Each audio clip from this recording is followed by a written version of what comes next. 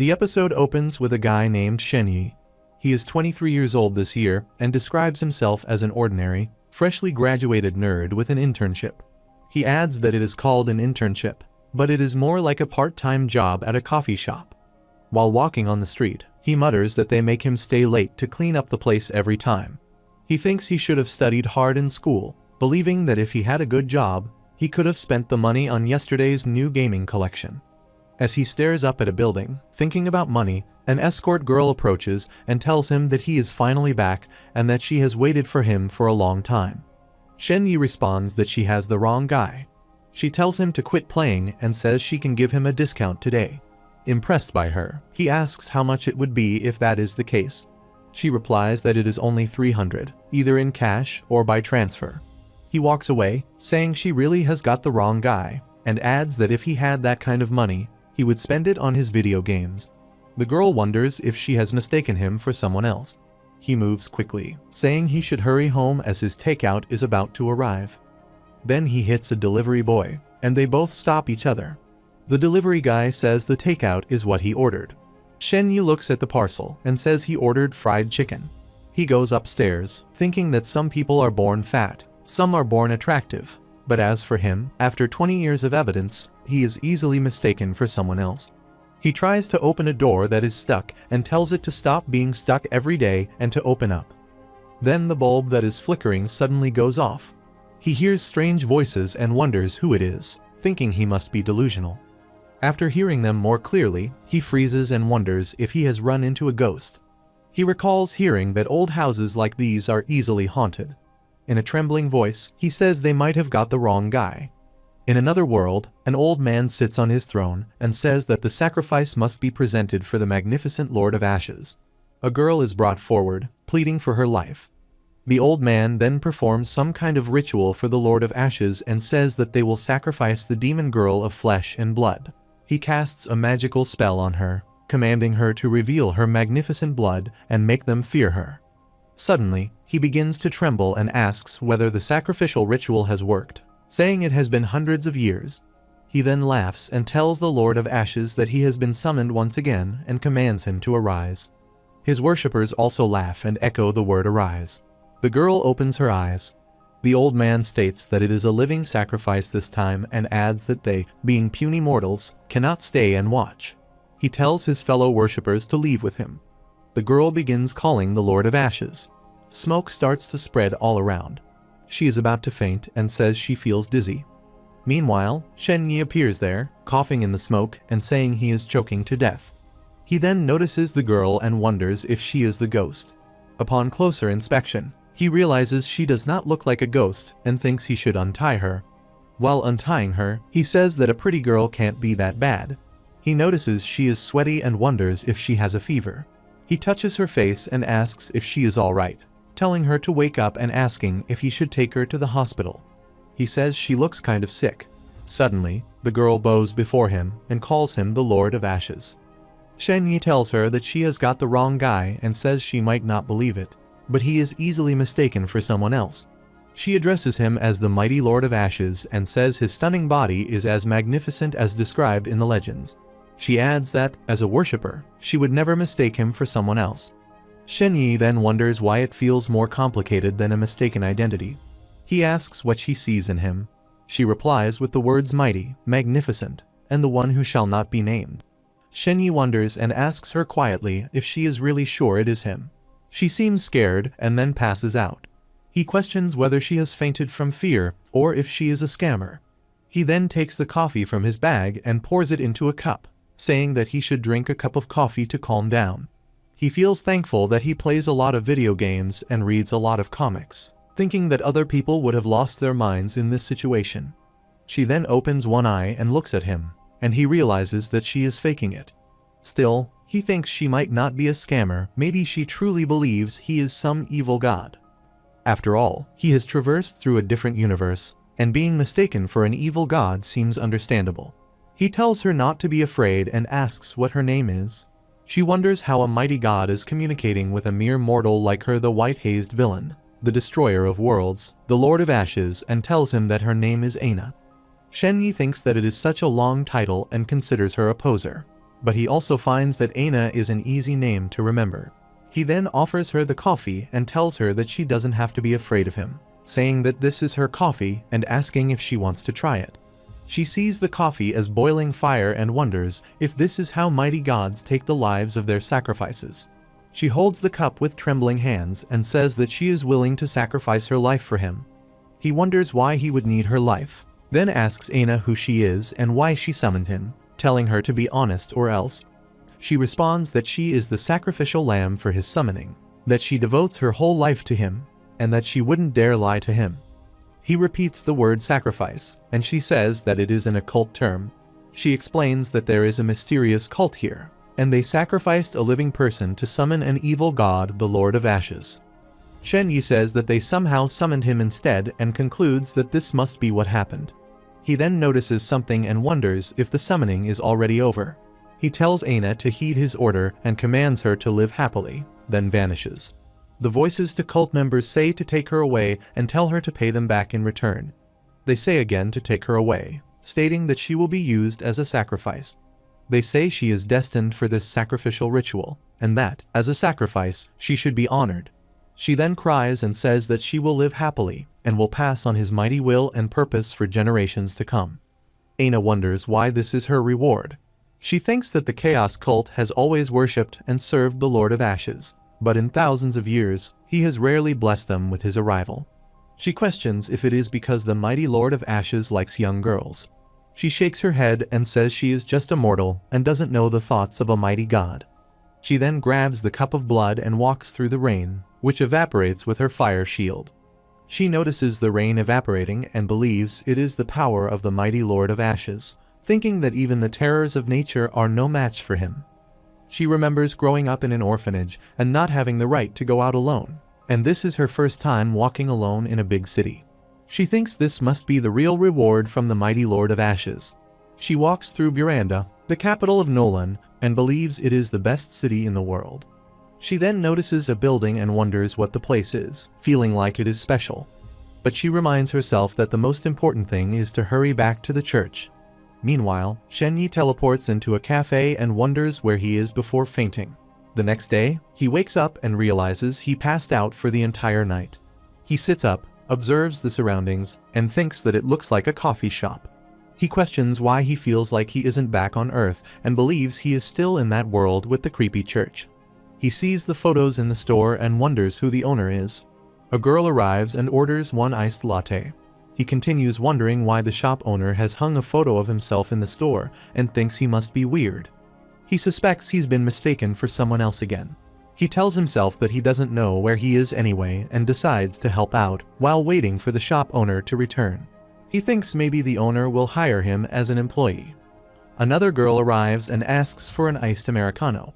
Late at night, while doing the dishes, he wonders how unpredictable life is. He questions how he has traversed through a different universe when he is just an ordinary worker. He repeats the thought again, still unable to understand it. He notices that the shop is doing quite well, then wonders why the owner hasn't returned yet. He thinks that if he leaves now, it would mean he worked for free. He decides not to leave. Since there is a bed and food inside the room, he considers it his pay for the day. Meanwhile, the Chaos cult members take Aina to Dr. Nuo-en's home and knock on the door. Nuo-en cracks the door open and asks if this is the one for the surgery. He sees Aina and wonders about the little girl. The doctor tells them to bring her, saying there's an operating room in the basement where they will hold the transformative operation. She wonders what a transformative operation is. He leads them there and says this is the place. It's just them. He asks for the blood of fire. The cult leader hands it to him and says he'll be surprised they have never received a blessing like this before. Dr. Nuo-en smirks and tells Aina to take off her raincoat and lie down on the operating table. As she does, he binds her arms. He rips her clothes from her arm and says he will inject her with some sedatives first. As he does so, he adds that they will begin the transformation after the sedatives take effect. He opens the box of blood and silently wonders about the sacrifice, unable to believe how successful it is this time. He questions whether it is because the Lord of Ashes prefers silver-haired girls with red eyes. Then he thinks about why the Lord doesn't like blonde girls with blue eyes. He pauses and considers the possibility that the Lord of Ashes may simply like young girls. If that's the case, he thinks he will follow the High Priest's demands. Nuo-en tells Aina that she should be the Shrine Maiden. He explains that being a Shrine Maiden doesn't mean taking care of a shrine, it's just a term used in their cult. Every cult has a different way of choosing one. In the Chaos Cult, a Shrine Maiden is created by ingesting the blood of fire, and the chosen one is transformed to gain supernatural powers. He says that technically, the transformative operation can be performed at the church, but she is here instead because the cult's investors are in the building. They want to witness the blood of fire. He continues, saying that the mortal body is weak, dull, destined to grow old and die, and it disgusts him. Everyone in the cult wants to be a Shrine Maiden. She is lucky, he says she will surpass the human race faster than any of them. She will be the first Shrine Maiden. That, he says, is all she needs to know. He then says they should begin and inject the blood into her body. She immediately feels a surge of pain. Her body reacts for a while, then relaxes, and then passes out. Dr. Nuo-en looks at her and says they have failed. It seems she is not the chosen one after all. Silver-haired girls with red eyes are not as special as they believed. She begins murmuring, saying that she has to live for the Lord of Ashes. Meanwhile, in the cafe, Shi sits on the bed, thinking that maybe he will run into that young girl again if he stays. He doesn't want to be involved with any cults. Judging by the way she was tied up, he suspects something dark is going on. Suddenly, the ground begins to rumble. He wonders if it's an earthquake. Then he hears the summoning voices again and questions whether it's a new summoning spell. Shen wonders if there will be a girl this time. He sets his hair and gets ready to be teleported, but then realizes it has stopped. He feels a strange heat in his heart and wonders what is happening. He questions if it is that pretentious lord of something again, and if he wants revenge now. He then realizes the warmth in his chest has transferred to his hand, and he feels as if he can summon fire. Thinking that no one is watching anyway, he decides to try it. He starts casting the spell and summons fire, which bursts out.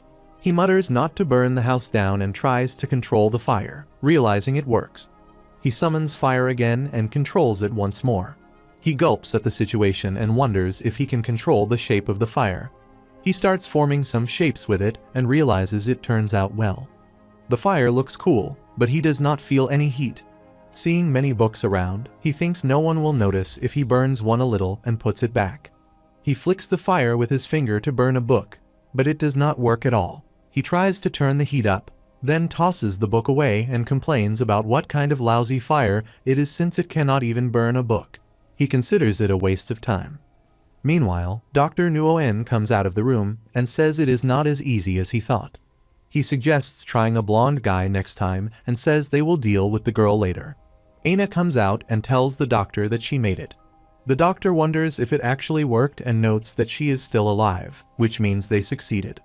Aina wonders if her chance of survival was really that low. She thinks she must be alive because of the mighty Lord of Ashes and believes she was born to serve him. She instructs the High Priest to prepare for the next ritual. Shen is preparing coffee for himself and mutters that it's time to show them what is good. He thinks that it has been a month since he was transported here. The owner never came back, and he hasn't been anywhere except this coffee shop. It isn't his coffee shop, but he is considered the temporary owner now.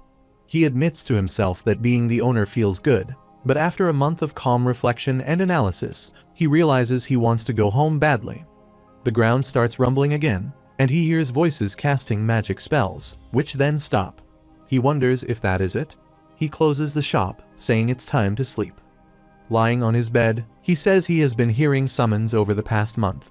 He believes there are probably 7 types of summoning spells and thinks that he can't go on like this. He remembers that the last time he was summoned, he only saw a young girl. He fears that if he runs into a group of cultists next time and they find out he is a fraud, he will be doomed. He has heard that there is a high-ranking college called Biden Empire Academy. Since it's a college, he assumes there must be plenty of secret information there. Then, another summoning begins. He says that here it goes again and recognizes the spell it is from the cult of that young girl, and then teleports. 10 minutes earlier, the Chaos Cult was about to perform the next ritual when the High Priest announced that the items were ready and instructed them to begin. They start casting the spells. He doubts that the Lord of Ashes will appear so easily. The high priest believes it is all for show, just to impress wealthy people so they will fund the cult. He remembers that Aina claimed the Lord of Ashes appeared, but it was only her words, and thinks that the arrival of gods is usually accompanied by natural disasters, and from his last check, no major disasters occurred.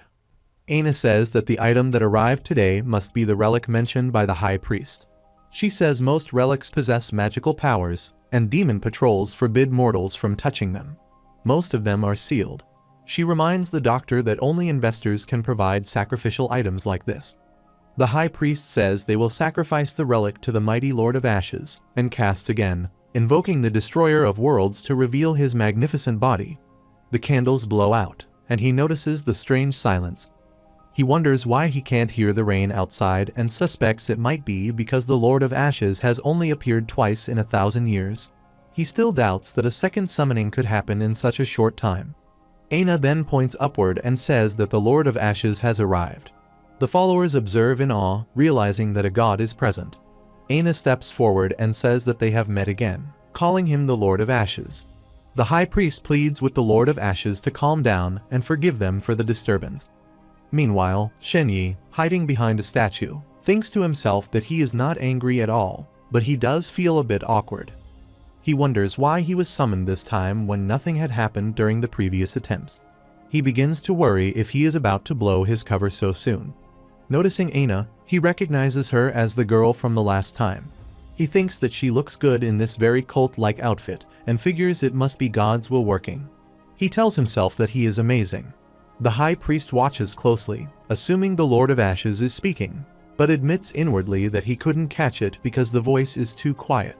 Shen quickly speaks aloud, accusing the high priest of daring not to respond to the Lord of Ashes and warning that he will be punished. The high priest panics, thinking this is the first time in hundreds of years that he has witnessed a god.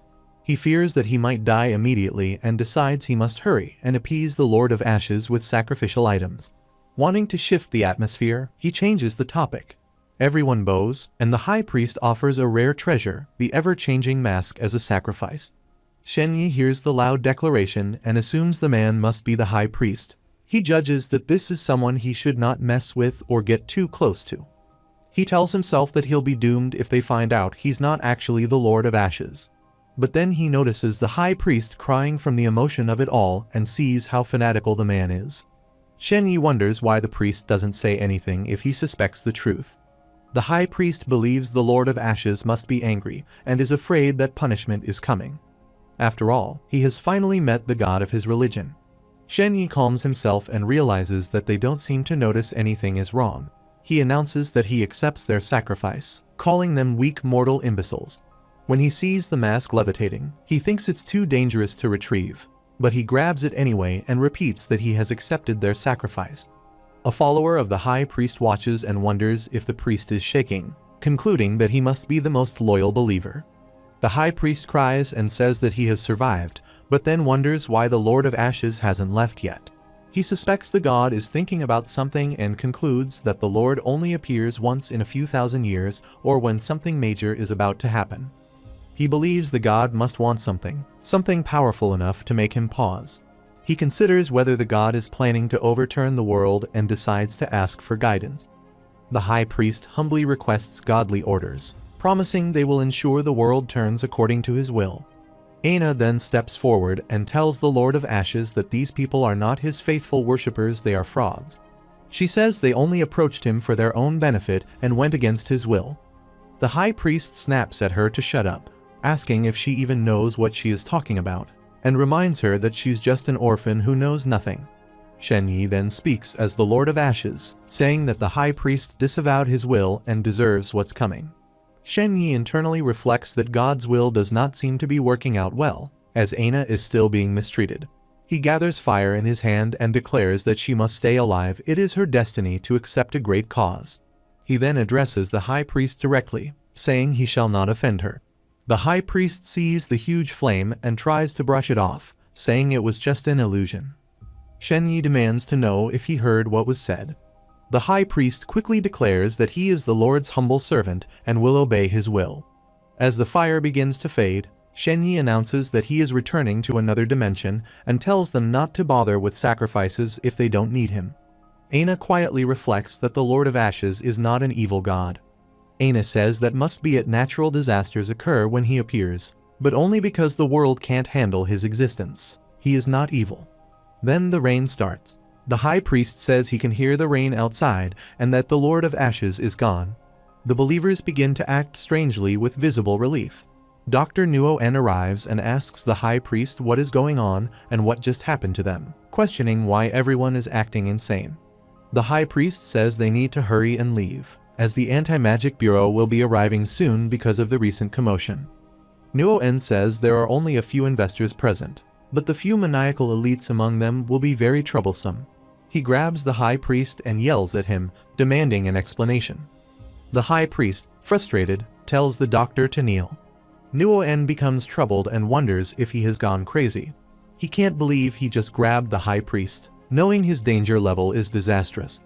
The high priest then says he needs to tell the doctor and everyone in the cult something very important. He says it is about a girl and calls Aina over. As she comes and sits close to him, the high priest says that Aina is favored by their god. He declares that from now on, everyone in the cult must show her respect. From this day onward, he will guide them himself. He says they will carry out an important mission for the mighty Lord of Ashes, overturn the old world, and lead mankind into the new. Aina says she doesn't need his guidance. She repeats that she doesn't need his guidance. A week later, a customer is sitting in Shen's cafe, muttering that he can sense the Lord of Ashes there. It feels hot, twisted, heavy, and suffocating. He sees Shen Yi and notes that this is some youngster, the owner of the coffee shop, and wonders who he is. Shen Yi greets him and asks if he can get him something to drink. The customer hesitantly orders a black coffee. As Shen Yi walks away, the customer notices that the descendants of the Lord of Ashes also carry the heavy scent and questions who Shen Yi is, and whether he is there to stop him. While making the coffee, Shen Yi mutters that he finally has customers, that business has been awful recently, and he is just about sleeping in the streets. He thinks that although he is the Lord of Ashes, he cannot afford to pay his bills and will soon be forced to sleep outside and starve. He wonders how the cultists will feel about that. He then brings the coffee to the customer, who notices that the scent is now gone and wonders if Shen Yi was not the one emitting it. The customer takes the coffee and drinks it in one go. Shen Yi asks if it is not burning hot. The customer says that it really is coffee and not a potion. Shen Yi then notices a jar full of paper cranes and asks what they are. The customer says that his daughter made them, and he once told her to make a paper crane whenever she had a wish and place it in the glass jar. He explains that they had a deal whenever he had free time. He would pick out a crane and fulfill her wishes one by one. But he no longer has the chance to do so, and the jar is what his daughter left behind after she died. He shares that a few years ago, someone told him to bury the jar so he wouldn't be reminded of her constantly. But he misses her regardless, so he dug it out. Shen Yi consoles him, saying it is better to let things go. He says he understands how it feels to lose someone you love and often loses sleep as well. But he believes they can't live in the past, or else they will end up hurting themselves, and their loved ones wouldn't want to see that. The customer replies that some things are not meant to be forgotten, and that he will always remember his daughter until death stops him from missing her. He mutters that no matter who Shen Yi is, whether a wizard, a cultist, or an anti-magic bureau investigator, the only way to stop him is to kill him. Shen Yi says that everyone has different opinions and apologizes for offending him. The customer thinks that Shen Yi does not seem to be planning to stop him. He then says that maybe they are fated to meet and introduces himself as Baron Harriet. Shen Yi introduces himself as well and tells him to please come again. As Baron steps outside the cafe, he mutters that Shen is his surname and wonders if it is an ancestral name or if he is from a faraway country. Shen Yi then stops him and says he has not paid for the coffee yet. Baron pays him, and Shen Yi asks him to please come back and see him again. Baron wonders if Shen Yi just wants to collect the money, and not because of who he is. He brushes it off, thinking that at least this mysterious man is not a foe. Baron then thinks that he has to find the god beyond this dimension, and he has to kill the descendant of the Lord of Ashes to use that death as a sacrifice. He decides that tonight, he is going to break the wizard's taboo and summon the indecipherable god, all to resurrect his precious daughter. Shen Yi reads a book. From page 223 onwards, it describes that the Lord of Ashes has the body of a huge python. The flames form the shapes of his wings, and they are endlessly burning the worshippers. His sexuality is asexual, and he provides food as a reward to his faithful followers. The Lord of Ashes represents midnight. The number that represents him is 0. He is known as the god beyond this dimension, one who remains in deep slumber compared to other gods. He is not very interested in the mortal world. Shen thinks that if he had read this before, he would have believed it was just a setting from a comic or a novel. The book contains limited information on the Lord of Ashes, and he doesn't quite understand it. He decides to read the other book. He then starts repeating the rituals written in it. Suddenly, he pauses and says he seems to recall a ritual that mentioned a lot of names. Before the time of his transmigration, he encountered all sorts of unlucky incidents in life and at work. He was also unlucky in video games. His luck sucked. Because of that, he suddenly had an inclusive idea. He felt like he should mimic the main character of a novel to perform a lucky ritual. He went back home to retrieve that old book that had been passed down for generations. He did not know what it was about, but he did not care. Then he started to perform the rituals as instructed inside. The ritual was not complicated. He placed rows of bright yellow papers on the sides of a table. Then write down one's own name on one of the papers. Write the names provided in the book on the papers. Then turn the table a few times and chant the spell in the book.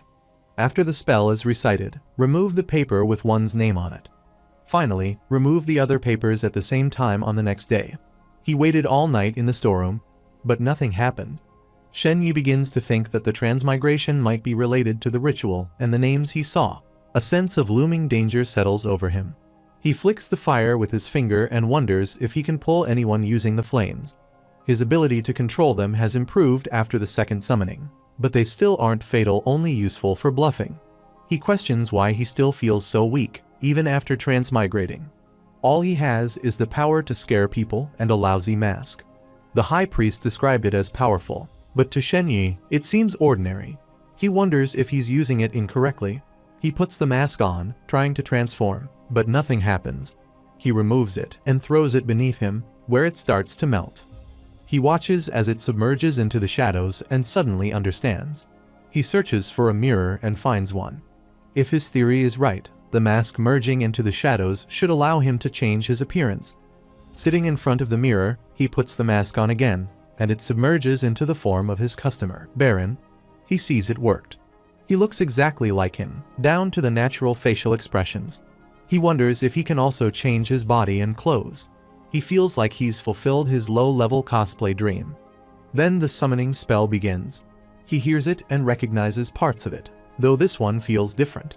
He starts to wonder if a god can have multiple types of summoning spells, each indescribable in its own way. Meanwhile, Baron continues the ritual, hoping the god will appear. He pleads for the only desire in the depths of his heart. It's April 30, Walpurgis Night, the legendary night of the witches. He has waited months for this day. The spell, passed down since ancient times, is said to summon one of the eldritch gods. This god existed before mankind, seems to know and see all, and is considered invincible. He can give humans knowledge if given enough sacrifices. He can bring joy and hope, but also pain and despair. He can never bring happiness. Baron says he doesn't care if he's crucified, he just wants to resurrect his daughter. As strange spells appear before him, Baron looks at them and wonders if the god is asking him about his appearance. He says the god has always appeared as an endless white haze, and no one knows why. Shen appears at the scene, muttering that he subconsciously transformed into the customer he met that morning. He notes the coincidence. The man doesn't look like a sacrifice, he must be the one who started the summoning ritual. Shen says that for generations, researchers called the god the Haze of the White Shore, but names and titles are meaningless to such a being. Baron responds that he understands. Humans only see what they project onto the god. Shen agrees with him. Baron says he believes he passed the test and has appeased the god with the sacrifice. He pleads for his wish to be fulfilled for his daughter to be resurrected. He presents the flaming seed of chaos. Shen wonders that, from what he can tell in the morning, this Baron guy does not seem like an evil person. But he thinks it is too dangerous to be honest, so he should keep pretending until the summons ends. He finds Baron considerate and thanks God that he does not have to drag the dead body himself. A massive dead body vanishes into thin air like it is consumed, and nothing is left. He realizes the power of a god is immeasurable. Baron then asks for help to resurrect his daughter. Shen, as expected, says that he does not know who Baron is, but he can feel that the man loves his daughter very much. He apologizes and says he does not have the ability to resurrect her. He notes that there are 8 types of nature in the world.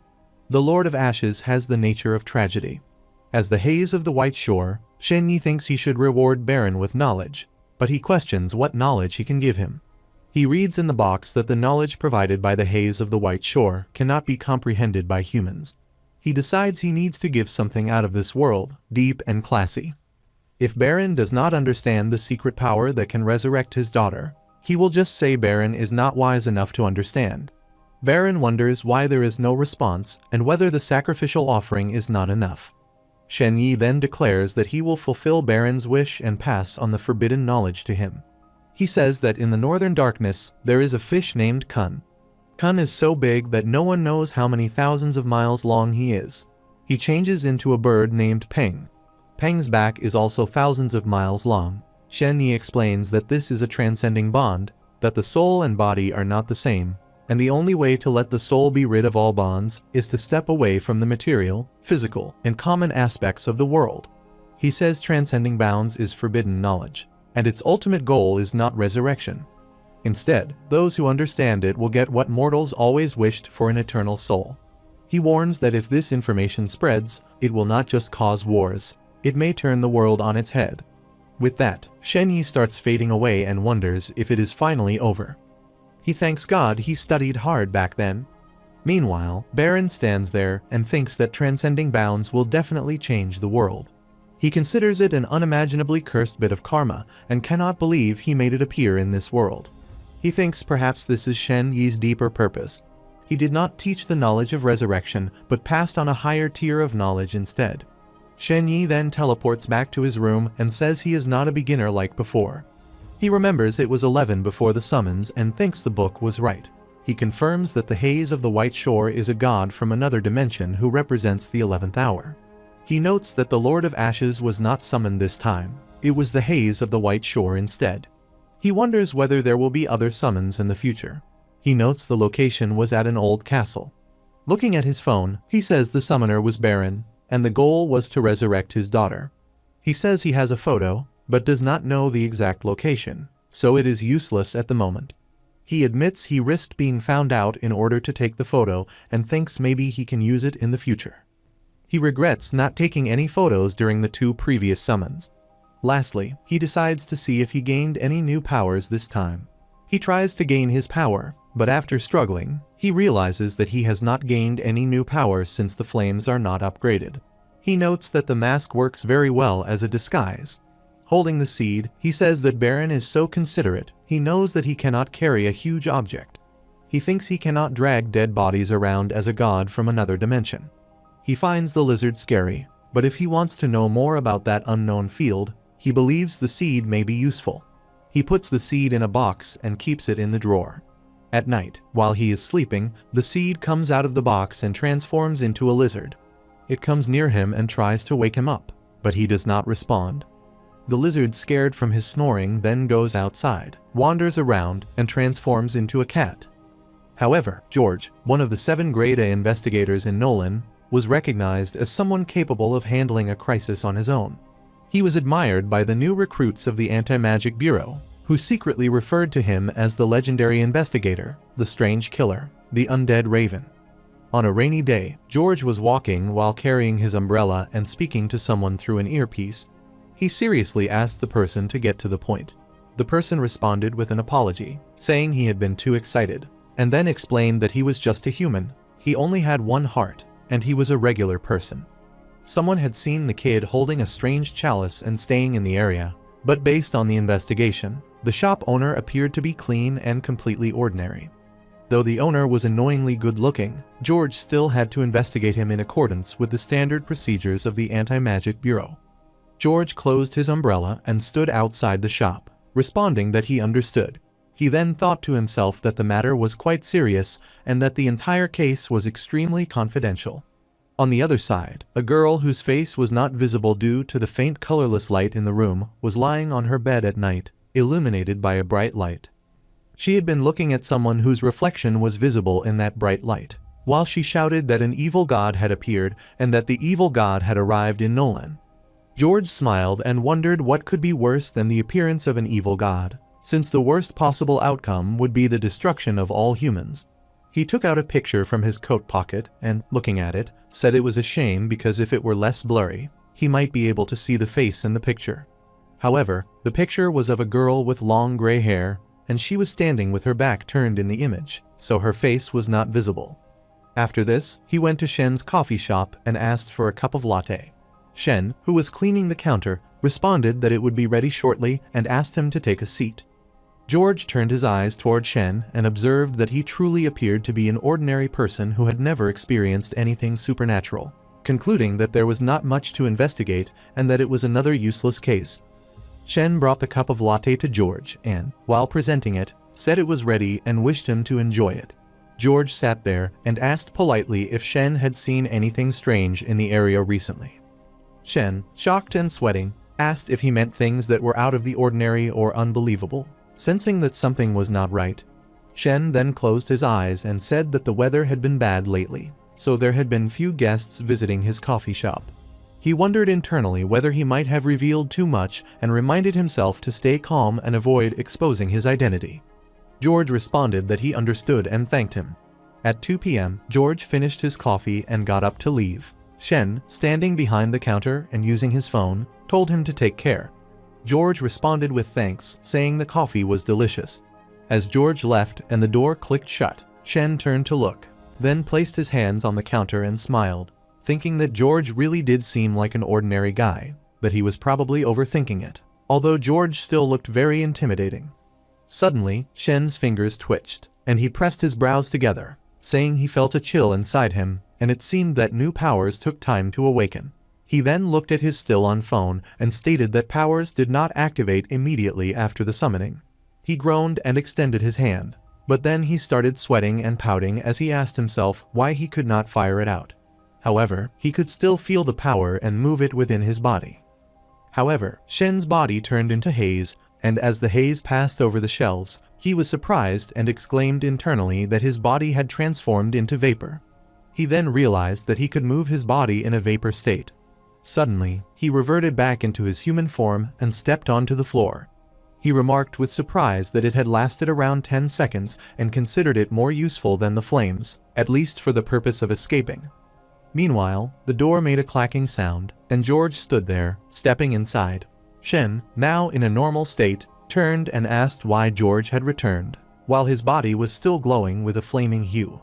He then thought to himself that it had been close, and he would have been exposed if George had entered just a moment earlier. George responded that he had detected the scent of an evil god and could feel it clearly even from far away, describing it as an unimaginably horrifying power. Looking at Shen, George thought that he might have misjudged him.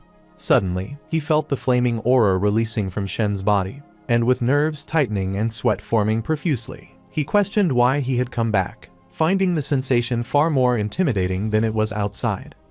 Gritting his teeth and clenching his hand, he noted that the intense scent of an evil god now surrounded the coffee shop, making him feel like a small boat in a wavy ocean. In an attempt to maintain a sense of normalcy, Shen asked if George would like another cup of coffee. George smiled and politely replied that he would like a cup of latte, to which Shen agreed and asked him to hold on. While beginning to make the coffee, Shen said that he thought he had run out of ingredients and would go check in the back. After this, he entered the back room, and after the door clacked shut, he angrily questioned whether George had noticed anything. Nervously and with confusion, he asked himself whether he should confess or deny it, unsure about the consequences of being honest in this situation. However, clutching his head, he told himself that he had to think of a way to deceive George. Meanwhile, in the shop, George, still sweating heavily, was convinced that Shen had not left just because of missing ingredients. He questioned why Shen would suddenly emit such a strong godly scent without reason, believing that Shen had intentionally wanted him to return. Turning his eyes to the counter, he then saw Shen's mobile phone lying there, moved ahead to pick it up, and concluded that Shen must have wanted him to see something. He unlocked the phone and started browsing through the gallery, where he found numerous pictures of cats. While scrolling through the photos, he commented to himself with confusion that Shen clearly liked cats a lot. Then, while continuing to scroll, he suddenly noticed an image of a strange hidden location containing a spell circle. Looking at it with surprise, he recognized that he could only see a part of it, but it was undoubtedly a summoning spell, and he resolved to find out what message Shen was trying to convey. Shen, carrying the pack of ingredients, came out from the back room of the cafe, announcing that he had brought the ingredients and asked George to wait for a while. But when he looked around, he realized George had already left. Seeing this, Shen wondered where he had gone. He then noticed his mobile phone lying on the counter and questioned whether George had left in a hurry. Meanwhile, in the dark dimension shown in the image George had seen on Shen's phone, where the spell circle had been located, the door creaked as George stood in the doorway of the dimensional room, stating that it was really there. Looking ahead, he remarked that the leftover scent of a god from another dimension was very strong. Smoky light spread through the dark room as George stared toward a giant lizard monster standing within the haze, its glowing eyes fixed on him, while he remained silent. Holding his umbrella and watching the monster, he thought that the scent did not belong to the Lord of Ashes and wondered what the creature was doing there. The lizard monster quickly charged toward him, and George shouted the seed of chaos as he jumped into the air. The monster crashed into the wall, causing it to explode. George landed on a shattered piece of wall that fell onto the monster's body, tapped his foot, and leapt into the air once again, turning backward and downward, announcing requisition and concession. The third blade. As the third blade appeared in his hand, he hurled it toward the lizard monster, stating that although the creature might be ranked on the second tier of the danger scale abnormal, twisted, disastrous, and untouchable, this attack should be enough to defeat it. The lizard monster, standing in the smoke, turned around and saw the blade falling from above. It looked up in fear. George landed on the ground while the creature screamed in pain behind him. He closed his eyes and urged them to watch its head. The blade had pierced the monster's skull. George stood up, opened his eyes, and once again summoned the blade by reciting requisition and concession. Seeing this, the injured monster grew terrified and ran away through the broken wall. George thought it was useless because the creature would continue to be targeted as long as it remained in this dimension. He stood with his back to the wall and threw his blade. The blade vanished, and moments later, the roaring sound of impact echoed from outside, where the lizard monster fled across the ground at high speed in the pouring rain. George repeated the incantation requisition and concession, and another blade appeared, which he launched at high speed to strike the monster. He repeated the chant again, summoning another blade and shooting it into the air to pursue the creature. Once more, he repeated the process, summoning and launching blade after blade, until finally one appeared in his hand again. George remarked to himself that it was incredibly difficult to deal with the creature, and noted that he had already used up 2 fingers, 2 toes, and half of his face. He questioned whether 5 attacks were still not enough to kill it. Standing in the heavy rain, he admitted that no matter how many times he attacked it that way, he could not seem to kill the monster. His attacks were too weak, and he believed a sorcerer would have a better chance of defeating it. He opened his umbrella and, walking forward from the broken wall, wondered how that barren guy was doing. He then touched his earpiece and reflected on the seed of chaos, recalling that it was one of the Lord of Ashes' descendants. The leftover scent from the summoning appeared to originate from the haze of the White Shore, and it seemed that many different characters were involved in this performance named Miranda. Speaking to someone through the earpiece, he informed them that he would write a detailed report and pass it to the authorities of the Anti-Magic Bureau, expressing concern that the danger tier of that individual should temporarily be classified as untouchable. 2 months later, under heavy rain, a flame soared through the sky, passing over rooftops, through a window, and into the Muscle Men coffee shop. Inside, Shen caught the flame in his hand, closed his eyes, and stood still, noting that the maximum distance was around 985 feet. He could sense the voices and appearances of passers-by through the flame, forming a vivid moving image in his mind. Opening his eyes, he announced what was next. He raised his right hand and spoke loudly toward the counter. Before touching it, his hand transformed into smoke. Shen acknowledged that he could not merely shift into haze, and that instant vaporization was necessary for success. He touched his chin and shook his right arm, which had turned to smoke, lamenting that his body could not expand or contract in haze form. Still, only his right arm had managed to transform. He sizzled the flame in his left hand and observed that one power was for attack, and the other for transformation. Noting that the two abilities were entirely different, he concluded that this was all for today's training. After some time, while lying in bed, Shen suddenly realized that George had not visited the coffee shop for several days and that business had been bad lately. He continued waiting for George to show up so he could earn some revenue. Reflecting, he thought about the stories he had told George about his world and noted that George always looked as if he were deeply contemplating them, which made it clear that he had listened intently. Shen thought it was a good thing that he had made another supernatural friend in this world. He then considered the possibility that if his identity were ever exposed and he ended up being hunted, George might help him.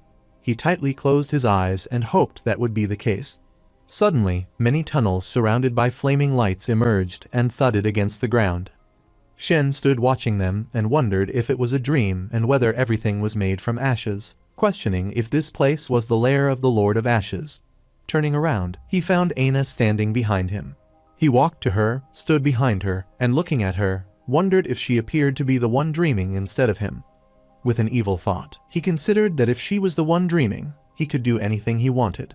He then kneaded her cheeks, and they both stood gazing at the tunnels. Shen remarked that the dream likely would not last much longer, noting that he had only dreamed of this place once in 2 whole months.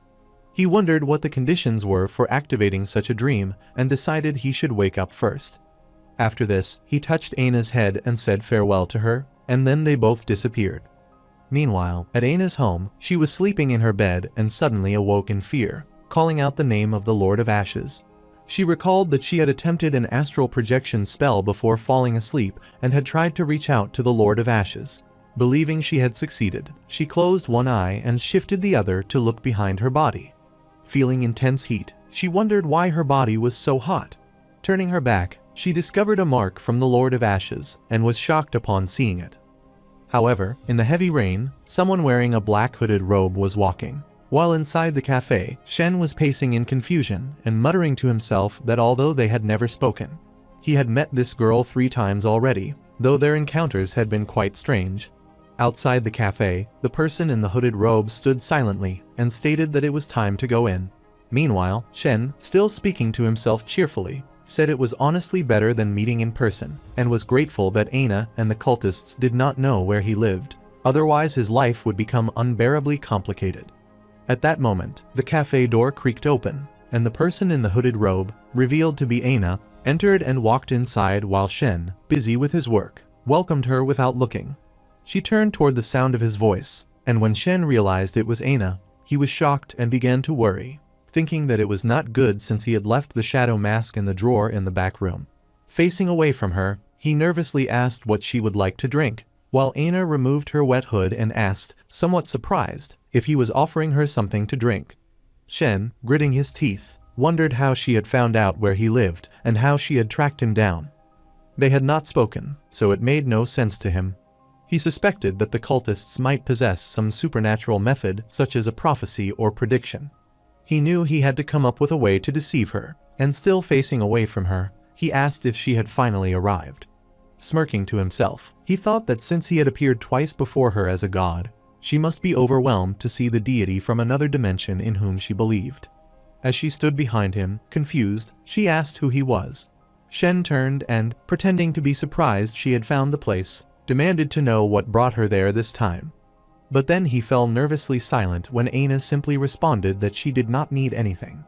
Touching his chin thoughtfully, Shen concluded she did not appear threatening and felt grateful that he had saved her twice. He asked if she must be tired and suggested she try a cup of coffee, offering to prepare whatever she liked. She admitted that she did not know much about coffee, and upon hearing that, he gently recommended the vanilla latte, saying it suited someone her age. She accepted the suggestion. As she turned away, she thought to herself that something strange was going on, wondering who this odd adult was and whether he actually knew her. Shen, smiling, observed that she seemed still dazed from unexpectedly seeing her god.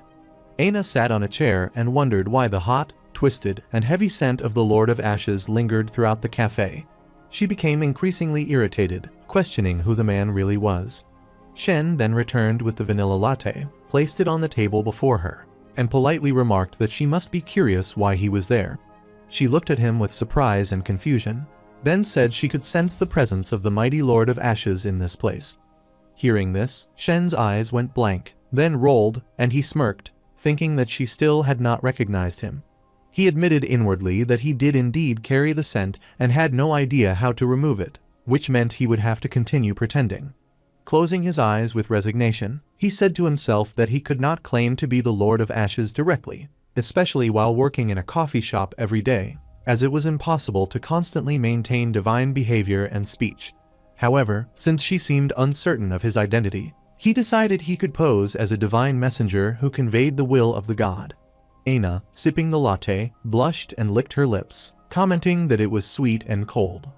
Shen tossed a towel over her head and told her to dry her wet hair. As he stood with his back to her and prepared more coffee, he declared that the Lord of Ashes saw all. Just then, the door creaked again, and George entered the cafe with his clothes soaked in blood. Shen was taken aback and began sweating profusely, wondering if George had just walked in after surviving a battle. Then it hit him Aina was still inside. He panicked, realizing he had to prevent them from seeing each other. Still sweating, he pointed toward another room and welcomed George with a strained smile, asking him to take a seat over there. George, surprised, thought that it was remarkable Shen had been expecting him and had even prepared a spot for them to talk. He agreed and followed the instruction to go inside. George sat on the sofa, and Shen sat across from him on a chair. George mentioned that he believed Shen already knew he was an investigator from the Anti-Magic Bureau. Although the higher-ups claimed that investigators were defenders of human civilization, George admitted that he knew they were merely fodder sent to the front lines. Shen replied that it must be difficult, and then, glancing toward Aina, noticed she was drying her hair with the towel, her face completely covered. He silently thanked the heavens that George had not noticed her, likely assuming she was just a random customer escaping the rain. George then explained that he had come to ask a favor. Shen smiled politely and said he would make a cup of coffee first, and they could discuss the matter afterward. George wondered if having coffee was some kind of ritual in this place, but responded that he appreciated it. Shen left the room, closed the door behind him, and smiled while watching through the crack, remarking that George still needed to pay for it. After closing the door, Shen leaned against it and muttered to himself that what a coincidence it was, realizing that he needed to get one person out of there. He silently approached Aina from behind and in a quiet voice asked if she was there because of the cult. Aina's expression turned blank as she sensed the mark on her back heating up. Looking at Shen, she explained that the cult was currently facing a crisis and was being hunted by an operation called Hush Strike. She stated her intention to summon the Lord of Ashes again. Shen asked her about Hush Strike, then assured her that she should trust the Lord of Ashes to take care of everything. He moved quickly, positioning himself in front of her before the table, raised his hand dramatically, and proclaimed in a loud voice that she must not be afraid and should trust in the power of the Lord of Ashes, for the time of flourishing was near. Aina pressed her lips together and broke into a sweat, replying hesitantly that she did not understand it fully, but it sounded impressive. Shen then told her that the Lord of Ashes would watch over her and ensure her success and suggested she return home for now. She stood and agreed. Afterward, Shen returned to George with a cup of coffee and apologized for the wait, asking George to explain his reason for visiting. George pulled a photograph from the inside pocket of his jacket and stated that he had come to the coffee shop to request help in locating the girl in the photo. He suspected that she belonged to a cult and warned that the cultists had become a serious threat to the Order of Buranda, which the Anti-Magic Bureau needed to eliminate. He handed the picture to Shen, and as Shen looked at it, his expression froze. His eyes rolled blankly, and he silently questioned what he had just seen. Shen, looking at the picture, wondered why he would ever help George find her when he himself was an accomplice and unable to explain his situation to either side. He then said he understood and agreed to help find her, hoping that he might get the chance to meet the girl. George thought the person in the photo was blurry, making it difficult to even tell if it was a girl or a boy. He had also never mentioned that someone had seen this girl walking on the streets. It seemed to him that he had come to the right person, but he wondered what it would cost. Shen smiled and told him to consider it a favor.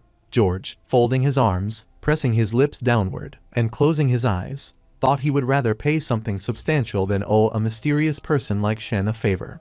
He decided he would give him a relic in exchange. He then got up and said he would repay Shen with a gift in a few days, to which Shen responded with a smile and said goodbye. After that, the door clacked as George left. Shen, worriedly clutching his hair, said he was probably overthinking it, but felt as if he was standing at the center of a spiral. On the other side, during the fresh daytime, Yana was standing on the roof watching the green plants and trees down below. Baron arrived and called out to Yana. She turned and responded respectfully. Baron approached and asked what she wanted to talk about. She blushed, nervously pressed her lips, and joined her index fingers together before smiling and saying that she hoped the payment could be a little higher this time. She reminded him that he knew her current situation and how she had 8 siblings to care for. Looking aside, she added that last time a few classmates had been hospitalized and that she thought this time would be even riskier, so she asked if he could give her a raise. Baron, with a sad face, acknowledged that she was a determined girl and quite active after the ritual even though she lacked capability. Still, he agreed. Hearing this, Yana began to jump with joy.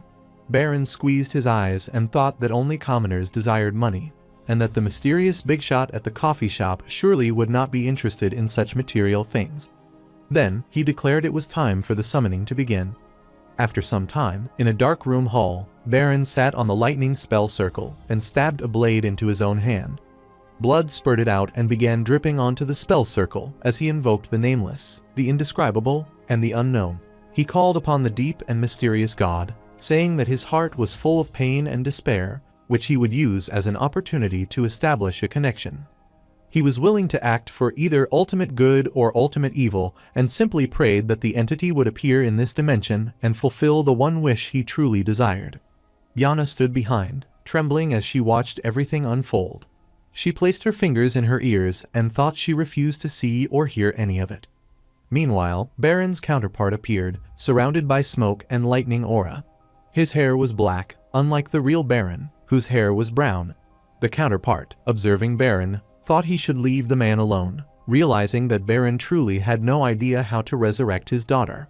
As Baron continued, invoking the haze of the White Shore and the controller of worlds, he insisted that the entity was powerful, but that his knowledge was too shallow to fully comprehend its messages. The counterpart stood silently and thought there was no way Baron could obtain supernatural powers this way. As he passed by, stepping forward, the counterpart asked if Baron wished for more. He then considered that Baron still could not see him. The real Baron, eyes squeezed and teeth gritted, affirmed that he indeed desired more and craved the magnificent and hypnotizing knowledge. The counterpart, standing in the smoke, said that his wish would be granted if he offered the right sacrifice. He then stood before Yana and took her picture before turning to take more photographs. The real Baron rose, declaring that he would present a sacrifice that would satisfy. He offered a silver ring to the counterpart, who removed it from Baron's hand and thought it looked like silver, and that Baron could barely afford water and electricity for the next month, so he should sell it if he truly needed the money. Meanwhile, outside the room, a girl approached the door and pushed it open. Inside, the counterpart, looking at Baron, wondered what incantation he should recite this time, while the real Baron, kneeling, pondered what kind of forbidden knowledge might be granted. As the girl entered the dark room through the smoke and called out "Father," Baron opened his eyes in surprise, wondering if it was Yifu. Yana also opened one eye and looked around, asking who it was. But when she noticed something large and dark standing before her, she was startled and frightened and fell to the ground. Yifu approached Baron and said she felt as if she had been in a long, unending dream. Someone in that dream kept waiting for her, calling for her, and wanting her to wake up. It had seemed eternal, but just now she felt a chill and finally awoke. Hearing this, the counterpart smiled and smirked, wondering aloud if Baron had truly resurrected his daughter, and how he had done it. He questioned whether Baron had actually learned something from the teachings of free and easy wandering. Holding his nose, he admitted he did not know how Baron had managed it, but concluded that Baron would now believe more strongly than ever that he was a god. The counterpart then disappeared, stating that a reward would be given if the sacrifice satisfied him, and that a better sacrifice would be required for the next summoning. Baron stood and looked around for the counterpart, wondering why he had said a better sacrifice would be needed next time. It seemed the counterpart had not been satisfied this time, and had therefore withheld forbidden knowledge. However, Yifu told her father that she sensed a warmth in the air, as if someone was watching over her from within the haze, and that it made her feel happy.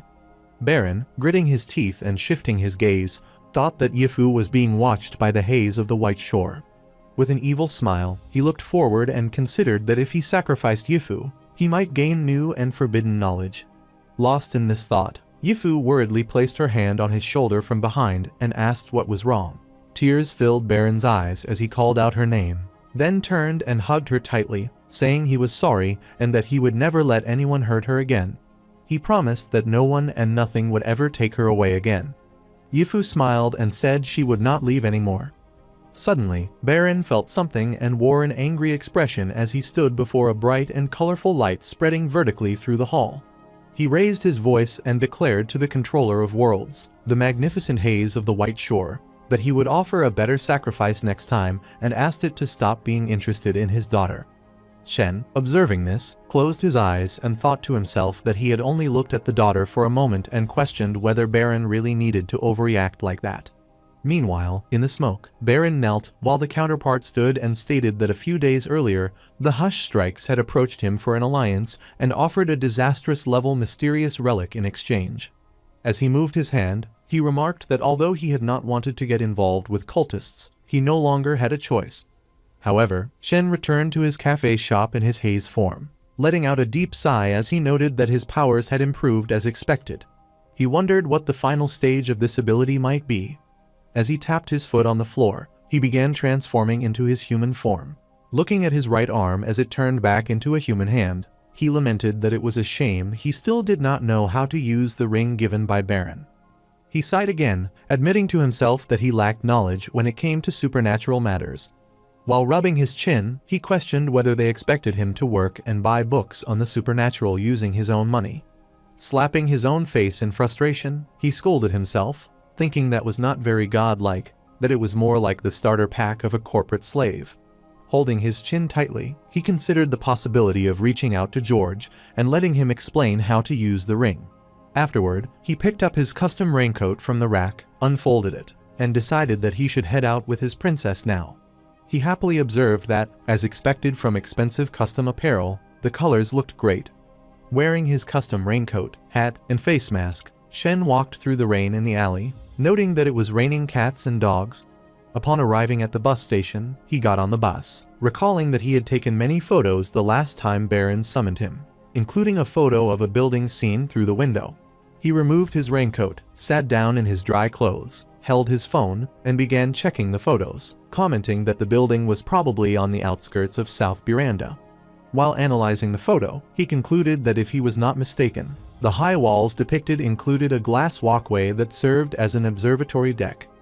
He reflected that this international city was divided into 4 regions: Buranda, the financial capital and trade center West Buranda, where the Palace of Nolan, the home of the prime ministers, the land of councils, and various government departments were located; East Buranda, an industrial region for factories and workers, and South Buranda, a mixture of housing developments, industry, and commerce. He recalled that walls existed along the borders of each region and that ordinary citizens needed to apply through the government if they wished to cross those borders. After a while, Shen stood on the upper bridge in the rain, wearing his raincoat and covering his mouth as he looked at a girl with dark hair standing nearby in a blue raincoat. He thought to himself that he might be the only one who would be on the observatory deck in such lousy weather, but decided not to dwell on it. The girl turned and, seeing him, noted internally that it was the first time she had encountered someone so extraordinary in this dimension. Shen, focusing on a building through his binoculars, resolved to ignore her since he had more important matters to handle. He confirmed to himself that this was the right angle and location, wondering whether Baron had another identity aside from being a sorcerer. He thought Baron would be a rather unique fraud for quite a long time, and concluded that he needed to know more about Baron's victims so he could then share divine secrets that would shock them. As he rotated the diopter of the binoculars, he told himself this was how he could ensure he would not get exposed. Baron was forbidden from summoning a god from another dimension, and if Shen discovered his identity, he could report him to George. Watching a girl at the bus step onto the bus, he recognized her as the one who had fainted. Although the bus made many stops, her outfit suggested she was a student. Since the bus also passed the Baden Empire Academy and she was the right age, Shen concluded that Baron must also be someone from the academy. As he turned, he noticed the girl in the blue raincoat standing a few steps away and wondered if she was on the observatory deck during a rainy day because she had a secret too. He then decided that he had been too paranoid recently and should hurry back, thinking she was just someone irrelevant to him. Meanwhile, the girl watched Shen leave and thought that she could detect the strong and intense scent of the Lord of Ashes, wondering who he really was. Closing her eyes, she admitted to herself that she had almost lost control and nearly pulled out her knife. At that moment, George arrived carrying his umbrella and asked the girl whether she was his new partner, whether she was a high schooler, and if her name was Suling. She turned and corrected him, saying she was in college, a freshman at Baden Empire Academy. George closed his eyes and muttered that it looked like Nolan was doomed, and he could not believe the Anti-Magic Bureau had paired him with a high schooler. Sighing, he said he should retire soon. Suling shouted back that she was in college, 17 years old, and had skipped a grade. George then asked whether, age-wise, she was still technically a high schooler, to which she again shouted that she was a college student. George put a finger in his ear and closed his eyes as she stared at him, clenching her fists and stating that she was also a B-grade investigator with 10 years of combat experience before she joined the Bureau. Although she joined recently, she insisted that he should not undermine her as if she were a rookie. George laughed and said he understood and accepted that she was a college student. He added that whether she was in high school or college did not matter because he had something important to tell her first. Suling made an innocent, sad face and listened silently as George explained that the city was in danger and that the cult would soon perform another summoning at a city club, having selected a valuable sacrifice. Suling, surprised, thought about Miranda and asked him to give her the details along the way. George, confused, asked where she was going. Suling replied innocently that she was hungry and wanted him to buy her a meal. George asked why he should do that. Suling raised her hand and innocently argued that, firstly, he was older than her, and she was the newbie, so of course he had to pay. Then she folded her index finger and continued that, secondly, his age and status were higher than hers, including his wage, benefits, and annual bonuses. George, placing a hand on his face, agreed that it would be his treat and said they would go to his usual coffee shop, where she needed to meet someone, too. Suling pouted and replied that she was fine with that as long as she could eat her fill. On the other side, Shen, taking a shower, commented to himself that he felt much better afterward and that next he had to go to the library. As the dark haze released from his body and hair, he reminded himself that last time he had paid someone to borrow a book for him, but this time he would borrow that person's face to go to the library. Meanwhile, George entered the coffee shop and loudly asked whether anyone was there. Shen responded by asking George what he was doing, while George loudly reminded him that there was a customer to serve. Shen, covering himself with a towel, quickly exited the bathroom by pushing open the sliding door. Suling, who had already removed her raincoat and was looking around the cafe, remarked to George that it appeared the man he had mentioned was not there. George replied that since the door was open, he must be present. Meanwhile, Shen arrived and expressed disbelief that George was there in such heavy rain. Suling, hearing Shen's voice, turned to look back.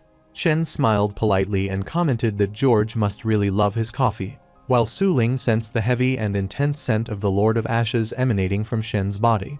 She stared at him and remembered the time when the red-covered book was burning in flames and Shen was laughing evilly. The flames had spread everywhere, even to a house with a red roof, and a sword surrounded by lightning had been stabbed into something engulfed in fire. Thinking about it all, Suling pressed her lips angrily and wished, if it were possible, to get rid of them. However, Shen asked Suling if the Anti-Magic Bureau only recruited adults and wondered whether she was still a high school student. Suling, wearing an angry and expressionless face, remained silent. She then remembered George's words during their way to the cafe when he had told her that, regarding this man, she should simply observe and interact with him for now.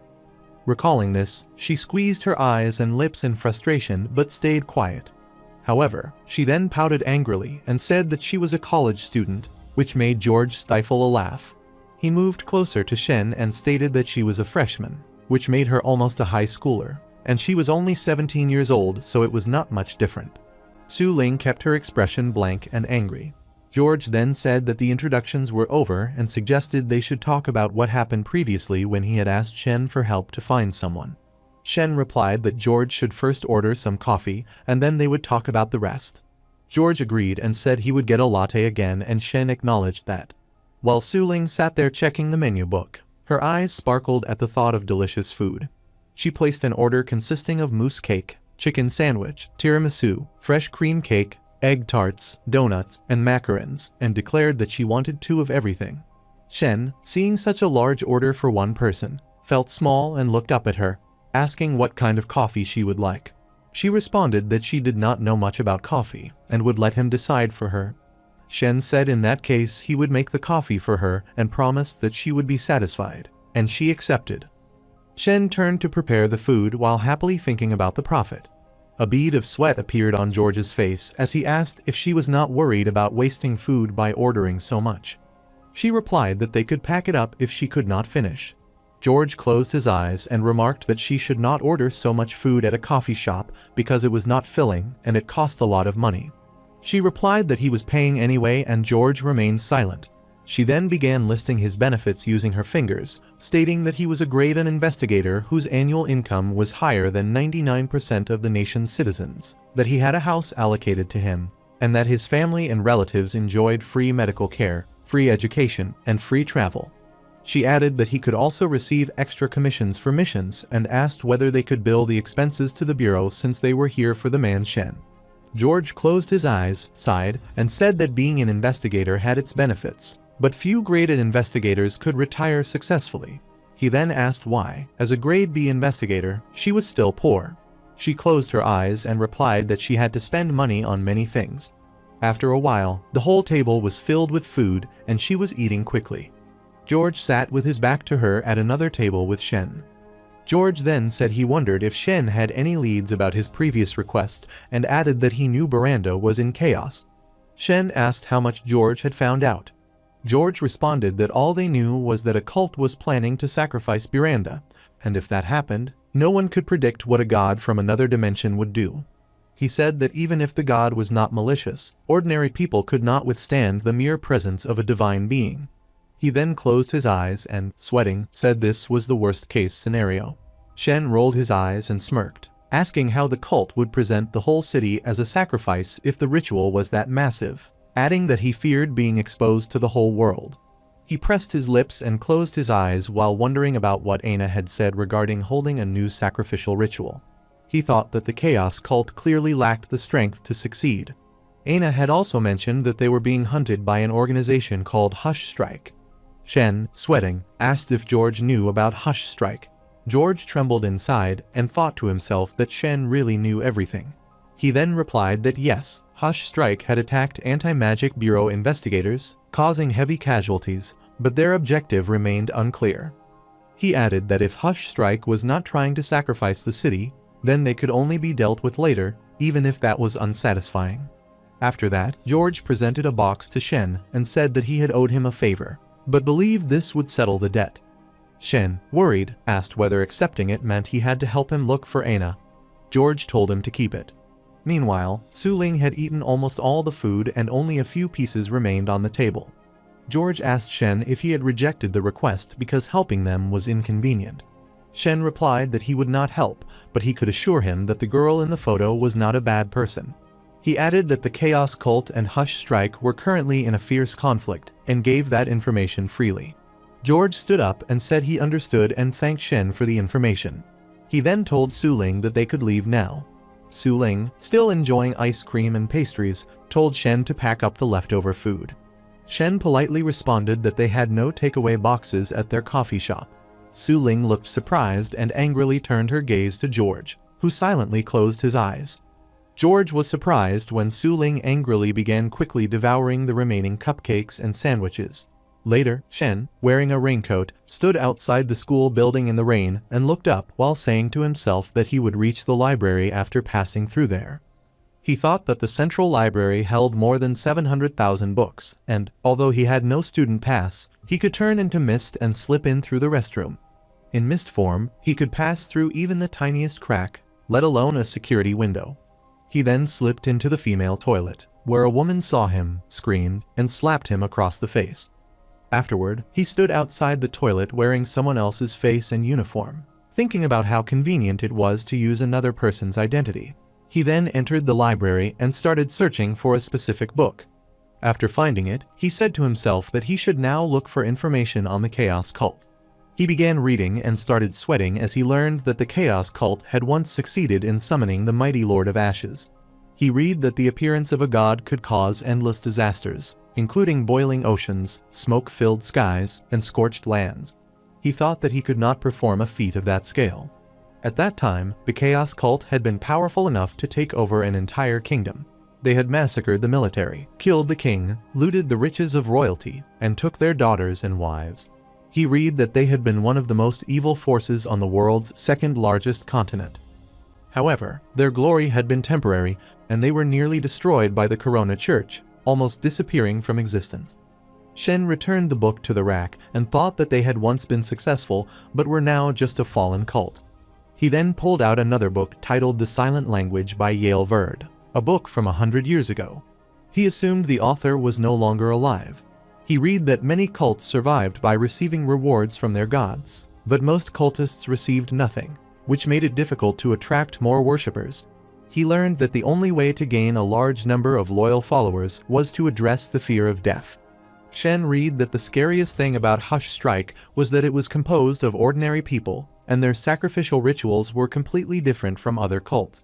He read that their god had the nature of winter, and winter symbolized silence, endings, and death.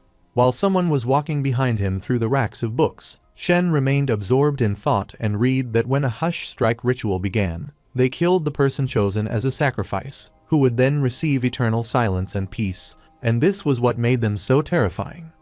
Shen then questioned in his mind what was so terrible about sacrificing his soul if the whole city was truly at risk. Suddenly, he became terrified and began sweating profusely when he realized that someone had caught him. The person approaching him in the library turned out to be none other than Baron, who addressed him as Yace and asked whether he was not supposed to be on sick leave. Shen closed the book and his eyes in panic. Upon hearing the name Yace, which was the identity he had assumed, he scratched his head and nervously stayed quiet. Baron called him Yace again. Shen, confused, thought to himself that he had taken on the identity of a student named Yace and wondered if he had encountered someone who truly knew that person. When he turned and saw that it was Baron, he forced a nervous smile and admitted that he had run into someone familiar. Shen wondered about Baron, thinking that he was not accustomed to his academic vibe. He then scratched his head, laughed, and responded that he was feeling much better and that someone had asked to meet him at the school, so that was why he was there. He then turned his eyes and tried to pretend that he was feeling dizzy, saying he thought he might be sick again and that he should go home and rest. Baron closed his eyes and said that Shen should stay indoors on a rainy day if he had a fever, especially when the rain was heavy. Suddenly, Baron noticed the book titled The Silent Language in Shen's hand and asked if he was also interested in supernatural studies.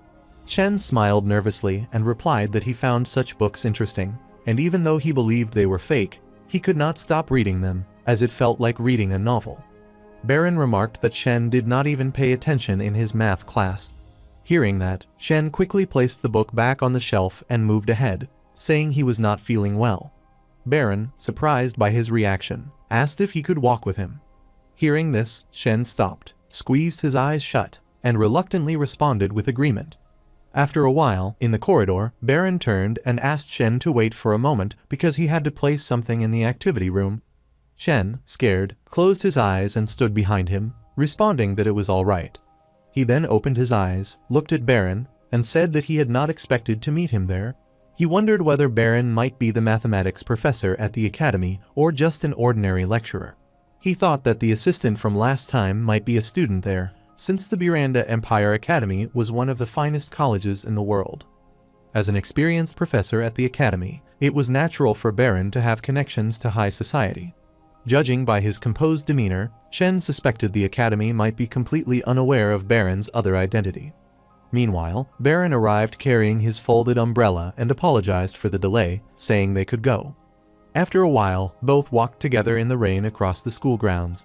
Baron held his umbrella while Shen, wearing his raincoat, walked behind him. Shen asked himself why Baron wore such thick clothing in that weather. He stared at Baron's coat and thought that supernatural beings became abnormal as a side effect of astral projection training and relic usage. He concluded that Baron had paid the price for violating the laws of nature and wondered if that was why he was always cold. Suddenly, Shen stopped and shouted that he had read many books on supernatural studies and that the last one, the silent language, was just a bunch of mysterious nonsense with no value. Baron stood ahead and calmly confirmed his statement, while Shen continued to stare at him. After a moment, Baron stated that he had just checked in the activity room and that Yace was still at home. He then pulled a piece of paper from his pocket and launched it into the rain, saying that the method he had used was astral projection, which was very convenient but unfortunately only worked on powerless and ordinary people. The paper fell to the ground, and something written in dark ink on it began to disappear as raindrops hit it, while the rainwater surrounding it transformed into pearl-like droplets. Baron then turned and said that he had already chased away any passers-by, so that no one would interrupt them, and asked Shen to answer 2 questions. Staring directly at Shen, he asked who he was and what he was doing there, saying that Shen could answer now. Shen began sweating and remained silent. Baron snapped his fingers and the raindrops froze in mid-air. Baron then said that if Shen would not answer, he could respond as a corpse instead. A spell circle began forming above them, drawing in all the surrounding rain and creating a barrier that stopped the rain from falling on them. Shen looked up in surprise at the spell circle, which continued to expand until it covered the entire school building. After that, Baron asked if Shen had made up his mind.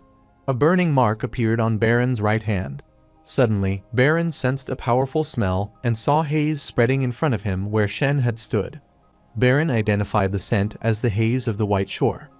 He gritted his teeth and recalled that he had sensed the god from another dimension at full intensity during the summoning, and at 10% when hunting one of the god's familiars. He now realized that the scent from the being in front of him lay somewhere between those 2 levels. However, the spell circle vanished, and the rain resumed falling to the ground.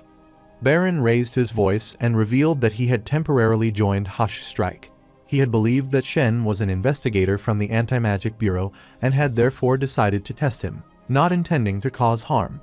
Shen, speaking from within the haze, repeated Baron's earlier words and asked if he had sensed the presence of a god from another dimension simply because he was in his mist form. He said that he finally understood that every time he activated a god-related power, others could sense it, and that George and Aina had definitely sensed it too. He concluded that Suling had likely been shocked at the observatory. He then added that he was the faithful messenger bound to serve the god and that he wanted to know why Baron had joined Hush Strike. Baron replied that he had only done so to obtain the catastrophic level relic that had been promised, so that he could present it to the magnificent god. He then raised his voice and said that even if he was not rewarded with any divine knowledge, he wanted to request that the mighty god stop paying attention to his daughter. Shen closed his eyes and said that he understood and that the mighty god had a new will. He instructed Baron to compile all information regarding Hush Strike in the silent language. Baron asked why the god needed that information. Shen's eyes glowed as he stared at him. Baron lowered his head, closed his eyes, and said that he understood. Shen stepped forward and passed by Baron. While Baron remained standing with closed eyes, sweating, he whispered an apology to his old friend and admitted that it seemed he would have to betray them again. He gritted his teeth in anger and said that his pride did not allow him to betray his friends, but now he had something more important than his pride. He then thought about his daughter and accepted the decision he had made. However, in the cafe shop, Shen sat with his hand resting sadly on the table and his face down, wondering why George had not come to the coffee shop. He thought that Hush Strike was going to kill everyone before the next summoning, and that he had to inform George of it, and there was also Aina to consider. 2 days ago, he had returned from the academy, and he had not expected Aina to visit that night to tell him about the summoning which was supposed to happen tonight. He wondered what the dark fruit was that she had mentioned. While he was lost in thought, a brown-haired girl sat down in front of him and leaned closer, asking if he was listening, saying that her best friend hated her and that she was not sure who else she could talk to. Shen smiled politely and replied that if they were best friends, she should ask her out for a proper chat, as he believed that any misunderstanding would be resolved.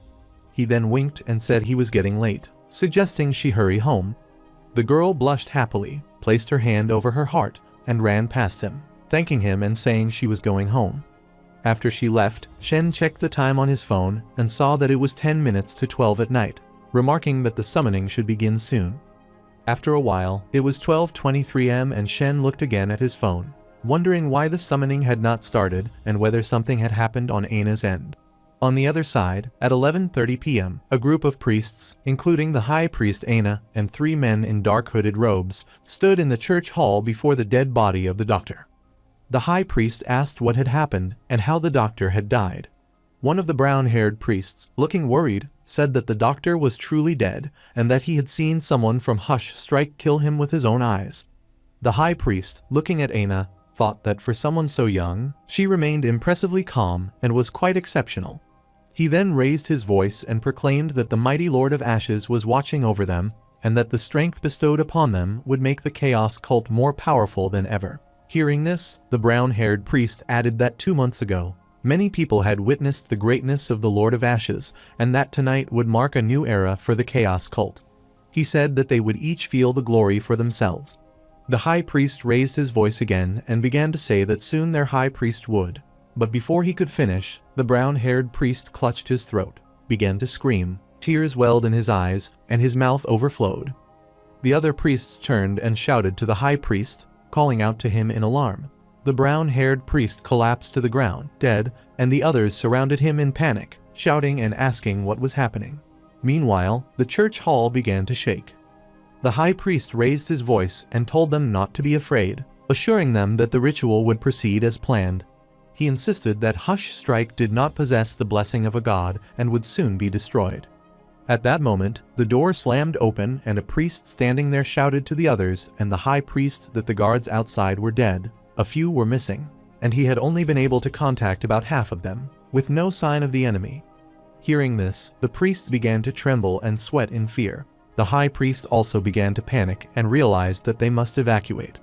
At the same time, a man in a black hooded robe and his comrades shouted to the high priest, demanding that he be escorted out immediately. The high priest looked around and ordered the other priests to escort everyone away from there without delay, telling them to head to the north shore of the River Thames to ensure their safety. He then took Aina's hand and told her she had to come with him, saying she still had much to learn and that tonight would be her first lesson. Aina, with innocent curiosity, asked where they were going. The high priest, staring at her, said they were going to seek the divine messenger. Aina turned and looked outside through the far entrance door and wondered why, even though it was clearly raining, everything was so quiet. She thought that something was coming.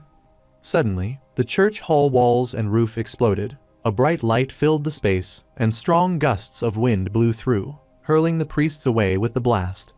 Darkness enveloped Aina's glowing body as she squeezed her eyes shut and felt an emptiness in her chest.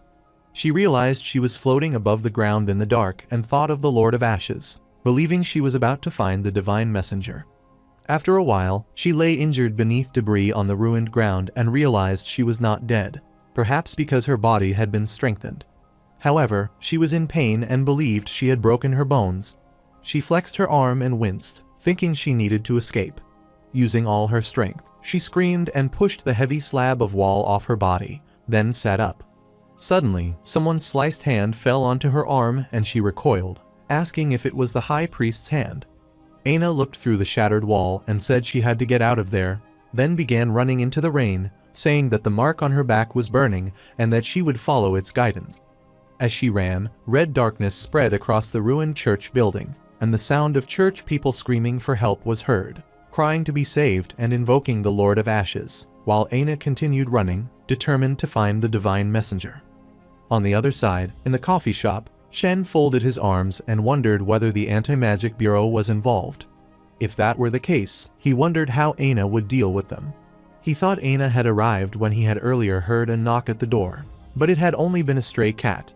It was already 3 in the morning, and there was no point in continuing to wait. He figured that maybe George would show up the next day, and if it was connected to the Anti-Magic Bureau, then he should go to sleep. Meanwhile, Aina arrived outside the cafe shop and stood in the rain, saying that she had finally made it, before collapsing to the ground and declaring that she had succeeded. At that moment, the members of Hush Strike wearing the same blue hooded robes appeared on the rooftop wall of the building before the cafe shop. One of them, carrying a flaming sword and staring at Aina, said they needed to hurry and move because dawn was approaching. He declared that if anyone inside tried to stop them, it would be considered an act of war against Hush Strike. He pointed and proclaimed that fate had already been decided and that nothing could go against the will of the Almighty. As Aina lay unconscious in the rain, a blue-eyed cat approached her body and looked up at the group of men on the rooftop, letting out a sound. However, the cat cutely showed her tongue to them. One of the men in the blue hooded robes, upon seeing the cat, became distracted from his mission. He blushed and happily remarked to himself that the kitty was so cute. He then shook his head and realized that the mission was his top priority and that he did not have time to play with cats right now. The leader of the group remained silently angry while the blue-eyed cat stared at them in silence. The cat's eyes were exactly like Suling's eyes. Suddenly, a bright lightning-like haze and a flame-like aura were released from the cafe shop door and spread across the road. Seeing the lightning aura, the cat became frightened and surprised. The leader of the blue-hooded group was also terrified and felt the intense aura as his eyes went blank while the haze spread around and the flaming aura surrounded the road. The leader's hood fell from his head as he stood there sweating and shouting in fear, stating that the shop owner was so mysterious and wondering who he really was. He sensed that the shop owner bore the scent of two gods from another dimension, and that the intensity was overwhelming. The others were also terrified. Meanwhile, an even more intense flaming aura appeared on the ground, and a giant flaming seed of chaos, a monstrous creature, manifested before them. They looked incredibly small in comparison to the monster and stood on the rooftop watching in fear. They were lost for words and began trembling, unable to speak. One of them asked the leader what kind of monster it was, noting that it was generating heads everywhere and that the raindrops were evaporating instantly. He concluded it must be the Lord of Ashes familiar, the Seed of Chaos. The leader shouted for everyone to split up, and they all ran off in different directions. One of them, fearfully trying to hide, looked back and speculated that with such a humongous body, the monster's speed must be unimaginable. At that moment, the monster opened its giant mouth, attacked the group leader, and killed him instantly. The leader screamed as blood spurted into the air. Another member turned fearfully to look at the monster and admitted in shock that it was incredibly fast. Meanwhile, the monster extended its claws from behind and stabbed this man, causing blood to burst from his body. Another member, who was hiding aside, smiled and said that the monster had gone after the other two, so he had a chance to escape. However, before he could move anywhere, the monster appeared before him in flight. Seeing the monster, the member froze in fear and was unable to speak. In a split second, the monster sliced his body into two pieces. Another member, who was hiding against a wall in the rain, said the monster was far too fast and that his only option was to stay hidden. Suddenly, he felt an intense flaming aura approaching him. He turned his eyes to look and saw the monster's eyes staring at him through a small space in the wall where he hid. A loud scream was heard, and that member was killed as well. As the rain poured heavily, Aina lay unconscious on the ground. After killing all the blue-hooded men, the monster stepped onto the road near Aina. She opened her eyes, looked ahead, and asked herself why it felt so hot.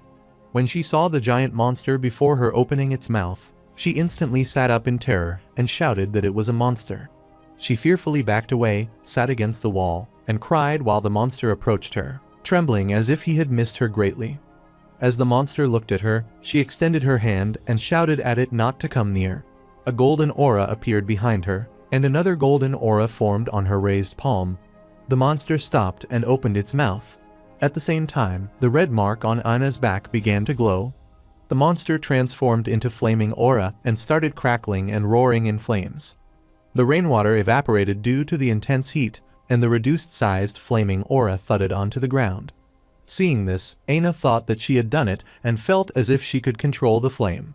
She thought of how the Lord of Ashes resided in another dimension where everything was consumed by golden fire.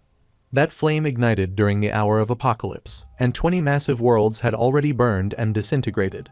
The flames continued to burn endlessly until the end and beginning of all things. This was the eternal flame of destruction. Suddenly, the monster, still surrounded by flaming aura, reappeared and began to regrow rapidly. The sound of crackling filled the air. Seeing this, Aina told herself she had to endure a little longer. She believed that if she could hold on, she would be able to burn the monster to death. As she thought this, the monster stepped forward. Meanwhile, Aina fell unconscious again as the monster thumped its claw onto the ground, extinguishing the flame and approaching her in the rain. The monster thought to itself that this was the chosen one of the Lord of Ashes and noted that she seemed injured and would be in danger without protection. The monster then transformed into the blue-eyed cat and, looking at Aina, thought that her fate was none of its business. The cat then walked past Aina and headed into the coffee shop. Shen angrily opened the door from inside the cafe and asked aloud what that roar had been just now. As the cat moved toward him, it let out a meow. Shen smiled and thought that the sound definitely had not come from the cute kitty. He said he would go outside to check what was happening. As he stepped out, saying the roar had sounded like that of a huge monster, he found Aina unconscious, sitting against a pillar in the rain. He rushed to her in concern, saying she had been attacked and that, as he expected, the ritual had not gone well. He held her by the arm and saw that she was badly injured. He then carried her in his arms and reassured her that he would save her. As he brought her inside the room, he told the cat that there might be monsters around and asked it to meow as loudly as possible if it saw anything, hoping it understood. The cat closed its eyes and remained silently confused. Inside the room, Shen began removing Aina's clothes repeatedly, saying that he was doing so only to save her. As he removed her clothes and looked at her, blood came from his nose and mouth, and he continued repeating that he was doing it to save her. Suddenly, he noticed with surprise that Aina's injuries were healing on their own. However, it was about 10 in the morning when Aina sat on the bed wearing casual clothes and looking at the clock. She thought about the previous night when she had passed out in front of the Divine Messenger's coffee shop. She remembered that after recovering from her injuries, she had hugged Shen, who, despite bleeding from his nose and mouth, told her she could cry as much as she liked and that he could take it. Reflecting on everything, she told herself she was now fully healed and believed the Divine Messenger must have healed her. Sitting on the bed with her legs hanging over the edge, she looked around the room and realized that the Divine Messenger had been living there in human disguise. She then stepped out into the cafe, where Shen was sitting and having breakfast. She stood behind him and thanked him for saving her. Shen turned, smiled, and said she was awake, inviting her to have breakfast. His eyes were surrounded by dark circles, and when he turned to her, he looked terrible. Aina was startled by his appearance and asked if he was still alive. Shen tiredly replied that he had just not slept the night before and said it was nothing. She stepped closer and remarked that even the Divine Messenger needed sleep, realizing how little she truly knew about him. She then asked what kind of person he really was. Shen's eyes drifted as he recalled that he had stayed up all night to guard the shop, afraid the monster would return. He thought that staying alert for such a long time was more exhausting than playing mobile games late at night. Early in the morning, he had rushed to the library to investigate Baron's clue and, after verifying the information, reported Hush Strike to the Anti-Magic Bureau. The Bureau acted like an ordinary organization, and it seemed the families of its members were unaware of what they actually did. Thankfully, they believed he was not just a drunken citizen once he mentioned George's name. After returning home to cook for Aina, he felt he was at his limit and needed to rest immediately after breakfast. While they ate, Shen asked Aina to tell him everything that happened the previous night. Aina stood obediently and said she understood. Shen told her not to be so serious and to talk while eating. Aina explained everything, and as Shen listened, he began sweating and realized that the monster Aina described sounded like the object Baron had given him. He told her to hold on. After a moment, Aina noticed how pale he looked and asked if he was all right. He replied that he was fine, although he silently wondered if the object had truly disappeared. Aina clenched her fists and told the Divine Messenger that she wanted to talk about the cult. She had been through a lot lately and had reflected on the High Priest's words. She now understood that the cult was far more complex than she had imagined, but she was still trying her best to change it. The cult needed to exist, or else the orphanage would not be able to continue operating. Many adults were involved, and the situation was complicated, but she was determined to abolish the sacrifice of living humans and non-consensual surgeries. Looking down, she explained that she still did not fully understand everything, but she had thought it through. She realized that not everything was simple, and that she needed strength and effort to achieve her goals. She believed she would understand it all better with more time. Shen closed his eyes and thought she had clearly gone through a lot. Looking at her, he considered that she was just a girl with no formal education, yet her growth had been astonishing. As he munched on his breakfast, he recalled how, when he was first summoned, she could only kneel and cry. The second time they met, she showed remarkable courage, and now she had begun to think critically. Her emotional growth was extraordinary. Opening his eyes and looking at her in confusion, he wondered if she was truly the witch of flesh and blood. Meanwhile, the blue-eyed cat arrived. Aina looked at it with excitement and blushed, calling it a cute kitty. She sat on the floor in front of it and asked for its name. Shen sat beside her, thought for a moment, and said it was Cola. The cat made an innocent face, and Shen encouraged Aina to cuddle it, saying it was very well behaved and that he needed some rest. Aina lovingly stroked the cat's ear and said he could go ahead. Suddenly, the cat's mouth transformed into that of a monster. Seeing this, Aina turned pale, screamed in fear, and sat trembling against the wall. Shen, on his way to his room, stopped when he heard her scream. He peeked through the wall and asked if the cat had scratched her or if she was hurt. Aina, with teary eyes, pointed at the cat and said it had scared her suddenly. The cat turned innocently toward Shen and meowed. Shen patted its head and said it was a good kitty. He rubbed its chin and warned it that if it ever scratched or bit her, he would turn it into a delicious snack. He then said he was going to sleep and told them to get along. Aina thought that since it was the divine messenger's pet, he must know what it was and the monster likely would not hurt her. The cat turned and glared at her, prompting Aina to call Shen's name. She quickly stood, held his arm, and asked to go to his room. When her body touched his, Shen blushed and said she could read some books there. Elsewhere, in an alley near the coffee shop, George walked with Suling. He sighed and said this man controlled everything, and that it didn't matter whether it involved them, the two cults, or the citizens of Buranda. Perhaps they were all just pawns to him. Suling, munching on food, told the older man to stop complaining and asked what he had written in the book left at the library. George closed his eyes and replied that it was information that could eradicate Hush Strike in Buranda. He said they had come to ask for Shen's help and urged her to finish her food quickly so they could head inside. Suling asked if she could enter while eating. George, walking toward the cafe, explained that bringing outside food into the shop discouraged customers from spending more money and that the shop owner did not like that. Later, inside the cafe, Suling was sweating as she looked through the menu, realizing they were paying separately this time. The cat, sitting behind her on the table, glared at George. George closed his eyes and broke into a nervous sweat, wondering why the cat was acting that way since he had never kicked a cat before. Suddenly, the cat began hissing. Shen arrived with coffee for George and Suling and asked if they were satisfied with the information from the library. George said they were planning to strike that night, but the enemy was powerful, capable of rebuilding a cult overnight, and had even dared to attack the Anti-Magic Bureau. They clearly had some tricks up their sleeves, and since the risk of loss was high, they needed Shen's help. Shen sat before them and refused. He then angrily questioned what George was thinking, saying he did not want to die. A flaming aura appeared on Shen's hand, which he lowered, thinking he might need to scare them off. Surrounded by flaming aura, his eyes glowing golden, he glared at them and declared that humans should not be so greedy. Suling was shocked and began trembling. George realized she could not endure such shock and grabbed her by the collar, lifted her, and apologized for crossing the line. He said they would leave immediately. Suling angrily jabbed her hand into George's stomach. Shen sighed and thought she had nearly stabbed him. Meanwhile, Aina peeked from the wall and asked if the customers were gone. Shen turned, smiled politely, and said they had left.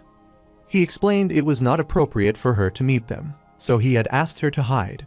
He reassured her that nothing would happen that day and told her to stay in the coffee shop.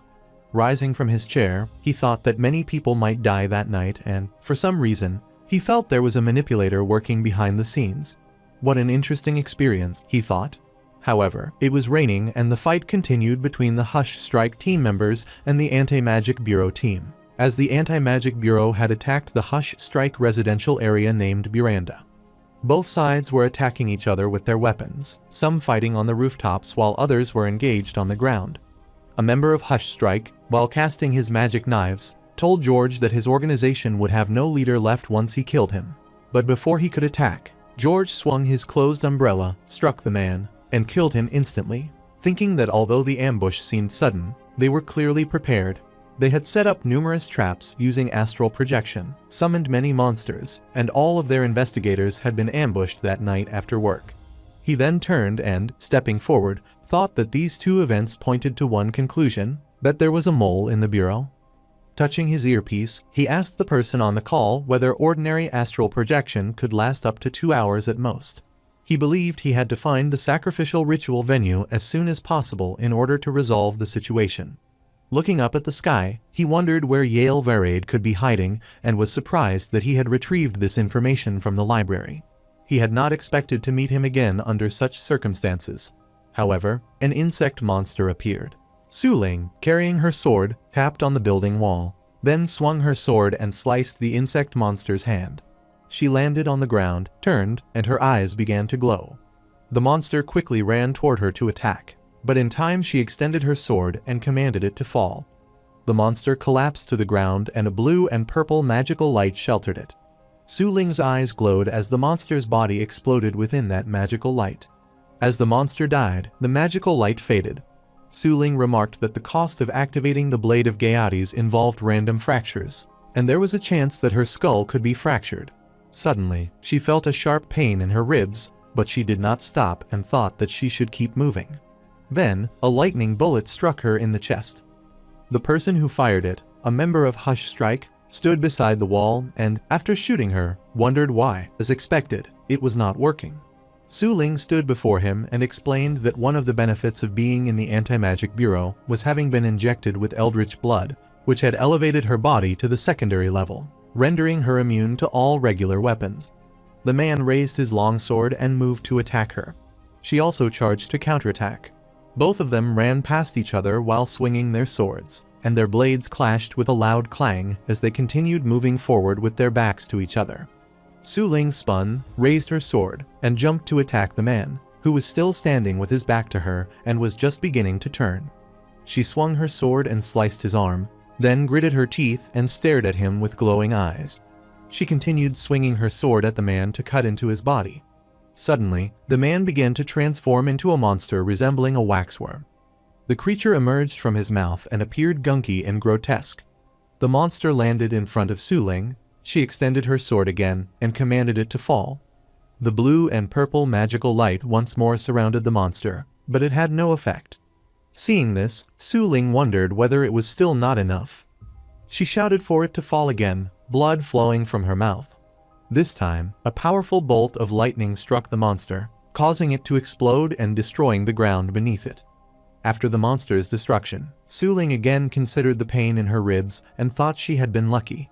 She then held the strange blood of K233, a substance known to rapidly heal injuries, and injected it into her arm. She informed George and the others that she had taken care of the problem, and they could now move forward. George remarked that he knew she preferred to work solo from the beginning, and that although they were partners, she had disappeared at the start of the battle. Suling turned around and stated that she did not have time for such discussions and that they needed to find the priest as soon as possible. George responded in agreement, addressing her as Captain Suling, and thought to himself that the new recruits worked very hard. He then stepped ahead, raised his hand, and addressed the other members standing behind him. He thought it was unfortunate that the only S-ranked investigator in Nolan, Emery, was away on a business trip, and believed that things would be much easier if that monster were present.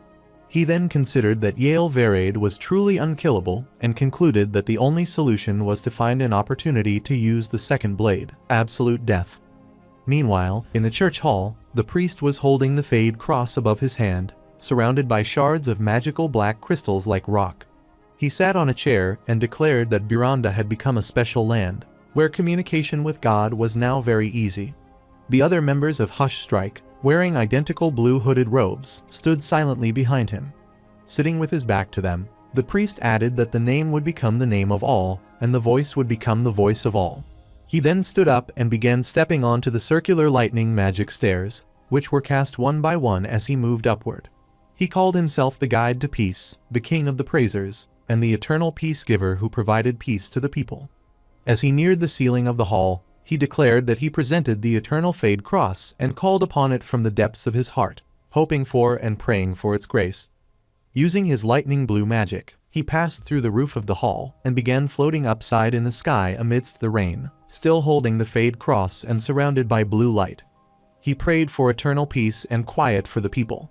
A huge spell circle appeared before him in the dark, cloudy sky, and all the members of the Anti-Magic Bureau, except George and Suling, collapsed to the ground, clutching their heads. George, looking at the massive lightning spell circle and the stormy sky, said that the ritual had begun and that only he and Suling were capable of enduring it and moving freely. Then, looking toward the sky in surprise, he wondered whether it was full of familiars, as dark monsters began emerging visibly from the clouds above. On the other side, in the coffee shop, Shen was sitting on a chair and snoring, while the cat was sitting on another table with its back to him. Suddenly, he received a message that someone was summoning a god from another dimension. In an instant, Shen vanished. The cat turned to look and saw the empty chair, then fearfully jumped and let out a meow. The cat ran away at full speed while Aina stood nearby and asked whether the divine messenger was still present, and she received the response that she should get away from him. On the other hand, in Buranda, the rain was falling with great intensity, and a lightning spell circle had been cast over almost the entire area, and the lightning crystals were falling from that spell circle. The priest was floating in the sky. George looked up and said that he saw it, and that the requirement to activate the third blade had been fulfilled. The third blade appeared in his hand, and he shot it toward the priest. The priest was shocked when the blade pierced through his chest and blood spurted from his mouth and chest. George added that he could not kill him with an attack like that because the priest was too far away. The second blade was absolute death, but it was easy to miss the shot, and it could be easily parried or dodged. Suling clenched her sword and ran to attack the priest, but before she could move ahead, George grabbed her by the hair from behind and told her to calm down because it was useless, and they were too late. She began to speak angrily, but then stopped and remained silent. Suddenly, George looked at the sky where Shen appeared as a god, hiding his face with a mask and wearing a gentleman-like costume, and George wondered about the silence of the striker. George then asked if the gentleman-like figure with a skull mask was exactly as described in the silent language. Meanwhile, Shen thought that the show should begin. Suddenly, Shen started descending and gritted his teeth, wondering why he was still descending, thinking he would be fine if he turned into haze before hitting the ground. Suddenly, he stopped descending on the spell circle step and thought with relief that he was safe. Before him, far away, the priest knelt on the lightning spell circle holding the Fade Cross and addressed Shen as the guider of peace, the praiser of kings, and the provider of eternal peace. The priest presented to him the eternal rust cross and requested that he bless them with true eternal peace. Seeing this, Shen thought that astral communication was very fitting for Hush Strike and recalled it was mentioned in the book that every god would provide their worshippers with different things. The striker, who represented winter, blessed worshippers with peace. The eternal peace pursued by the worshippers was not death, but rather guidance from the god. They wanted to be eternally without desire and emotion, free from pain, struggle, anger, and want, but also without joy, expectation, or love. Shen wondered what the point was of living like that.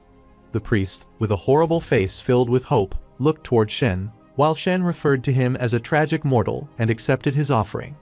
He then thought about the Fade Cross and understood that once he accepted a sacrificial offering under the pretense of a god, the item naturally belonged to him. However, both the priest and Shen were on a small spell circle, while the giant spell circle that had been cast earlier was ahead of them, stopping the rain from falling on them. Then Shen said that as for the priest's request, he rejected it. Hearing this, the priest was shocked while Shen thought that he could turn into haze and should be able to protect himself before the summoning ended. He had tried to emit his scent last time and George had not dared to act against him. He was in a summoning ritual right now, so his scent was more powerful than ever, and no one dared to disobey him at a time like this. He then smiled happily and excitedly clenched his fist, saying that he finally had the power to reject these cultists. He then pressed his lips angrily and said that it did not matter if the priest hurt Aina or threatened the city, he would not give him anything. While the priest looked toward Shen, Shen said that he rejected peace for him forever. Hearing this, the priest pressed his lips and wrinkles began to appear on his face as he shouted and asked why more than 20 times. However, the priest's body turned thin like that of an old man, and he again asked why, while the spell circle where he was sitting began to fade, and the priest dropped toward the ground. Seeing this, Shen asked himself if the priest had fallen, concluding that a cultist like him could not be someone good.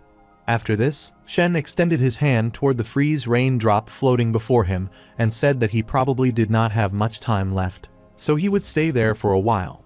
It was really still. He then looked toward the priest, who was falling toward the ground, and shouted that the mighty god from another dimension should not refuse him and should bless him with peace and eternal peace. Shen clenched his fist and looked toward the hall where all the priests were, asking whether all the cultists were in there. Thanking God, he said that time was up and said goodbye. Then the freeze raindrop remained there in the sky and Shen left. Looking toward the sky where the giant spell circle was ending, George said that the god had left. He then thought about Hush Strike and concluded that it looked like they had made the wrong choice, a totally wrong choice, and that they were all arrogant. They had tried to please a god from another dimension and wanted to gain eternal peace. It was a shame. Then the earpiece in George's ear glowed, and he said that humans could only view gods through their own perception from the beginning. He then looked upward and said that he could hear sounds, then touched the earpiece and said that the god had left. He ordered the arrest to begin. Hearing this, Suling immediately ran to arrest the others. Seeing her, George said that this young girl was determined. He then turned and looked at his team members and asked them to go and assist her. He said that the priest was too dangerous for them all, so he had to go alone. The team members, with beads of sweat on their faces, got up and remained silent. George, finding the priest in the alley, thought that the priest must be dead or badly injured after what had happened. He just wanted to cut corners. Then, while searching in the dark alley, George found the priest standing against the wall looking at him. George said goodbye, old friend. He then placed the front of his umbrella on the priest's chest and asked what had happened and whether he was not Yale Verd at all. He wondered whether the person at the coffee shop had provided false information. Meanwhile, Shen returned to his coffee shop wearing the same costume he had worn before leaving earlier.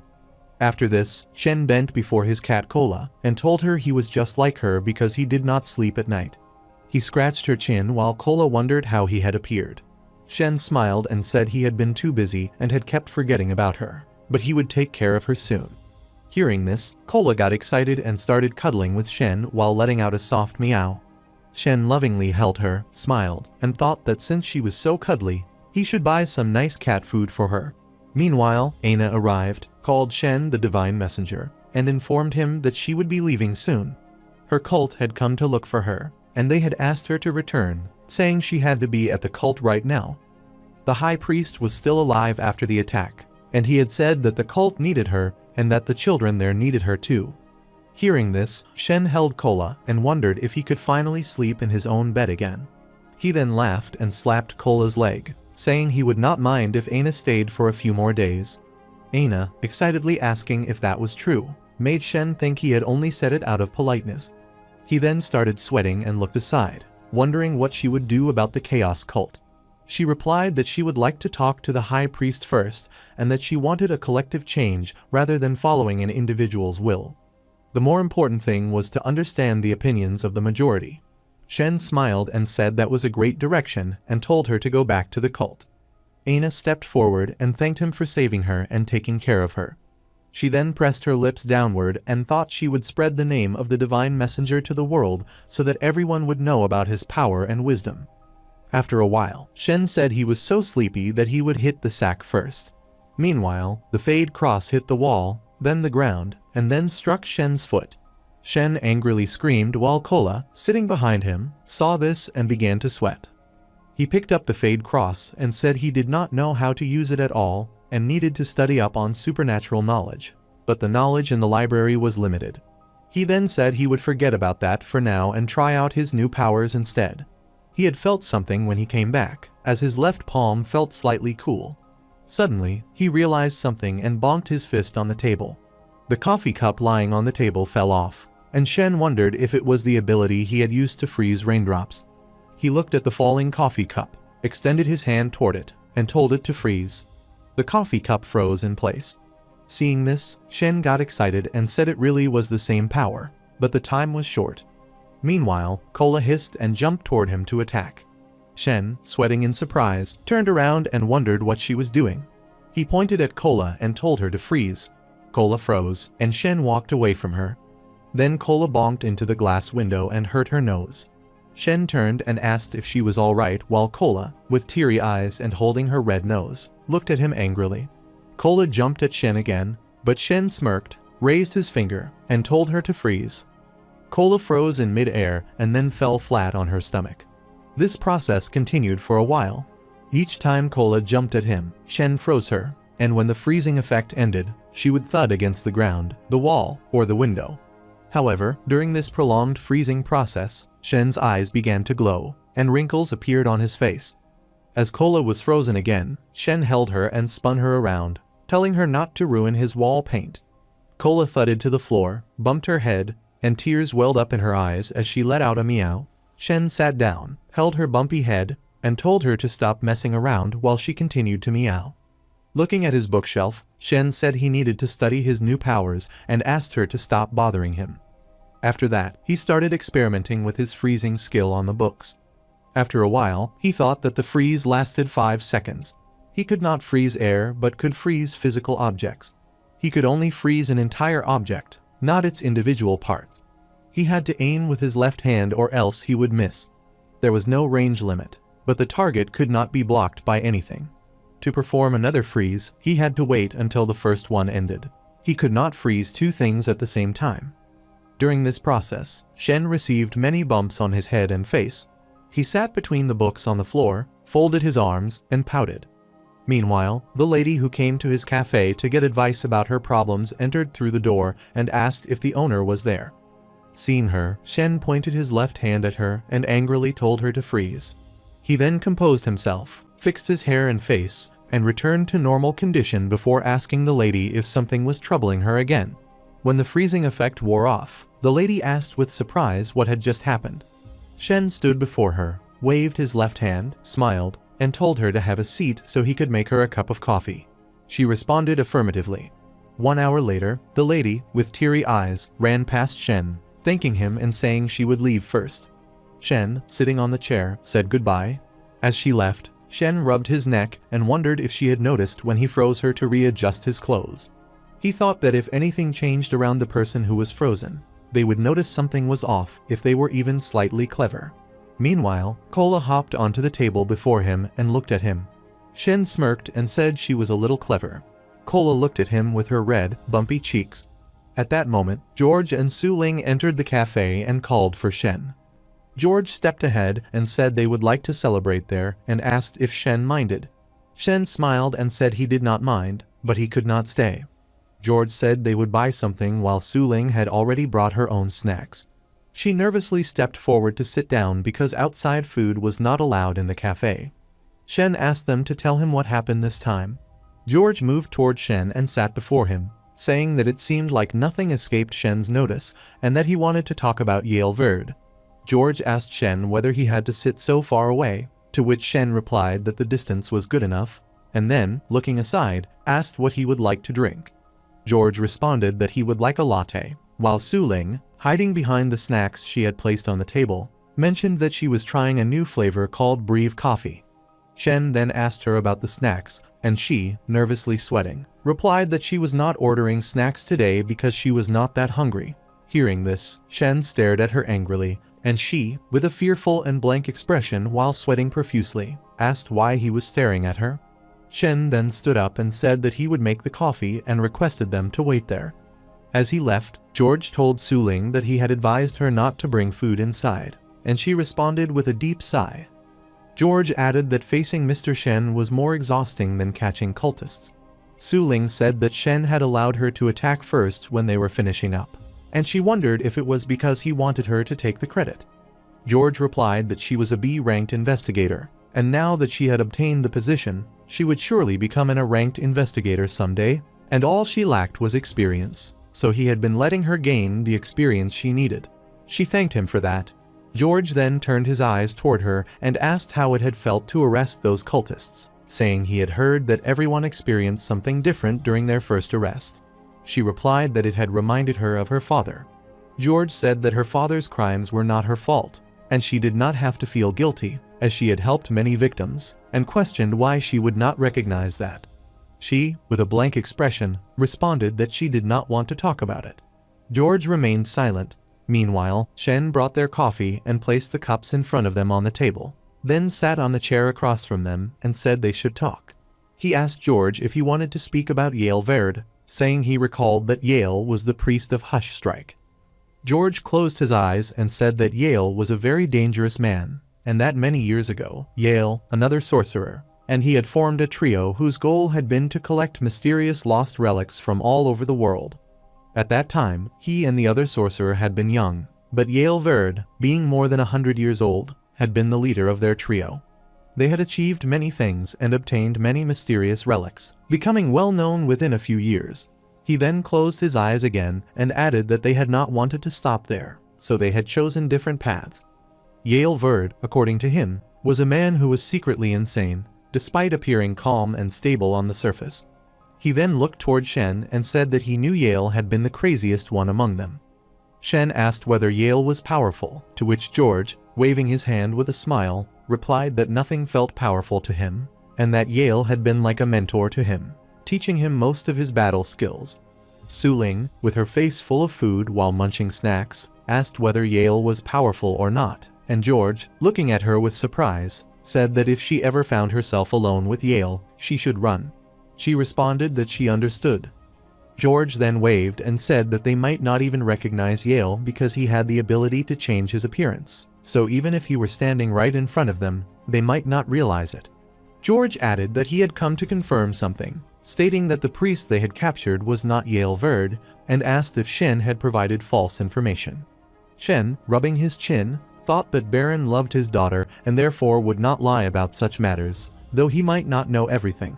Shen added that there could be discrepancies in the information, and that perhaps he had failed to discover something, concluding that there would be 2 priests in Hush Strike's Buranda branch. George said that he understood, acknowledged that Shen had always helped them, then bowed his own head and Suling's using his hand to express his gratitude. Shen, waving it off, said that there was no need to be so formal because they were friends. Later, while walking in an alley with Suling, George called her name and told her to be careful. He then stepped ahead of her, turned his eyes to look back at her, and said that he had asked someone to investigate and they would eventually find out more. But before they discovered who the mole was, she needed to stay cautious. She replied from behind that she understood and told him not to worry about her. As she stepped forward to follow him, she asked whether he had something to say, and George remained silent for a moment before saying that he knew about her father. She asked whether they really had to talk about that. George stood ahead of her and said that her father had once been a demon hunting hero who had gone down the wrong path because he had not wanted her mother to die, and so he had become a cultist. George described him as a fallen hero swayed by temptation, who had hurt many people and hurt her as a father. He further added that over the years, she had spent a lot of money trying to make up for the people her father had harmed, and that he believed it was enough. He said he just wanted her to know that she and her father were 2 different people, that she was a victim in the matter, and that she did not have to carry the guilt and make up for it forever. She listened silently with a blank expression, then stared at him and said that they had only known each other for a few days, so he should not act like he knew her well. She expressed annoyance that he was lecturing her like an older adult, and then stepped past him, saying they were partners but not friends, and that they were not family either, after which she walked away. George, grabbing his head and watching her leave, asked himself whether he had screwed up again, admitting that he could not control himself and had known it would end this way, but maybe it was for the best. Some hours later, George was sitting alone in a dark room watching animal news on television and said to himself that he should not have said what he had because only friends and family could be used as the cost. He believed that the Anti-Magic Bureau understood this and had intentionally paired him with a girl as his partner so that he would sympathize with her.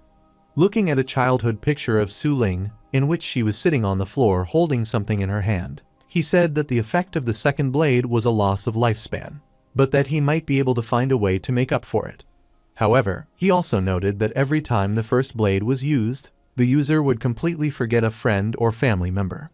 Clenching his resting hand on the couch, he admitted that he knew a lot of details and probably had a child and a wife once. Watching the television screen, he said that their connection had been lost, and that no one could change that except a god from another dimension, not even an oracle or any other person could restore it.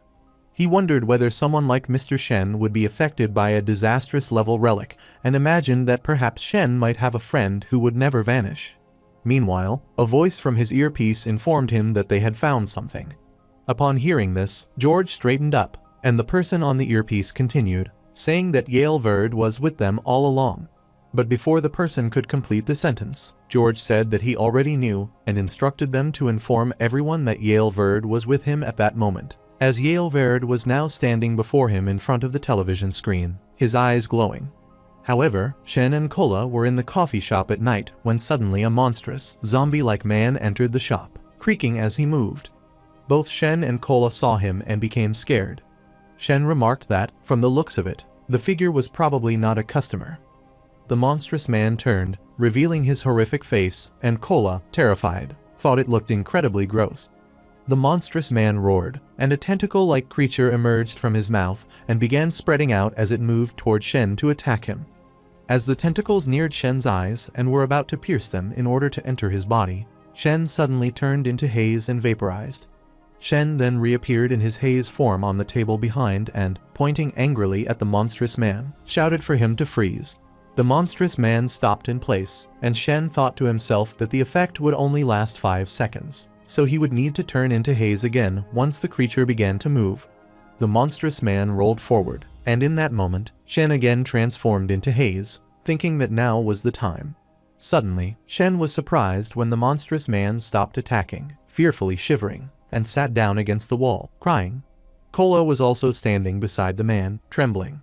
Shen, still in his haze form, stood before them and said that the creature had been frightened by his godly scent and told Kola to stop overreacting since the creature had done nothing to her. The monstrous man then lowered his head before Shen, and Shen thought that perhaps the manipulator had stopped the manipulation once they realized it was not working. He could not believe they had attempted to attack him and wondered whether they might also target George and Suling. On George's side, George asked Yale how he had managed to avoid the order guidelines for employment and annual examination. Yale smiled and explained that it was because he had been blessed by the striker, a blessing he had received 1,000 years ago. George asked why, if Yale could have escaped, he had chosen instead to come to him, and wondered whether it was to reminisce. Yale waved and said that, back then, he had asked George why he wanted to become a hardworking investigator when there was no real payoff, to which George had replied that people did not always do what they wanted but did what was necessary. Yale had recently realized that they were the same in that way, and though it was troublesome, he smiled and said he could not relax while he was still alive. After this, Yale cast a twisted ranked relic known as Kill Shot Target and explained that it could attract any flying type weapons, meaning that George's relics would not work on him. George said he did not mind being unable to use his relics, but hated the idea that Yale thought they were the same kind of people. However, George then dashed past Yale at high speed, swinging his blade at him while thinking that he knew Yale was the kind to prepare an ambush outside and that he could not stay there any longer. George leapt from the terrace to the ground below. While falling, he noticed a group of men in blue hooded robes, the members of Hush Strike already present, carrying a spell circle, and he thought to himself that it was just as he had expected. Holding his blade and raising his umbrella upward behind him, he braced for their attack. The group of men activated their spell circle and unleashed lightning magic waves toward him all at once. George quickly raised his umbrella in front of him just in time, and the lightning waves exploded against it. He landed on the ground and, moving at high speed, ran past the men while swinging his blade. One of the men, casting his lightning spell to attack George, shouted for them to take him down. George turned and looked at that man angrily, then dashed past him and struck him down with his blade. After this, he twirled his blade and passed through the group from side to side, continuing to swing it. He told himself that he could not waste any more time there and needed to hurry. Meanwhile, Yale arrived at the scene, wielding his lightning-infused magic blade, and stated that George could not escape. George's eyes widened when he saw Yale before him. Yale touched his blade, smiled, and stood in front of George, saying that he had come there to kill him and could not allow him to get away. George replied that he did not see anything wrong with letting him escape. Yale closed his eyes while George continued to stare at him. Yale suddenly shouted that Baron had betrayed him and claimed that Baron had been the biggest suspect from the beginning and had been the only one to survive. He said Baron had possessed a disastrous ranked relic and had convinced Yale to help him by promising that he could resurrect his daughter. According to Yale, Baron had needed the help of an elite sorcerer in order to destroy Miranda. Hearing this, George was surprised and began to sweat, wondering why Yale was speaking so loudly and whether he wanted the Anti-Magic Bureau to hear. Yale added that he had planned to kill Baron after the ritual was complete, but Baron had betrayed him first. Yale then stated that it seemed Baron did not care about the resurrection of his daughter. George raised his hand and said that such a thing was impossible, and that Baron loved his daughter. Yale, with an evil expression and glowing eyes, smiled at George and suggested that perhaps Baron did not trust him or saw him as nothing more than scum. Suddenly, Yale rushed toward George at high speed to attack him with his blade, and George, speaking into his earpiece, called out to someone named Anne and asked for help. He requested that Anne tell Suling not to seek revenge, to quit the Anti-Magic Bureau, to become an ordinary person, and to go to school and study. Hearing all of this, Yale swung his blade at George and asked whether he was reciting his final will, remarking that George did not want his partner to repeat his mistakes. George fired his blade to intercept the attack, and after dodging the strike, the blade returned to him. George said that it was true things never ended well for ranked investigators. Yale smiled, his eyes rolling slightly, and said that George was right. However, Yale then summoned numerous spell circles, and his army arrived behind him, each carrying more spell circles. George stood silently and looked at them all. Meanwhile, back at the coffee shop, Shen was sipping his coffee and thinking that he could not sleep, as many things had happened recently.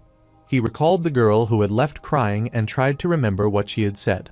He thought that it was something he had once been interested in, but now he could not remember. He then thought about how he owned his own shop, watched customers come and go, and chatted with them. Business was average, neither busy nor dull, and he wondered if this was not the life he had wanted all along. Now, all he could recall were the scenes of his summoning, and this world had already become an indispensable part of his life. He smiled and thought that perhaps it was for the best, as he had formed new bonds with Aina, George, Suling, and Baron. People desired to be needed, and without those bonds, he would have been terribly lonely. At that moment, Suling, with her head lowered in sadness, entered the coffee shop. Shen looked at her and called her name, asking if she was there, and Suling replied that he was dead. Hearing this, Shen was shocked. However, Suling sat before Shen on the chair, while Shen stared with blank eyes and wondered to himself that he had always looked out for Aina ever since he met her. But they were not friends, as the ones he considered friends were those who visited his coffee shop often. For example, the older man who always came there to hang out and laze around. Thinking about George, he reflected that the man who worked so hard for the city was now dead. He then got up and asked about Hush Strike, and Suling, with her mouth trembling in sadness, responded with confirmation. She then added that she was willing to do anything as long as it did not go against her principles.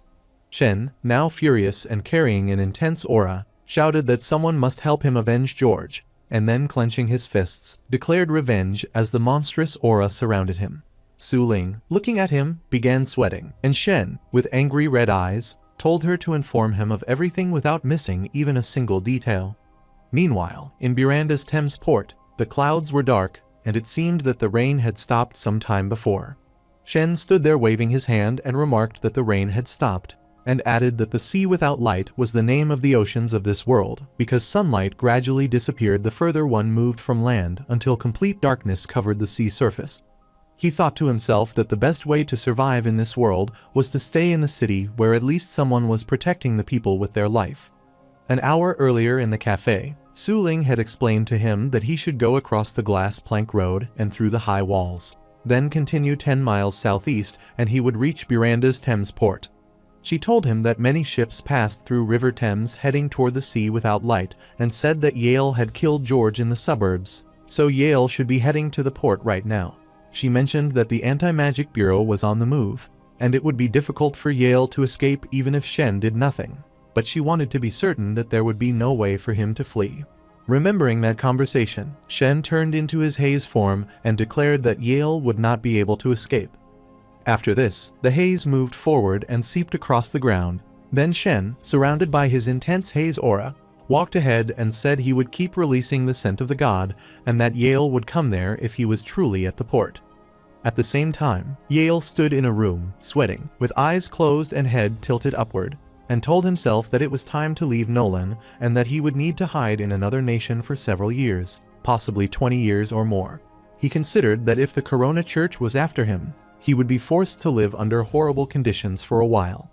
Waving his hand and laughing, he reminded himself that he had turned into a special creature 100 years ago through the blessing of the Striker. As the Striker's shrine servant, he had gained an unlimited lifespan and believed that all he had to do now was lay low. Suddenly, he sensed the scent of the Striker and turned angrily, saying it was coming from over there. He then began searching for Shen and arrived at a warehouse, declaring that this was the place.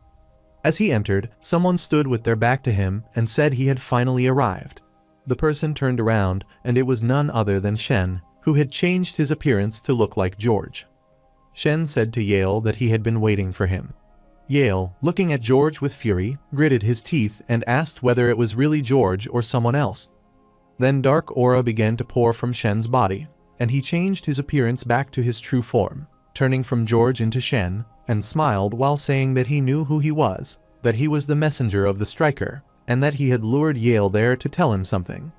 Waving his hand, Shen addressed Yale Verd and told him that he would never gain eternal peace. Yale shouted in anger and asked what made him say that. But before he could finish, Shen moved at high speed and appeared behind Yale, saying that it was still not enough, but he was close. Yale was shocked and wondered when Shen had moved behind him. Shen moved again and appeared ahead of Yale, telling him that he had to make a choice. Yale, sweating profusely and looking at Shen, asked what choice he meant. Shen smiled and said that he had to sacrifice his soul, that he was running out of time, and that his enemy would be arriving soon, saying this before vanishing. Outside the warehouse, Shen turned into a flaming aura and passed over the roof, while the Anti-Magic Bureau team ran toward the location. The O-ranked investigator Ali, running with his team, thought that he could not believe the scent of a god from another dimension had appeared and wondered whether it was connected to something. But before they could proceed further, they noticed a giant lightning spell circle in the sky before them and stopped in their tracks. In the dark sky beneath that lightning spell circle, Yale levitated, and seeing him, one of the Anti-Magic Bureau members shouted that it was Yale. Yale, standing on the ground with an evil expression, smiled and said that they were too late and that he was about to achieve eternal peace. Opening his arms, he declared that they should all pursue true eternal peace, but that they were all bound by their bonds and connections and could no longer obtain peace. Meanwhile, Shen called out Yale's name from behind. Shen, wearing the face mask and gentleman costume as before, appeared in the sky before Yale. The Anti-Magic Bureau, looking at Shen, shouted that the Striker had appeared. Shen, with his usual smile, thought that everything was going according to plan, as he had first lured Yale to the warehouse and then lured the Anti-Magic Bureau to the same location, forcing Yale to risk his life and summon him once again. He believed the next step would be to push Yale into despair. Yale knelt on the spell circle before Shen and addressed him as the guider to peace, the king of the praisers, and the provider of eternal peace. He presented his soul and called upon Shen from the depths of his heart, looking forward to him and praying to him, asking that he grant eternal peace to the people who desired it.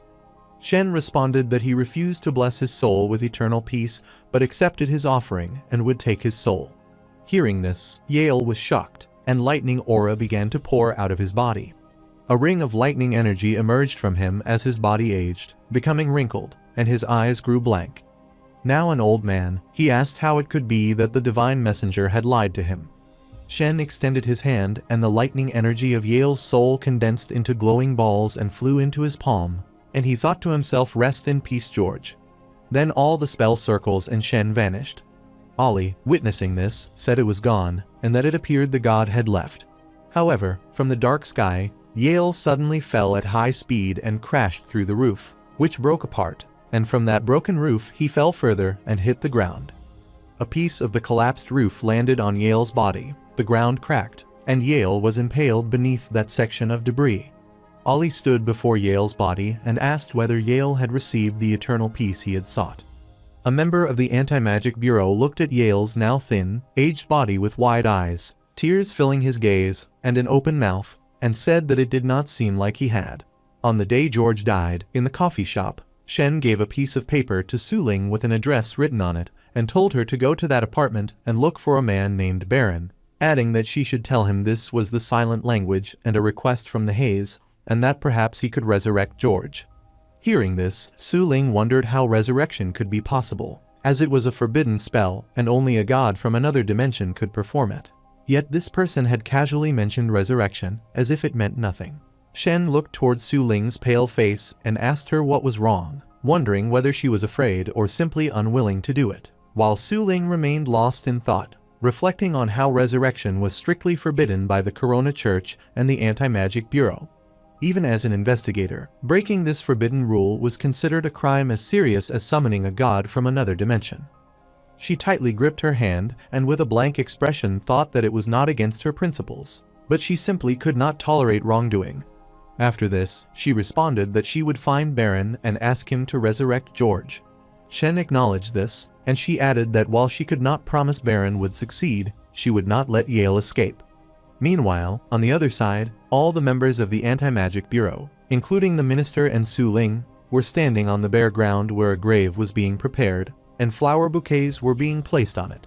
A senior figure stood beside them holding a book and reciting prayers, asking that the will of the first fire wash away the filth from their bodies and minds, allowing them to be purified, and that they may obtain truth and happiness in the blessed kingdom of the gods, resting in peace and quiet, finding bliss in the holy realm and receiving love from the light and the gods. However, the scene shifted to the cafe shop where Shen asked Suling if she wanted a cup of coffee, and she replied that she did. He then served her a cup, saying he was trying a new recipe that might suit a girl's taste better. As the coffee entered her mouth and throat, her eyes lit up with excitement, and she drank the entire cup in one gulp. Seeing this, Shen was surprised and asked whether all investigators were immune to heat. She licked her lips, turned the empty cup upside down, and happily declared it was delicious. Shen expressed his happiness that she liked it.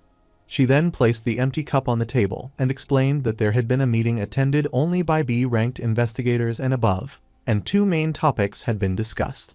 The first topic was the increasing number of gods appearing in Buranda, prompting the headquarters to summon all outstation A ranked and S-ranked investigators back to the city.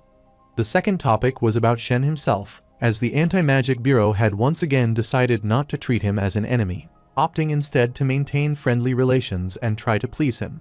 Shen closed his eyes and smiled while Suling laughed and added that she would be replacing George, which meant her expenses could be reimbursed. Shen asked about the reimbursement and whether that meant she would be using public funds for her own food and drinks. Hearing this, she was startled and nervously looked away, clarifying that she meant she would maintain friendly relations with him in George's place.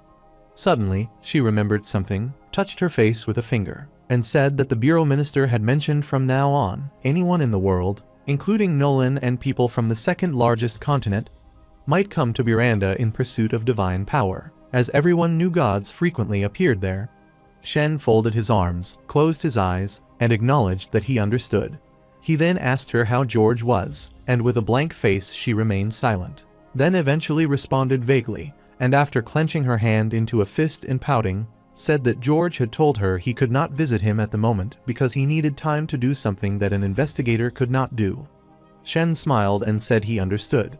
The next day, George stood beside Baron on a rooftop and said that Baron had truly reached out to a god from another dimension, and wondered why he resurrected him, questioning whether Baron was not worried about being arrested.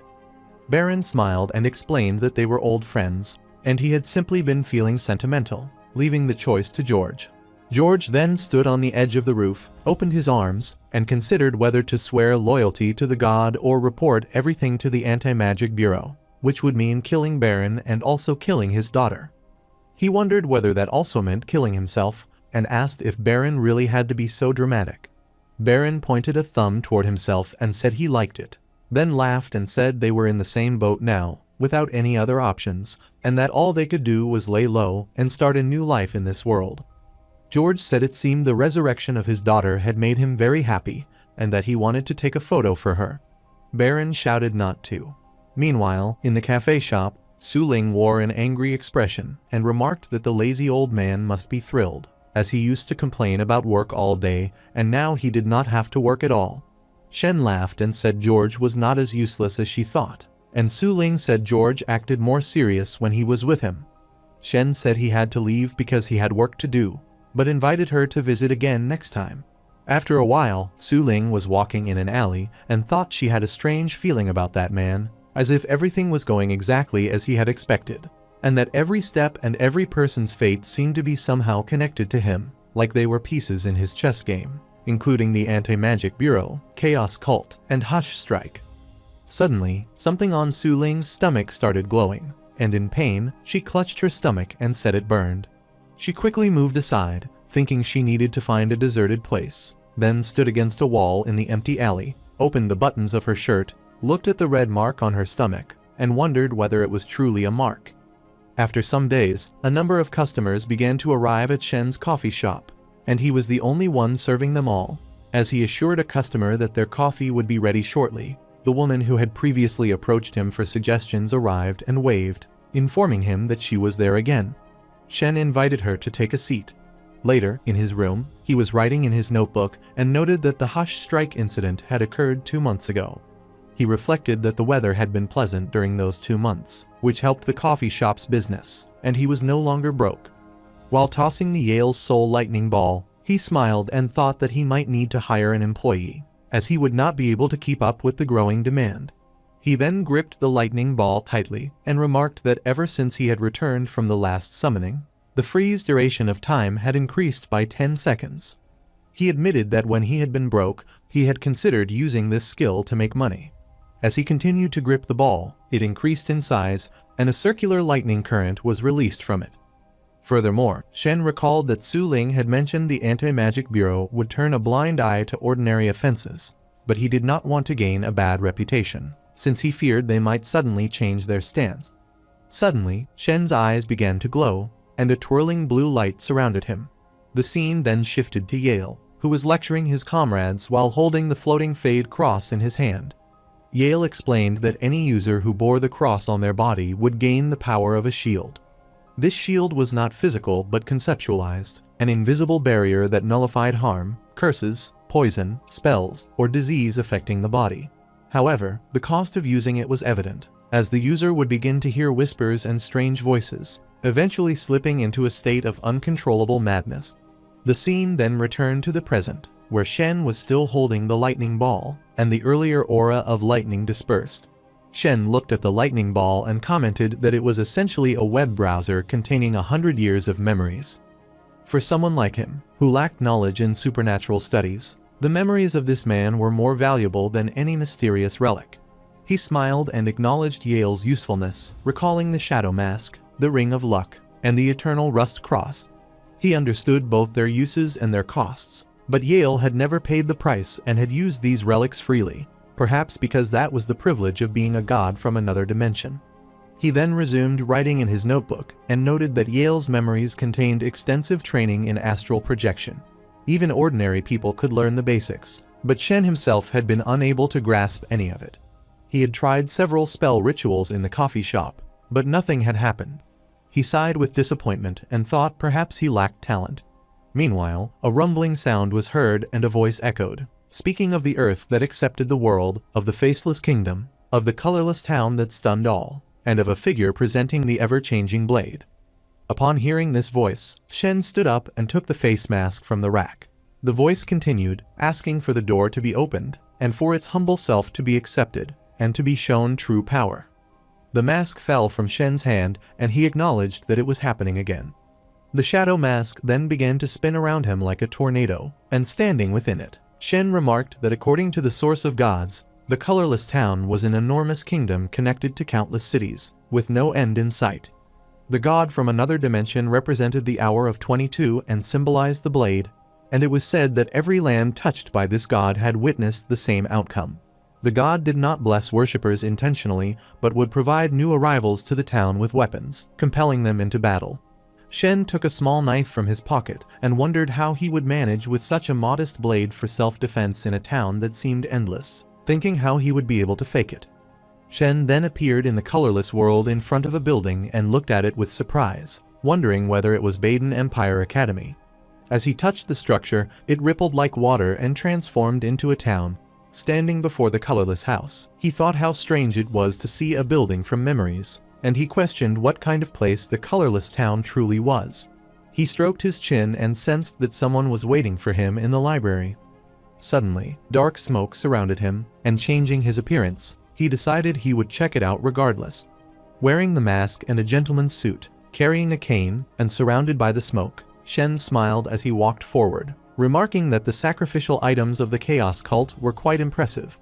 After some time, while walking through the colorless library, Shen mentioned that it should be somewhere nearby. At that moment, a floating woman resembling Aina appeared before him and addressed him. Shen looked at her and thought she had silver white hair, wine-red eyes, and pale skin, resembling a grown-up version of Aina, although her voice was different. The woman slowly descended to the floor and, bowing her head, introduced herself as the Oracle Girl, the one who had awakened and summoned him to the colorless town that accepted all.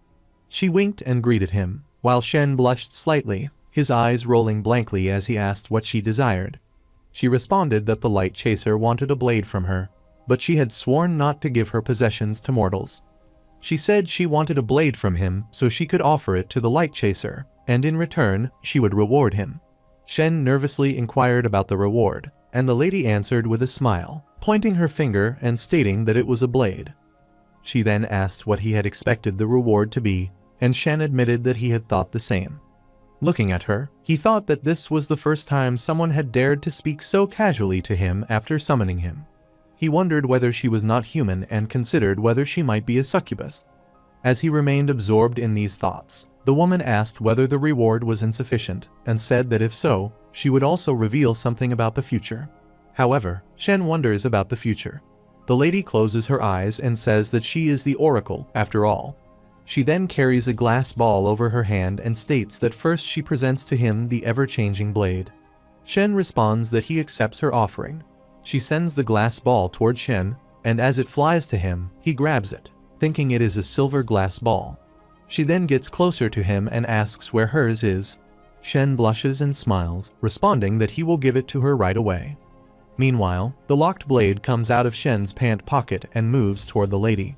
She gets it, winks, and thanks him. Shen responds that she is welcome, then thinks that she is totally a succubus. After this, the lady turns and, heading down, says the Light Chaser will reach Buranda soon.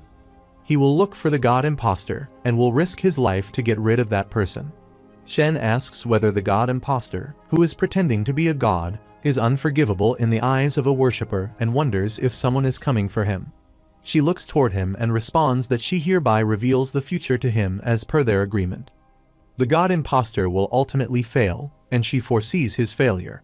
She then steps ahead and says that he will succeed, he will win, he will wound his enemies, and he will turn the night into day. She then looks up through the glass window and says that he will fall from the sky at his most triumphant moment. His destruction will be witnessed by countless people, not a single trace of him will be left, and he will cease to exist.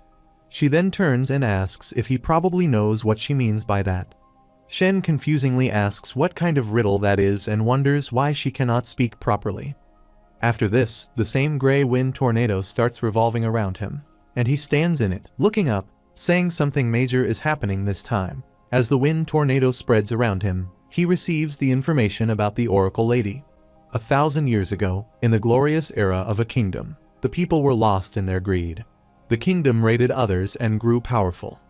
The army of the king was undefeatable until one day a cult released an Oracle Girl from a seal. The Oracle Girl was revealed at the kingdom's capital plaza. She had long silver white hair and red eyes. She was desired by everyone because of her sheer beauty. Boys and girls of all ages were attracted to her. The people were agitated. The Oracle Girl stood at the kingdom's capital plaza and asked the people of that kingdom, saying she hereby revealed the future to them all. She said something that shocked the people. She smiled and revealed cruel prophecies in front of everyone. She said the kingdom would perish, and all the men, women, elderly, and children would die tragically. The people were shocked and furious. They could not accept the prophecy. They wanted to kill her, hang her, burn her, bleed her dry, and decapitate her. She turned and vanished, leaving nothing behind except the disturbing prophecies. No one knew where she went. Several decades passed. The kingdom was still glorious. Their powerful army monopolized everything on the second largest continent. No one could stand up against the kingdom until one day, when their greed grew out of control. They started to desire royalty status in the afterlife. They summoned a god from another dimension, which led to their demise. The entire kingdom was destroyed in mere moments. Their bluster was gone, and nothing was left except for silence. The first oracle, the oracle of prophecy, the oracle of the source, those were what the people called her. Long silver white hair and red eyes were her distinctive features. All the prophets, mediums, sorcerers, and oracles of the world are part of her bloodline. They are the descendants of the first oracle. However, the Yale's soul ball took him to Yale's private workshop. Shen asks why he is there and assumes it must be Yale's private workshop. He thinks there must be a lot of valuable items in there that he can sell and decides to look into that later. However, he returns to his room, and while holding the Yale's soul ball, asks whether that means Aina is her descendant. He then squishes the ball and says that must be it. He clears his throat, saying he should check out another one. However, the Yale's soul ball bluish light spreads, and Shen stands there staring at the silver glass ball lying on the table before him. He says the ever-changing blade is a disaster-ranked relic. Things may change according to the user's thoughts. It is incredibly powerful, and the cost of using it is the loss of a body part. He then sweats and presses his lips downward, saying that sometimes it is a finger, sometimes an ear, sometimes the skin, and sometimes an organ. The cost is irreversible. Any attempt at healing will be devoured by it. It is the scariest permanent cost. After this, he holds the silver glass ball, closes his eyes, smiles, and says he lacks attack-type relics the most. This will be an important tool to save his life. The costs of using his other relics do not apply to him, so this should be the same. After this, he tightly clenches the ball and shouts to transform. The dark silver smoke is released from his clenched hand, and the dark smoke spreads around him. Shen, wearing the descent suit, clothes, hat, and carrying the cane on which the silver glass ball is attached and surrounded with dark smoke, says a cane can be a weapon or an accessory. It is the best choice for a gentleman like him. After this, he starts twirling the cane and says it is quite hefty too. As expected, he does not need to pay the price. From now on, he will use his props to their full advantage. After this, he retracts and says that every time he gains new powers, they are related to the god from another dimension. He wonders what the colorless town can bring him now that he has something to attack with. It would be best if he gains a defense-related power. Half an hour later, Shen sweats, closes his eyes, and asks what kind of power it is, as he cannot feel a thing. He then gets up, stands before the room door, and holds the lock to open the door, saying he should make a cup of coffee. He will not sleep until he figures this out. As he grabs the lock, it breaks, and he, surprisingly holding the lock and looking at it, asks how it broke with just a light pull. He wonders what kind of lousy door that is if he is still able to get out. However, he kicks the door and breaks it, saying to open up. He then wonders whether he did not put much strength into that kick and asks if super strength is his new power or if it is because of changes in his body. He then wonders why the cane he pulled out was so heavy and whether it is just that heavy. However, as he looks toward the broken door, he asks what he has done and how much the door costs. He then sits on the chair in the coffee shop, holding the knife, and says he is going to waste the money he finally saved up. He can tell that his new power is not just a boost in strength. His defense abilities should also be stronger now. After this, he puts the knife on his hand and says that is just a theory, so he should try it out. He cuts his palm with the knife, and blood spurts out. Meanwhile, a lady enters the coffee shop, and, worriedly looking at him, asks whether he is self-harming and calls him a freak. However, in that lady's perception, Shen was a horrible evil man with a long tongue and glowing red eyes who cut his hand and drank the blood from it while laughing. She wondered whether beings on his level were also so perverted.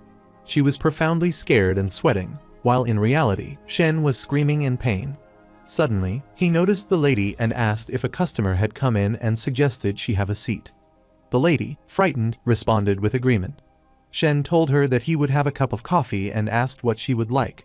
But in her understanding, Shen, with an evil face and a horrible voice, asked her what she wanted. The lady's eyes rolled as she sat on the chair and barely managed to say that she wanted a cold brew, thanking him. Shen closed his eyes and asked if she wanted something hot instead, noticing that she was drenched and soaking wet from the rain. He then touched his chin, thought for a moment, and remarked that despite the storm outside, she had still come and was acting respectfully. which meant she must be someone from the inner circle. He then remembered Suling and said that a certain someone had once chugged piping hot coffee, so cold coffee after rain was nothing.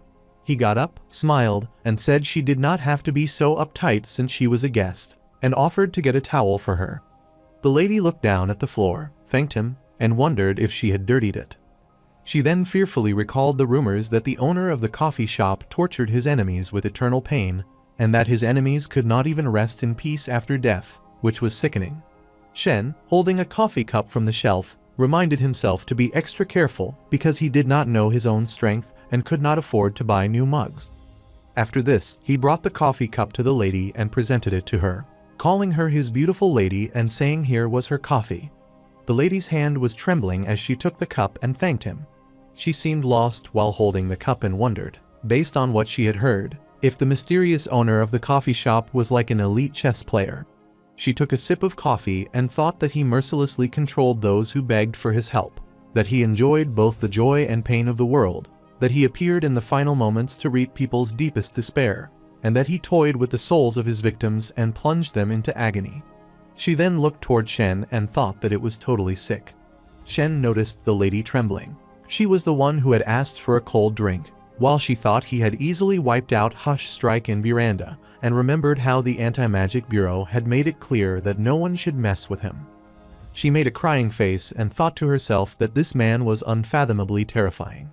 Meanwhile, Shen asked her why she did not tell him why she was there.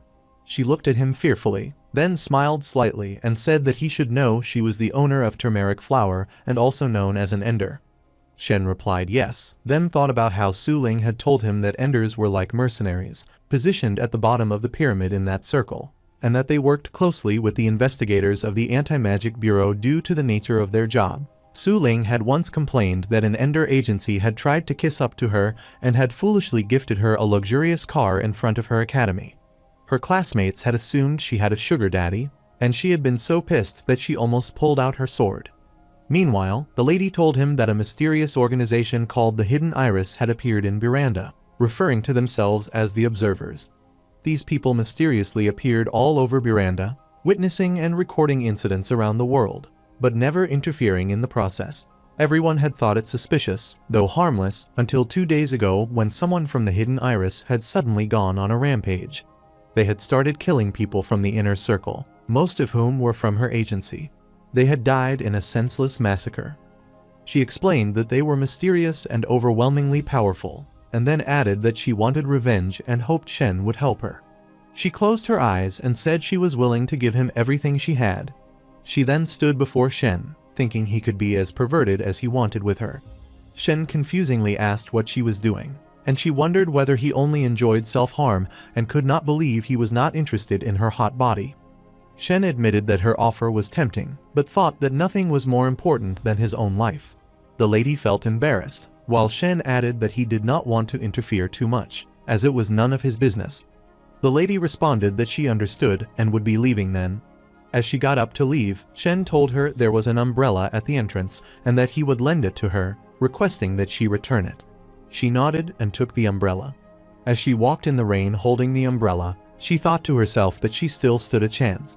He had clearly given her a hint, since he would not have offered something from the coffee shop if he had not been willing to form a connection. She closed her eyes and thought that if he did not want her body, then she would have to find something he would be interested in. She then opened her eyes and wondered aloud, speaking of which, as she opened the umbrella, whether the owner liked young girly characters, and thought that the young yet mature type like herself was clearly more popular at the moment. Meanwhile, in the coffee shop, Shen angrily thought that it must be trendy to not pay for drinks, since he was almost broke. He then looked toward the ring on his hand and thought that he had to rely on it. The ring of luck brought good luck during the day and bad luck at night, but it did not work immediately and had to be knocked 3 times. He decided he would try it tomorrow, otherwise he would be broke after fixing the bedroom door. The next day at the coffee shop, there were 2 customers having coffee. Shen stood behind the counter, resting his hand under his face, and thought that the ring was not working, since he had only 2 customers and they were regulars.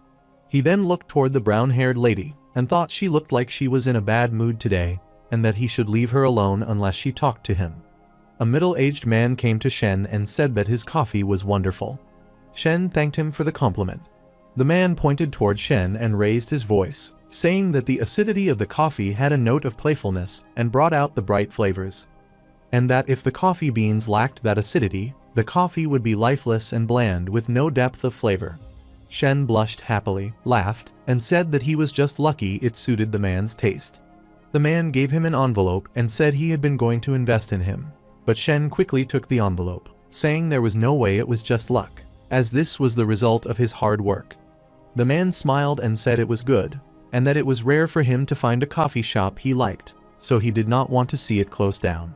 He said that his master was Lord Felix, and that next week he would be dining with Sir Frederick, so he would not be visiting then. Shen, surprised, asked whether the successful philanthropist Mr. Frederick was the one being mentioned, and thought he should treat the matter seriously, and looked forward to the next visit. After this, the man left, saying goodbye. However, at night, Shen lay on his bed and wondered whether he had truly received the investment from Mr. Jonas. He thought he could survive a while longer now.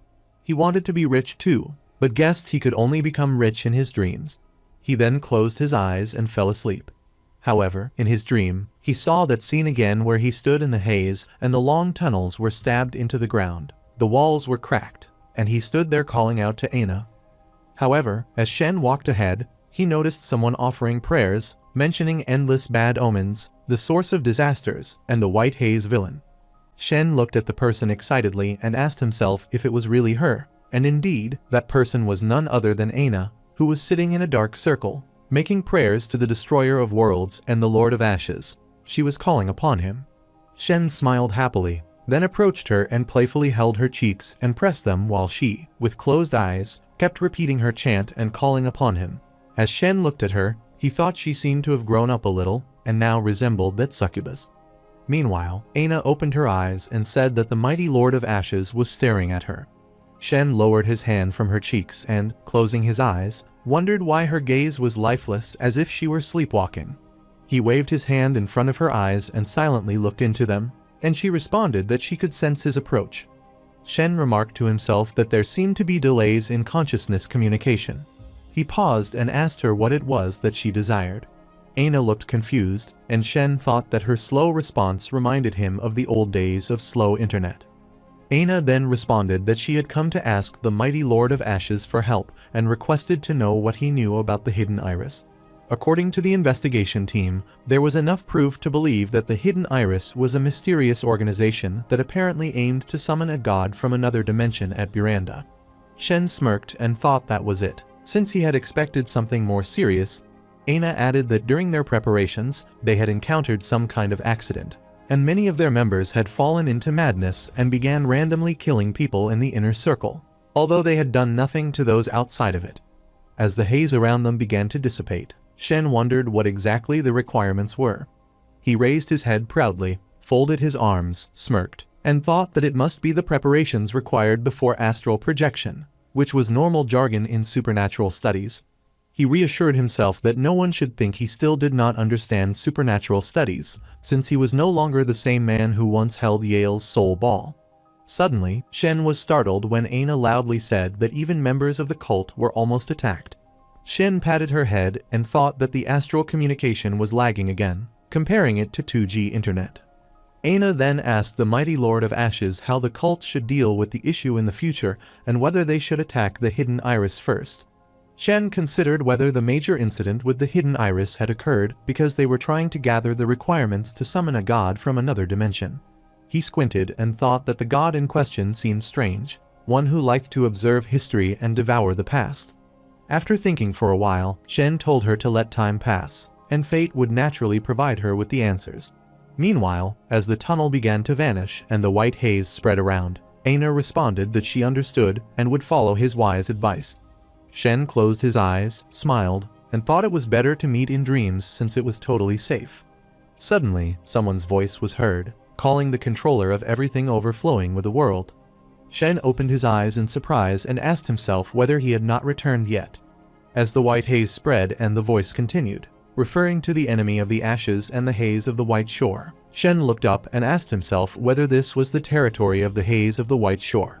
The person repeatedly called upon him, and Shen stepped ahead, thinking there was no danger in a dream anyway, so he should go check it out. Shen found Baron kneeling in the smoke, making prayers. Looking at him, Shen thought he had known it was Baron. Rubbing his chin, he recalled that George had told him Baron had become more lively ever since his daughter was resurrected, and Shen wanted to see just how lively he had become. Shen stepped ahead and stood before Baron. With closed eyes, Baron addressed the mighty haze and said he wanted to ask about the Salians. This family wished for him to join the Lightless Dust, and he wondered if he could join other organizations after pledging loyalty. Shen, pressing his lips downward with closed eyes, thought to himself who the hell the Salians were. He recalled having once heard about a Salian kingdom that existed on the second largest continent thousands of years ago and wondered if these were their descendants. He had also never heard of the Lightless Dust organization. Sighing, he thought that Baron could go if he wanted to, as Shen had no reason to stop him. He then told Baron to go ahead, and that dream ended there. In the present time, Shen lay on his bed and asked himself whether he was back. He took the mobile phone out from under his pillow and checked the time, noting that it was only 4 in the morning. Since he could not sleep, he decided he should do some research. Holding Yale's soul lightning releasing ball, he sat on his bed and received the information that the most noble among the Franks were called the Salians, a name still used today. The Franks were one of the races on the second largest continent, known for their pale skin, golden, silver, or brown hair, and blue eyes. The Salians were known as one of the noblest families ever, wiped out thousands of years ago, though some royal descendants still lived. These people were extremely arrogant, and those of lower status had difficulty communicating with them. Upon hearing all this, Shen asked himself about this mysterious old royal family. He then received information that the Lightless Dust was the most powerful and mysterious sorcerer organization on the second largest continent. A decent number of elite sorcerers had joined the alliance, but their purpose remained unclear, though they had existed for thousands of years. Shen opened his eyes, then happily touched the ball to his cheek to show care and smiled, telling the ball that it was so useful and that he would definitely depend on it. The next morning, in the coffee shop, Suling stood before the cat that sat on the table and was staring at her. Suling thought it was a stare down and told herself she was not afraid. The cat started hissing, and just then Shen arrived, smacked the cat from behind, and told it not to hiss at the customer. A bump appeared on the cat's head, and seeing this, Suling smiled while the cat became even angrier. Shen then asked why she had come that day. Suling replied that she wanted a favor. An elderly person in the slums had suddenly passed away, and she had discovered traces of astral projection in the area. He had often given candy to kids in the slums and had been very kind. She had seen him just a few days ago. Shen asked whether she wanted to find out who killed him. She replied yes. Their fortune teller was in bad shape, and most of the other investigators were busy with the hidden iris case. She did not have many friends, so she came to him for help. Shen happily thought that the key word was hidden iris and that he needed to come up with something to say. He then waved his hand and asked about the hidden iris, calling them pathetic lunatics, and wondered what she thought of them. Suling was surprised and thought to herself that, as expected, this man controlled everything in secret and that she could not shake the feeling that he had chosen her. The Anti-Magic Bureau had sent an ranked investigator to lead a team to wipe out the cult, and the mark on Suling's stomach began glowing. She said they had indeed sent an ranked investigator, and the Anti-Magic Bureau had concluded that the hidden iris was a cult. According to their investigation, it had started as a group of ordinary scholars, history lovers, and fans of supernatural studies who were outside of the circle. However, they had suddenly come together and, one after another, gone insane. Shen closed his eyes and said he had already known this and, in exchange, requested that she investigate the Light Chaser and the God Imposter. She asked in surprise about the Light Chaser and God Imposter, and Shen confirmed it, telling her that she could go now. That night, outside the coffee shop in the alley, the lady who had come earlier to Shen's coffee shop, Miss Christine, stood tiredly and said to herself that it would catch up soon. However, while Shen was making coffee, he thought about the Light Chaser, the God Imposter, the Hidden Iris, the Salians, the Lightless Dust, and the dead old man from the slums. Suling had said that something was causing everything to happen. Dark smoke was released from Shen's body as he transformed into his divine messenger form, wearing a gentleman-like costume, carrying a cane, and wearing a mask. He stated that countless connections and ties eventually formed inevitable fate, so to speak. As the dark smoke spread around him, Shen stood and thought there was no such thing as pure coincidence. He smiled to himself, thinking he looked so hot, then removed the ring of luck from his finger, thinking that nothing good was happening today and that a twisted ranked relic was not enough for him. He sadly wondered why there were no summoners who sacrificed money to give him gold or silver jewelry or something of value. He opened the door and left the coffee shop, noting that he also accepted checks. As he walked through the alley at night, Christine, holding an injection and staring at it, wondered whether she could survive by injecting the last blood of the strange K155 and knew she needed to hurry, as something would catch up to her soon. Suddenly, she began trembling and everything appeared blurry. A monster approached her from behind, and as she turned to look, she fearfully thought it was already too late. The monster stood before her and let out a roar. Christine remembered that just 2 of these monsters had nearly wiped out the entire agency. She had almost received help from the man in the coffee shop. At that moment, a paper glowed in Christine's pocket. The monster rushed to attack her, but before it could, Shen swung his cane and struck the monster, killing it instantly. He then asked himself if he had been too harsh, thinking about how fragile it was. Feeling pleased, he thought he was so freaking cool right now. Christine looked toward Shen and recognized him as the shop owner. She wondered how he had so easily killed a twisted ranked monster, and concluded his capabilities were at least disastrous ranked. Suddenly, her eyes widened in fear and surprise when she sensed Shen in his skeleton form, standing before her as a god messenger carrying his cane and thumping it onto the road. She felt tiny in his presence and wondered if she was sensing the aura of a god from another dimension. Trembling, she asked herself whether this man was the divine messenger of a god, then collapsed to the ground, wondering whether he was even human or perhaps a superior kind of familiar. Meanwhile, Shen was sweating as he looked toward her, wondering whether he had overdone it. He thought he had only defeated a lousy monster and questioned whether it made him seem uncool to talk boastfully afterward. He thought that no one could calmly face someone who emitted the scent of a god except for that succubus. He then greeted her politely, addressing her as Miss Christine. With a trembling voice, she greeted him in return. She took out the glowing paper from her pocket and handed it to Shen, saying it was the medical formula for dream sight, a small token of respect that she had prepared. She hoped he would assist her and help her dead colleague, promising to take him to the secret hideout of the hidden iris, or rather, to their lair.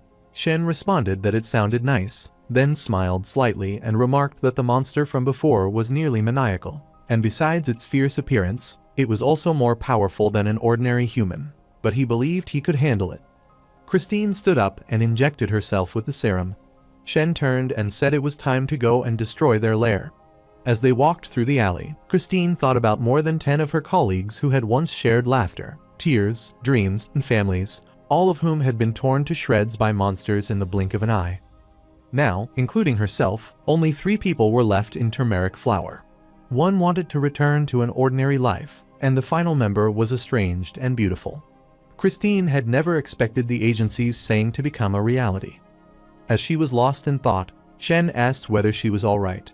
She replied that she was fine, then sighed deeply and thought that it was time to make some changes and move on from important matters.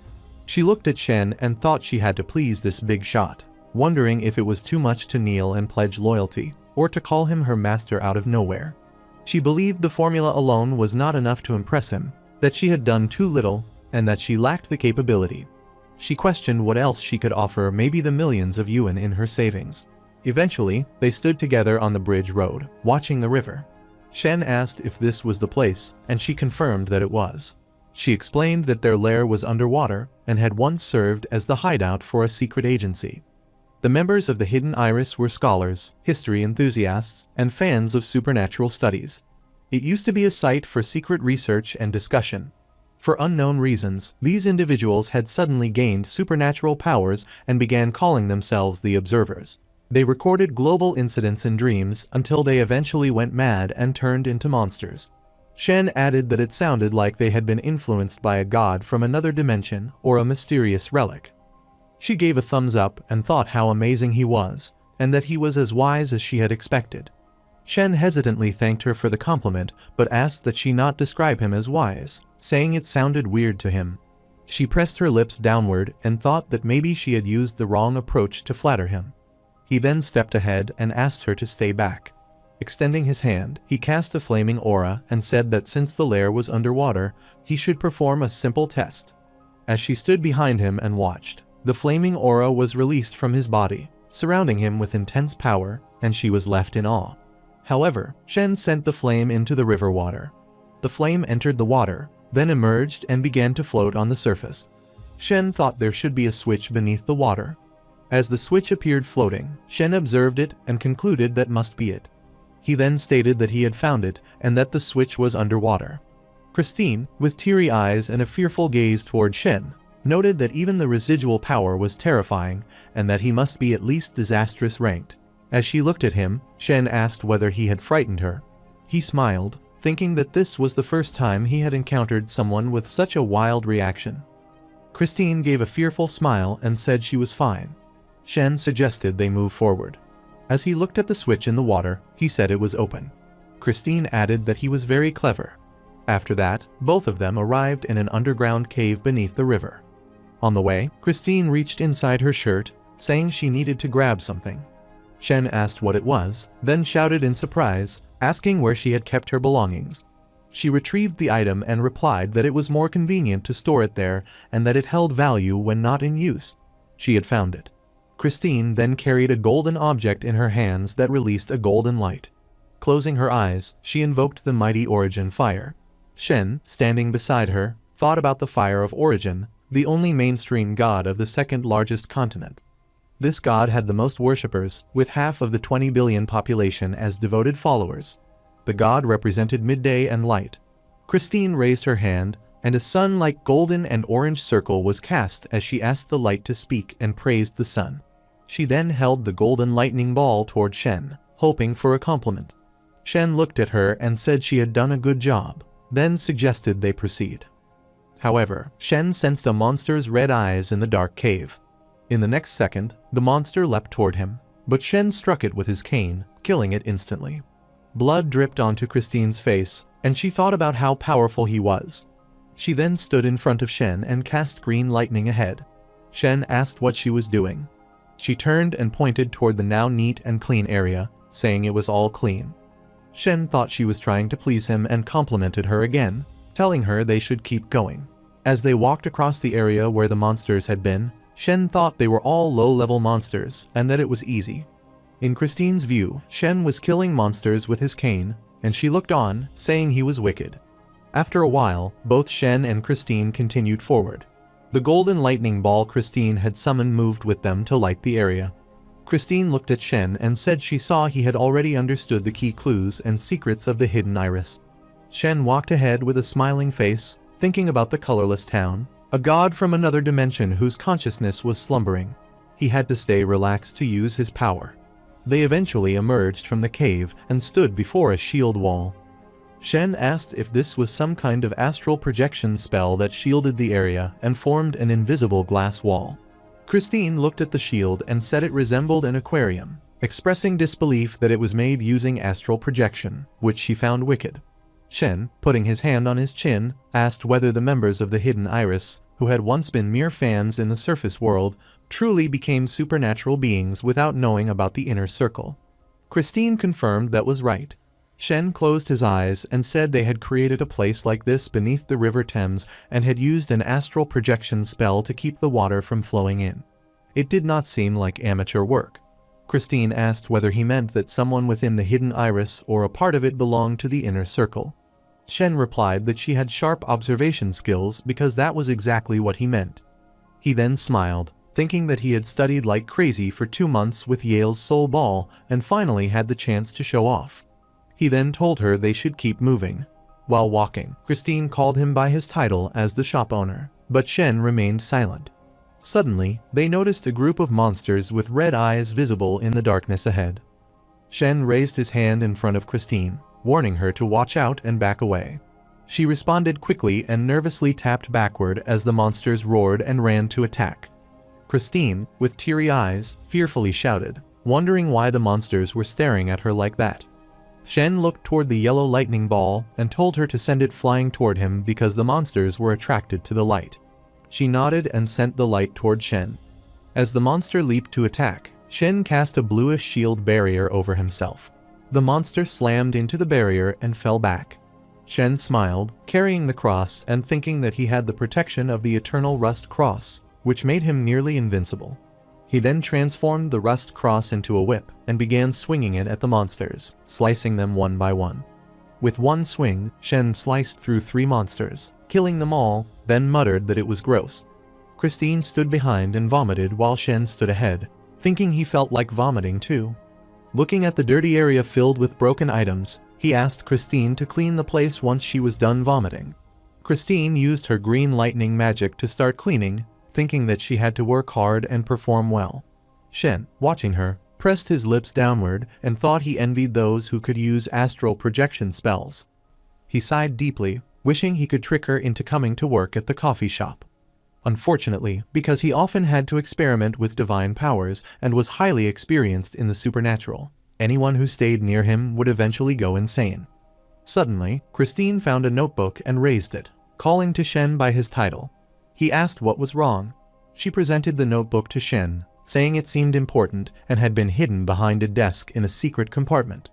Shen complimented her, saying nice work. She obediently opened the book and held it up for Shen, saying she would assist him.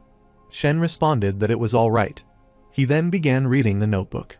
It was written. It said that thanks to the miracle known as Mr. White, they had received new guidance. As fans, they would have never stepped into the real world without his help. They had never seen anyone nobler than Mr. White or anyone more generous. He was made half from kindness and righteousness and half from utter wisdom. From that day forward, the hidden iris was formed. Mr. White, who called himself the Miracle, introduced a great deal of mysterious knowledge to them, the real deal. Last night, Mr. White demonstrated a true miracle. He snapped his fingers and a vast underground maze appeared beneath the earth, and the water of the River Thames could not seep in due to gravity. They also gained supernatural powers. After this, Christine, while reading the notebook, stated that according to Mr. White's instructions, they were to begin gathering the requirements to summon the god Horse Voice. He had been feeling strange lately, his body unwell, and he was not sure why, but he felt nauseous whenever he tried to eat vegetables or fruits. She then looked seriously at the notebook and said something was happening to his body, though perhaps it was a normal occurrence.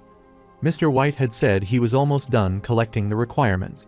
There was a new servant next to Mr. White, a blind boy younger than 10 years old, who appeared to have the ability to predict the future. Perhaps Mr. White should participate in his attempt because something unknown was calling him, and perhaps everyone in the hidden iris felt the same way. No one there would doubt Mr. White. Hearing all this, Shen thought that the miracle Mr. White must be the mastermind behind the hidden iris. He wondered whether he was the White of Miracle. He questioned what exactly the White of Miracle wanted, what was the reason behind collecting the requirements, and what he intended to attempt.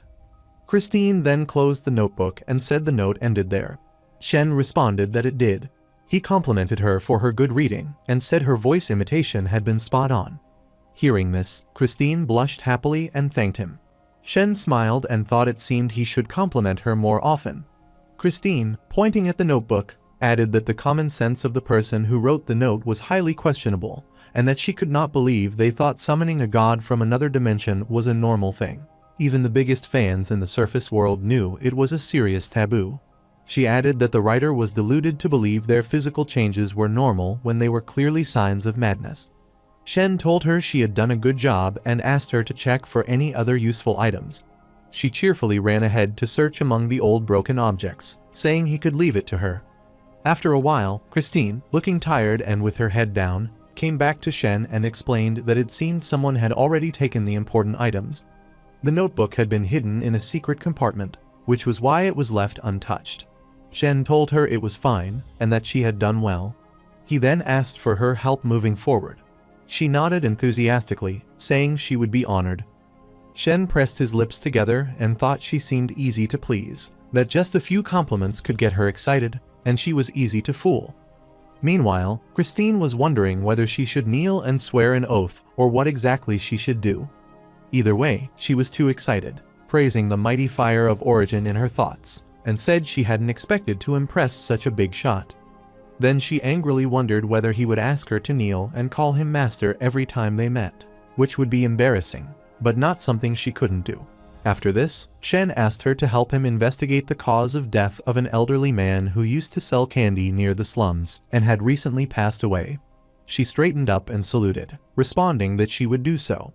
She thought she had to do well, that not much was left of the turmeric flower, but her connections as an ender were strong, and all she had to do was spend a couple €100,000. Suddenly, an explosion occurred behind them, coming from the open dark entrance, and the river began flooding from that direction toward them. Shen turned and shouted that it was a trap left by the White of Miracle. He looked at the frightened Christine and thought that he could turn into haze and escape through the dirt's gaps. But what about her? Holding the rust cross, he thought it was his only option. He threw the cross toward her and told her to catch it, but she failed and the cross became embedded in her chest. Meanwhile, the floodwater drew near them. Shen tried to stay calm and reminded himself that the power of the colorless town could strengthen her attack and defense abilities.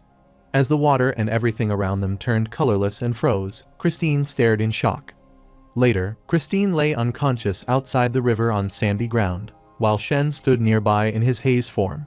He then transformed into his human form, smiled, and thought that his haze ability could be used to dry his clothes, calling it a neat life hack. He noted that wearing the eternal rust cross was expensive, and it was best not to wear it for more than half an hour. Seeing the glowing cross in Christine's chest, he wondered why it was stuck there. He reached out to pull it, and at that moment, Christine regained consciousness. She blushed and squeezed her eyes shut while Shen popped the cross out. He then placed it in his pocket and nervously coughed, saying she had finally woken up. She sat up and asked whether she had woken up at the wrong time. Shen shouted, wondering what she had been thinking. She responded that she was fine now and thanked him for saving her life. Shen told her she could go and to be careful, saying that perhaps someone already had their eye on her. She responded that she understood. As she turned to leave, Shen watched her go and thought he hoped nothing bad would happen to her. Suddenly, the ground around him began rumbling, and bluish lightning aura spread across the area. The white haze emerged, and Shen realized Christine couldn't sense it. He thought it looked like he was being summoned again. It wasn't even 12 yet, but he guessed the timing was right. Shen then changed his appearance into Baron's and sat within a spell circle surrounded by bluish lightning aura, appearing in Baron's office hall. He closed his eyes and thought that, as expected, it was Baron. Looking toward Baron's assistant, he noted that it was the same one who fainted every time and appeared very loyal to Baron. In reality, the assistant asked Baron if this was truly a summoning of a god from another dimension, which she hadn't expected. Baron replied that it was and instructed her to increase the incentive. The assistant agreed. Meanwhile, the real Baron knelt and prayed to the controller of everything. He recalled that, according to the Corona Church, before the expansion of the universe, the fire of origin had vaporized the water of spirituality, thus creating the universe. The earliest humans were said to be birthed from the vaporized white haze. Even if it wasn't entirely true, the water of spirituality undeniably had amazing properties. He believed it could be used to create a real soul. The real Baron sent a small bottle of the water of spirituality toward Shen, and Shen accepted the offering.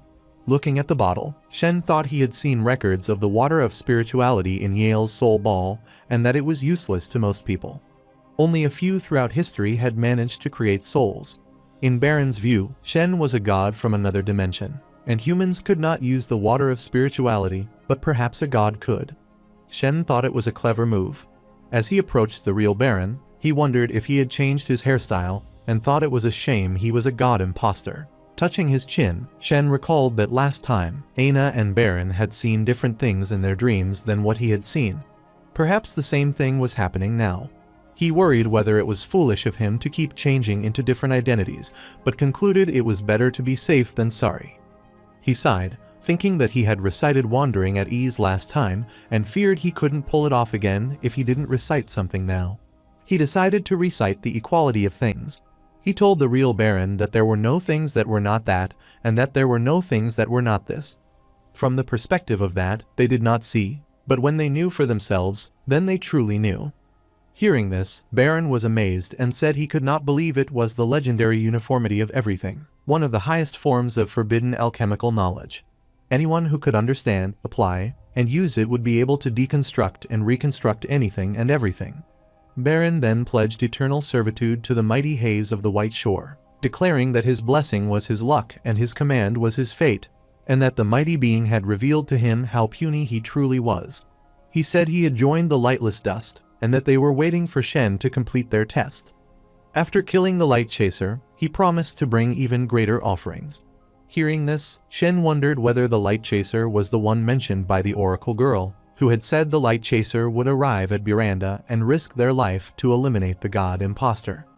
He wondered whether he himself was the imposter she had been referring to. He then instructed Baron to go to the land where they had met and to seek his messenger. Saying this, Shen and the white haze disappeared.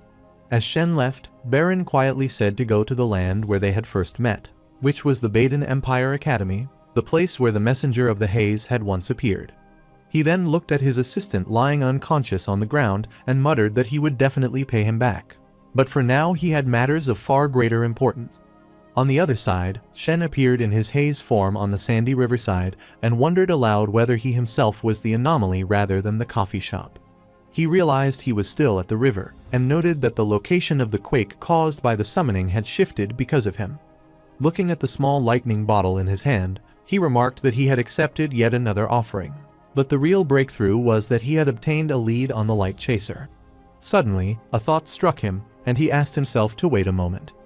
With sweat forming on his brow and his lips pressed together, he realized that the place was extremely far from the academy, and it was the middle of the night with no cars nearby.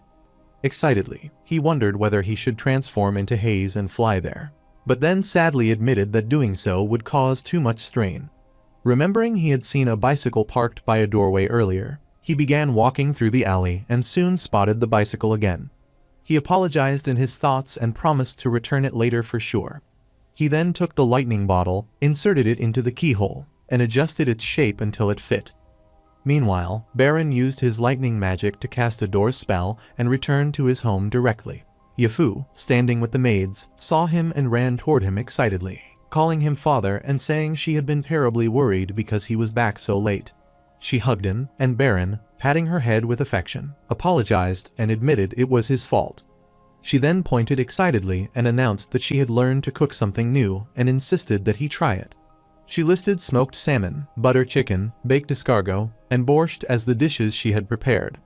Baron stood blankly, sweat forming on his face and his lips pressed tightly together in silence. Yafu, looking disappointed, asked whether he disliked it. Baron laughed and assured her that it was impossible for him not to like it and said he was looking forward to trying it. Meanwhile, Shen was cycling at high speed down the road, repeatedly urging himself to go faster. His legs were throbbing, veins bulging, his eyes turning blank as he screamed from exertion. On the other side, Baron sat at the dinner table laughing with his daughter, while Shen continued pedaling and shouting. Later that night, Yifu lay in bed wrapped in a blanket and asked her father when she would be allowed to hang out in Buranda City. Baron sat beside her, his back facing her and his eyes closed, replying that it would be soon and she should not worry. Opening his eyes with a serious expression, he quietly vowed that she would one day return to a bright and beautiful world. He turned to her and apologized, saying he had work to do and would have to leave again for a while. She smiled and respectfully told him that it was all right, as she had to sleep too, and wished him to stay safe. Baron stood up and walked out of the room, silently swearing that his daughter would live a life far better than the one he had. Meanwhile, in the dark library, Baron walked alone. At the same time, Shen, now disguised in the appearance of Yace, entered and called out to Baron from behind. Baron turned and asked if he had arrived right on time. Shen admitted that he had hurried because he feared Baron would leave if he had arrived late. Baron wondered to himself whether the divine messenger had somehow sensed his arrival and appeared immediately, and whether this meant he could track his every move and teleport to any place instantly. Clenching his fist tightly, Baron thought to himself what a terrifying person he was dealing with. Shen asked Baron to tell him everything he knew about the Light Chaser. Baron agreed and explained that, based on his knowledge, the Light Chaser was a holy worshipper of the Corona Church and his abilities were ranked as disastrous. In addition, he possessed a powerful relic of equal rank, which the Church referred to as a holy item rather than a mysterious relic. As one of the 10 existing holy worshippers, the Light Chaser held a highly prestigious status. Recently, the Light Chaser had appeared in Buranda for reasons unknown. Shen asked if the light chaser had come for the god imposter and whether he would risk his life to eliminate them. Baron, surprised, noted that this was the first time he had heard of a god imposter. But regardless, they could not underestimate the person the light chaser was targeting. Shen then ordered him to locate and investigate the light chaser, to follow him without killing him, and to record all findings in a book like last time. Baron bowed and acknowledged the divine messenger's instructions. Closing his eyes and sweating profusely, Baron reflected on how the last time he had gathered information, it had ended up in the hands of George and had directly caused the death of Yale Verd. Throughout that incident, the divine messenger had never appeared in public, yet had single-handedly dismantled a 1,000-year-old cult and made an ranked investigator obey him. Shen turned and walked away, stating that he looked forward to seeing the results. Closing his eyes, he thought he needed to hurry back in order to return the bicycle. Later, Shen stood behind the counter of the coffee shop with trembling legs, wondering to himself whether there had ever been another divine messenger who had to ride a bicycle like him. His legs were sore and aching. Slamming his hand on the counter, he called the situation disgraceful. Then, feeling overwhelmed, he silently thanked the heavens that he had not run into anyone he knew, thinking he might have died from embarrassment if Aina had seen him like that. Letting out a deep sigh, he reminded himself that the records in Yale's Soul Ball mentioned there was more than one person classified as untouchable, and that he should act more cautiously. Suddenly, the soul ball hit Shen's forehead and bounced back into the paw of the cat, who jumped up and caught it. The cat thudded onto the table and began rolling the soul ball with its paws. As he watched the cat play, Shen remarked that she was so energetic after vaccination. Then, with a blank face, he said he should take her back to the vet soon for neutering. Hearing this, the cat turned and glared at him angrily. That night was the 5th of September, known as Exorcism Day, a traditional holy day of the Corona Church. People stayed indoors that night, afraid of encountering monsters and demons. Families gathered for dinner, prayed to the fire of origin, and praised the sun. Meanwhile, a girl with horns on her head was running through the dark, rainy alley. Shen, using his phone, recited the sacred line that the light from the fire of origin would shine into the hearts of worshippers, destroy the evils of the world, and return all to ashes and dust. Closing his eyes, he commented that while he did not know if monsters truly existed, he was certain that not a single customer had come to the coffee shop that day. Suddenly, he heard a voice outside and the sound of someone collapsing on the road. He stepped out to check and was surprised to see a horned girl lying unconscious in the rain before his cafe. He asked aloud whether someone was really there and if she was all right, and the girl looked up at him with an innocent gaze. After this, Shen asked the girl if she was in pain. The girl closed her eyes and tried to respond, but Shen slightly bowed before her and, looking at her gently, invited her inside to rest for a while. The girl refused, and Shen raised his hand to reassure her, explaining that he was not a bad person. He then wondered if he looked like a creepy man. The girl suddenly shouted that she could not involve him, saying that she was a monster. Hearing this, Shen was surprised and looked at her more closely, realizing that the horns on her head were not accessories as he had assumed, thinking at first it was something festive. He gently placed his hand on her head and told her it would be all right, that he might be able to help her. He then conjured a flaming ball in his hand and proudly showed it to her, thinking to himself how awesome he looked. The girl, shocked by what she saw, had her eyes roll in disbelief, and Shen, with sweat forming on his forehead, asked her if she was all right. The girl, regaining focus, asked if he had really meant it when he said he could save her. Shen, observing her, realized that she was someone low-ranked in the supernatural world, someone who was aware of the inner circle yet lacked power, and he thought she might be the perfect employee he was looking to hire. He happily considered whether this was the good fortune brought to him by the ring of luck he had worn earlier. He then grabbed the girl's hand and decided to trap her first. He took her inside the coffee shop and made her sit on a chair, asking her to wait. He brought a towel and started wiping her head, telling her to let him dry her hair. After that, he ran off at high speed to fetch something, while the girl sat smiling, happy from the special treatment she had received. Shen returned shortly with a hot cup of coffee, placed it in front of her on the table, and encouraged her to drink it to warm up. The girl thanked him sincerely.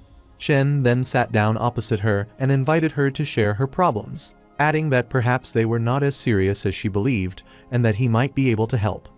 At first, the girl remained silent, pressing her lips together, and then began explaining. She introduced herself as Tina and said she was a freshman at Baden Empire Academy. Last week, she had discovered unusual changes in her body when she looked into the mirror at home. Her ears had turned into animal ears. Shen, surprised, thought she was a cat girl, but then looked again and noticed her ears appeared human, realizing something was off. As he continued to look at her, she became shy and blushed, commenting on the way he was staring. Shen blushed as well and apologized. She then asked whether he believed her, and Shen responded affirmatively, encouraging her to continue. She explained that her life had been normal and even boring until recently, when she discovered supernatural studies and obtained related books from classmates. Shen smirked, thinking this was the classic path to self-destruction. She bowed her head and said that she and her friends had tried various spells from the books, but received no reaction, which led her to gradually lose interest. However, just last week, after finishing a shower and looking in the mirror, she discovered that her ears had turned into furry animal ears.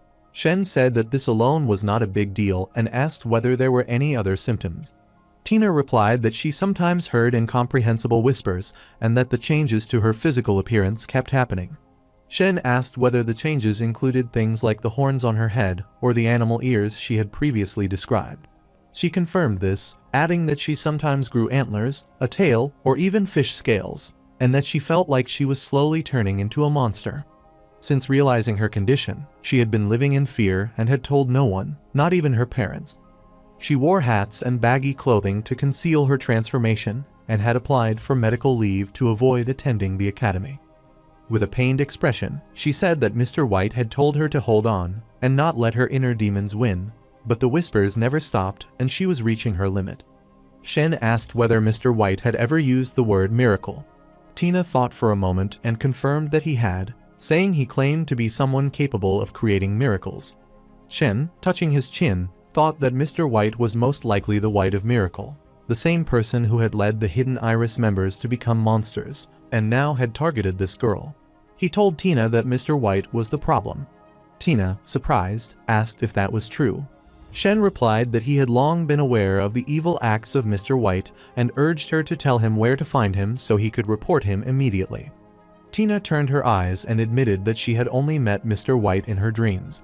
Shen, startled, asked if she meant that literally, and she confirmed it, saying she had been dreaming of him for the past 2 weeks. Shen, once again touching his chin, recalled that the Hidden Iris had used dream potions to access dreams, including the one Christine had given him. He realized that the White of Miracle indeed possessed dream-related powers as the mastermind. Although Shen could not create the potion yet, as he lacked many ingredients, he suddenly feared whether Tina would eventually transform into those hideous fish-headed monsters. The idea horrified him. While it was acceptable for strangers, he could not bear to see the girl who had begged him for help become one of those things. The mere thought of it infuriated him. Slamming his hand on the table, he stood up and told her to give him some time, promising that he would find Mr. White inside the dreams. On the other side, at the orphanage, Aina stood outside the classroom door. Inside, the teacher asked the students if anyone knew the answer to the question. One of the students responded that he did. The teacher instructed him to stand up and answer. Aina, watching quietly through the slightly open door, thought to herself that although her body had stopped growing, her mind continued to improve. Her thought processes had become faster, and she was gradually beginning to perceive the supernatural so clearly it almost felt tangible. Ordinary humans were unable to detect such things. She had learned to control the eternal flame of destruction, and her learning abilities now surpassed those of her peers. This made her deeply sensitive to the tragedies of others. In just a few months, with the guidance of the High Priest, she had mastered the basics of astral projection in the field of tragedy. As for the things she could see in thin air, it no longer felt like astral projection spells, but rather like she was manipulating visible entities. She closed her eyes and acknowledged that she could not return to the past, and that this was the limit of what she could do for her friends in the orphanage. Meanwhile, a priest arrived and informed her that the High Priest was awaiting her. She turned, took a step forward, and said that they should go. However, as the priest walked through the corridor with Aina, he pointed toward the room and told her that the High Priest was inside. They opened the door and entered the room, which was dark. 2 priests stood beside the High Priest while the headmistress was bowed before him. Aina addressed the High Priest, then looked worriedly at the headmistress and asked if she may leave. The headmistress lifted her head and agreed, addressing her as Holy Shrine Maiden. The high priest turned and looked back, then smiled and said that she had already seen it before arriving, that he had agreed to her request. From now on, the students would study freely and would not be forced to join the cult. They could work like ordinary people and support themselves through finances provided by the cult, without being made to do anything that might hurt them. The concerns Aina had would no longer occur. Meanwhile, the headmistress left the room and closed the door. Aina expressed her gratitude, but the high priest said she did not need to thank him, and if she truly wished to be grateful, she should thank their mighty god. Aina remained silent. The high priest then informed her that he needed her to accompany him next Monday to attend a function where he wanted her to meet someone. He explained that the senator planned to advance in politics, which made it important for the cult, and it would be their most significant move in the surface world in recent years. Since it was close to the senator's 70th birthday, it was a good excuse for him to gather his supporters for a private function. Aina recalled the old man with the hooked nose who had appeared during the cult's attack. She asked if she had to personally attend and wondered if it would be too dangerous, expressing concern that they did not want the Anti-Magic Bureau to track them. The priest reassured her that it was merely a surface world function, just a normal private gathering, and suggested that she might even meet someone her age. He believed she needed to learn more, not only about the inner circle, but also the perspectives of the surface world. Holding a small potion bottle, he said he had been contemplating how to release it. Then, with an unsettling expression, he raised the bottle and said it could allow ordinary people to feel the power of the blessing, to become immortalized and forever young. Opening his arm, he laughed, saying how much people desired that. Aina, sweating, asked if he had forgotten what she told him before. The high priest assured her he had not, and that he had instructed someone to investigate the hidden iris, but they had complied with the will of the god and had not taken action. Then, with a blank expression, he said it was unexpected that the Foundation had something to do with this. Upon hearing this, Aina wondered about the Foundation, the global organization known as the Market Foundation. Compared to the Chaos Cult, it was currently considered enormous. She had heard that it secretly received support from each nation's government, while remaining an independent supernatural organization. She said she had to report this to the Divine Messenger. The High Priest said he already knew she would do that, and affirmed that it was the right decision. Aina turned to leave, while the High Priest, watching her, thought that she was able to find the Divine Messenger because of the mark and that it was the guidance of the god. He believed that if he sought the Divine Messenger without being instructed to do so, it would be considered offensive. After this, the High Priest asked someone to cancel the appointments of Lord Felix, the royal member who had a medical organization under his name, saying he was too busy. The priest, closing his eyes and sweating, agreed. On the other side, in Shen's room, Tina was sleeping on the bed. She suddenly woke up and looked around in surprise. The horns on her head were gone.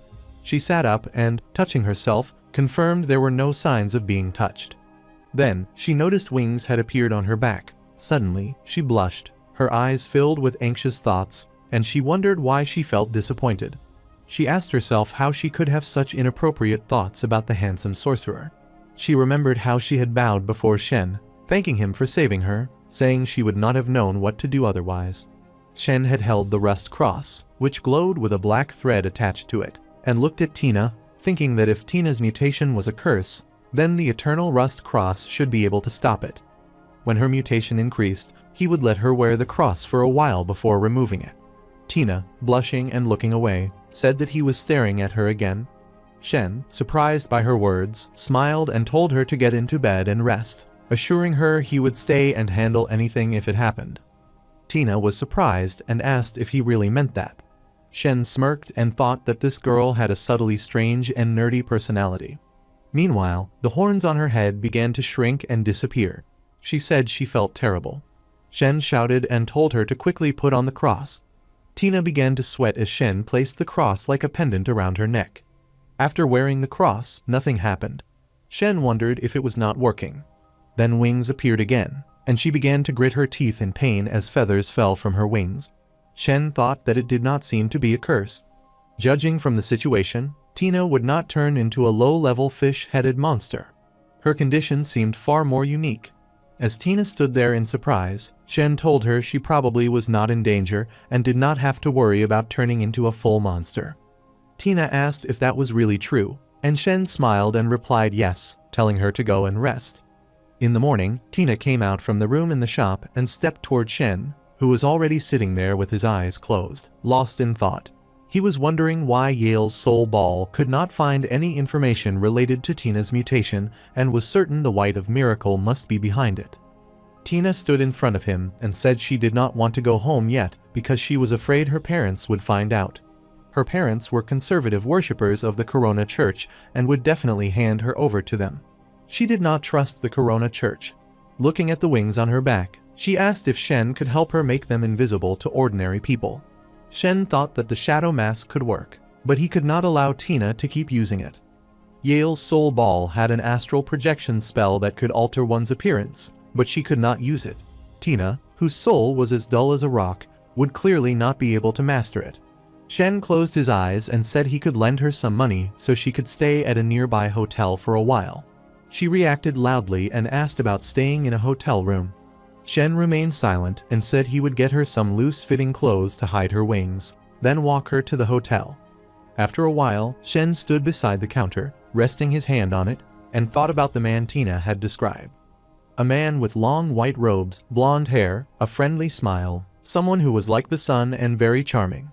He was like a gentleman, and people felt comfortable around him, like an angel from the heavens. Shen thought this person sounded very difficult to defeat. He also realized that he needed to find a place to stay since he could not keep Tina at the hotel forever.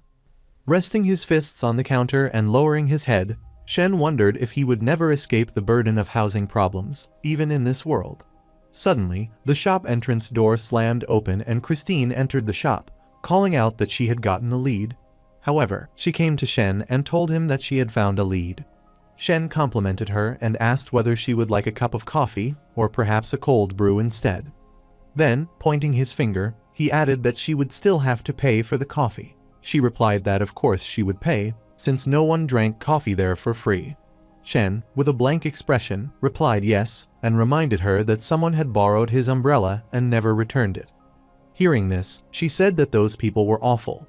Shen brought her coffee and placed it on the table in front of her, saying it was her order. She thanked him for the coffee and, while drinking it, praised the mighty origin fire and said it was delicious. Shen remarked that she was being overly dramatic. He then asked her to forget about the coffee and to tell him about the information she had discovered. She obediently sat up straight and began explaining that the death of the elderly man who sold candy was connected to the Buttes. Someone from the Butte family had been present and had cast an astral spell, which caused the elderly man's death. Shen responded with a blank expression, confirming the information. She then asked him whether he had already known everything and whether this investigation had merely been a test of her abilities. Sadly, she concluded that it must have been, and that she should report with more seriousness in that case. She added that the caster of the astral spell might be connected to the head of the Buttes. It was said that Count Butte was in poor health and hospitalized long-term, but people had recently seen him recovered and playing golf with friends, likely a result of the astral spell. Hearing all this, Shen thought that the Buttes seemed to be an ancient family that had withdrawn from politics and had turned to business instead. He could not believe she had investigated so thoroughly within just 10 hours. He asked where she had obtained the information, and she replied that she had many connections and that an ender she knew had witnessed the event near the slums. Shen closed his eyes and thought that it made sense she had seemed so sensible when they first met and had acted like a loyal servant. He realized she was half a local tyrant. He praised her work and said he would reward her. Hearing this, she blushed and excitedly asked whether he was being too courteous. Shen told her to stop acting polite because her facial expressions betrayed her excitement. He then thought that, as a mastermind, he could not keep bluffing and needed to take real action if he wanted an advantage. He could not rely forever on the memories of his underlings to learn about the past.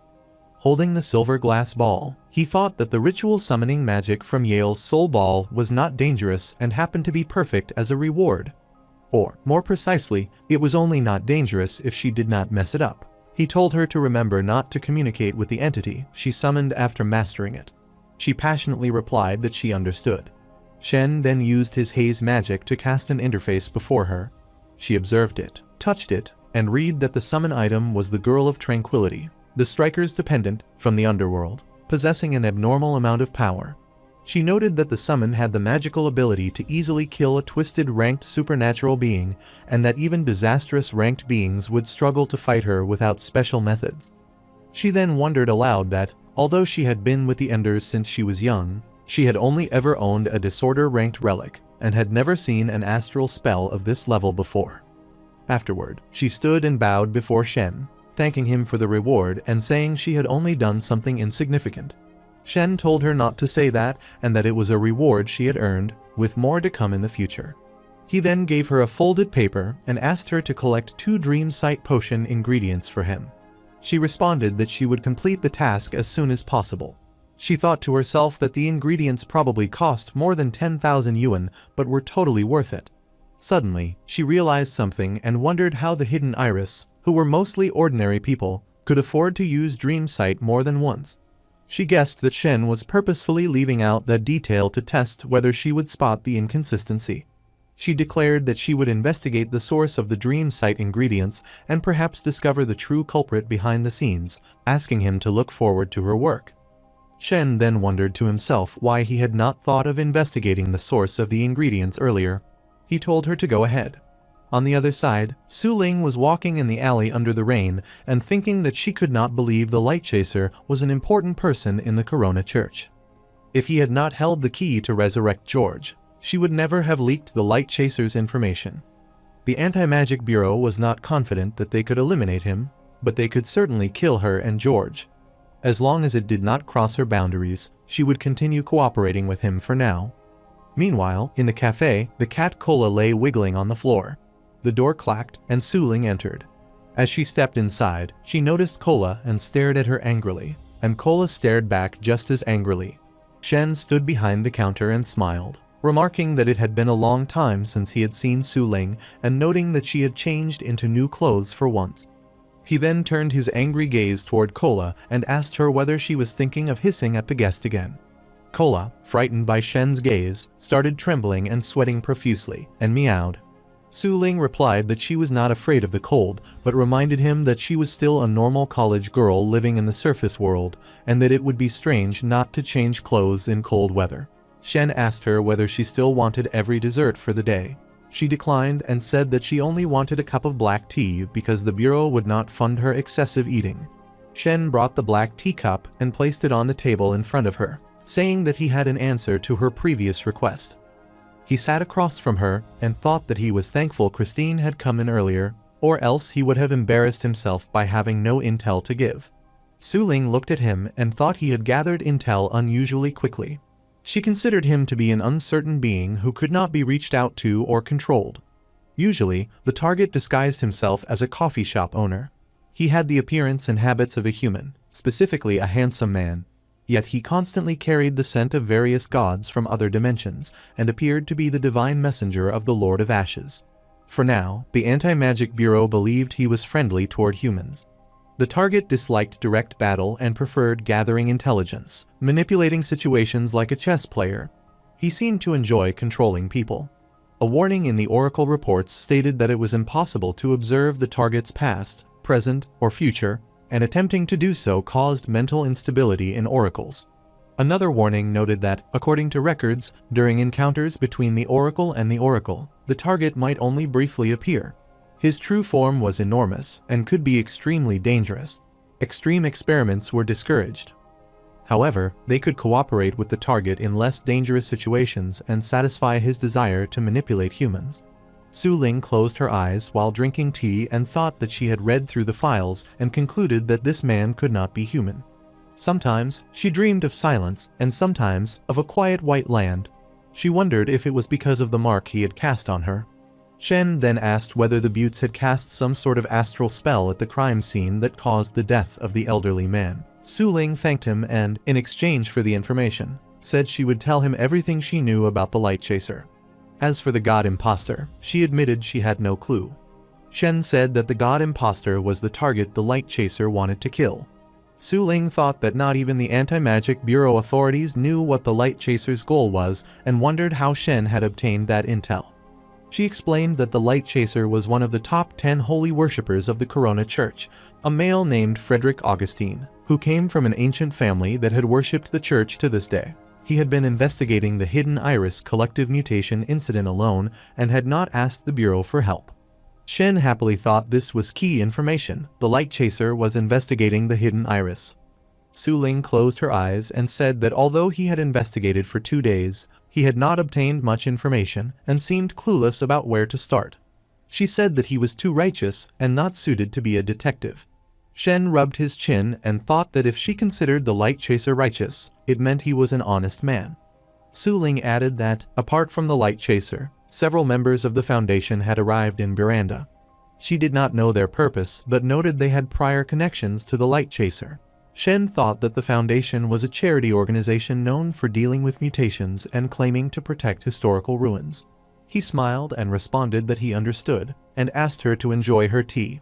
After that, Shen stood up and returned to the counter, thinking that with Suling's intel, some of the clues had begun to connect. He believed that the White of Miracle was probably the god imposter, or at least related to the situation. Otherwise, the Light Chaser would not have investigated the hidden iris.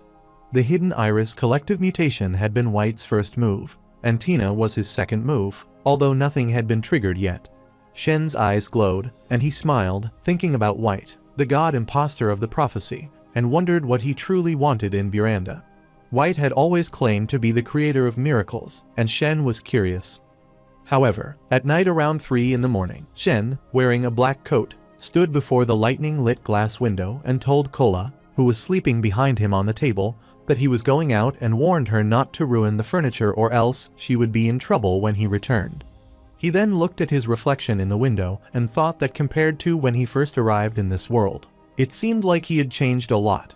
He had gradually learned about the inner circle and was now less scared of the unknown. He felt confident enough to help the inner circle and even had the courage to help others solve the problems of the world. 3 days prior, Christine had presented 2 small potion bottles to Shen and told him these were the 2 potions he had requested. Shen had complimented her and instructed her to keep an eye on the nearby Blue Hotel and take care of a girl named Tina, saying she would be very important in the future. Christine had closed her eyes and declared that she would carry out her task from the next day onwards, then changed her mind and said she would go right away. Shen had smiled and thought she did not even know why, yet she was so obedient that she was the perfect underling. He then took out his mobile phone from his pocket and started checking it, thinking that George seemed to be off to the evil lands and it looked like he could only contact Suling. Tina could leave at any moment, so he had to fix her problem as soon as possible. In the present time, both Shen and Suling were walking in a corridor when Suling asked Shen whether they were performing the ritual at the hotel. Shen responded that she should just follow his lead. Suling pouted and thought that he was showing off. Shen turned his eyes and asked what she had said. She fearfully smiled and said it was nothing. Then she pointed her finger ahead and asked which room the girl was in, whether they had the key, and whether she should knock. Meanwhile, Shen turned into his haze form, disappeared, and entered the locked room through the door. Seeing this, Suling was shocked and surprised. Shen opened the door from the inside and told her to come in. Suling looked toward Shen with anger. On the bed, Tina was sleeping on her stomach and sweating in her sleep. Shen stepped ahead and asked to begin the preparations. Suling asked whether Tina was a fawn, since fawns were nearly extinct and could only be seen in legends or in the evil lands. Shen said Tina had not always been like this and that her condition was the work of the god imposter, calling it the masterpiece of the false gods. He sat before Tina's bed on the floor, looked at her, and said he was trying to revert her to her original form. He then wondered if he was hearing voices again. Suling stood behind him, sweating, and thought that Tina might be the target the Light Chaser wanted to destroy. It seemed to her that this was another battle between the big shots, with the previous one involving Hush Strike, and now this one involving the god imposter. Last time it had been a quiet word, and now it was a false god. Shen cast a flame from his index finger and thought that the scent of a god from another dimension could suppress the voices in Tina's head. He then turned and looked toward Suling, who stood behind him furious, and thought he had forgotten her again. After that, he took out the potion bottles and asked Suling to hurry up and begin, as they only had a couple of hours left. Suling took the potion bottles from him and agreed that they should start or else he would keep being himself. Shen approached her and whispered something to her, to which Suling, with a surprised face, replied that she understood. Suddenly, Shen noticed haze spreading outside the closed glass window and realized what was about to happen. Outside, the haze had spread everywhere and a long-limbed monster carrying sickle-like weapons was approaching the hotel. The monster had a horrible eye and no face, with only one large eye where its face should have been. It entered the hotel by passing through the closed front door. At the reception, the receptionist was sleeping with her head on the table. The haze spread through the area as the monster entered and moved toward the corridor, eventually entering the room. Suling and Tina were sleeping on the bed while Shen sat beside Tina. The monster looked toward Shen and made an angry sound. Shen noticed the monster and its weapon as it swung the sickle to attack him. Shen cast his bluish magic aura, stood up, and took out his cane. He swung the cane and sliced through the monster's sickle. He said to himself that his guess had been correct and that the White of Miracle had left a bomb inside Tina, clearly leaving behind a backup plan for extra protection. He knew there would be no situation without insurance measures. He then remembered whispering in Suling's ear that something was staring at them in the dark and had told her to go into her dreams first so he could deal with the situation and then join her. He recalled that this was her first dream alone and he had to solve it before going to find her. Reflecting on this, he thought that White always dressed gracefully, so he could not believe such a disgusting backup plan had come from him. The monster angrily swung its broken sickle at Shen again. Shen raised his cane and blocked the attack. The cane clanged against the sickle, which broke into pieces. The monster looked surprised. Shen said its weapon did not seem solid enough. He advanced and cast bluish magic aura on his cane. He swung his cane at the monster's body and sliced its leg. But the sliced part did not separate. Instead, the severed piece reattached itself to the body. Shen's eyes glowed, and he shouted the word freeze. A freezing lightning aura passed through the monster's body, but it had no effect and the leg reattached again. Seeing this, Shen angrily asked in frustration whether this was serious. He had already told Suling to cast an astral spell to remove unwanted guests, so he was not afraid of waking the hotel guests. He then carried a lightning magic hammer and said he wanted to see how many times the monster could revive. After a while, the monster's broken body lay on the ground. Shen, exhausted, sat against the wall and said that it had finally stopped reviving. Suddenly, he noticed a number of white crystals scattered on the ground, which had fallen from the destroyed body of the monster. He picked them up and questioned what if these white crystals meant something. Meanwhile, Tina started screaming in pain and her body began to rise. Shen turned and called out to Tina in concern. He then noticed Suling lying beside Tina, with blood flowing from her mouth. Shen asked whether even Suling had been hurt and questioned whether this was the trap left behind by the miracle of White. However, Shen thought he had to hurry and slip into dreams, as Aina and Baron had clearly seen a different reality than he had in the previous dream. He wondered if, in Tina's dream, things would be the same. Dropping his head, he closed his eyes, and as he opened them, he found himself within the dreamscape world. However, the dreamscape world was empty. The clouds were dark and a light was falling from the sky onto the clear crystal ground where Shen stood. He then thought he could sense Suling ahead and decided to move forward. On the other side, Suling was floating upside down in the dark world with her eyes closed. Suddenly, she opened her eyes, found herself sitting up on a bed, and angrily noticed that her clothes were still on. Looking around, she asked herself where those two were, but then reconsidered. She picked up her coat and wore it while thinking that this must be the first layer of the dreamscape. She recalled that dreams were divided into 3 levels, and that the dreamscape had 3 layers: the reality layer that reflected knowledge, the imaginative layer that reflected imagination, and the primal layer that reflected instinctual desire. People randomly drifted between these 3 dream layers during sleep. She had heard that if one dove deeper than the primal layer, they could enter the legendary soul dimension. It was said that by descending from the deepest primordial layer, one could reach the soul dimension. After this, she turned and looked toward the glass window, then jumped out by breaking the window and stated to herself that the White of Miracle was the god imposter and that Mr. Shen had assigned her the mission to locate him. As she fell, she stepped on the chimney of a house and thought she needed to confirm the situation or simply eliminate him. She then flew upward. thinking that if the god imposter was hiding in Tina's dreams, then Tina should be able to locate him. After this, she landed on the roof of a building and thought that she did not have to hide her identity while moving through dreams. She tore her coat with her teeth and thought she did not need to care about her image. She then hovered the torn piece of cloth, which became surrounded by bluish light, and as it fell, it transformed into a paper crane. Looking at the paper crane, she thought that since Tina and she were holding hands in real life, there was a bond between them within the dream. She stood on the building roof and, looking at the paper crane flying ahead, told herself she could find Tina by following it. She stood again on another tall building and wondered if the reality layer was based on family, as it was a common theme for people who missed their families and a frequent route for those emotionally attached to them. Suddenly, she noticed that the paper crane had vanished and understood that Tina's consciousness was not present in this dream layer. She then flew from the building and noticed golden light emerging from a window, casting a beam in the air.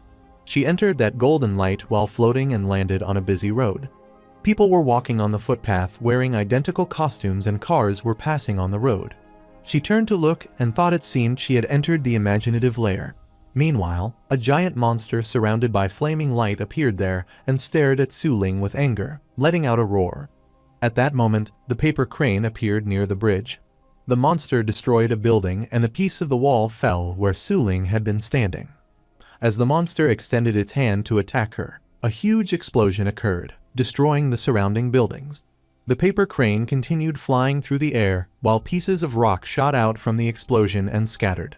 Suling jumped away from the explosion and flew ahead, while the dream world started swirling in a circular motion with her floating in the spinning current. She then appeared in another world where she saw a beautiful castle and fairies along with a flying horse in the sky above it. Seeing this, she wondered if it was a fairy tale castle and whether a princess lived there. She then noticed the horse and, surprised, questioned to herself if it really was a horse. Suddenly, a horse-like creature flew toward her at high speed, and she stared with blank eyes and exclaimed internally what kind of strange art style it was. Afterward, as she walked in a forest, she said to herself that the paper crane was getting farther away. After a while, following the crane, she arrived at a riverside, stood on the beach, and thought Tina's imagination must be based on a childlike mind. It appeared she had a good childhood, and Suling smiled and thought it was much better than her own. The paper crane began to float on the river water, and Suling concluded that Tina was likely in the primal layer. Following the crane, she stepped into the river and said to herself that it was time to go. As she entered the water, she appeared in a horrible dark world where snake-like monsters were crawling. The sky was dark and filled with thunder, and Tina sat there frightened, her body tied by dark tentacles. Suling, worried, called out to Tina. Meanwhile, a yellow-haired man appeared from behind and welcomed Suling. She turned to look, and the man said there was no need for her to be surprised because he was a miraculous person and knew everything, including her presence. Suling thought that he might possess prediction or divination powers, but she doubted he could foresee the next move of higher beings and believed he should not be able to predict the actions of the stronger, such as the person beyond. The man stared at her angrily and raised his hand. Suling also drew her magic sword from its sheath and ran toward him to attack. The man snapped his fingers and said the word severed arm. Suling swung her sword, but before she could strike, her arm was sliced and blood spurted into the air. The man, wearing an evil smile, said that immense pain would come next. Suling sat on the ground with her blade held in her mouth and angrily stared at the man while telling him to dive. The man opened his arms and told her it was useless, claiming his power was invincible because he could create miracles. The sword dropped from Suling's mouth onto her legs. She lowered her head and wondered if it was over, thinking that if she were killed here, she would simply wake up. The man smiled and said that she would not just wake up, because her body would die along with her consciousness. He then smirked and stated that he would not kill her because he needed her to submit to him faithfully. Her will was strong, but he wondered how long she could last. Meanwhile, as the man spoke, immense pain overwhelmed Suling repeatedly. Her eyes widened and turned blank. Her eyeballs rolled white as she screamed in pain, her hair lifted upward, and blood sprayed around her. As she screamed, the man snapped and ordered her to submit. Suling furiously stared at the man, gritted her teeth, and declared in his dreams. The man laughed. Suddenly, they both appeared in an empty world where the sky was dark and the ground was crystal clear. It was the place where Suling had first appeared. The man asked her if she was still holding on and questioned whether he should increase the intensity. Suling sat before the man on the ground. The man snapped his fingers and said revert, but nothing happened. He remained silent, and Suling also remained silent while they looked at each other. Suling opened one eye, looked up, and with trembling lips asked if it was less painful because of him. Suddenly, she was surprised as her eyes widened. The man turned to look behind him, and Shen was standing there in a gentleman's costume and a face mask. Seeing Shen, Suling collapsed on the ground. Shen wondered if he had arrived too late since he had heard Suling's screams and hurried over. He then clenched his fist angrily as a strong bluish and white haze aura was released from his body. Shen's intense aura pushed everything around him backward. The man began to sweat and wondered about the scent of a god from another dimension. Suddenly, the yellow-haired man's body started vanishing from the feet upward. He saw his own body disintegrating and gritted his teeth in anger. Shen thought that he was definitely no match for that man and believed he had to escape quickly. Meanwhile, the yellow-haired man snapped his trembling and vanishing fingers and said, "Wake up." At that moment, the glass barrier above them shattered into pieces. White smoke spread across the space, and the dreamy world came to an end. The three of them returned to the room where Suling and Tina had been sleeping, and Shen sat beside Tina on the bed. Tina woke up and looked at Shen with surprise. She sat up and asked when the sorcerer had arrived. She then turned and looked at Suling, who was sleeping beside her, and asked who that girl was who appeared to be about her age. She then stared at Suling's strong body with anger and wondered how this could be.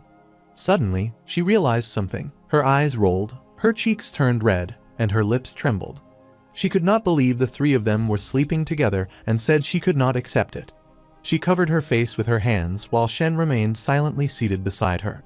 She then smacked her foot into Shen's face and threw him onto the floor with teary eyes, shouting at him and asking how he could do this. Shen, confused, asked what he had done.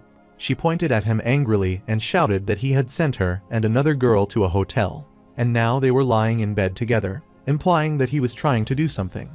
Hearing this, Shen shouted no. He sat on the floor and explained that he was only there to perform an exorcism on her, that Suling was his assistant, and that they had just slipped into the dreamscape and rid her of the demon inside. He told her to look at herself if she did not believe him and asked if she had not returned to normal. Tina patted her head and body to check herself, while Shen thought that he was thankful Suling was not awake yet because his image as a mighty divine messenger would be ruined if she saw him being smacked. Tina then asked if she really was back to normal. Shen stood up and brushed his clothes, saying yes. Tina then thanked him and called him Mr. Sorcerer. Shen climbed back onto the bed and said she was welcome. He then looked at Suling and wondered if she had been injured when he entered the dreamscape, and if those injuries in real life had vanished because he interrupted the man who had been attacking her. Meanwhile, Suling woke up and opened her eyes, but her eyes did not look normal. Her eyeballs were completely blue. Shen looked at her happily and said that she was finally awake. But when Suling did not move or respond, Shen became worried and asked if she was unconscious. Tina asked what was wrong with her. Shen replied that she had been hurt by the devil and needed time to recover. He then told Tina that they needed to stay in her room overnight. Tina responded with okay. After a while, Shen sat on the floor beside the bed where Suling was lying and thought that he had solved Tina's issue, but had let the White of Miracles escape, and Suling had been hurt. Meanwhile, a voice was heard by Shen.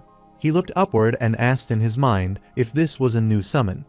There were no earthquakes, so it did not seem like a summoning. The voice said something to him, and he responded by thinking that the voice was coming from his heart, just like when he had heard Suling's voice in dreams. The voice kept saying something to him and then stopped. Shen looked aside and asked if it was gone. Hearing this, Tina fearfully asked what was gone and why he was suddenly looking around. She asked if there was an invisible monster around them. Shen closed his eyes and responded that there was not, and told her not to be paranoid. He then sighed and thought he was thankful that it was not really a summoning. He could not imagine leaving the two of them there. What he heard had sounded like an accent from Ermai, which proved his previous theory that summons could come from places aside from Buranda. However, Shen said that Ermai was the third largest continent with a brief history, and that most of Ermai's ancestors were once Nolans. Due to historical reasons, their ships had arrived on the third largest continent where they massacred the natives and built a new nation. Nolan had once waged war with Ermai, but in the end they had to acknowledge Ermai's independence. This knowledge, however, Shen had acquired from the Yale Soul Ball. In the present time, Shen stood before the bed and thought he had heard something like a prayer, but he was not summoned. Or perhaps the prayers he had heard were similar to what he had experienced in the dreamscape before. He wondered if this was a new power he had gained from a summoning. In the dreamscape, aside from Suling's voice, he had also seen a vision of a red mark. He then considered whether he should lift Suling's shirt to check. He closed his eyes and decided to forget it, knowing he would not be able to explain himself if Tina saw him doing that. He thought he should figure out something to wake Suling up immediately. However, he moved forward and called Suling's name, asking if she could hear him. Suling, with her eyes closed and lying there, gave no response. When Shen said he would give her a 50% discount at his shop, she twitched her eyes and lips. Shen thought it looked like she was alright and believed she was not awake yet because it was not triggering enough. He then sweated and smirked, saying he would not offer free food since he could not afford a chowhound like her eating at his shop for free. Tina, standing behind, asked Mr. Sorcerer if Suling did not look so good and questioned whether she was his puppet minion. Shen closed his eyes and replied that it would be convenient if she was, since all he would have to do was point at her and command the chowhound to stand up. In that second, Suling opened her eyes and stood up on the bed, but her eyeballs were still completely blue. Seeing her stand so suddenly, Shen and Tina were surprised. Shen smiled and wondered when he had gained the ability to manipulate other people's movements, recalling that his powers were just. Suddenly, he realized something and thought that since he could emit the scent of a god, this might be able to trigger Suling. After that, he cast a flaming ball on his hand, and at that moment Suling's body began to tremble. Her blank face did not react at first, but suddenly she returned to normal and her eyes also turned back to normal. Shen looked at her and said he had really done a lot to save her this time. Hearing this, Suling remained silent and Shen wondered if she was truly awake. She remembered the dreamscape where she had seen the man wearing a gentleman costume and a face mask to hide his identity, and that man had been none other than Shen. Remembering all of it, she plopped down on the bed and thought she could not believe he had summoned the striker in the dreamscape. Shen asked what was wrong, while Suling, lost in thought, wondered whether he had not ruined the force of the hush strike in Miranda and questioned what side he was truly on. He could emit the sense of various gods and could summon the striker. She wondered who this man really was. Her own power was insignificant in the face of the god imposter, but this man had easily wiped him out through the hands of the striker. Shen, worried, asked Suling if she was all right. She snapped out of her thoughts and replied that she was fine and that she had completed what he had asked her to do. She then wondered if she could leave now, but quickly reconsidered and thought not yet. She crawled on the bed toward her sword and long overcoat and picked them up. Shen told her he was giving her a reward. Hearing this, Suling rolled her eyes and asked what kind of reward. Shen asked what she was doing, and she responded that it was a bit cold and she was taking her coat. After a while, the three of them stood in the room. Shen thought that knowledge was so important, since the same idea could be taught to different people, and each time they could exchange their experiences as new gains. He had passed the summoning ritual knowledge to Christine and had just taught the same thing to Suling again. As Suling looked toward him, Shen wondered why she was looking at him like that. Meanwhile, Suling thought that this was an advanced astral spell the priests from Hush Strike would never leak to anyone. She wondered how he knew the spell and how he could so casually teach it to her. While Shen and Suling stood facing each other, deep in thought, Tina stood aside and thought she had heard every word they were saying but could not understand any of it. She wondered if this was what real supernatural studies looked like. She then asked Mr. Sorcerer if he could teach her his supernatural ways too. Shen turned to look at her and smirked, thinking she had fallen for it. He then responded that of course he could, but she would have to put in the effort. However, he added that there was a small price to pay. She asked what kind of price and, blushing and looking aside, wondered what it would cost her. Shen shouted and asked if she could stop having nasty thoughts. After that, he began explaining that they took apprentices and he needed her to be his apprentice, to come and help him while she learned. As the sorcerer's apprentice, she would have to disguise herself as an employee in his coffee shop and would have to work under the condition that it did not affect her studies. Tina, surprised, asked if that was all, and questioned whether there were no other trials and whether she did not need to sign a magical contract. Shen, touching his hand to his nose, said she should stop reading fantasy books. Since it was almost daybreak, he told her to hurry back home because her parents must be worried sick. She responded with all right, then bowed before Shen and said she would be at his shop in a few days. He replied with all right. He then told her she should change her clothes before going, and she replied that she had almost walked out looking like that. As they were talking, Suling stood aside and thought that Shen was clearly a mysterious and terrifying person, but he looked so ordinary right now. He was like a kind older brother next door. As Suling looked at him, Shen turned his eyes toward her and smiled, asking if she wanted to grab a cup of coffee. She pouted and replied no, saying she was going back. Shen closed his eyes and wondered what was up with her. A few days later, Shen sat on a chair in his coffee shop and, reading an article, noted that the campaign for the new mayor of Buranda had already started. The candidate with the highest support rate was also the oldest, and the candidate with the second highest support rate was a 30-year-old youngster. Meanwhile, Tina, wearing the same apron and costume that Shen wore while working in the coffee shop, arrived and asked Mr. Sorcerer if she had cleaned the place. Shen told her to call him Sir in the coffee shop. She smiled and responded with all right, Mr. Sorcerer. Shen smiled and thought to himself that he would forget it since the customers would probably just think they were joking anyway. He then opened his eyes and, with a clever expression, thought that he had finally tricked a hard-working employee into working for him, and who cared what she called him.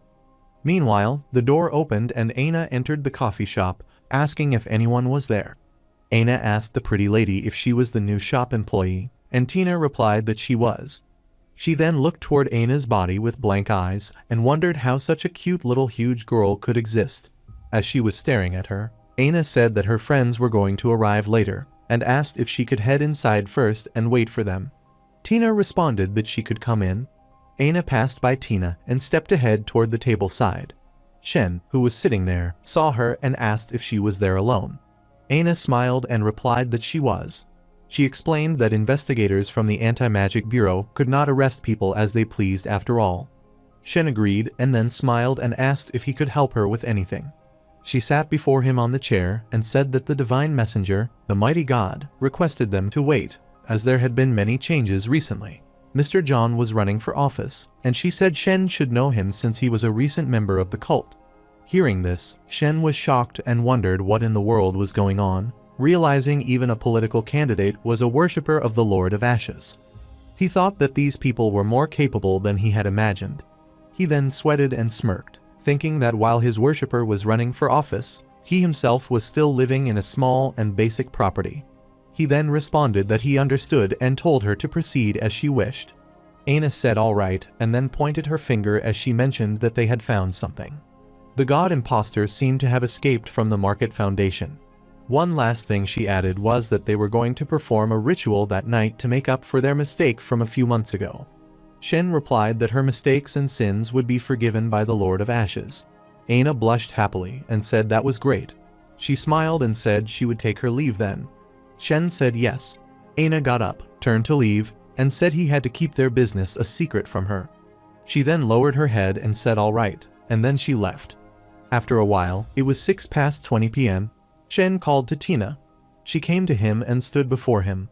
He said she had disguised herself well, and from the next day onwards, he would teach her the basics of supernatural studies. Hearing this, Tina blushed happily and thought it was awesome. Shen told her she should go home for the day. Tina lowered her head and said all right. She then said she would return the next morning at 6. Shen remained silent. He then touched his chin and wondered what blessing he should give the worshippers before the summoning. He said to himself that he was not someone who earned things for free. Suddenly, he wondered why he had said it like it was a question. He then remembered that the book had stated the Lord of Ashes blessed his worshippers with his food. He questioned what he should give them, considering bread but thinking it was too plain. Looking toward Kola, who was playing with an apple, he thought he could not give them a cup of coffee. Then, looking again at the apple, he said that an apple would work. Apples often appeared in fantasy stories, such as golden apples or poison apples. Suddenly, he heard a voice in the cafe saying endless bad omens, the source of disasters, the white haze villain, the destroyer of worlds, the Lord of Ashes. They presented to him the fruit from the depths of the Black Sea and the book of the Decapath Traveler, and asked him to reveal his magnificent body and make them fear him. Hearing all of this, Shen got up and looked up, thinking it was Ana's voice. It seemed that she had gained a higher status within the cult. On the other side, at the priest's church, Ana was in the prayer hall kneeling on the carpet. Behind her, the high priest and other lower-level priests were bowing. Ana made the prayer asking to reveal his magnificent body and make them fear him. The high priest thought that the cult had wanted to sacrifice the fruit from the depths of the Black Sea last time, but they had been interrupted by Hush Strike. This time, they could not sacrifice only one item for the ritual. Senator John's disastrous ranked relic, which had been passed down for generations in his family, had been added as a sacrifice to the book of the Decapath Traveler. Suddenly, white haze began spreading before them, and the sound of 3 booms was heard. The high priest looked up and thought here it came. Wearing a sinister smile on his face, he thought they would continue performing rituals and sacrificing items, hoping to gain much in return. The Lord of Ashes had once been very indifferent. However, in the haze, a flaming ball of light appeared and ashes began flying.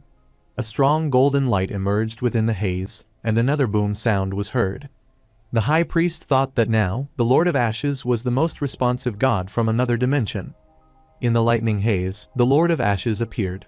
Ana, looking at the god happily, thought it was the Lord of Ashes. However, under the haze, Shen stood hidden from everyone and thought he should be emitting the strong scent of a god from another dimension. They were seeing him differently from how he actually looked. Ana joined her hands together and made prayers before the Lord of Ashes, saying endless bad omens, the source of disaster, the destroyer of worlds, the Lord of Ashes. They sacrificed the fruit from the depths of the Black Sea and the book of the Decapath Traveler. Shen responded that he accepted their offerings. The haze spread throughout the hall. Shen took out a bag from his coat pocket, opened it, and placed the fruit and book inside. As he watched the fruit and book disappear in the haze, Ana happily thought he had accepted them and that the Lord of Ashes had forgiven them. Shen then took out a red apple from his pocket and placed it on the floor where he stood, saying that this would be their new blessing. The high priest said that while the flaming haze was still fuming there, Ana, still looking up, repeated endless bad omens, the source of disasters, the destroyer of the world, the Lord of Ashes, and praised him as their destiny. Meanwhile, the haze faded and both the god and Shen disappeared, leaving only the floating flaming ball behind. The high priest looked toward the flaming ball, stepped forward, and said that it was the heart of the heat. According to legends, the Lord of Ashes had destroyed more than 20 worlds by burning them. Those worlds had been left with nothing but ashes and the heart of the heat. It was something left behind after worlds were burned, and its existence was greater than that of the most powerful disastrous ranked relic. But it still had not revealed its true power. If they could find a craftsmith powerful enough, they might be able to create an untouchable ranked mysterious relic. The high priest closed his eyes and said it was a shame they did not know anyone like that. Ana turned and said maybe they could ask the divine messenger. The high priest smiled and said that was a great idea, and that he had almost not thought of it. Ana pouted and thought he had just waited for her to suggest it, sly old fox. On the other side, Tina was sleeping in her room on the bed, and while sleeping, she said she was a magical genius. Suddenly, her hand transformed into a dark evil hand surrounded by dark smoke and sharp black nails. Then it slowly returned to normal as the smoke released from it and the hand turned back to its usual form. However, Shen sat in his coffee shop holding Yale's soul ball, from which a bluish aura was being released and spreading through the space. He also placed the dark fruit and the book he had received in his earlier summoning on the table. He described the dark fruit as something from the depths of the sea, its official name and aspects still unknown. Each dark fruit possessed incredible, though random, power. The lucky ones could instantly become disastrous ranked, while the unlucky ones might suffer bizarre side effects, such as having their fingernails switch places between fingers. It basically depended on the person, and they would receive a random power. Suddenly, an idea came to Shen's mind, and he wondered whether using the Ring of Luck before eating the fruit would improve the outcome. Then, looking at the book, he decided to try that later. He closed his eyes and thought about the disastrous ranked relic called the Book of the Decapath Traveler. After a while, he stood there carrying the open book and reflected on its first feature, which was called record. The user needed to bring the book to the scene, open it to a specific page, and stand in place for 10 minutes. Then everything within a radius of 300 feet would be recorded inside. It could load up to 10 visuals, which the user could delete and replace at will. The recorded visuals could move, and the user could observe them like a surveillance camera from a god's point of view. Once the page was flipped, the user could zoom in and out as if using a camera lens. He zoomed in on the coffee cup and, looking at it, wondered when it had broken. He decided to check the other areas, including the room of the coffee shop and the street outside the door. As expected, the record worked like the record in the soul ball. However, he could not see anything beyond the 300-foot radius. He then thought to try the other features. The second feature was teleport. The user had to look at the page and quietly recite the ancient teleportation code, which would instantly transport them to the recorded spot with the book. The book could be used throughout the entire universe. Smiling, he thought it was a great item, believing there were no bad disastrous ranked relics. Then, looking at the book again, he noted that for every 3 uses of record and every single use of teleport, the user would randomly lose an important item. This item was not limited to possessions, but could include eyes, ears, heart, friends, family, and even freedom. With a smile on his face, he looked aside and remarked to himself how scary it was, though he did not need to pay the price. He then uttered the word teleport, and within seconds, he was transported into the coffee shop. Looking around in surprise, he wondered if he had truly teleported, as it felt like he had never stepped outside. There were no delays in the teleportation, and it did not even take a full second. He closed the book, observed it, and noted that it needed to recharge for a day per use, but he believed the teleportation feature was totally worth it, and considered it a life-saving device. As night transitioned into the time just before sunrise, a man with blonde hair stood outside Shen's coffee shop, wearing a golden rust cross. He thought about Christine from Turmeric Flower, who was also investigating the hidden iris like he was, and how she frequently appeared at this coffee shop located on the remote Shilin Street in South Buranda. According to the Anti-Magic Bureau files, the coffee shop owner was connected to the Chaos Cult, a long-standing problem on the second largest continent since the beginning of time. Holding the golden rust cross, he reflected that the Chaos Cult had always been one of the biggest enemies of the Corona Church. The enemies of the Origin Fire had to pay. Inside the coffee shop, Shen stood resting his hands on the counter, wearing a sad expression as he wondered why Christine had not arrived yet. He had thought of a great idea and wanted to ask for Christine's help in Tina's name to sell knowledge of supernatural studies or items. He smiled, thinking that this way he could earn money while maintaining his classiness, which he considered a win-win situation. Meanwhile, the door of the coffee shop opened, and a bright golden light entered the shop. The light was so blinding that it was difficult for Shen to open his eyes. As it flooded in, he placed his hand over his eyes and questioned what could be so blinding. From within the light, the blonde-haired man appeared. Seeing him, Shen wondered if it was a person. Observing with one eye, while his other eye was covered by his hair, he realized that all this time he had been intimidating others with his strong aura and could not believe someone was able to make him react even slightly with their presence. While the man stared at Shen, he thought about how the Chaos Cult, which had lasted for thousands of years, had become weak and vulnerable. However, the Anti-Magic Bureau files indicated that this mysterious coffee shop owner was extremely powerful, so he considered whether he should first test the waters with him. Meanwhile, Tina arrived and welcomed the man, who pressed his brows in sweat and responded with an uncertain agreement. He wondered whether Tina mistook him for an ordinary customer. After a while, the man sat on a chair, and Shen approached him and asked what he would like to drink. Placing a hand on his chest, Shen also inquired why the man was staring at his clothes and whether they looked untidy. As he adjusted his shirt, the silver rust cross became visible through the open button side.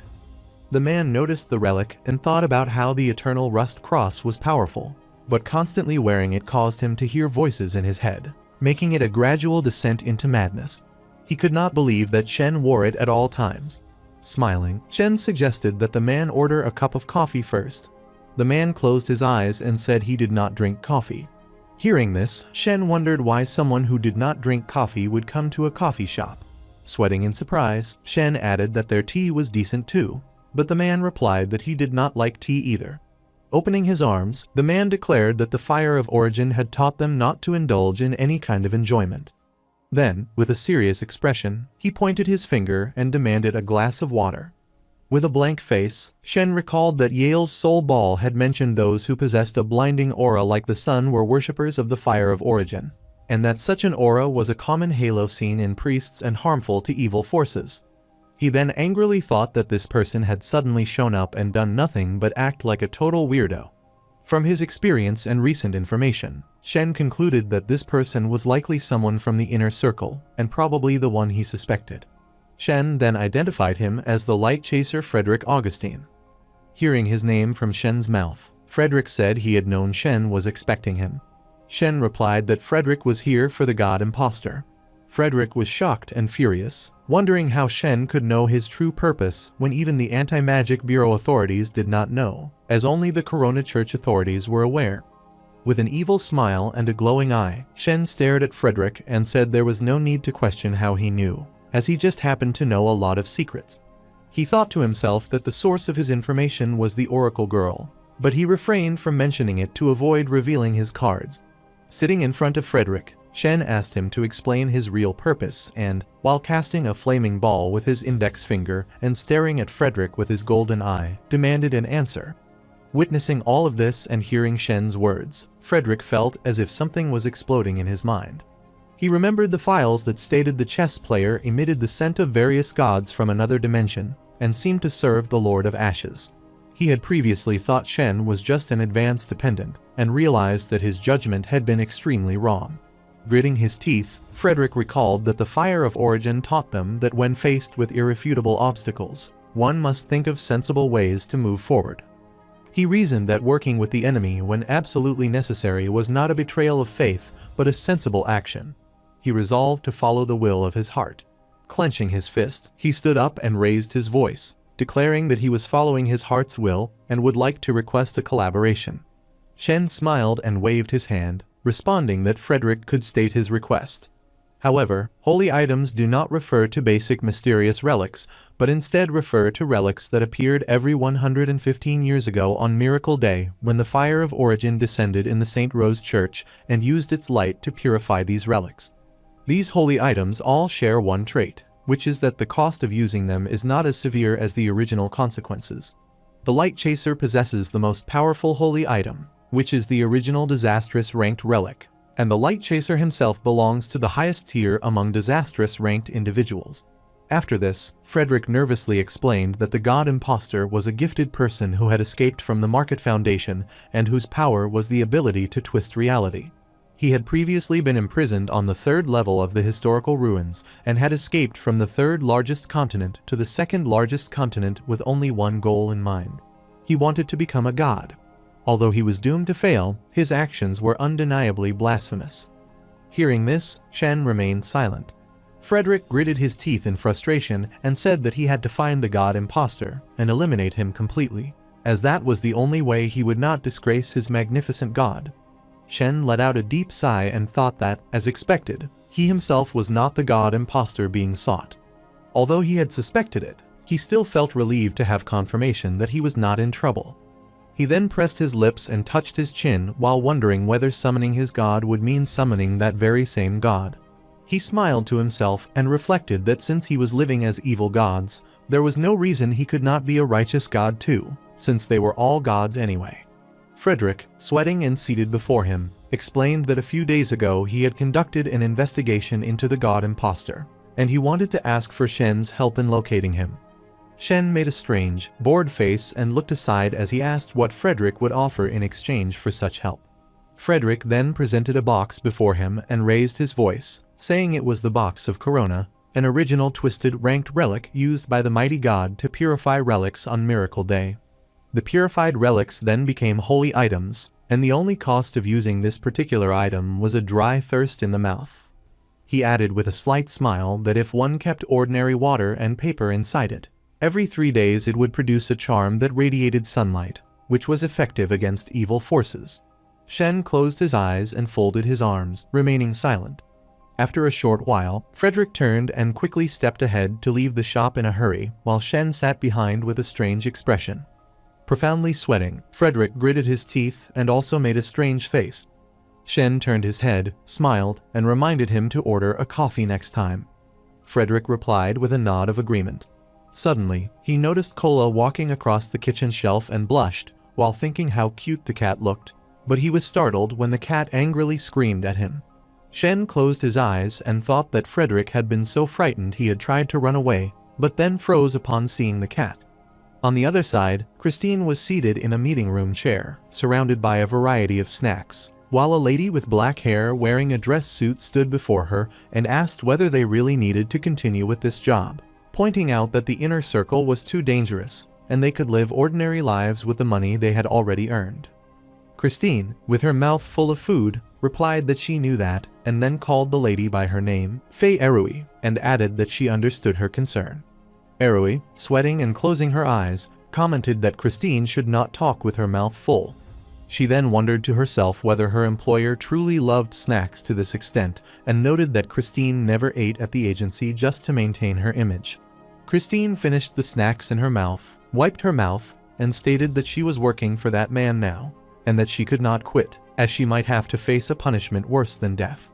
Erui voiced her concern but was cut off as Christine closed her eyes and explained that the ultimate culprit had not yet been dealt with, and that she could only rely on that man. She believed turmeric flower would become powerful again because of her, and she wanted to continue forward. She then smiled and added that it was what everybody would want. With teary eyes and flushed cheeks, Erui closed her eyes and replied with a soft yes. After this, Christine got up and said she was going to the coffee shop. Erui turned and smiled, saying she would wait for her to return and suggested they have steak that night. Christine turned, placed her hand on Erui's head, smiled, and agreed. On the other hand, back at the coffee shop, Christine entered and announced her arrival. Looking ahead, she saw Shen sitting on a chair with Tina standing beside him. As she looked toward Tina, she recognized her as the girl she used to secretly keep an eye on. Shen introduced Tina as his apprentice and said she was also a shop employee on regular days. Tina smiled while Christine felt a sense of envy toward her. After this, Christine sat down in front of Shen. Shen told her that he needed some cash and asked her to sell something. Christine agreed. He then presented her with a small water bottle and warned her to be careful, as it contained the water of spirituality. He explained that ordinary people would go crazy if they touched it, as they would begin to see things they were never meant to see. Christine held the bottle as her eyes went blank and rolled, and she pressed her lips together and agreed, thinking to herself that she needed to hurry back and research the water of spirituality. Shen smiled and added that she had been doing a great job and could keep 10% of the proceeds. She thanked him and, as she ran out happily, said goodbye. Afterward, Shen turned to Tina and said they should clean up the shop and close early because he had things to do. She asked with surprise whether he had to battle vampires or ride a giant dragon. Shen sighed while putting his hand on his mouth and thought to himself that he needed to record life-saving teleportation points, of course. Later that night, Shen was present on the outskirts of Buranda, standing at Buranda Thames Port while carrying the book. He then went to the anti-magic bureau's nearby hotel and sat in the washroom with the book, thinking that no one would enter the anti-magic bureau disguised as a man, and that he himself was not that wild. While watching his coffee shop through the book, he declared that the recording was complete and that it was time to return. He said teleport and was instantly transported to his coffee shop, which was enveloped in darkness. Meanwhile, someone stood behind him in the darkness and announced that he was finally back.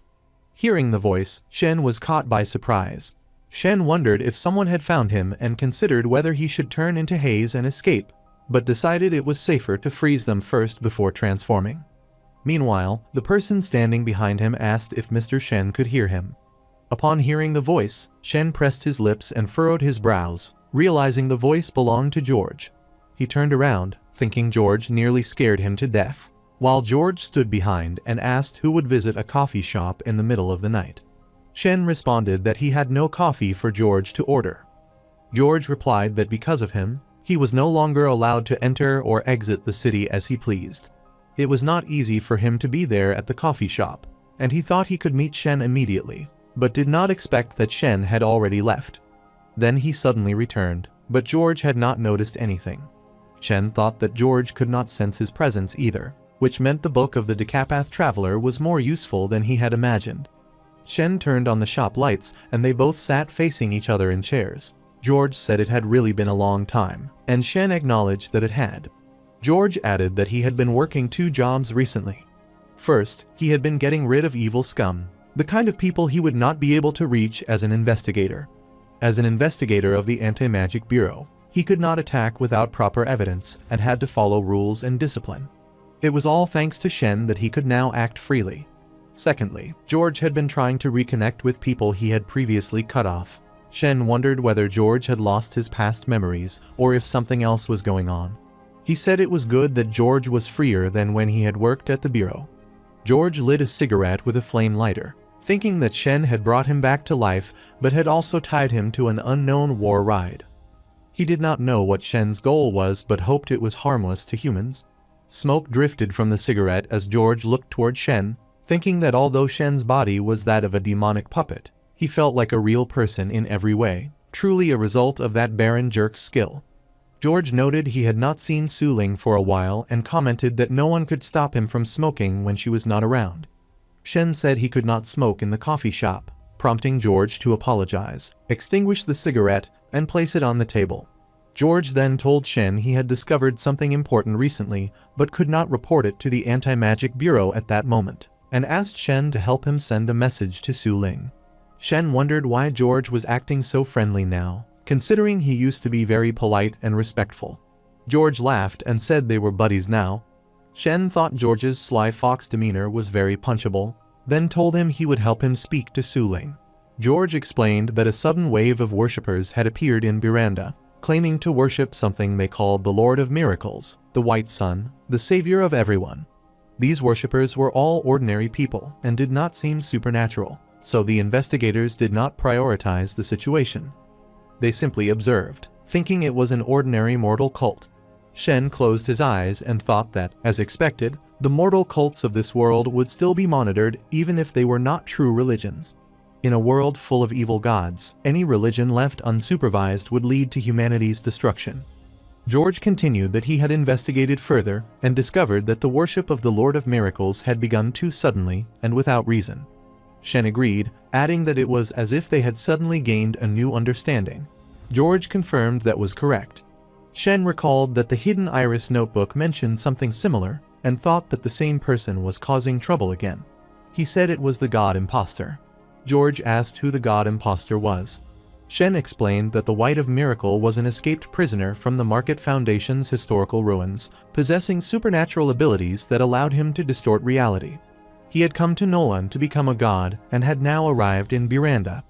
The holy worshipper Frederick from the Corona Church was also in Miranda, trying to hunt him down. George, sweating, laughed and admitted that Shen truly was remarkable for acquiring so much intel. He said his words were probably redundant to Shen. He then added that, since he had shared so much information, he assumed Shen had a goal in mind. Shen replied that perhaps they shared the same goal. With a smile, Shen added that he would not ask George to do anything, because he would take care of it himself. He would not allow a supernatural being to wreak havoc in Miranda. George closed his eyes and admitted Shen had surprised him, then stood and said he was leaving, or else he would suffocate from his smoking addiction if he stayed any longer. Shen told him to take care, then closed his eyes and added that he would brew a cup of coffee for him when he returned next time. As George stepped forward to leave, he asked if Suling was doing well. Shen, with his eyes closed, noted that someone had not given up on her. George said that balance should be maintained and asked Shen to help take care of her. Shen agreed. The next morning at the cafe, Shen thought he had seen many warfare plots before, but had not expected something like that to happen to him. Meanwhile, Suling entered the coffee shop and addressed Mr. Shen. Seeing her, Shen welcomed her and asked what she would like to drink. At the same time, Aina also entered the shop. Suling noticed her and thought she was a very cute young girl, with rare platinum white long hair and wine red, delicate, beautiful eyes. Her gaze showed wisdom beyond her years, and Suling considered her truly pretty, probably someone elite. Although she looked like a high schooler, she gave off a mature vibe beyond her age. Shen, holding a coffee cup and sweating while looking toward Aina, wondered why she was there. Suddenly his eyes started rolling, and he thought that one was a shrine maiden of an evil cult, and the other an advanced investigator of the Anti-Magic Bureau. He did not know what to do. Suling would definitely notice something wrong if Aina greeted him, and Aina might reveal her identity. Shen looked toward Suling and thought she was too young and naive to realize that the Anti-Magic Bureau already knew about her betrayal. George had said that the authorities of the Bureau had the ability to examine memories. It would be useless even if he threatened Suling not to reveal anything about Aina, because once the Bureau discovered her, Aina would be imprisoned for life. Suddenly, Aina turned to Shen and said it had been a long time. But before she could finish her statement, Shen, worried, used his freezing magic and pointed his finger toward her to freeze her in place. Suling's eyes widened in fear, and she began sweating when she noticed the intense bluish aura releasing and surrounding Shen. She wondered about this as Shen, looking at her with his glowing blue eyes, told her to go sit in the room and wait for him, as it was not convenient to talk with guests outside. Suling fearfully responded that she would and wondered whether he really needed to scare her like that, though she knew she should avoid people from the surface world. Meanwhile, Aina remained frozen, her face still turned toward Shen. After a while, when the freezing effect ended, Aina asked what was happening, surprised, while Shen, moving toward her at high speed, told her to sit down and talk. She replied that she would. She then placed her bag on the table, sat on the chair, and said to Shen that, as a divine messenger, she had an important favor to ask. Shen slightly bowed before her and told her to order a drink first, wait for him there, and not to run off. She agreed and thought that compared to the social functions the high priest took her to, the divine messenger's coffee shop felt much more comfortable. She closed her eyes, smiled, and thought that it truly felt like home. Shen, stepping toward the counter, turned and looked at Aina, thinking it was good that she was not paying attention to him. He then moved at high speed toward the room where Suling was, entered, and closed the door before letting out a chuckle. Suling looked at him with surprise, and Shen sat before her and told her to stay alert regarding the worshippers of the Lord of Miracles, stating that they were connected to the god impostor. Suling replied that she would and said she would inform the authorities if he did not mind. She then added that she had come to tell him she had found out what had happened. Shen wondered if it was about the elder who sold candy and why she had come to report the incident afterward. Suling explained that the head of the Buttes had instructed a supernatural being to cast an astral spell which took the elder's life, and as a result, he successfully regained his health. It was not a complicated case, and she had confirmed the situation after thorough investigation. Count Butte was a member of royalty and a senator, and no cults or gods from another dimension were involved. She then, with a blank expression and trembling lips, said that if she allowed the Anti-Magic Bureau to handle the case, perhaps the Count would not receive the punishment he deserved. Shen asked what she intended to do. She raised her face, looked at Shen, and said a life for a life. Shen remained silent. She then added that her black sword was named Counter Evil, a relic from her father. At the same time, it was a core principle of the anti-magic hunters, and she no longer wanted the hunters to lose those principles. She further said that maybe it was a flaw in her personality, but she had always thought it strange that those who pursued justice were seen as flawed in others' eyes. Shen closed his eyes and thought about a sword named Counter Evil, meant to slice through evil.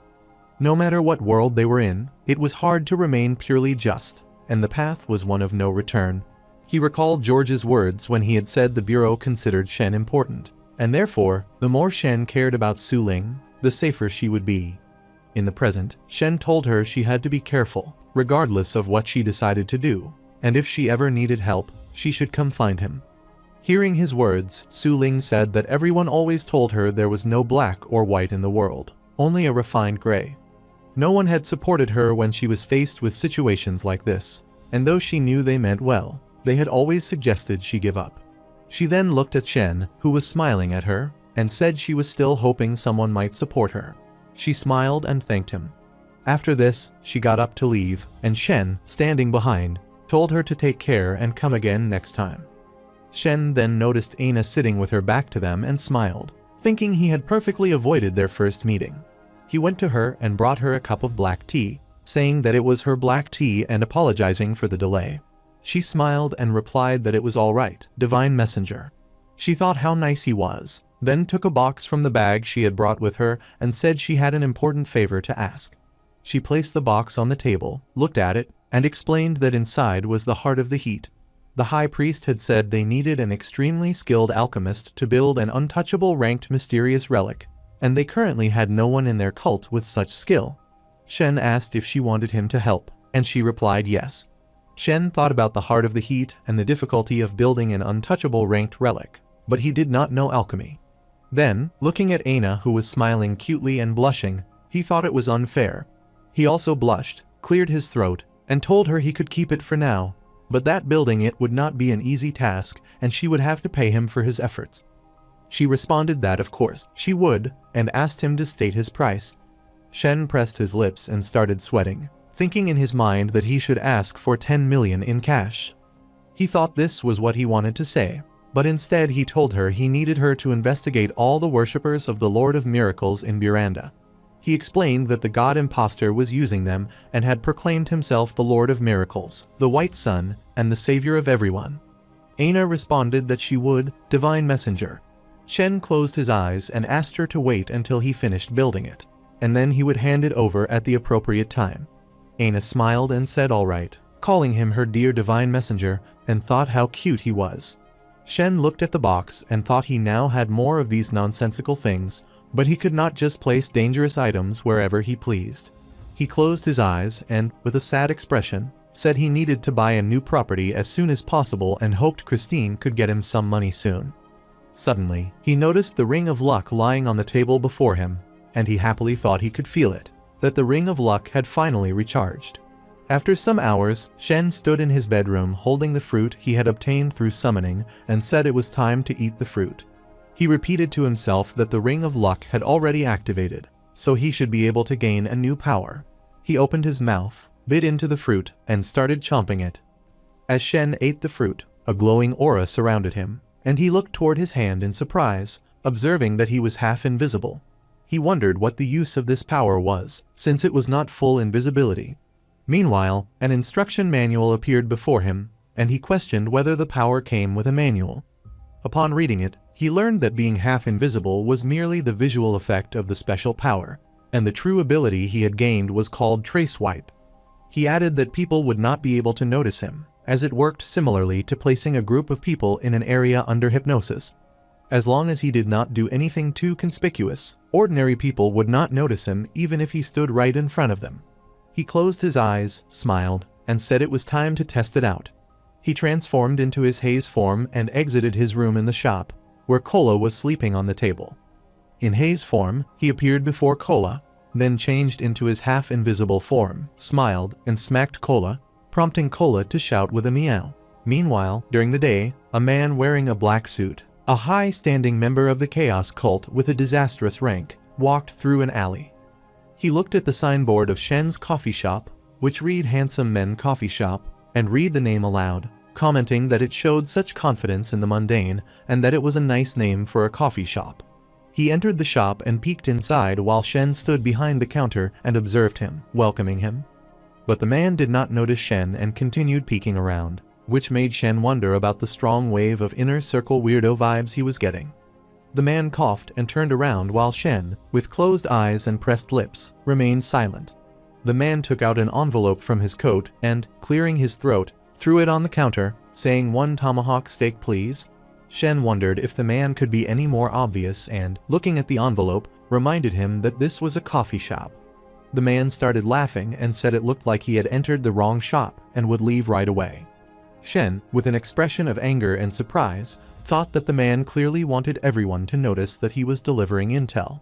Shen picked up the envelope, thinking how hard it was to find someone normal in the inner circle, though he admitted the Chaos cult was indeed efficient. He opened the envelope and noted that he had asked them to gather intel on the god impostor, so perhaps they already had eyes on the matter. Reading the paper he pulled from the envelope, Shen said they had discovered at least 177 families in Buranda who worshipped the Lord of Miracles. 15 families had been investigated as the main focus, and all 15 had been worshipping the Lord of Miracles for many years. Initially, their faith had been in the fire of origin. Shen realized that the god impostor had distorted reality to manipulate their understanding of the world and that his target was the worshippers of the fire of origin. The White of Miracle apparently held a deep grudge against the Corona Church. Suddenly, Shen was surprised to learn that there were two political candidates with the highest votes in the region, Senator John and Senator Jelen. A dark aura began to emit from Shen, and he noted that, according to the investigation, all 15 families supported Count Jelen. Shen then transformed into his divine messenger form, surrounded by dark aura. He stated the address West Buranda, 322 Elm Street, and teleporting from the cafe, said he would have to close the shop for the day. On the other hand, at the Senator Jelen's royal residence in the dining hall, Jelen's son told him that Ada had been nice the previous night and had not cried. Jelen smiled and replied that he had been far worse than Ada as a child and had been a very worrisome kid. He then informed his wife, Silina, that he would be going to the club that night to discuss important matters with a few senators and might not return that evening. Lina replied that she also had a tea time function in the afternoon and wished him safe travels. Later, in a room, a man wearing a black suit stood before a middle-aged man who flipped a coin and declared that, since it landed on the right side, nothing was wrong. The suited man said he would escort the senator in secret. Meanwhile, as the Senator Jelen walked down a corridor and the maids bowed to him, Shen appeared before him in invisible form, carrying his video recording book, the Book of Decapath Traveler. Looking at the senator, Shen observed that not just the senator, but also two twisted ranked supernatural beings had failed to detect him. He looked toward the book and watched a maid working in the wardrobe room, then scoffed, feeling envious of rich people. Gritting his teeth and narrowing his eyes, Shen questioned why he should feel jealous, as he was still managing to live well without money. He continued watching the video book and noticed the maids had stopped working and begun to pray. He asked himself what was going on, as everyone had started praying at the same time. Zooming in to read their lips, he discovered that one of the maids was praying, praising the mighty Lord of Miracles, the White Sun, the savior of everyone. Upon seeing this, Shen wondered in disbelief whether even the baby was under control. He concluded that this was a distortion of understanding within reality, a dangerous and difficult power to deal with. Shen then appeared in the library room, stood still, and reflected that everyone had suddenly started praying for 10 full minutes. The level of distortion was so high, it seemed like they were being completely controlled. He realized that the god imposter had distorted their senses and made them believe he was their god. The Miracle of White had a young follower with him, likely an oracle, who had probably been brainwashed. Shen thought he himself had the protection of the Eternal Rust Cross, which should be enough to block this power. However, Suling and Tina were not protected. If their understanding was even slightly distorted, he feared they would not realize what had happened, even after they were dead. Exiting the library and walking through the corridor, Shen thought about the limits of the Miracle of White's power. If the imposter could do whatever he wished, he would be invincible by simply creating miracles, so there had to be a catch. Shen opened a door and entered a room, thinking that the White of Miracle knew where Tina lived. He suspected Tina might be like Suling now, possibly a double agent, and considered the possibility that she could have leaked information about him. He broke into a nervous smile and thought it was a relief he had not revealed everything to Tina. Suddenly, he noticed a box lying under the baby cot. He moved forward and picked it up, thinking it had been hidden there. Opening the box and checking inside, he found a piece of paper. It was written that if anyone discovered the contents of the recording, they should report it immediately to the Anti-Magic Bureau investigators and also report the person's family. The message continued, stating that if someone was reading it, there was a high chance they were not themselves. Upon reading this, Shen said, as expected, something was definitely off. It was explained that Senator Jelen suddenly received a letter one morning. The person who wrote the letter claimed to be Mr. White, and on the cover he expressed disbelief that the writer knew the daily routine of his family so well, as if he knew it like the back of his hand. The letter claimed that there was no malicious intent and that the writer only wanted to befriend him. Senator Jelen's first reaction was that the letter must be a threat from a supernatural being belonging to the inner circle, and he considered asking his own supernatural contact to help him solve the matter. However, before he could do that, he discovered a second letter in the hallway, which was placed on the path he had to take to ask for help. In that letter, the writer stated that he could help him achieve his goal in the election and also claimed to be good friends with his ancestors, mentioning that they were all against the Corona Church. The writer identified himself as the leader of the declining miracle cult. Senator Jelen thought that if he was able to help such an important person, He could gain enormous benefits, so he chose to keep the matter a secret and did not tell anyone. Reflecting on it now, he believed he must have been affected by some form of sensory disturbance. Mr. White's letters always appeared out of nowhere, and that alone made him afraid. Mr. White only told him that he would get on a boat to the second largest continent from the third largest one, and he nearly revealed all his secrets. He mentioned his God Ascension plan, in which he intended to gather 3 requirements for some sort of ritual. Ultimately, he wanted to inject those requirements into his soul to become godlike and free himself from mortality. He even promised Senator Jelen that he could accompany him once he became a god. Senator Jelen became excited and longed for it, feeling the same thrill even in his dreams.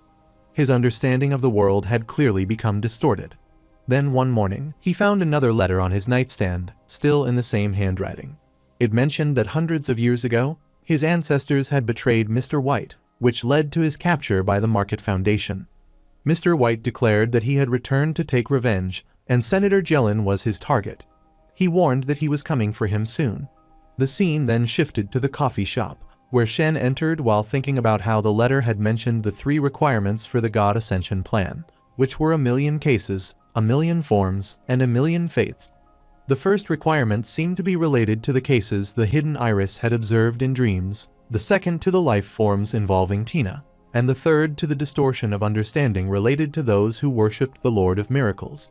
Shen then looked at his hand, where he held the white crystals, and noted that Senator Jelen had left these crystals in a box. They were the same type as the ones that appeared on the scarecrow in the hotel. He then closed his hand and thought that perhaps White needed these crystals to distort reality, which would explain why he had been communicating with Senator Jelen through letters from the beginning, marking the start of his manipulation. Shen stated to himself that he had now figured out White's backstory, abilities, and intentions, but he still did not understand the true nature of the God Ascension plan. After a while, Shen entered a room where Kola was inspecting the box. Shen stood in the doorway and asked what Kola was doing. Hearing Shen's voice, Kola became startled and surprised. Her face looked evil, her eyes glowing red like lights, and she resembled a monstrous figure. But then she returned to her cute form, stuck out her tongue, smiled, and made a meowing sound. Shen looked at her in surprise and wondered to himself whether Kola knew how to open doors, since the one she had passed through was not easily opened. He then looked at the box and said he had to keep an eye on what this creature was planning to do with the book of the Decapath Traveler from now on. Later, Shen sat before Suling in the coffee shop while she reviewed the papers. Shen told her that the documents were unquestionably genuine and came from Senator Jelen's house. Suling wondered why the Anti-Magic Bureau still had no leads in their investigation, while Shen already seemed to know everything. Shen closed his eyes and said that this was a collaboration, and she should return to inform them that they had to act quickly on this operation because they needed to find the God Imposter, which the Anti-Magic Bureau should be able to accomplish. Suling said that she understood, but she was unsure what reward he expected in exchange, and she could not believe he was willing to assist the Anti-Magic Bureau to this extent. Shen wondered to himself if he had forgotten about his persona as someone related to gods from another dimension, recognizing that it would be unusual for him to help the Bureau for no reason. Meanwhile, at the Anti-Magic Bureau's commissioner's office, the commissioner was reviewing documents and asked Suling what Mr. Shen had said. Sitting on the sofa before him, Suling replied that Mr. Shen said it was a collaboration and that the Bureau owed him a favor. The commissioner closed his eyes and said that if it was a favor, then she had to report directly to him regarding the chess player and was not allowed to tell anyone else. She acknowledged this and replied in agreement. The commissioner got up and told her to follow him. After a while, both the commissioner and Suling were in the elevator. Suling reflected that the Anti-Magic Bureau appeared to be an ordinary government agency on the surface, and that they even allowed entry for regular visitors. However, the true secrets were hidden 4 floors below the basement. She looked toward the elevator panel, which showed that they were approaching the 3rd floor, and she thought to herself that the deeper they descended, the more terrifying the secrets became. Regular investigators were not permitted to access the 2nd basement floor. Only the commissioner and 2 deputy commissioners were granted limited access to the 4th basement level. Eventually, they arrived on the 4th floor and exited the elevator. Suling noticed a man in an empty dark room, wearing glasses, sitting beneath a small brick structure surrounded by water. The sound of roaring water echoed in the room. Looking at the man, Suling thought to herself that those who worked in such a place must be complete maniacs. As they approached the room, the commissioner informed her that this was the oracle's chamber, and that she often came here to rest as if in meditation. He then showed her a ring and told her to give it to the oracle because it could temporarily enhance her skills. Suling wondered how it could help, knowing that it was a disaster-ranked relic and that wearing it for a short period would consume the user's lifespan. Inside the room, there was only a bed, a table, and a bench, and the oracle was seated on the bed as if meditating. Suling stood before the door as the oracle girl apologized to her. Suling asked why she was apologizing, but the oracle girl closed her eyes and remained silent with a sad expression. She then opened her eyes and told Suling to give her the ring. Suling hesitated with a worried look, not responding immediately. The oracle reassured her not to worry because the commissioner would help her regain her lost lifespan. Suling replied in agreement. After some time, back at the coffee shop, Suling told Shen that they had discovered the location of the god imposter and would move in for the arrest that night. She pointed her finger and said that if anything went wrong, they hoped he would support them. Shen replied with a bored expression, wondering if she was asking for help again instead of repaying the favor the bureau owed him. Suling responded that they would repay him either way, and Shen replied that he wished her good luck with the arrest.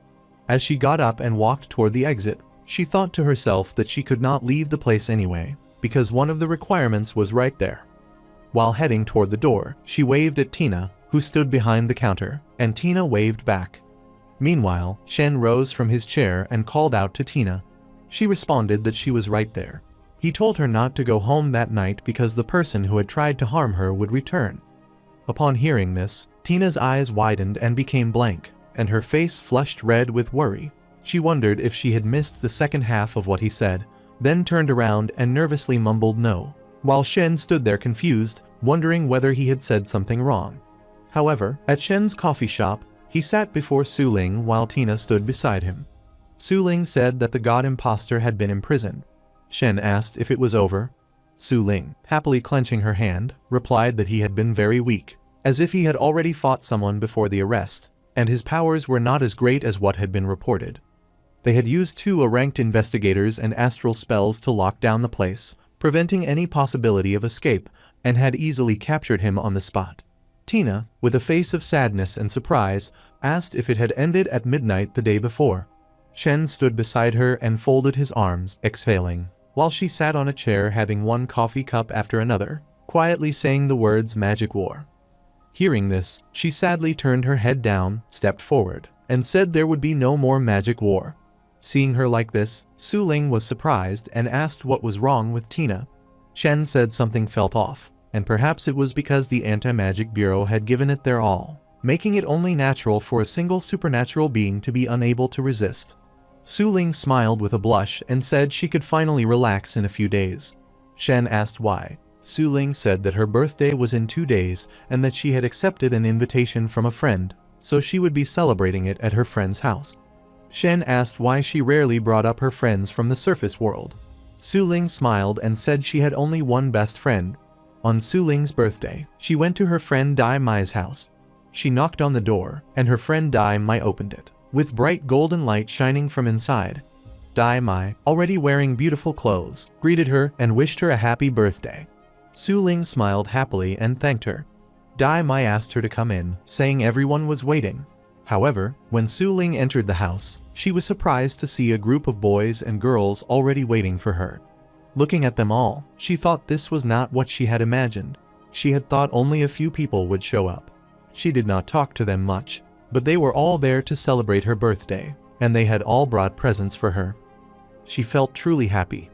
After a while, in the dining hall, Dai Mai told her that she had not expected her to be so good at drinking. Suling laughed at this. Meanwhile, a man entered the dining hall and asked if Suling was his daughter's classmate. He said he had heard that she was just 18 years old and that it was amazing she had made it to Baden Empire Academy at that age, which he found very impressive.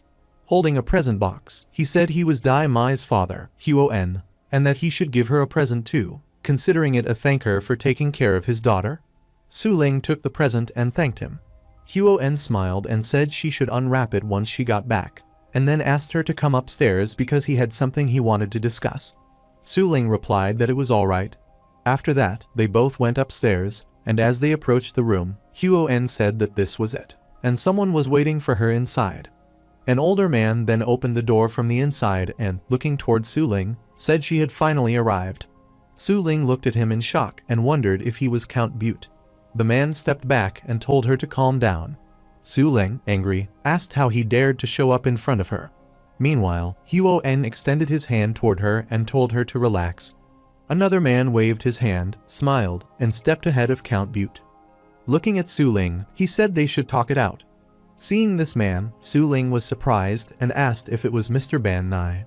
She then began to sweat and wondered why Mr. Ban Nai, who had always been a C-ranked investigator, was here. He was well known for being a nice guy, someone who had helped almost every new recruit at least once. After a while, in the room, the three men stood before Suling. Mr. Ban Nai, waving his hand, said he had heard that there was some misunderstanding between her and Mr. Butte, and that he wanted to use this opportunity for them to reconcile. Butte added that yes, they did have some misunderstandings. He sighed and said it was all his fault and that he regretted it. Suling, with a blank face, said it was not a misunderstanding. Hearing that, Butte's expression changed with hope, and he said she was right. It was not a misunderstanding but a mistake. He said it was all his fault and that he was in agony as well, but he would not run away from it. He said he knew it was not easy for her to forgive him, but he could compensate the family of that elder or compensate her directly, and he was willing to pay 20 million yuan. Suling, with no expression, said she did not need it. Hearing that, Butte shouted, asking if she thought he had done something terribly wrong. He said the truth was that he had only wanted to take a bit of that elder's life, just a little bit, and then he had planned to compensate him with 10 million yuan. But he had not known the man had only 5 years of life left. He said he knew she was investigating him and even trying to kill him, but he asked if she had stopped to think about how meaningless that was for the already deceased elder. He had recently been trying to pass a bill, and she could research it. If the bill passed, more children in Nolan would be able to receive help with education and healthcare, meaning that the 5 years of life would be put to better use. He said that this was how she could truly make up for the deceased. He knew she could not fully forgive him, but he asked her to think about whether satisfying her personal righteousness was really so important. Suling shouted for him to shut up and said he was just making excuses. Meanwhile, a wine bottle popped from the cabinet, and Mr. Ban Nai, holding it, smiled and wished Suling a happy birthday. He added that from that day onward, she was an adult, so she needed to think like one. He said that Count Butte regretted his actions and was doing good deeds to make up for them, and asked if that was not enough. Suling shouted that it was not enough, not enough. Huon moved forward and added that everyone made mistakes, and asked Suling if she had never done anything wrong in her life. Suling, with an angry face, replied that not a single thing had been wrong. Huon waved his hand and said he admired her integrity and that it was fantastic she was friends with Dai Mai. Hearing this, Suling thought about Dai Mai and what she would think if she lost her temper there. She looked toward the three men and wondered whether Dai Mai knew her father was someone like that. A lot of people had attended her birthday celebration that day, most of whom were not close to her, but they had all given her presents. She wondered who had wanted to give her those presents. Her eyes glowed as she looked at the present box in her hand that Huon had given her and thought it might contain a diamond. She smiled and thought that it was just the birthday of his daughter's classmate, and wondered whether it had been necessary for him to give something so expensive. She then sighed, and the present box dropped with a thud to the floor. After a while, Suling was walking in a dark alley in the rain, thinking that the enemy was right in front of her, but she could not kill him. She wondered how she had walked away from that room and what she should do, whether she should punish the murderer. With a blank face, she wondered if she was doing this for an elder who had given her candy, an elder whose name she did not know, or if it was something else. She remembered that George had said someone like her should leave the inner circle because she would not survive in the end. She then turned her face and remained silent. Eventually, after walking in the alley for a long time, she arrived outside Shen's coffee shop and asked herself how she had gotten there. However, the day before Suling's birthday, Shen was sleeping on his bed when he suddenly heard Ana's praying voice, speaking words of praise to the destroyer of worlds, the Lord of Ashes, calling him the source of disasters and endless bad omens. She said she was his loyal worshipper and prayed to him. Shen woke up from sleep, sat up with a sad face, looked around, and thought that this sounded like a summoning. He then saw an interface screen appear before him, showing Aina sitting on her bed in her room while making prayers, and he wondered if this was a blurred view of a prayer. He thought about how, at first, he had been able to accept summons and sacrifices, then he was able to meet summoners in the dreamscape, and now he could even receive prayers. Maybe this was a sign. He wondered what his future would be like now. He realized that it was no longer the age of the Lord of Ashes, which meant prayers were not limited by time. Just like in the dreamscape, it seemed that only summons had to occur at a specific time. He could see Aina clearly while she was praying and asking the mighty Lord of Ashes what his will was. Shen angrily thought that his will was to sleep, so she should not bother him. He then closed his eyes sadly and thought that he should not say such things and should just wait until time passed. After a while, the screen disappeared, and he sat on his bed, noting that it had lasted around 10 minutes, just like a summoning. He wondered why she was praying in the middle of the night when he was trying to sleep. He then noticed the box lying on the cupboard and asked himself if she was trying to reach out for relic creation. He got up, stepped toward the box, and said he had not checked it out yet and wondered what Aina had given him. When he opened the box, a strong golden flaming light appeared, and he admitted that he did not know the first thing about astral spells and alchemy. He thought maybe he should ask for Baron's help later. From the box, the strong flame spread before him, and as he looked at it, he thought of the heart of the heat, the essence left from worlds burned and destroyed by the Lord of Ashes. He recalled that this legendary item did not exist in the world, only in myths. It did not belong here, and its source was from the Lord of Ashes. Aina had brought it to him after the summoning. Then, the flame transformed into a flame ball that rested inside the box, and Shen, looking at it, thought of the apple he had given them. He then closed the box and said that a theory was not enough, and he would need to prove it with real tests. He decided he should sleep for the night. As he lay in bed under his blanket, he said it was a perfect comforting blanket, smiled, and went to sleep. In his sleep, he found himself standing in a haze and wondered if he had to work overtime even while asleep. While walking through the haze, he thought about the many gods from other dimensions and wondered if being connected to all of them would leave him with any time to rest. After walking for a while, he noticed Baron kneeling on the ground with his back to him. Shen walked behind him and told him to make it quick. Baron, with his eyes closed, prayed to the mighty haze, explaining that he had not attacked the light chaser and had failed the test of capturing him, so he was no longer trusted by the lightless dust. He added that the target seemed to have moved away from Buranda, but he felt they still had a goal to fulfill there, and they would not just leave without reason. Shen, standing behind him, wondered why the lightless dust wanted to assassinate the holy worshipper of the Corona Church. Under normal circumstances, no one would challenge the authority of the church without cause. Shen then said they should hold a new summoning ritual as soon as possible, and Baron responded with agreement. Shen, touching his chin, thought that if he wanted to test whether the heart of the heat was the apple he had given, there was an easy way to do it. He instructed Baron to put all the knowledge he gained into a book, and Baron, with eyes still closed, agreed. As both Shen and Baron began to fade from the haze, Shen thought that he would visit the library at night after work. If Baron did not recite Wandering at Ease, it would mean that his guess was correct. In his haze form, Shen moved through the night and landed in his coffee shop. He stood there with closed eyes in the dark and thought he had not expected this to be true. The passages recited from Wandering at Ease and the equality of things had turned into too powerful, twisted, ranked forbidden knowledges now known as transcending bounds and uniformity of everything. With an annoyed face, he thought that Baron had even resurrected his daughter, which explained why Baron had been extra respectful toward him.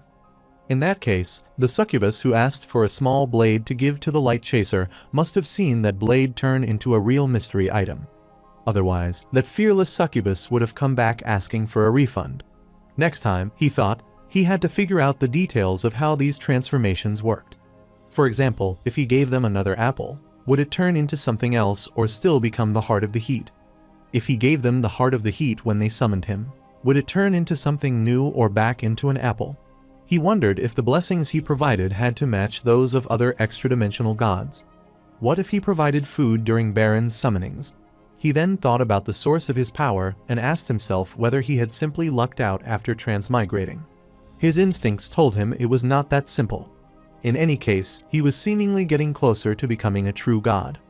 Meanwhile, Suling entered the coffee shop, and Shen, seeing her, was startled and shouted in surprise, wondering who it was. When he realized it was Suling, he asked what was wrong. Suling turned to him, completely wet from the rain, and addressed him quietly.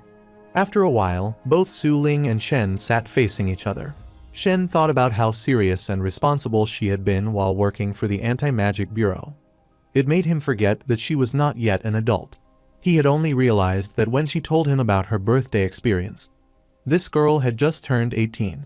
Suling, with her eyes closed, said that she knew from the way they spoke that they simply wanted her to stop investigating and being vigilant. She said most of it was just an act, but she still felt confused. She worried she might lose her friend if she attacked. Shen said she should know it was not just a misunderstanding but a planned murder because the elder's birthday had aligned with Count Butte's birthday. Suling's lips trembled as she acknowledged this.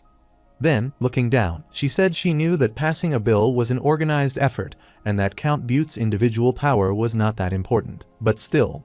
She squeezed her eyes shut and repeated that still. Shen closed his eyes and suggested she calm down and think about the possibilities if she kept pushing forward. He said she needed to figure out what she could afford to lose and what she could not, and only then would she be able to figure out what she really wanted. Suling repeated the words, wondering what she really wanted, and asked what he would do if he were in her place. Shen replied that he was not her. Suling said that no one was. She then closed her eyes and looked down sadly. Shen glanced at the clock and thought that it was not past midnight yet. He then wished her a happy birthday. She smiled lightly and thanked him. Then, she smiled happily. In the morning, Suling stepped out of the room and walked down the stairs where Shen, who was working in the coffee shop, turned to ask how she felt and whether her head still hurt. She replied that she was fine, though with a blank expression she thought to herself that she still could not believe a mysterious being like Mr. Shen had guided her while she was lost. Her eyes began to roll, her cheeks turned red, and her lips started to tremble as she reflected that she also could not believe she had fallen asleep in the coffee shop the previous day and ended up spending the night in Mr. Shen's room. She then turned her head, looked at Shen with a smile, and thought that perhaps they were friends. Shen asked whether she had come to a decision yet, and she responded that she had. Shen closed his eyes and told her to proceed but cautioned her to avoid exposing herself to danger, to which she responded with closed eyes that she understood. Shen said that he could give her something that would help her sneak in and might even save her life if she failed. With a surprised expression, she thought she could not believe he was giving her this mysterious relic as Shen placed the book before her on the table. She gratefully thanked him for this. Meanwhile, at Count Butte's office, empty wine bottles lay scattered on the floor before the Count, who was seated on the sofa, resting his head against the backrest and smoking. His personal secretary stood before him as Count Butte said that he had taken the life of that old man partly because it was difficult to find someone with a compatible birthday, and partly because the old man had already been suffering from illness. However, he had not expected that man to be connected to an advanced investigator, and that Ban Nai had accepted 1,000,000 yuan from him in order to help convince Suling. Now he claimed that Suling was mentally unstable and had paranoid personality disorder, making her difficult to persuade. Holding a wine bottle, he muttered that the man said he was searching for alternative solutions, but in reality, he simply did not want to provide a refund.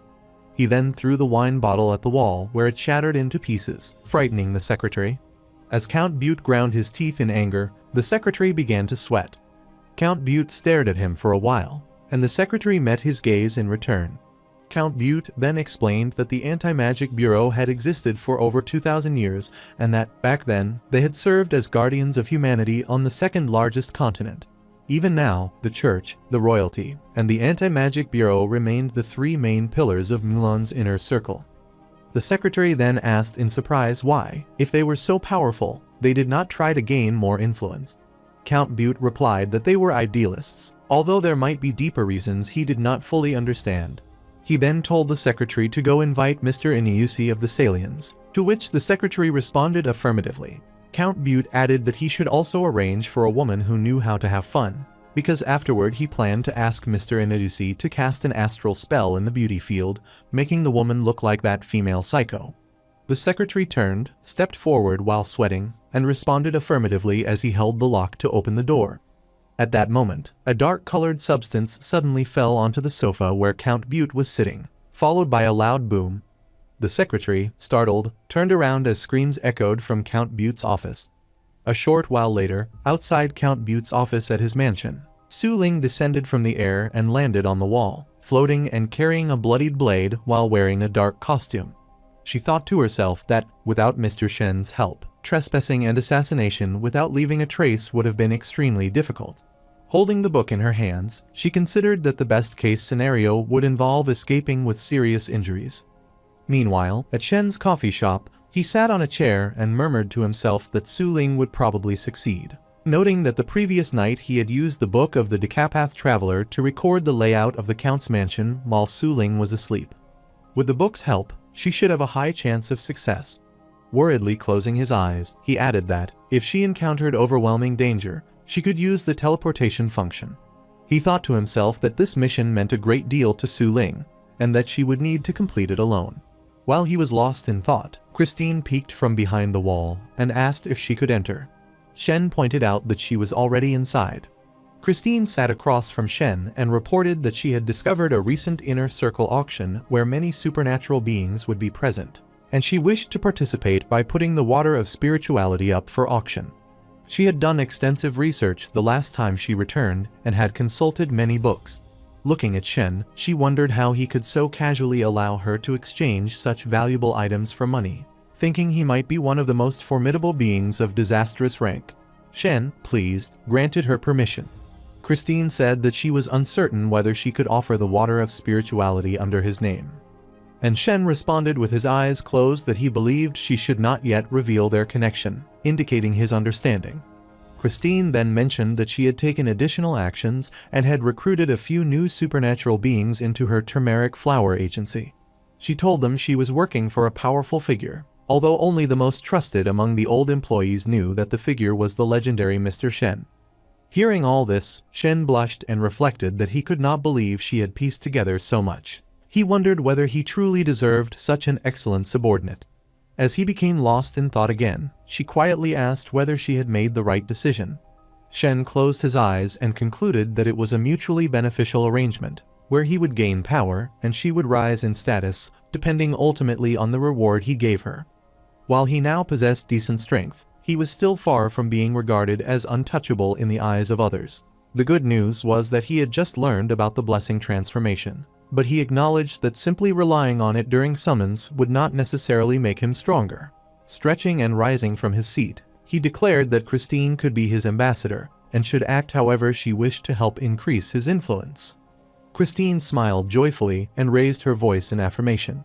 Meanwhile, back at Count Butte's office, Mr. Inayusi arrived and, upon seeing the bloodstains on the sofa and floor, asked whether it was certain that the investigator was the murderer. The secretary, sweating profusely and visibly shaken, admitted that he was not sure, but noted that she was the only person who had a motive and had recently been in conflict with the Count. Holding a puppet in his hand, Mr. Inayusi dismissed the uncertainty and said he would see for himself. A magical light then shone down onto the puppet and also enveloped the secretary. The secretary's eyes turned blank and his sweat vanished as he stated that Suling was the most likely culprit. With his back turned, Mr. Inayusi instructed the secretary to recount all recent events and to provide every detail about Count Butte before his death, concluding that this investigator had dared to assassinate the head of the Butte family in Miranda, clearly believing that the Salians would not retaliate. Shen, still covered in his blanket, squirmed restlessly in his sleep and wished that he would not be disturbed again. Within the haze, he appeared and angrily thought to himself that he would remember Baron for this. In front of him, in a white circular space surrounded by haze, Baron was kneeling in prayer, invoking the mighty haze of the white shore and reporting that the Salians had arrived in Miranda. He added that they might test the divine messenger, and that they were an ancient and mysterious family whose leader was an elite-level sorcerer. Beads of sweat appeared on Baron's face as he closed his eyes and mentioned that he understood this probably meant nothing to the divine messenger, but he felt the need to offer a kind reminder. Shen stood behind him with a furious expression, wondering why Baron had disturbed him over something so trivial, while Baron went on to say that the sorcerer was troublesome and very well prepared, and that when a disastrous ranked sorcerer was well prepared, it could endanger the safety of an entire city. Baron further noted that the leader of the family was also a member of the Lightless Dust, who seemed to be highly interested both in the divine messenger and in the recent appearance of gods. Shen wondered how he could possibly sleep well after hearing all this. Later that night, Shen sat in his coffee shop drinking coffee and thinking that, from the contents of Yale's soul ball, he could tell that even Yale feared the Lightless Dust, as reflected in the conversations with Hush Strike's bishop. When Hush Strike had come into conflict with the Lightless Dust, the bishop's first instinct had been to avoid them entirely.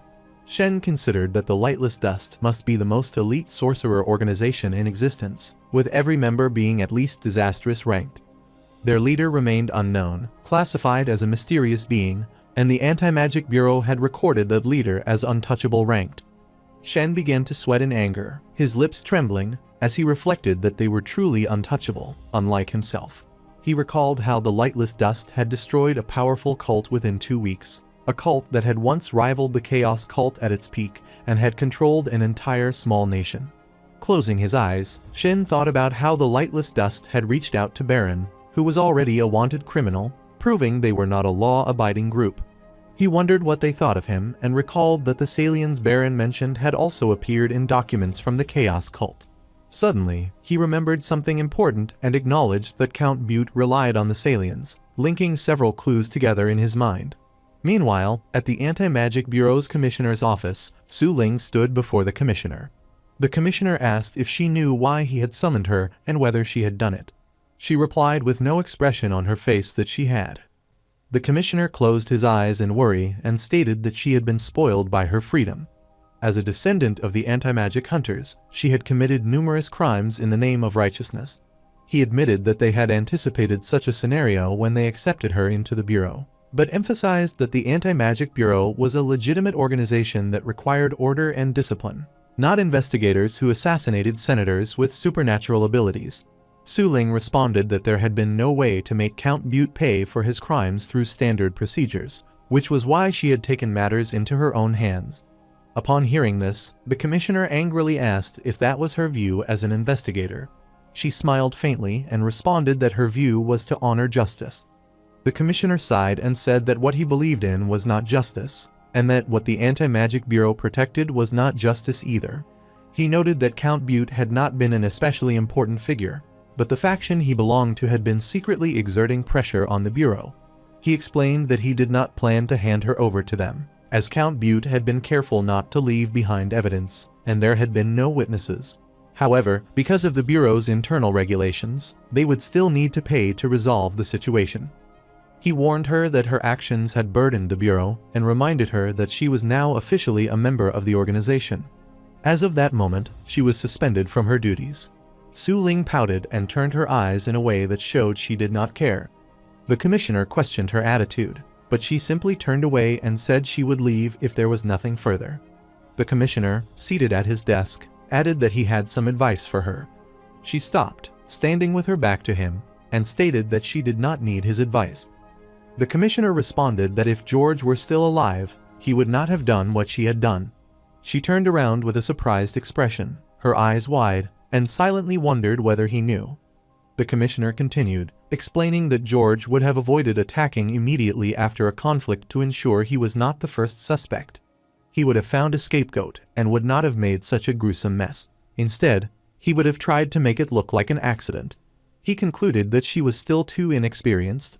Suling remained silent, looking at him, and the commissioner dismissed her, stating that she could leave now. Only when the man fell asleep did the kitty have time to relax. At those times, the kitty always opened the shop door with skill. It then wandered through the streets at will, looking to get a breath of fresh air. It was unaware of an unprecedented scourge waiting to disturb today's leisurely time. Suddenly, someone clopped on the road near the coffee shop at midnight. However, this person was none other than Mr. Inausi. He said that the main business should be handled before going after the investigator. He thought about finding the shop boss and showing him some of the Salian family's goodwill. According to the intel, the cafe boss was quite a friendly one. So, provided he did not show hostility, he would not have a problem. He was last in line to be patriarch, after all, and they would not have dispatched him for the task if it was perilous. Kola rubbed her ear with her foot while looking toward Mr. Inuyusi angrily. He told the kitty idiot not to get in his way. Kola screamed at him in anger. Mr. Inuyusi, wearing a sinister smile, asked in pretended oblivion if she was now really asking for it. He then punted Kola, but Kola stopped his foot with just a single paw. A bright light spread there, and with a fearful face, Mr. Inuyusi asked what the big idea was. Kola, surrounded by flaming light, let ashes fall from her body and circle around her. She started turning from her cat form into a burning chaos seed form and screeched before Mr. Inuyusi. Seeing her true form, Mr. Inuyusi jolted and wondered if it was truly a burning chaos seed. Before him stood Kola as a huge monster. The chaos seed towered over Mr. Inuyusi. Inuyusi wondered why the seed of chaos was there, and he then cast twirling green lightning magic around his arm. However, that lightning magic transformed into dark slime that emerged from Inuyusi's body and landed behind him.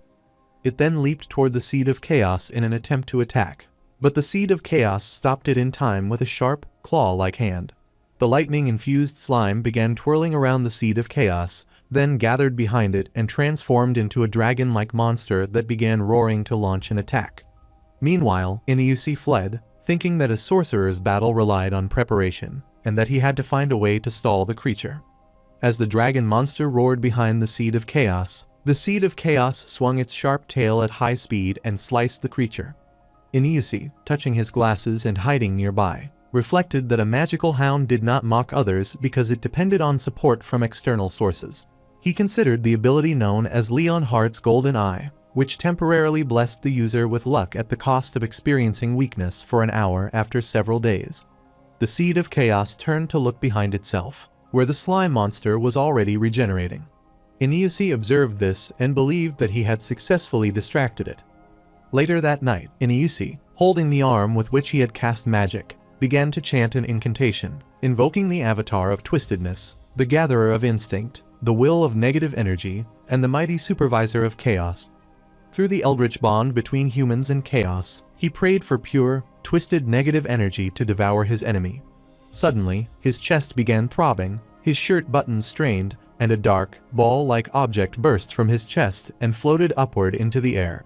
The dark sphere passed through the wall, turning and continuing its movement while the seed of chaos fought the slime dragon monster, biting it tightly and holding it in its mouth as the slime creature roared.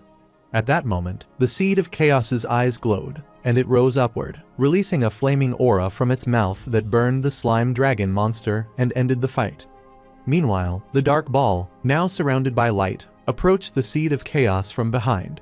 This dark sphere, which had 4 sharp teeth and emitted a roar, was about to strike the seed of chaos, but the seed of chaos turned in time, bit the ball, shook it, and then charged a flame storm in its mouth.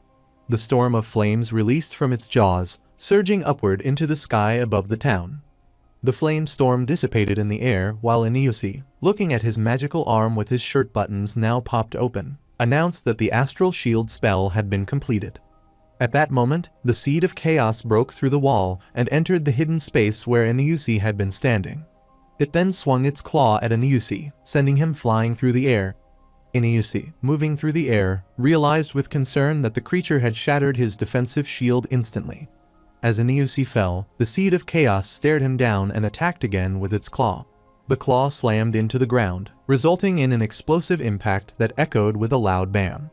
Meanwhile, the kitty, angry from being disturbed, swatted at Inuyusi. After 9,981 hits, the kitty finally realized that its food looked too gory to eat. It hesitated as it looked at the pile, then decided to eat him anyway. On the other side, in the coffee shop, Shen sat across from Suling and wondered why the shop across the street looked like it had been smashed by a monster. He gave thanks that the shop owner did not live in the shop like he did and questioned whether owning a shop had become so dangerous nowadays. Christine was working hard to earn money for him. Suling closed her eyes and stated that the assassination had been successful, but she had been suspended from her duties. Shen commented that it was a light punishment. With a happy expression, Suling said that her close friend Dai Mai still seemed unaware of what had happened and that they remained close friends. She speculated that perhaps Dai Mai's father had said nothing, either out of fear of her or because, in comparison to the dead Count Butte, it was more beneficial to allow Dai Mai to stay friends with her. She then sighed and added that maybe it was better to be an anti-magic hunter while living in the slums, since at least her enemies were all evil scum and monsters, and no friends would get in the way of killing them. Shen smirked and asked why she did not quit the anti-magic bureau then. She replied that it was because of the great benefits, including free tuition, a place to live, free medical care, and excellent benefits for their children. The benefits of extraordinary citizens were not something that money could buy. Suddenly, she realized something and thanked him for loaning her the book of the Decapath Traveler. She then asked what she needed to do to repay him, repeating the question for emphasis. Shen responded that she should help him investigate the Lightless Dust and the Salians. He warned her that the leader of the Salians was a member of the Lightless Dust and that she should be careful of the family, as they might seek revenge and target her. Suling began to sweat and thought that most members of the Lightless Dust remained unknown even within the inner circle, and that extremely few people knew who they were. Closing her eyes, she said that this task alone should not be enough to repay him, since Count Butte had relied on the Salians in the inner circle, and she would have investigated them anyway. Shen reflected that he could not believe she was actually asking to do more and asked her to simply consider it as owing him a favor. Meanwhile, at the church, a man wearing a priest's robe sat in the dark prayer hall before a large flame orb placed on a grand table. He prayed to the mighty fire of origin, declaring himself a loyal follower and requesting that the path be revealed to him so he could stop being lost. However, the night turned into day and sunlight appeared in the church. The flaming ball had now transformed into a flame statue. The man still sat there and said that the god imposter had been captured by the Anti-Magic Bureau investigators. His wicked conspiracy should have completely fallen apart, yet the man remained unsure whether this outcome fulfilled the instructions he had received. He had not expected that coffee shop owner to be so powerful. Suddenly, the man was surprised when a golden lightning aura appeared on the floor before him, and something began writing on it. As he looked at the writing, he referred to it as the mighty fire of origin. He then wondered if this was a response from his mighty god, believing that the fire of origin had acknowledged his efforts. Meanwhile, Shen was watching the man through the lightning interface panel before him and responded by warning him to beware of the lightless dust. Upon hearing this, the man was rendered speechless and, with a serious expression, responded that he understood. Shen added that he had not expected to receive a misdirected message intended for a righteous god, and was thankful that there were not many customers at noon, as he had been quite bored. The man bowed his head, touched his hand to his heart, and stated that the mighty fire of origin had gone to a coffee shop in Buranda to gather intel, where he had met a mysterious person. He then closed his eyes and, sweating, recalled that insider files from the Anti-Magic Bureau referred to this being as the chess player, an extremely powerful, mysterious, and horrifying entity.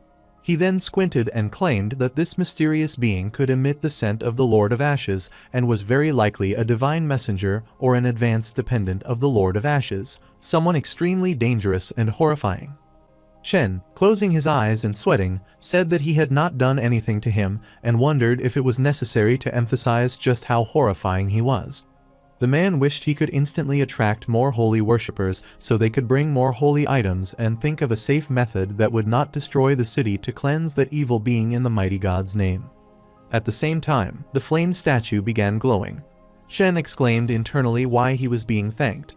However, the glowing golden aura appeared on the floor in front of the man, and within it, the large word, "No," appeared. The man wondered why the writing was so large this time, and then closed his eyes, declaring that his god was not to be offended or questioned. His will was his destiny while the flame statue continued glowing. On the other side, Shen sat on the chair with a coffee cup in hand and thought that thankfully the prayer ended up with him, remarking to himself what a terrorist. After a while, Tina entered the coffee shop at high speed, appearing excited and happy, announcing her arrival as Sorceress Tina. Shen wondered why she had come so early, and she turned her eyes and replied that she had memorized every word from the basic knowledge of supernatural studies that he had given her. Shen was surprised and questioned internally whether she had really memorized that much in less than 2 weeks.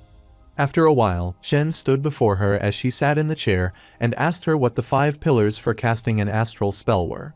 She replied that ordinary people could gain supernatural powers and that the basics were categorized into God-given power and astral spells. Most astral spells were acquired from gods in another dimension and were also divided into 2 types, those that were forbidden and those that were not. those who practiced forbidden astral spells would be arrested by the Anti-Magic Bureau. Regarding the 5 pillars of the astral spell, she explained they were categorized into spells, prayers, illusionist music, contracts, tools, sacrifices, the price, mediums, and desires or the wish. Hearing this, Shen thought with surprise how fluent she had become. He then recalled that Tina had said Suling and she were top students of the Baden Empire Academy, one of the best colleges in Nolan. Tina blushed and asked if she might actually be quite smart. Shen smiled and acknowledged that she had memorized everything well and told her that he would come to teach her an astral spell at night. He said she could use this astral spell to find not only geographical paths, but also supernatural routes, like the fastest escape path when faced with danger. Tina responded with happiness and admiration. Shen pointed his finger at her and warned that the spell's success rate was not guaranteed, so she should not rely on it too much. Tina responded with slight sadness and agreed. After a while, Shen raised his hands and his voice, thinking that although he had taught her the way to cast the astral spell, he wondered if she could actually master it. He then closed his eyes and admitted that Tina was too slow in her spirituality and, frankly, quite useless. But when he saw her determination, he could not refuse to teach her. Suddenly, a boom sound was heard, and Shen looked up, thinking it must be Baron at this hour. He recalled that last time he had told Baron to prepare a new ritual soon, and noted that Baron was still competent and efficient.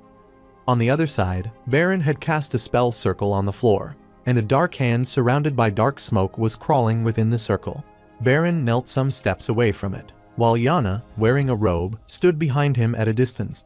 Baron began a prayer, invoking the unnameable, the unspeakable, the unknown, the mysterious, and the unpredictable God.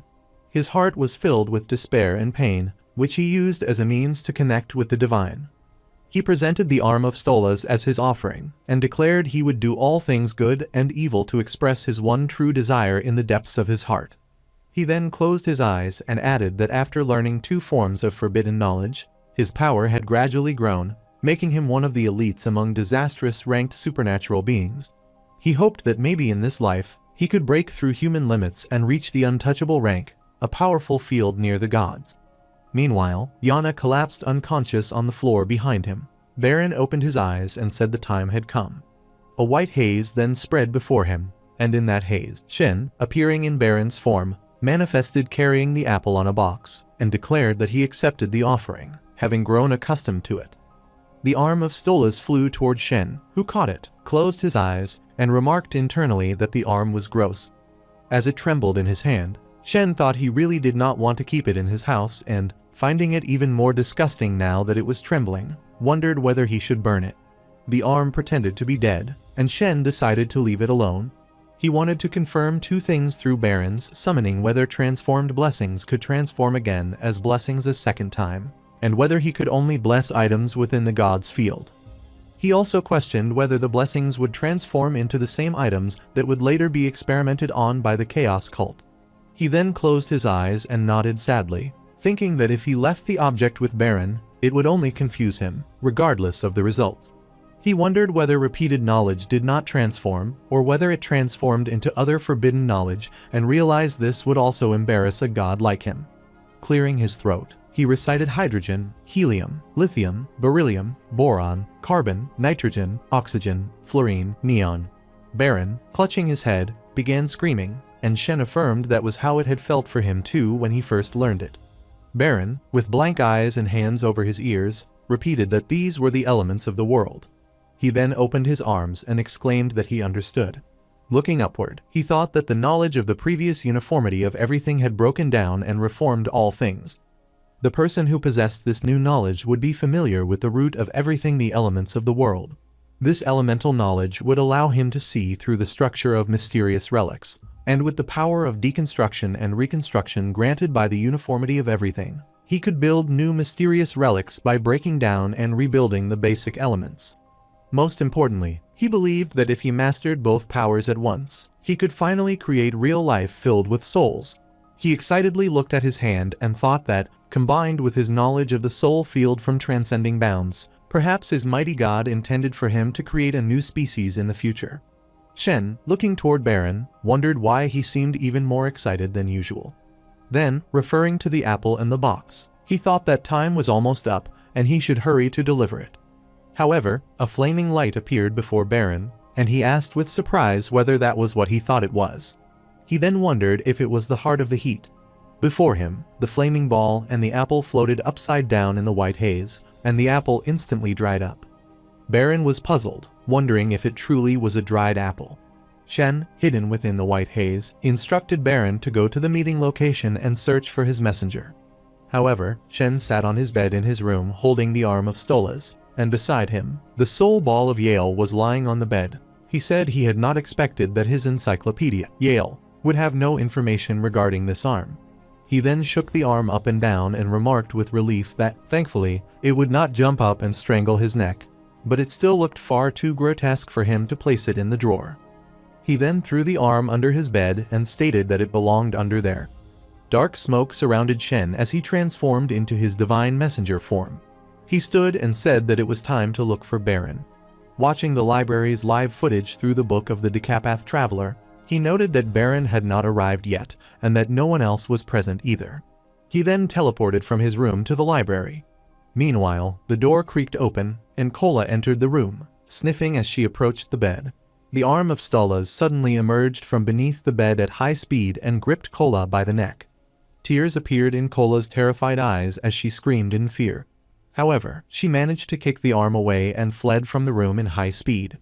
After a while, she peered back into the room with teary eyes through the doorway and saw that the arm lay motionless on the floor in front of the bed. On the other side, in the library at night, Baron, carrying 2 black bags, walked toward Shen and thought that the divine messenger was already waiting for him. He regretted having wasted so much time rushing from the suburbs to the city. Shen, with his eyes closed, thought to himself that the book of the Decapath Traveler was incredibly useful, as he no longer had to ride a bicycle like a maniac as he once did.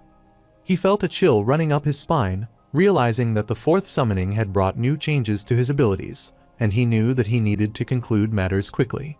As Baron stood before him, he said that every time he gained new forbidden knowledge, Shen insisted that he record it in that book, and he wondered what the reason was. Shen replied that Baron did not need to know the reason, did not need to understand it, and did not need to think about it, as his only task was to follow orders. Baron remained silent. Shen thought to himself that Baron should stop bothering him and go find his superior instead, even though that superior was also himself. Baron placed the bags on the floor and turned to leave, stating that he understood. Shen, sweating slightly, thought with relief that Baron had stopped, as he was barely able to contain the power within his own body. Using his cane, which could transform into a string, Shen pulled the boxes quickly toward himself and stated that he needed to retrieve his belongings and return swiftly. He then teleported from the library back to his home. On the other side, the arm of Stolas was chasing the frightened Kola at high speed. Shen, surrounded by radiant light, teleported into his home. Kola, startled to see him, immediately ran toward him. The arm halted abruptly, screeching in shock at Shen's sudden appearance. Kola jumped onto Shen's shoulder while Shen, now in his casual clothes, stood facing the arm and glared at it with his glowing red eye. He warned that if it ever tried to run off again, he would incinerate it with the heart of the heat. The arm trembled in fear. Shen transformed into his haze form and told Kola to get down because he had something to do. A loud boom echoed as Shen, in his haze form, flew from the rooftop of the coffee shop at high speed. While moving through the alleyway outside the coffee shop, Shen thought to himself that the size of his haze form had grown. He could now feel everything inside the haze. Meanwhile, Kola, trembling and crying, stood against the coffee shop door, and the arm of Stolas, also frightened, remained pressed against the door behind her. Shen returned to the coffee shop in his haze form and reverted to his human form, thinking he had just felt that perhaps one day he might not be able to turn back into a human again. As the summoning rituals continued, he feared he was drifting further away from his humanity. Kola stood before Shen holding the arm of Stolas in her mouth, conveying that it had attempted to flee again. Shen acknowledged her effort with praise. After some time, Shen sat in a chair, placed the 2 boxes on the table before him, and instructed Kola to keep watch over the arm and to bite it hard if it dared to run again. Kola responded with a meow. Shen opened the box and questioned whether the contents were truly just an ordinary apple, as he found a dried apple inside one of the boxes. He noted that the only change was that the apple had been burnt dry. Rubbing his chin, he concluded that only blessings which belonged to that god's category would undergo magical transformation. If that assumption was correct, then it made sense when the heart of the heat flame ball appeared from the other box, and Shen, observing it, stated that it was just as he had expected. He nodded and thought further that perhaps he needed to become the Lord of Ashes and perform another experiment using the heart of the heat before he could form a complete conclusion. For now, all he could do was wait for Tina. A few weeks later, a man stood at a bus stop in the rain holding a newspaper he had been reading. He said that Senator John had achieved success in his campaign and had become the new leader of their city. The senator had promised that the people would live more fulfilling, richer, and safer lives, and that they would be protected from crime and cults. The man found the news boring and wondered what relevance such elite news had for someone like him. An older man standing beside him agreed and said the news was indeed dull, and suggested they might as well report on the miracle cult and how it continued to spread its agenda across the rural countryside. Looking toward the city house, the older man said that this was Miranda, once the center of the world, the capital of all capitals, and the land of hope. Now it had become a massive international city, and it had been nearly 100 years since he had last visited the place. Upon hearing this, the first man remarked that he could tell the older man was an old sorcerer and pointed out that he carried a magic wand, a broom, and an invisibility cape. The older man confirmed that he was indeed a real sorcerer. The man laughed and asked what business brought him to Miranda. The older man replied that a relative of his had died there. Although the relative was not important to him, and they were not close, the person had been killed in this city, so he had to come. That was what family did. The man, sweating, offered his condolences. The older man turned his gaze and said that it was all right, and that he was already feeling better. On the other side, Suling awoke from sleep, stood at the window in her room stretching her body, and said that the commissioner had informed her that the current leader of the Salians, Hang Lai, was a member of the Lightless Dust. He had participated in many wars and possessed numerous powerful and strange astral spells. She then blushed and said that she intended to report this intelligence to Mr. Shen and also have some dessert. Standing before the weight machine, she said that although she had a supernatural body, she still felt as though she had gained a bit of weight. She then kicked the weight machine and shoved it under the bed, saying that she was not fat as long as she did not measure herself. Meanwhile, someone knocked on her door. She walked toward it and announced that she was coming. She unlocked the door, opened it, and standing before her was the same man who had previously stood at the bus stop reading the newspaper. Suling looked at the man and asked Mr. Albert why he was here. Then she thought about how her ex-landlord had managed to find her current address. Albert told her that he had not eaten in a while and was feeling hungry. Suling was surprised and remained silent. Albert asked if she could give him something to eat, even just a little, and apologized for making her witness such a mess. She pointed inside the house and told him to come in.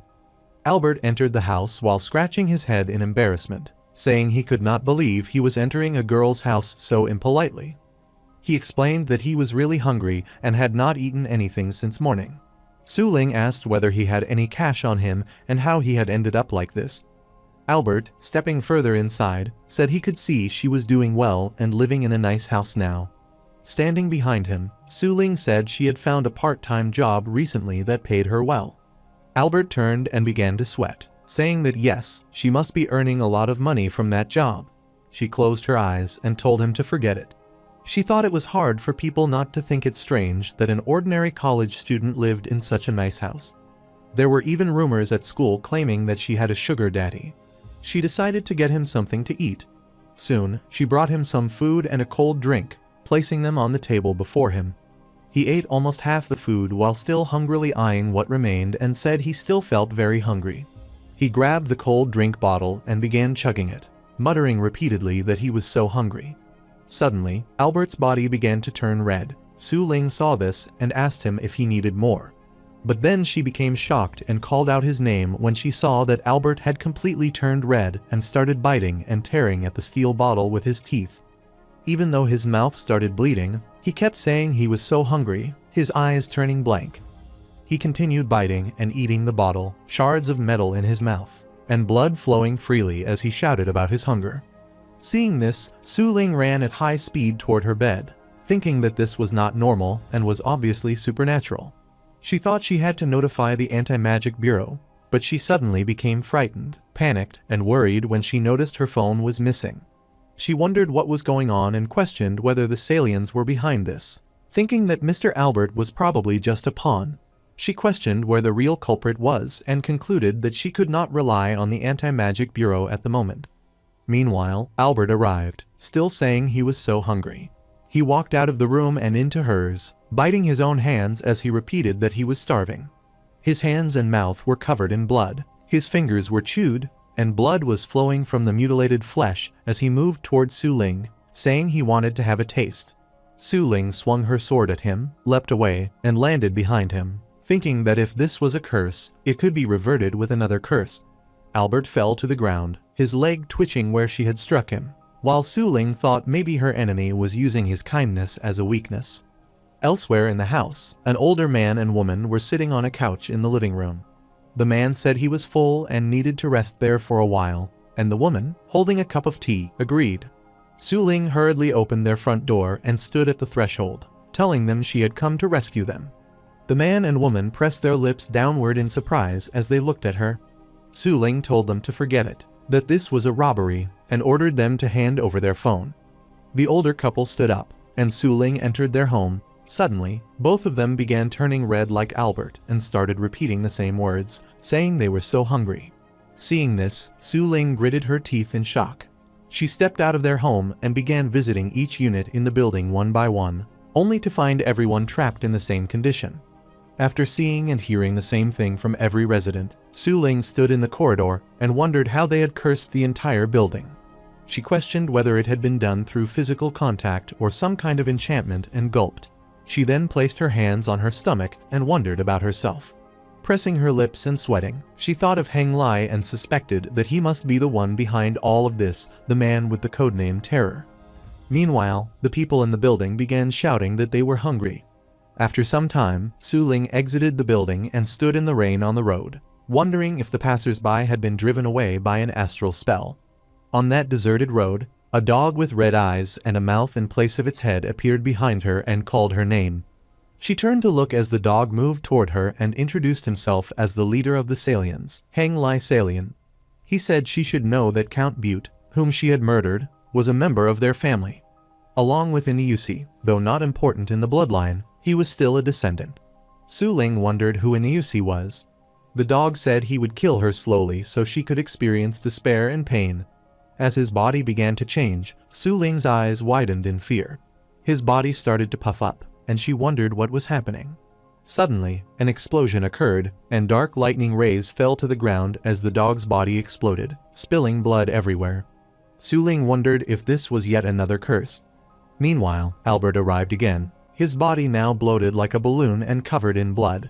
He stepped toward her and said she had already been cursed long ago, though her supernatural body had delayed its effects. He told her she could not escape death and would die slowly and painfully. Suling turned to look at him and wondered if she was indeed beginning to feel hungrier.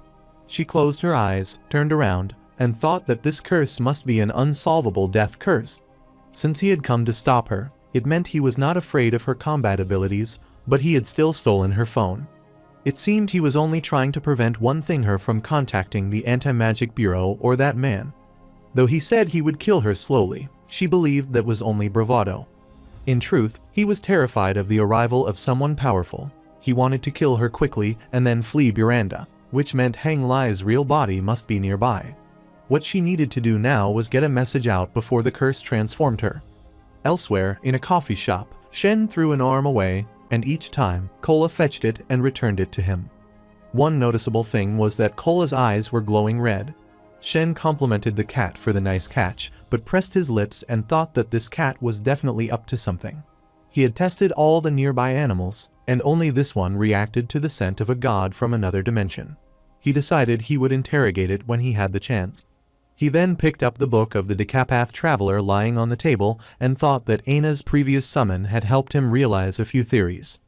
Items only transformed into specific types and once transformed, could not be transformed again, which was unsurprising. He opened the book, thinking it was time to see whether Suling and Tina were facing any trouble, as things had been turbulent recently. However, Suling was running in the rain on the road, saying that she had to think of a way to contact the Anti-Magic Bureau. She then arrived outside the high school building and thought there should be a telephone in a high school teacher's office. She entered the office and stepped toward the telephone lying on the cabinet, saying that the people at this school had been evacuated as well, and she had not expected Hang Lai to cast such a widespread spell. As she was about to touch the telephone, she stopped there and said to herself that, in that case, something was wrong. Meanwhile, the telephone started puffing up, exploded, grew huge, started roaring, and took the form of a human face. Suling, looking at it fearfully, wondered if something had been summoned. She raised her sword and said that the dark lightning rays falling on the ground before that monster must be stopped, and then a shield appeared before it and prevented it from escaping as she was about to kill the monster. The snapping sound from the shield was heard as the monster inside struggled and sank into the ground. A loud boom echoed as the monster cracked and destroyed the ground and got inside it. However, the monster disappeared completely as it entered the ground, and Suling still maintained the shield barrier. Suddenly, her left hand started trembling and blood was flowing from it, and she said that just now it had been her left finger bone, and this time it was her shoulder. She wondered whether the summoned thing could not be crushed by sheer force, and if it could not be killed by an ordinary blade either, thinking that Hang Lai had definitely done research on the way she attacked. As blood flowed from her hand and she held her blade, blood streamed onto the weapon, and she thought to herself that, thankfully, she had not shown everything she had yet. Her blood was mixed with the blood of an eldritch being, the Boar Demon, and it gave her weapon a special power to slay evil. She then raised her sword, which became surrounded by a light blue aura that appeared and released from the blade, and she thought that this still was not enough to defeat Hang Lai. Her eyes widened and she thought that the cost of that thing was too much. A red mark spread across her face and she thought about the curse. She then knelt on the ground, placing her sword on the floor and holding onto it. Meanwhile, Albert appeared from behind, saying that he had told her her death was fated and that she should pick a way to die. Albert's eyes were glowing, he was drenched in blood, and he smiled, saying she would either turn into a hungry monster and die, or suffocate inside a monster's body. At that moment, the giant monster spurted out from the ground, roaring before Suling, who looked down but then stood up. Her ears had also grown larger. Suddenly, the roaring monster fainted, someone held her, and that monster's puffed-up body froze in the air.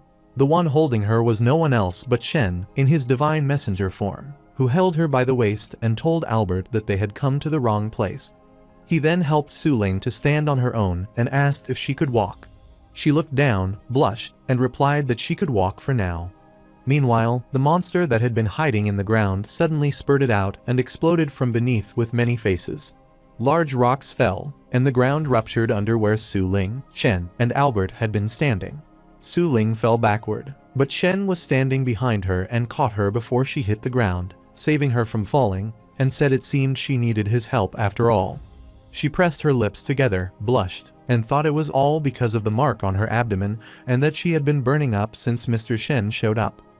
She thought it had nothing to do with him. Meanwhile, Albert said it was true that he could not defeat Shen, but Shen would not be able to protect her either. Shen responded that he would protect her and that he would kill Albert. Albert dropped to the floor and asked him to go ahead and try, and to find his real body. While Suling held her sword and stood before Shen, she said that Albert should be nearby and that he would not be far. Shen cast a flaming ball with his index finger and sent it to search for the real body. The ball moved through the school building and searched every room. Meanwhile, outside the school building, hundreds of people had gathered, shouting hungrily. All of them were caught in that curse, their eyes glowing red, and they had all turned into monsters. Suling heard the hungry voices shouting from outside and worriedly said that it was the people from the apartment. Shen closed his eyes and asked why she was staring at him. She knelt on the floor, lowered her head before him, and pleaded with him not to kill them, thinking those people might still be saved. Shen put his hand on her head and said she should not worry, that he would not let her carry guilt any longer. Hearing this, Suling's eyes widened in surprise. A flaming aura appeared in her eyes, and she remembered how 10 years ago the fire had burned the dark night red. The tragic screams, begging wails, curses, and cries had come out from the flames like endless waves. The flames had never stopped burning, and back then, she had kept hoping for someone to show up. Remembering all of this, she smiled and thanked him. Shen responded that a supernatural being, proud to the core, had knelt for the sake of ordinary people. Meanwhile, the flame ball reached the bathroom area, searching for the real body, and suddenly traced and discovered a red spell circle cast in the bathroom. Shen said she should hang on, and that he would solve the problem soon. Suling replied that she would take care of herself, and that it should not be a problem for now, since they could not hurt her. However, as Shen turned into his haze form to leave, Suling told him to be careful.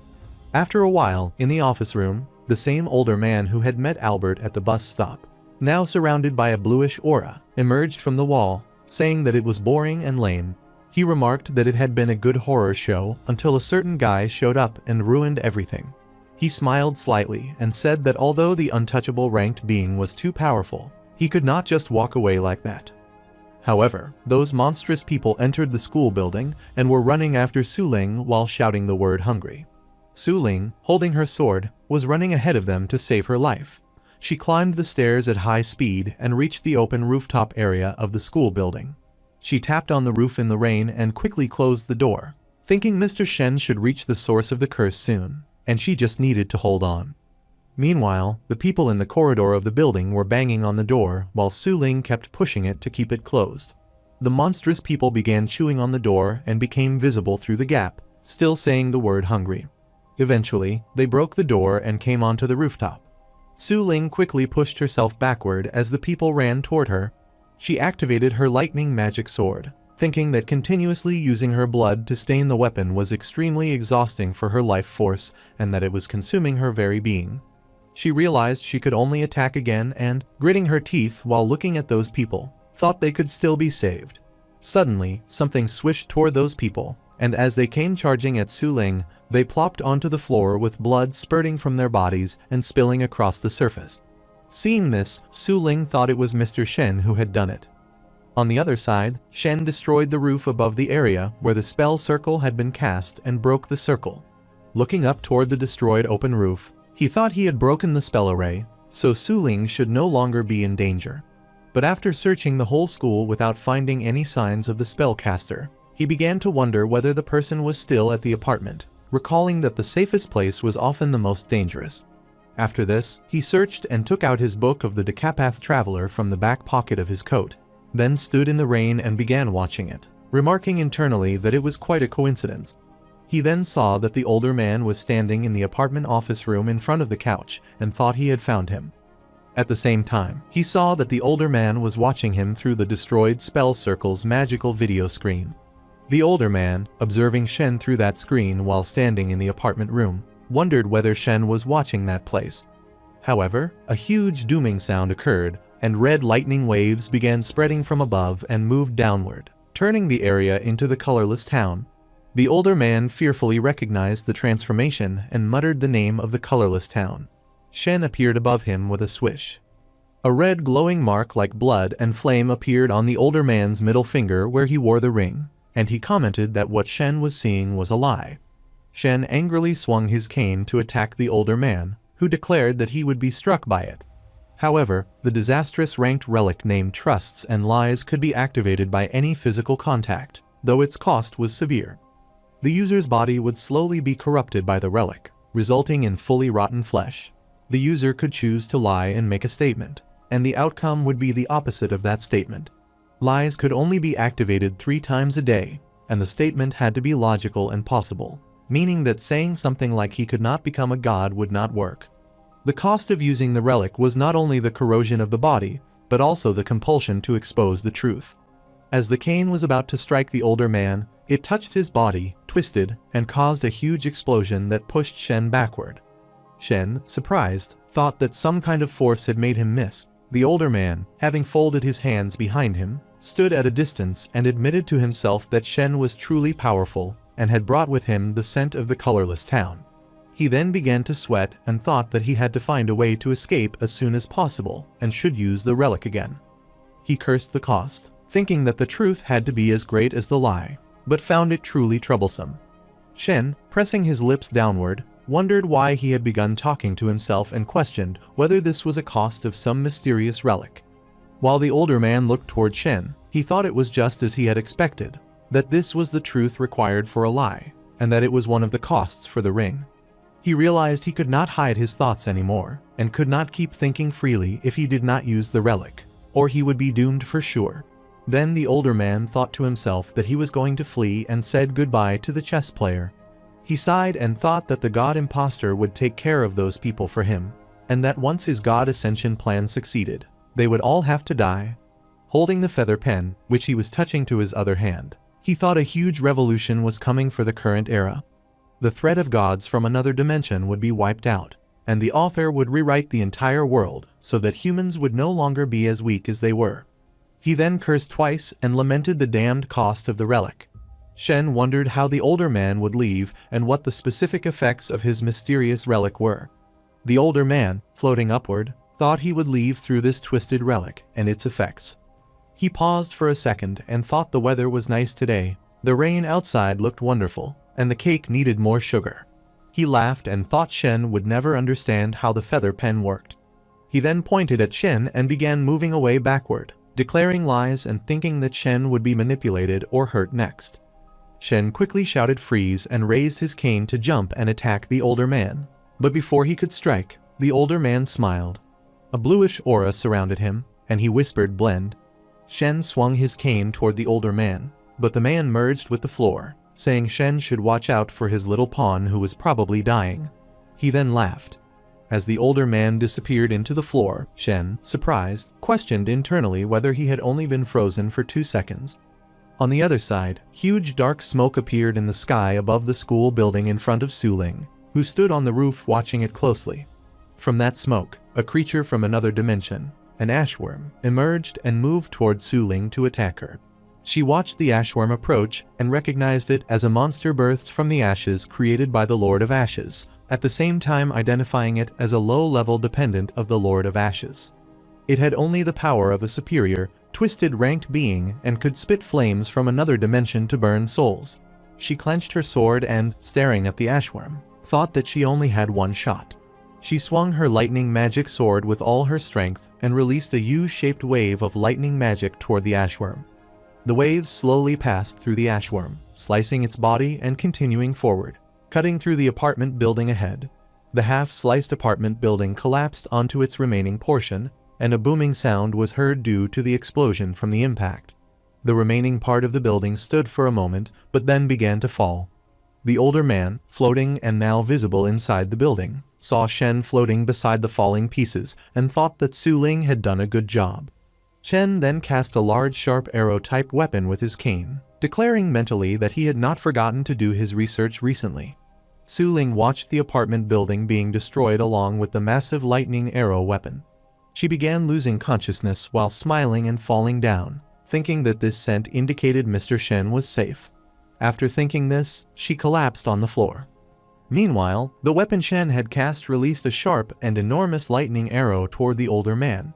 As the lightning arrow approached and passed through the older man's body, his form vanished with a sudden poof. Shen saw this and began to wonder whether it was just a clone. As the older man disappeared, Shen remarked that it looked like he had escaped. Then Shen transformed into his haze form and advanced beyond the area where the weapon had spread. The weapon slowly began to return to its cane form and flew back into Shen's hand as he gradually changed from haze into human form. Holding the cane, he declared that the man could not escape and that Miranda would become his burial ground. At that moment, the older man appeared in a deserted alley, walking in the rain.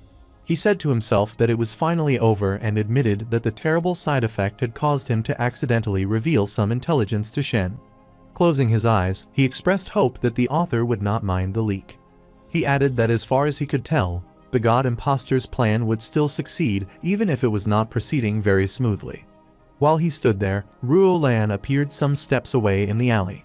Ruo Lan raised his hand, waved, and said he was lucky to have run into him. The older man looked toward Ruo Lan in surprise and recognized him as a ranked investigator Ruo Lan.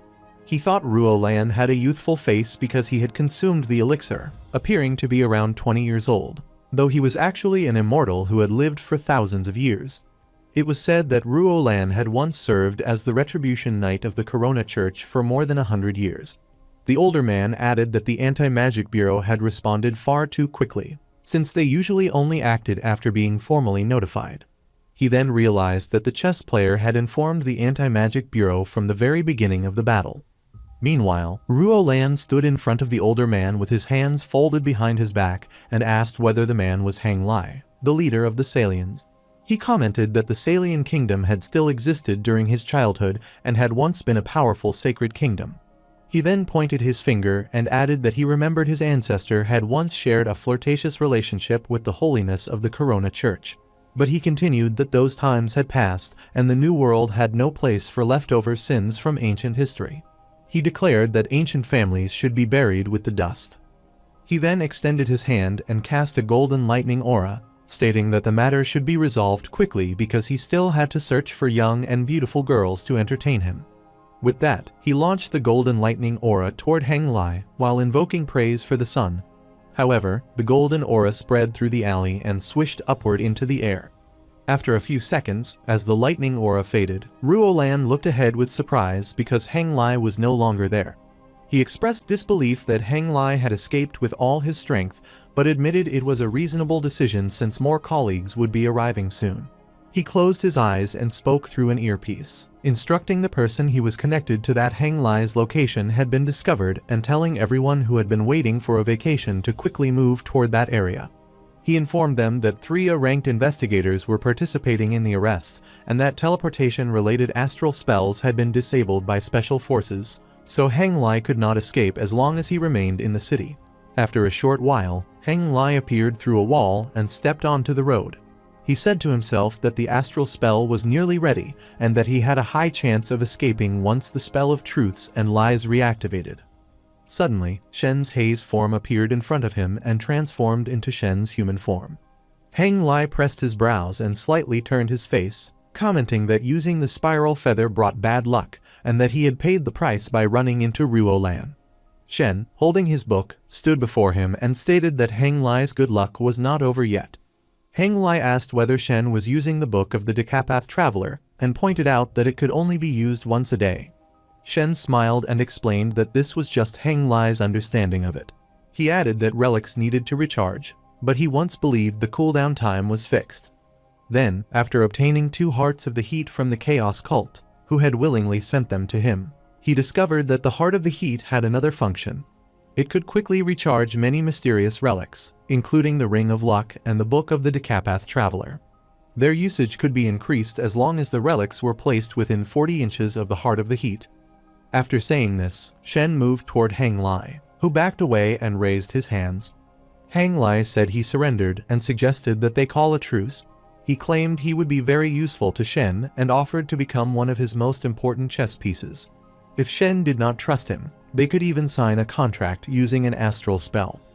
Hang Lai pleaded that Shen should let him live because his value was immense. Shen responded that Hang Lai no longer had the right to make such a request. Hang Lai asked why not, insisting that the information he possessed was too valuable and that Shen could not possibly be planning to kill him. Shen froze him and then slammed his cane into Hang Lai, stating that if he needed information, he would take it from Hang Lai's dead body. When he struck with the cane, Hang Lai's body shattered and broke into pieces. The following morning, Suling lay on Shen's bed and recognized the familiar room. She blushed and remarked that she was exhausted and needed to nap for a while. Just then, Shen's voice came from outside the room, calling Suling to stop being lazy and come eat breakfast. Suling immediately sat up, her eyes turning blank as she reminded herself to sit straight right away and insisted that she was not being lazy. After a while, Suling and Shen sat across from each other in the coffee shop, eating breakfast.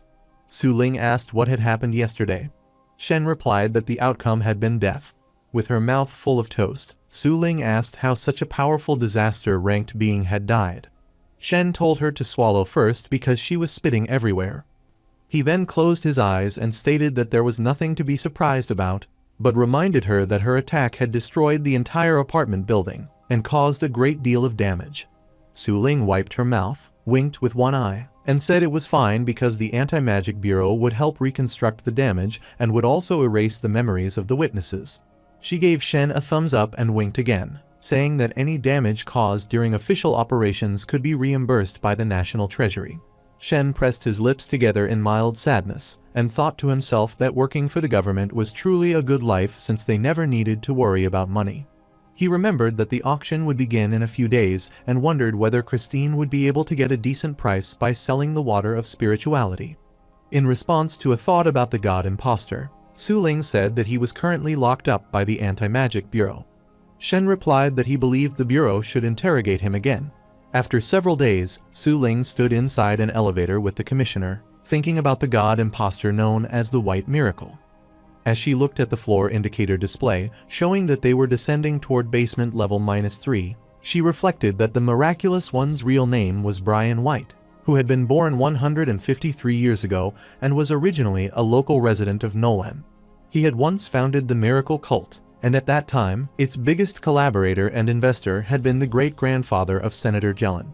After exiting the elevator, they walked down a dark corridor illuminated by wall-mounted lighting, and as Suling walked, she thought to herself that Brian White was a powerful being born with the innate gift of reality twisting.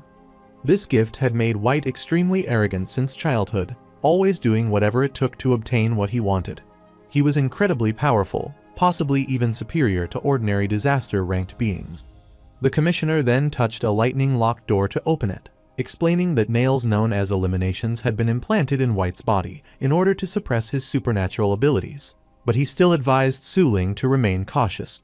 As the door opened, they entered a blank white room where White, dressed in a white costume, sat on the floor with his back to the door. He commented that they had finally arrived and then turned his head, asking whether the commissioner had come to report the results of his investigation or to interrogate him once more. The commissioner stepped forward in front of Suling and asked White what his next move would be. White, resting his hands on the floor and leaning his head slightly back, replied that the time to reveal that had not yet come but promised he would speak when it did. He addressed Suling directly, saying that her personal sense of righteousness was small in comparison to his grand plan which, once fulfilled, would envelop the world in massive righteousness and save it from its chaotic, evil state.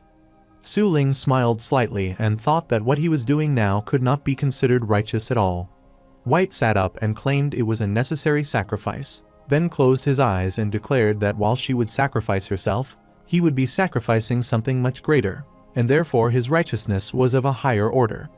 He then opened his eyes and stated that for this reason, failure was not an option. Suling responded that no one had the right to decide who must be sacrificed in the name of righteousness. White told Suling that she was someone righteous and that he admired her morality, and he suggested that if she released him now and submitted to him, she might find herself walking a different path. The commissioner interjected that he already knew what White was planning next. He explained that the supernatural beings who had been under mind control were still hidden somewhere in Buranda and that they were likely preparing to attack, having already been given their instructions. White, looking downward, confirmed that the commissioner was more perceptive than he had expected and encouraged him to consider what they would do next. A group of reckless supernatural beings with destructive powers who held no fear of death. The commissioner held a coin in his hand, then opened his palm and looked at it. The coin glowed, revealing a blank face etched onto it, and he stated that instead of speculating about what the brainwashed individuals might do, he would have the brainwasher himself provide the answer.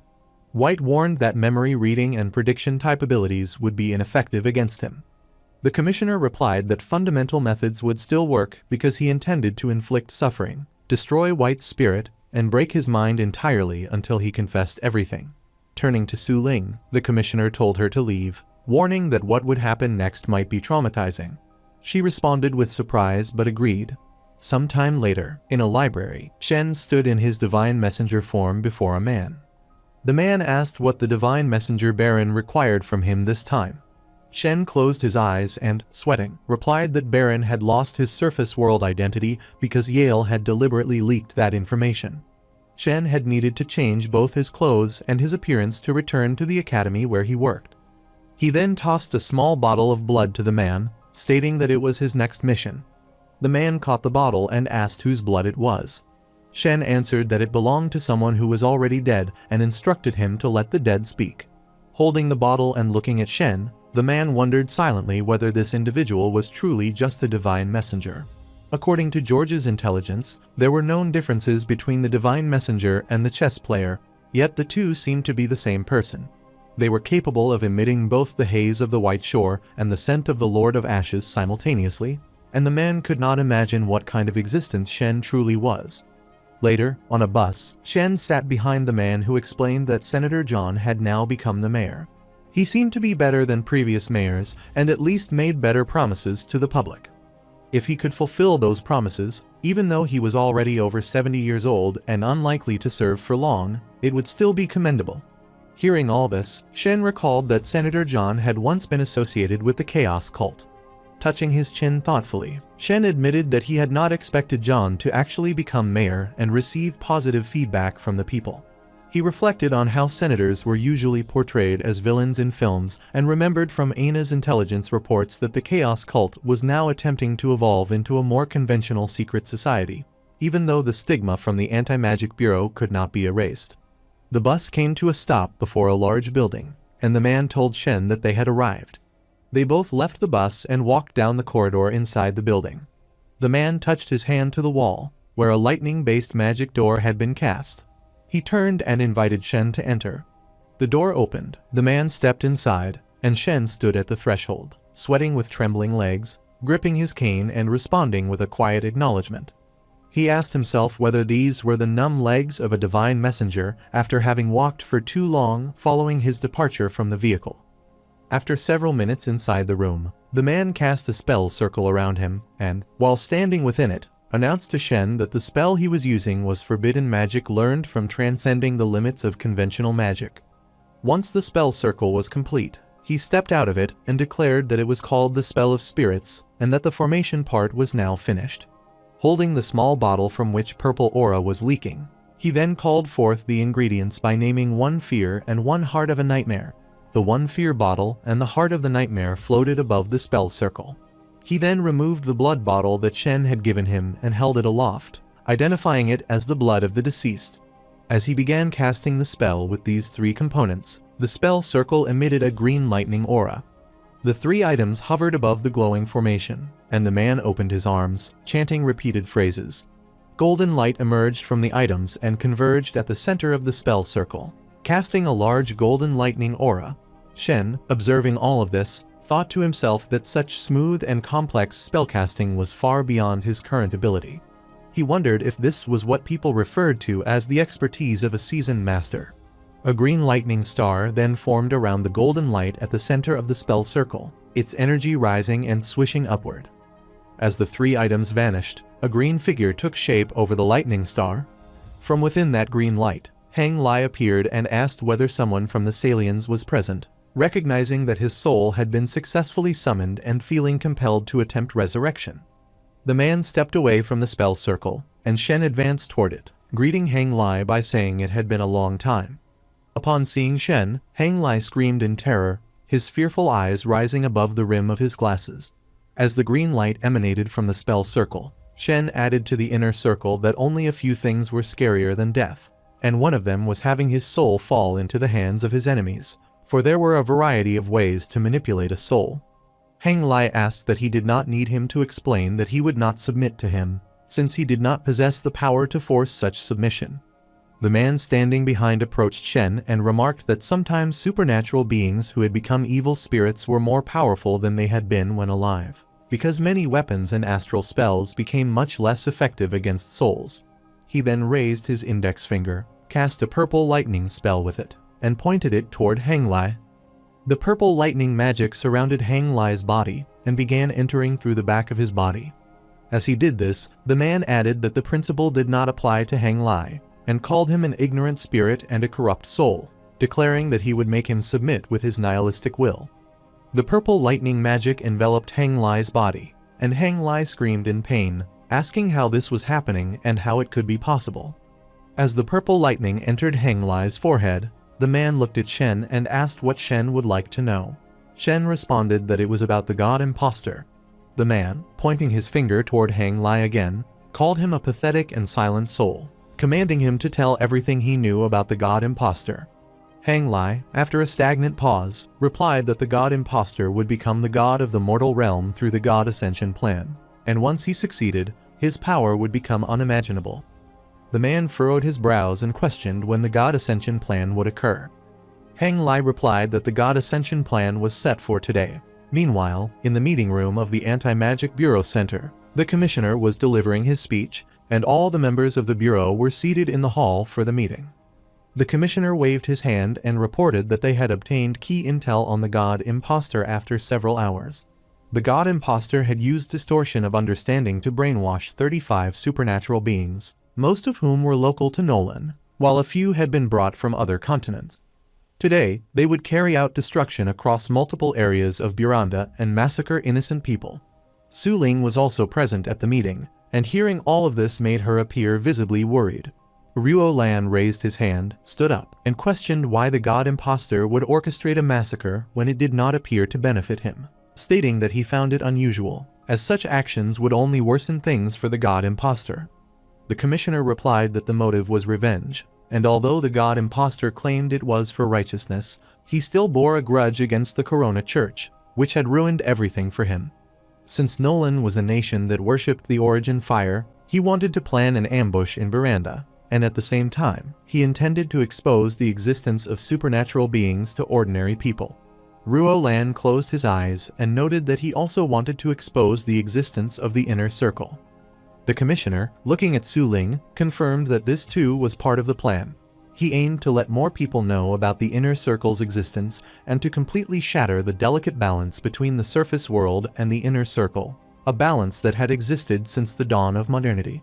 Upon hearing this, Suling reflected on how, in ancient times, people were aware of supernatural beings until the beginning of modern society, when various forces held secret discussions and, for some reason, signed a global agreement stating that the world of supernatural beings would belong to the inner circle, while the world of ordinary people would belong to the surface world. However, now the god imposter sought to disrupt that balance. The commissioner, raising his voice, declared that the situation had escalated to an emergency, and everyone had to prepare. They had discovered the estimated ambush locations linked to the god imposter. All investigators were ordered to mobilize immediately, except for those essential members who needed to stay and guard. The teams would be split in two. One team would be dispatched to the 17 identified locations for possible attacks, while the other would form smaller groups throughout the city to maintain surveillance. He reminded everyone that they were Buranda's first and final line of defense, and if they failed to protect humanity, there would be no humans left. Meanwhile, in that secret room, Shen asked if the god ascension ritual was indeed scheduled for today. Hang Lai confirmed this. Shen inquired about the core of the plan. Hang Lai explained that the procedures of the god ascension plan were provided by their group, the Lightless Dust. Someone had succeeded in the past, but the god of the mortal realm was not invincible and could never compare to a god from another dimension. It had merely been a more powerful distortion of reality. To achieve the god ascension and transform from a human to a god of the mortal realm, 3 conditions were necessary: 1,000,000 cases, 1,000,000 forms, and 1,000,000 faiths. The god imposter had conducted experimentation and collection for the last 2 conditions in a remote village and had completed the process before arriving in Buranda. Shen thought to himself that the 1,000,000 cases, collected by the hidden iris, were the final requirement. He then asked why the god imposter had come to Buranda. Hang Lai answered that the final ritual of the god ascension plan could only be performed there, and that everything done in Buranda had been a diversion to attract the Anti-Magic Bureau's attention. The god imposter had separated himself into 2 people using distortion of reality. Shen was surprised by this revelation. Hang Lai smiled and said that half of Mr. White had only half of his powers. He had made many sacrifices and left numerous clues to ensure that the Anti-Magic Bureau would successfully capture him. He had wanted to be arrested and to reveal his revenge and ambush plan during interrogation. Everything was orchestrated for October 15th, which was today. The goal was to distract the investigators so that the site of his real speech would receive minimal surveillance. Shen, pressing his lips together, wondered about the true location of the speech and realized it would take place at Buranda Central Square, where Mayor John was scheduled to give a public address. Hang Lai added that the god imposter intended to kill the new mayor with his supernatural powers in front of thousands of citizens and millions of viewers watching on television. If the plan succeeded, it would fulfill the final requirement of the god ascension plan by generating intense emotions among a massive population. He sought to ascend as a god of the mortal realm in front of a live audience. Shen believed that this was a thoroughly calculated scheme. and that the god imposter must have predicted this day using the teen who had precognitive abilities. Shen then asked how involved the lightless dust were in the plan. Hang Lai replied that the entire god ascension plan was essentially the work of the author. He insisted that he could not say more, repeating that he really could not say it, and then shouted for them to stop forcing him. The man behind him raised his finger again, pointed it at Hang Lai, and unleashed lightning magic in anger, commanding the pathetic soul to tell everything about the lightless dust. Hang Lai screamed in pain, shouting that the lightless dust was an organization single-handedly created by the author. As he was about to reveal the author's real identity, he cried out in resistance while the man continued to send the torturous magic into his body. Hang Lai's body began to crack, and he pleaded for mercy, begging for another chance. The golden lightning split through Hang Lai's body until it shattered with a loud crack, and fragments of light scattered. The man, now furious, mentioned the lightless dust, and Shen informed him that he was leaving. The man turned and asked where he was going, whether he was leaving Buranda. Shen closed his eyes and responded that he would not leave Buranda. It had been a long time since he had arrived in this strange world, which had now become familiar. He had gone from being afraid of this place to being able to confront danger. He had gone from being alone to having many familiar friends in this familiar city, and he could rebuild all his connections and bonds here. If he lost this place, he would have nothing again, and he would try to make those who insult the gods fall from the sky. Elsewhere, in a luxurious office, a middle-aged man sat on a sofa holding a small bottle filled with blood-like red liquid, which he displayed to another middle-aged man standing before him in a black suit, who looked greedily at the liquid. The man in the black suit then bowed before the man on the sofa and departed just as Aina arrived from behind.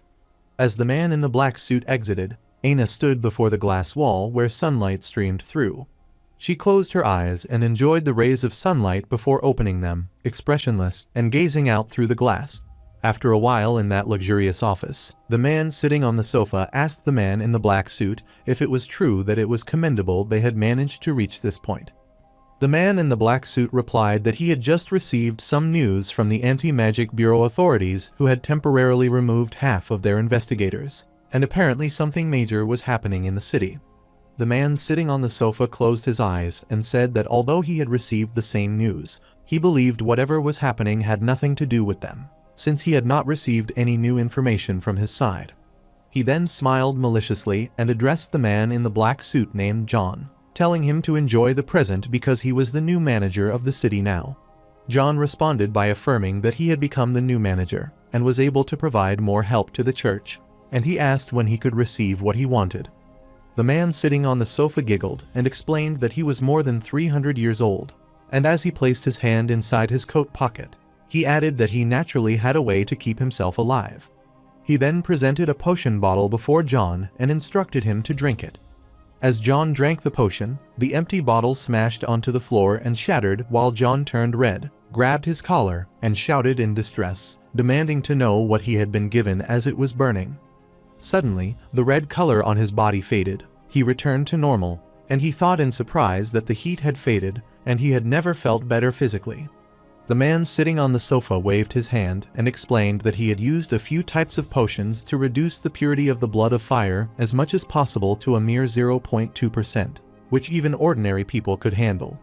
He said it could stop the aging process and help with re-energization, and that multiple sips could also produce supernatural powers. After saying this, he thought that each sip only lasted for 3 years, and the body of the user would revert to its original state after that time.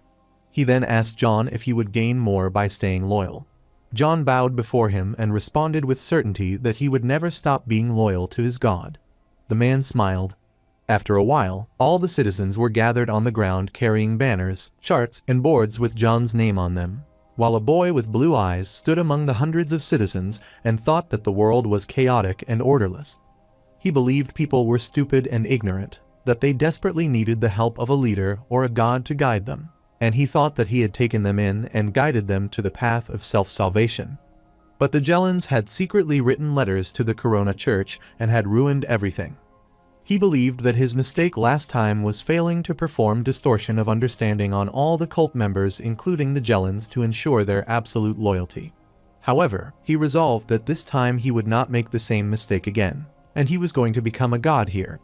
While the people around him were repeatedly shouting slogans hailing Nolan, John stood upside on the stage and began his speech happily while looking toward the citizens filling the entire massive ground. He said he was able to stand there that day because of the support of the Buranda people, and that he would first like to thank every citizen who loved the city and the people around them. Ruo Lan, standing on the stage behind John and wearing sunglasses, thought that only half remained for the 2 designated A-ranked investigators and the 8 designated B-ranked investigators. According to the prophecy, the assassination would only fail if 2 A-ranked investigators were present at the scene. John added that crime had risen daily, threatening everyone in the city, especially due to the malicious cults, and he said they had all witnessed the crimes committed by them. He said perfectly happy families were instantly turned into scenes of tragedy and tears, and he believed that it was because they had failed to perform their responsibilities in the city, which was to protect the people. While that man in the crowd took out the eye of Anubis from his pocket and smiled, he said that the light it emitted could destroy almost everything in its path, and that almost nothing could shield against it. He noted that the cost of using it was 10 years of life. He then held the floating eye of Anubis over his hand and began casting a spell while chanting incantations. Suddenly, an orange-yellow ball like the sun was cast into the sky. Ruo Lan quickly moved ahead and pulled John backward, shouting to be careful. He then thought to himself that he only had half of his power, and without the help of the distortion bead, he had only a moment before making a critical mistake. But he believed that 1 moment was enough. The people began shouting questions about what was going on and demanding not to interrupt the mayor, asking who was blocking the mayor and if someone was attacking him, and insisting to let the mayor speak. Ruo Lan shouted at the attacker to leave the stage immediately while the eye of Anubis floated in the sky. Meanwhile, Shen arrived in his divine messenger form and stood among the crowd behind the man who had released the eye of Anubis. He froze everything and everyone there, and the eye of Anubis vanished. Shen smiled and, looking toward the man in the crowd, said he had found him. The man turned his eyes and noticed Shen behind him. Shen bounced the now shrunken eye of Anubis in his hand and smiled, saying that the man had failed and wondered whether to call him white or the god imposter.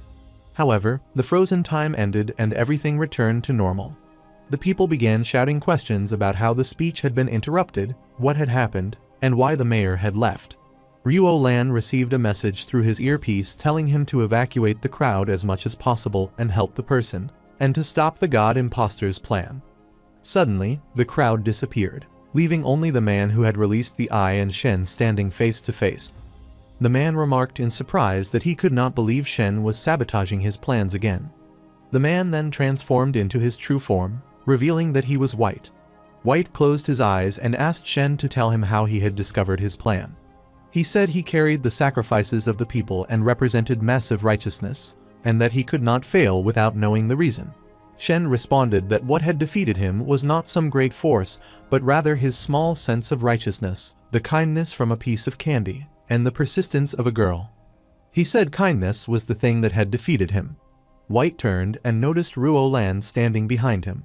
All the people on the ground had moved away, and only Shen and Ruo Lan stood before and behind White. Shen added that it seemed White had nowhere to run. White said he would lead the people toward happiness if he became a god and claimed he understood that not everyone could comprehend him. Then, opening his arms and closing his eyes, he said he must save the people and stop the chaos and disorder of the world, even if it meant sacrificing himself. Meanwhile, 3 balls surrounded by heated flame drilled out from White's heart and started floating around him. He thought that the assassination had failed, but many emotions had been gathered. And although the lack of emotional power would make the ritual unstable, he had no other choice at the moment. Shen said freeze and froze everyone and everything once again except Ruo Lan. He ran toward White at high speed and struck his cane on White's head, but nothing happened.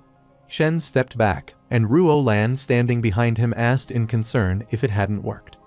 Meanwhile, White's body began to crack and then exploded, sending a bright light across the area where he had stood. However, the light was so bright that it caused everyone's eyes to blur. Ruo Lan, watching the light through his sunglasses, saw that White had disappeared in it. As the light faded, Ruo Lan said it was gone. Someone through his earpiece told him to look at the sky. Ruo Lan, shocked, gritted his teeth and questioned what he was seeing. Aina, inside an office, also looked up at the sky. The man in the black suit looked up in surprise. Suling's eyes widened at the sight, and Shen too, watching the sky, wondered about the presence of two suns and the appearance of two identical skies above. However, it was noon and the two suns were in the sky, with the second sun growing larger and releasing intense heat. The man in the black suit, who was actually the priest, furiously stared at the second sun and thought about how someone could dare to insult the gods in such a way, deeming it unforgivable. His face throbbed as he gritted his teeth, thinking that person should just wait. On the other side, the commissioner stood on the outside roof of their department building, watching the sun. Suling, who stood behind him, asked what that was. The commissioner replied that it was the god ascension ritual, something he had seen once many years ago, though he had not expected that person to forcefully make it work. At this point, that person was no longer the same as the rest of the mortals, and the commissioner believed they could not go against him on their own. Suling asked whether even S-ranked investigators could not stop him. The commissioner remained silent at first, then turned his face and replied that he was going to the 4th level of the underground basement. Meanwhile, on the ground where Shen was, he looked up at the sky and remarked that this seemed like the second stage of a boss level. He doubted it could be a real planet, but its size was far too immense. Ruo Lan, standing before him and touching his earpiece, stated that they had to temporarily elevate the danger level of the god imposter. The god imposter had now become untouchable ranked, and human civilization was observing the 23rd untouchable ranked dangerous being.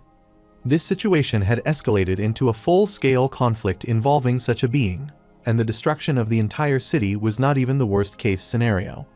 The god ascension ritual was highly unstable, and its success appeared to be a mere coincidence. The deluded god imposter was now likely fully insane. Shen agreed, while a man standing behind Ruo Lan in a black suit laughed and began to praise the mighty Lord of Miracles, the White Sun, the savior of everyone. Both Ruo Lan and Shen turned and looked toward him. That man and 3 others stood there with their arms raised, loudly and repeatedly proclaiming praises to the mighty Lord of Miracles, the White Sun, the savior of everyone. However, that voice echoed from every home and every street, as the second sun's light spread across the city. Hearing that voice all around and seeing the spreading sunlight, Shen thought about whether this was the world of happiness that person had spoken of. He concluded that everyone was under that person's control, a world of hypnotized happiness and joy. The sun was so massive that he feared it would affect more than just the central square, intending to distort the understanding of the entire city so it would become the Holy Kingdom. The god imposter hated everything about the Corona Church and wished to become God, aiming to replace the fire of origin. The Corona Church had likely predicted this and sent the Light Chaser with a saintly relic capable of countering the power that twisted reality. They had sent him to hunt down the god imposter. The 2 suns hung high in the sky, and perhaps Shen could only test his final theory. Shen asked Ruo Lan about the time, and he turned and replied that it was 11:53. Shen took out his book of the Decapath Traveler, stating that he had something important to do and had to find the holy worshipper, the Light Chaser of the Corona Church, Frederick. Ruo Lan asked if that was all right and said he would inform the Anti-Magic Bureau. He touched his earpiece, which lit up, and asked whether the Light Chaser was currently in the Buranda Church. The commissioner had ordered him to ask why Shen was looking for the Light Chaser. Perhaps he would witness a holy miracle. Shen remained silent, while Ruo Lan added that there was still a chance to keep the current situation under control, as the power of the White Miracle was not yet stable. Extremely few people outside of Buranda had been distorted, and everything could still be saved if they acted quickly to fix the problem. He then pointed his finger and asked Shen whether astronomers and meteorological experts might help explain the phenomenon, since the appearance of 2 suns together could occur under ordinary weather changes. Shen responded that those people were more useful than he had thought. He then teleported but appeared instead in his coffee shop, thinking the teleportation point was the cafeteria closest to the church. Believing he could still make it in time, Shen's sudden appearance startled Cola, who meowed in fear. Shen transformed into his haze form and vanished, while Cola, with teary eyes, gave a frightened meow and fled. On the other side, on the open roof of the church, Shen appeared in his human form wearing a black costume. Standing before an invisible shield, he said it felt like something was resisting him. He entered the shield and observed that his human form was not affected. Inside the church, the man in the black suit from earlier, now wearing priestly robes, stood before a flame statue and questioned why Shen was there. Shen appeared behind him and said he was there to test something. The man replied that he was not in the mood for other matters. Then, turning with eyes filled with tears, he shouted that the one who insulted the gods was now high in the sky.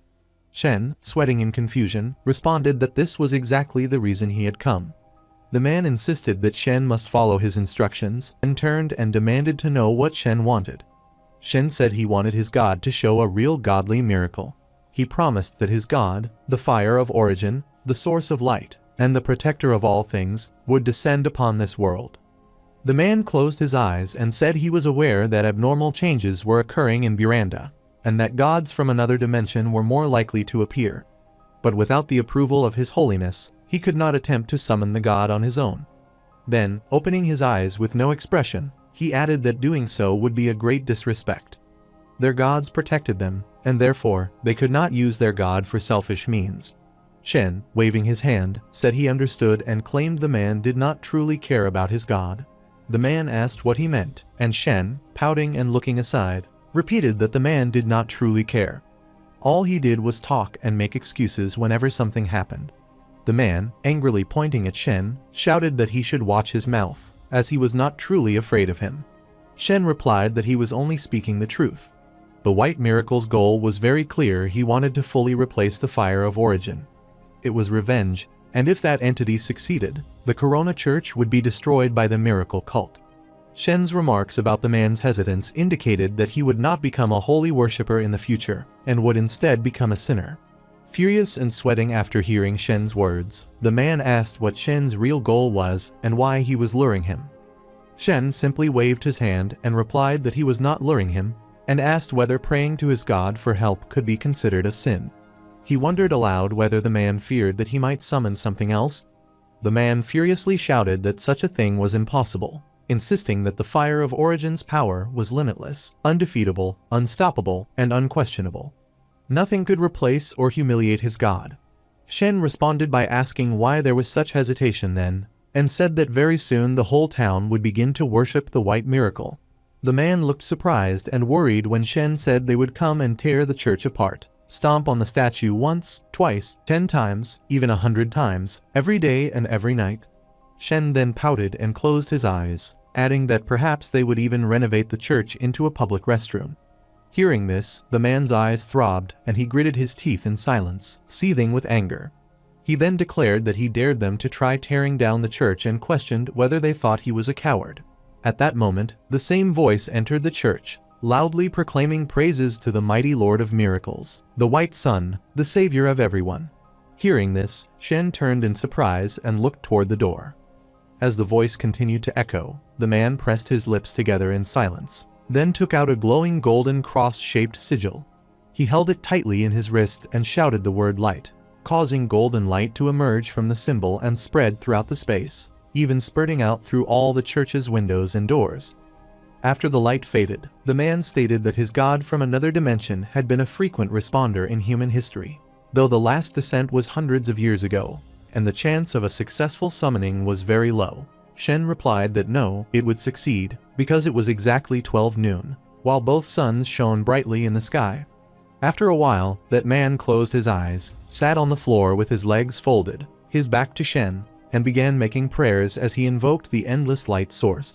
Sunlight was entering the hall through the closed glass windows while the man continued, calling upon the creator of everything, the flame of the world from the beginning of time. He presented to him the cross of brilliance and pleaded for shelter for his puny self.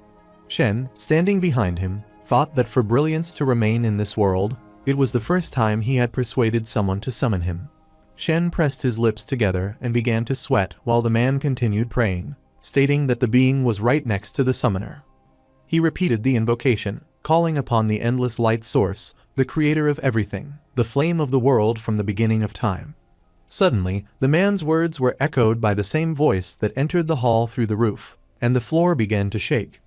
Shen looked up toward the ceiling as black smoke rushed into the church, penetrated the invisible shield, entered the hall, and spread around him while the man, still with eyes closed, continued repeating the same words in prayer. Shen looked toward the smoke surrounding him and wondered in frustration what the gray haze represented. He summoned his magic cane, realizing now was not the time for hesitation. In his divine messenger form, Shen lifted into the air, surrounded by the gray smoke. As he ascended into the dark sky, the gray smoke swished down toward the ground and vanished into the sky. Shen floated above, moving toward the sun, thinking it was still so far away while the sky around him turned dark. However, as Shen stood close to the sun, he thought it was so majestic up close. Then, floating farther away from the sun in the sky, he looked toward his hand and assumed he had logged into the account of the fire of origin, having descended from the sky as a god from another dimension.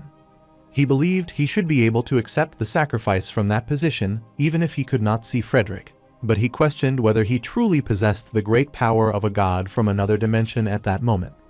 On the other side, inside the church, the man opened his eyes and turned to look behind him, wondering aloud why there were no signs or energy pulses and how the individual had simply vanished. He questioned what kind of person the chess player truly was. Suddenly, something boomed, and the man exclaimed that the feeling really was a godly descent. He ran out of the hall into the yard, loudly declaring that even beings ranked as untouchable were still as puny as insects before a god from another dimension. He insisted that the chess player did not deserve to communicate with such a god and believed something was seriously wrong with Buranda City. The newly appeared third sun felt different, radiating warmth from the inside out when its sunlight touched the body.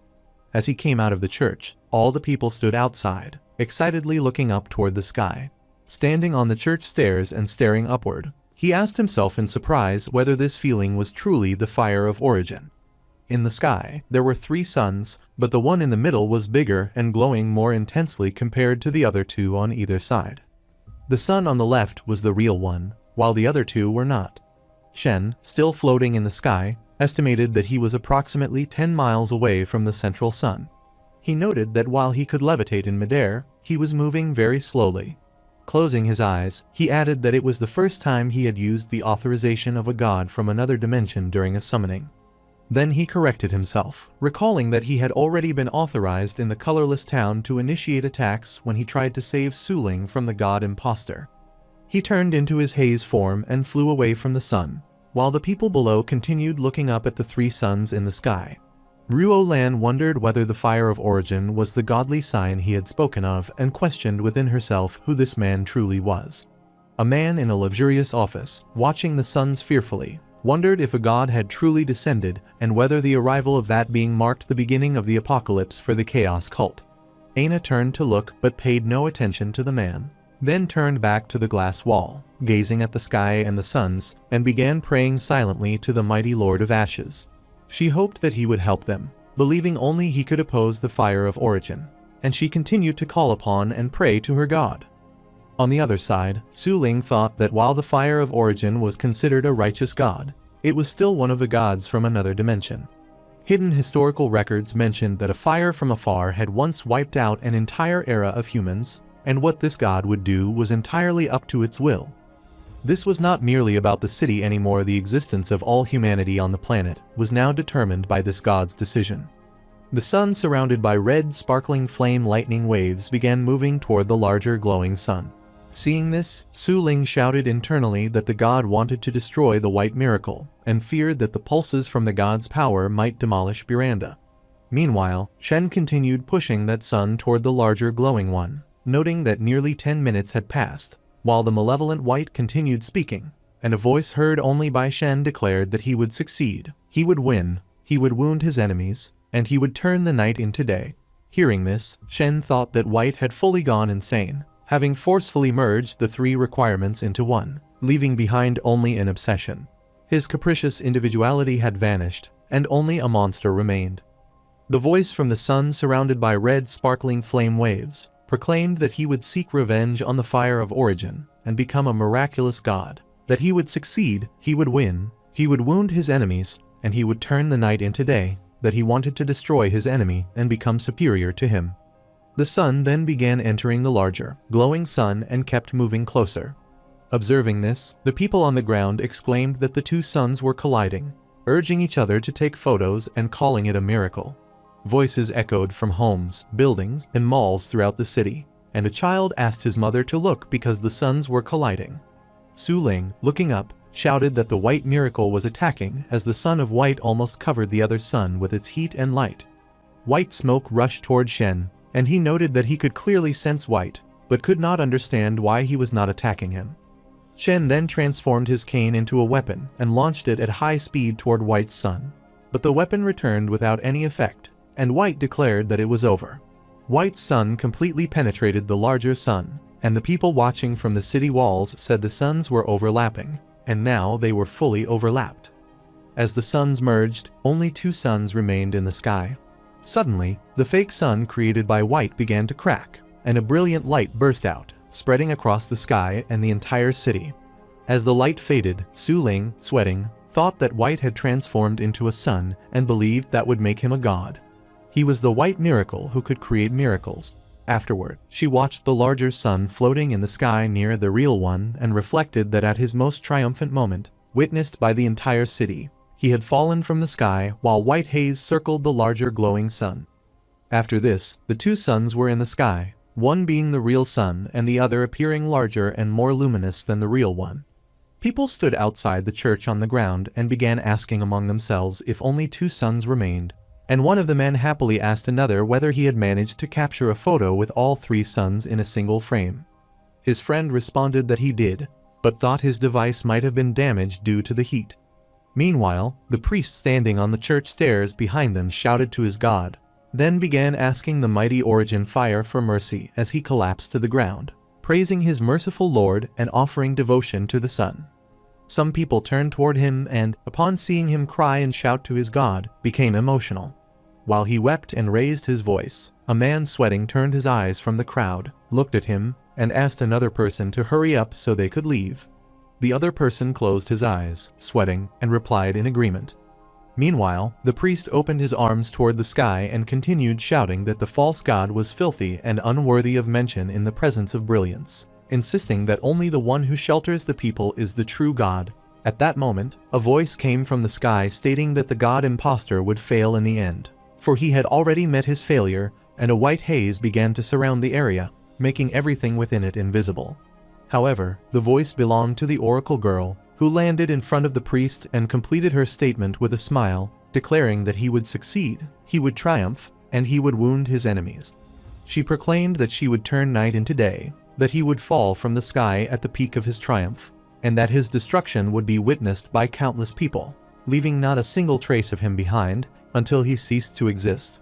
The priest looked at her and wondered if this was truly the oracle girl, who was recorded as the 7th untouchable ranked being in the records of the Anti-Magic Bureau. The oracle girl continued, explaining that the Light Chaser's ancestors had once freed her from a seal, and from that point forward, every generation of the Fredericks had maintained a connection to her. She then turned around and said that she had given him the blade and ensured the accuracy of the prophecy, but from now on, she would have nothing further to do with him. After this, she looked toward the sky where both suns, one real and one more luminous and larger, remained, then raised her hand to shield her eyes and commented that she could not see clearly, that the future had become blurry and filled with increasingly unknown possibilities. She stated that until the apocalypse arrived, she would continue to watch and bear witness to the future. On the other side, Suling jumped from the roof of a building to the ground and stated that the danger had been resolved.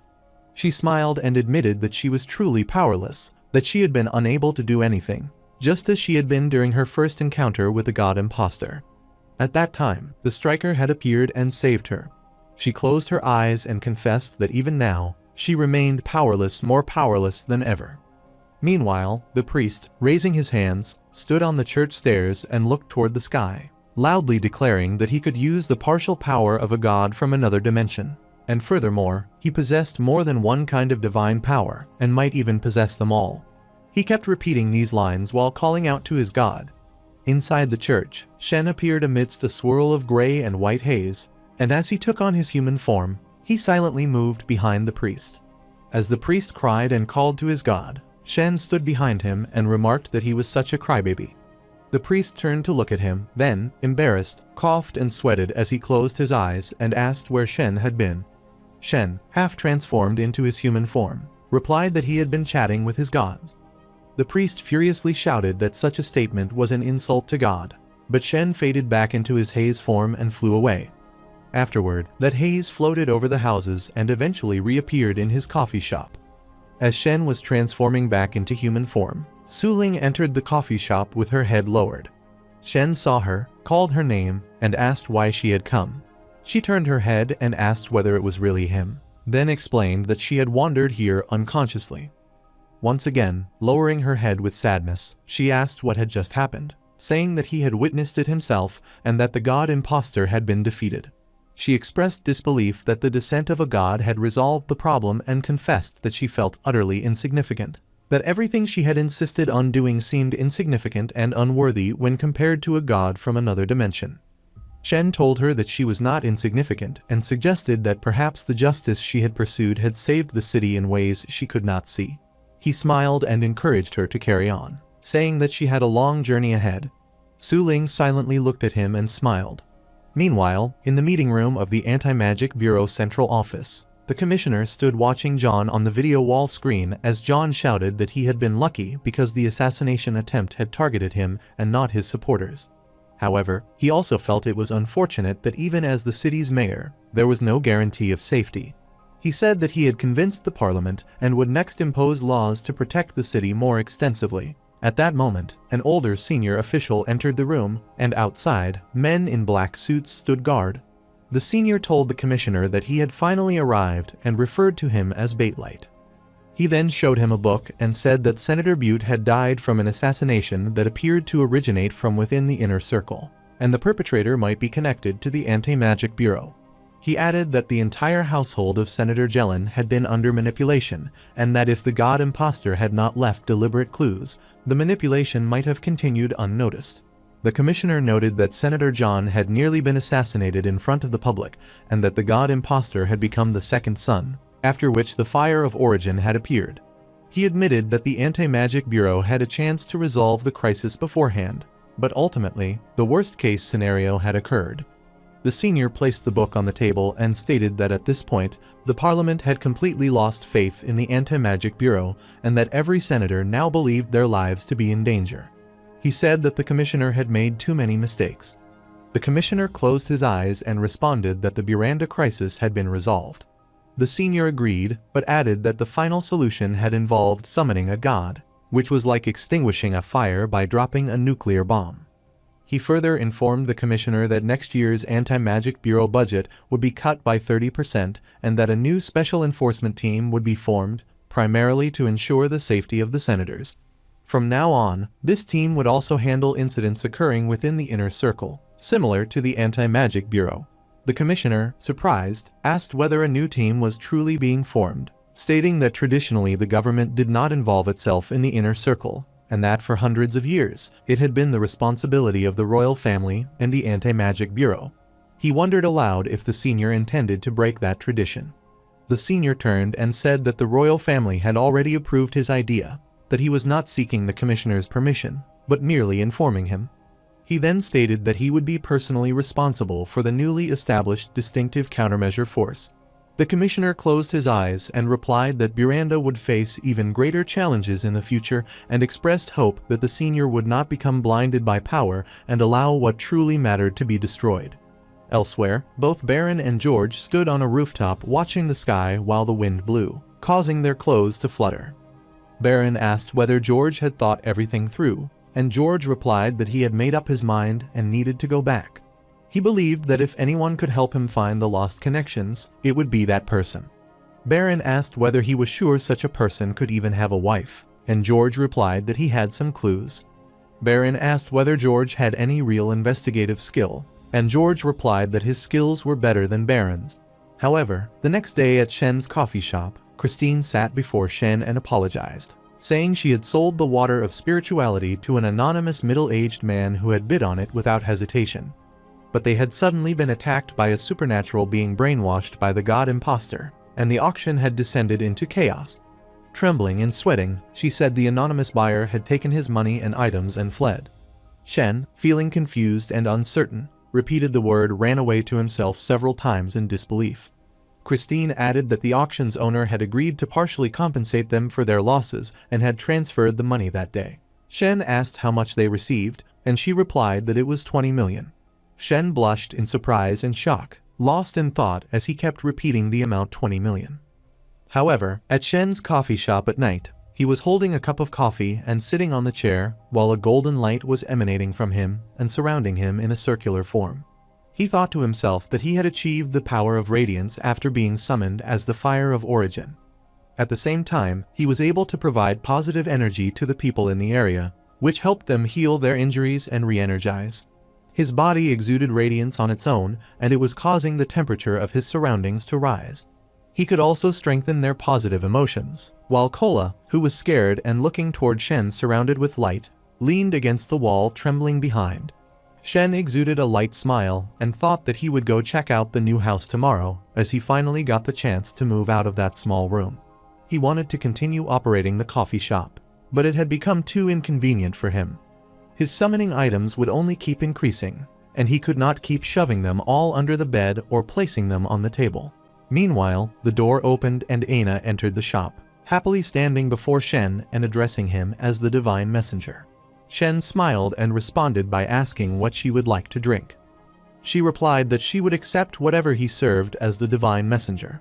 He stood up and said that she could look forward to a new flavor today. Aina stood before him and, looking toward him, said that she was now able to use advanced astral spells and that the high priest had said there was nothing more he could teach her. Shen was happy and replied that she had improved a lot. Aina, hearing this, smiled happily, while Shen thought that Aina's progress was extremely fast, faster than ever. She had received her second injection of the blood of fire not long ago, which had improved her further. After a while, Shen sat before Aina and said that he had heard from her last time that she had been doing well at the cult this month. She replied that ever since John succeeded, part of their members had joined Miranda's law enforcement team. The high priest had achieved the blood of scarlet by diluting the blood of fire, thereby obtaining an optimized effect. Many elite millionaires and senators could not resist the temptation, and they were all fighting for the chance to become members of the cult. Shen, with a bored face, closed his eyes and thought yes repeatedly. Meanwhile, Aina said that they had received some reliable intel recently stating that the Bishop of Hush Strike was now in Miranda. Hearing this, Shen was surprised, sweating and wondering whether it was truly the Bishop of Hush Strike. He recalled that Hush Strike had 4 bishops in total, 2 of whom had died because of him, and that Yale's soul ball was in the drawer of the back room at that moment. As he remained shocked, Aina added that they did not know what the bishop was doing in Miranda, and speculated whether they were continuing their previous scheme. Shen thought it should not be dangerous if their only intent was to keep summoning. Pressing his lips downward, he thought again and realized that those people would murder their sacrifice before the summoning ritual, and that sacrificing Miranda would mean turning it into a ghost town. After this, he told her that he understood, while someone began praying and their voice was heard by Shen. The voice called out to the source of vitality, the father of Xenos, the changeable and shapeless master, and the eldritch spirit who never sleeps. Hearing the voice, Shen looked toward Aina and thought that it was not coming from her. The voice continued, saying that she wanted to offer her past and her future, her body and her soul. Meanwhile, gray smoke appeared there and surrounded Shen, while the voice continued requesting the display of his eldritch power and salvation from the hands of the humans. Surrounded by the gray haze, Shen told Aina that she should head back first, and that their meeting today ended here as he vanished. On the other side, a girl folded her legs and sat in a white empty room before a large blue spell circle, repeating the same prayer lines. In her mind, she made the prayer and thought that, as the leader of the Xenos, she had to save them from the hands of the Foundation.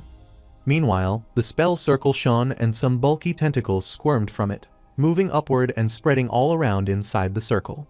However, those tentacles were quite large.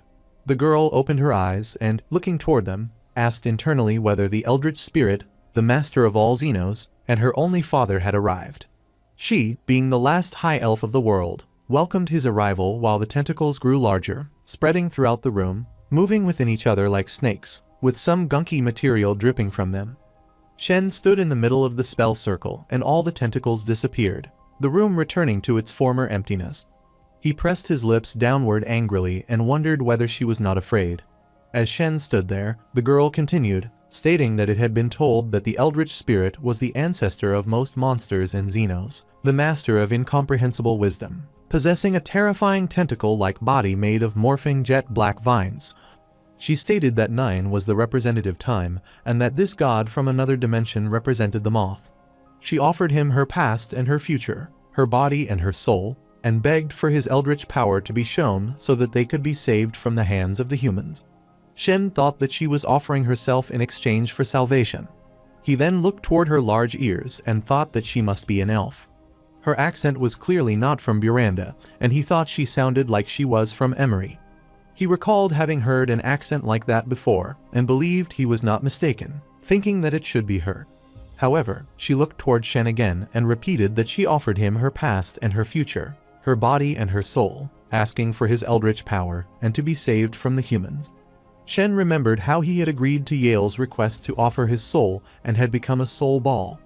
He then wondered what would happen if he accepted her soul and body, thinking to himself that he was not exactly a collector of freak items. He looked around the room and thought it resembled the prison of the Anti-Magic Bureau he had seen in Yale's memories. He considered whether that was why she seemed to be in a hurry, because she was summoning in secret. This astral spell that interfered with surveillance probably could not last long. Suddenly, a golden lightning spell began circulating around the recording camera on the wall and destroyed it with a snap.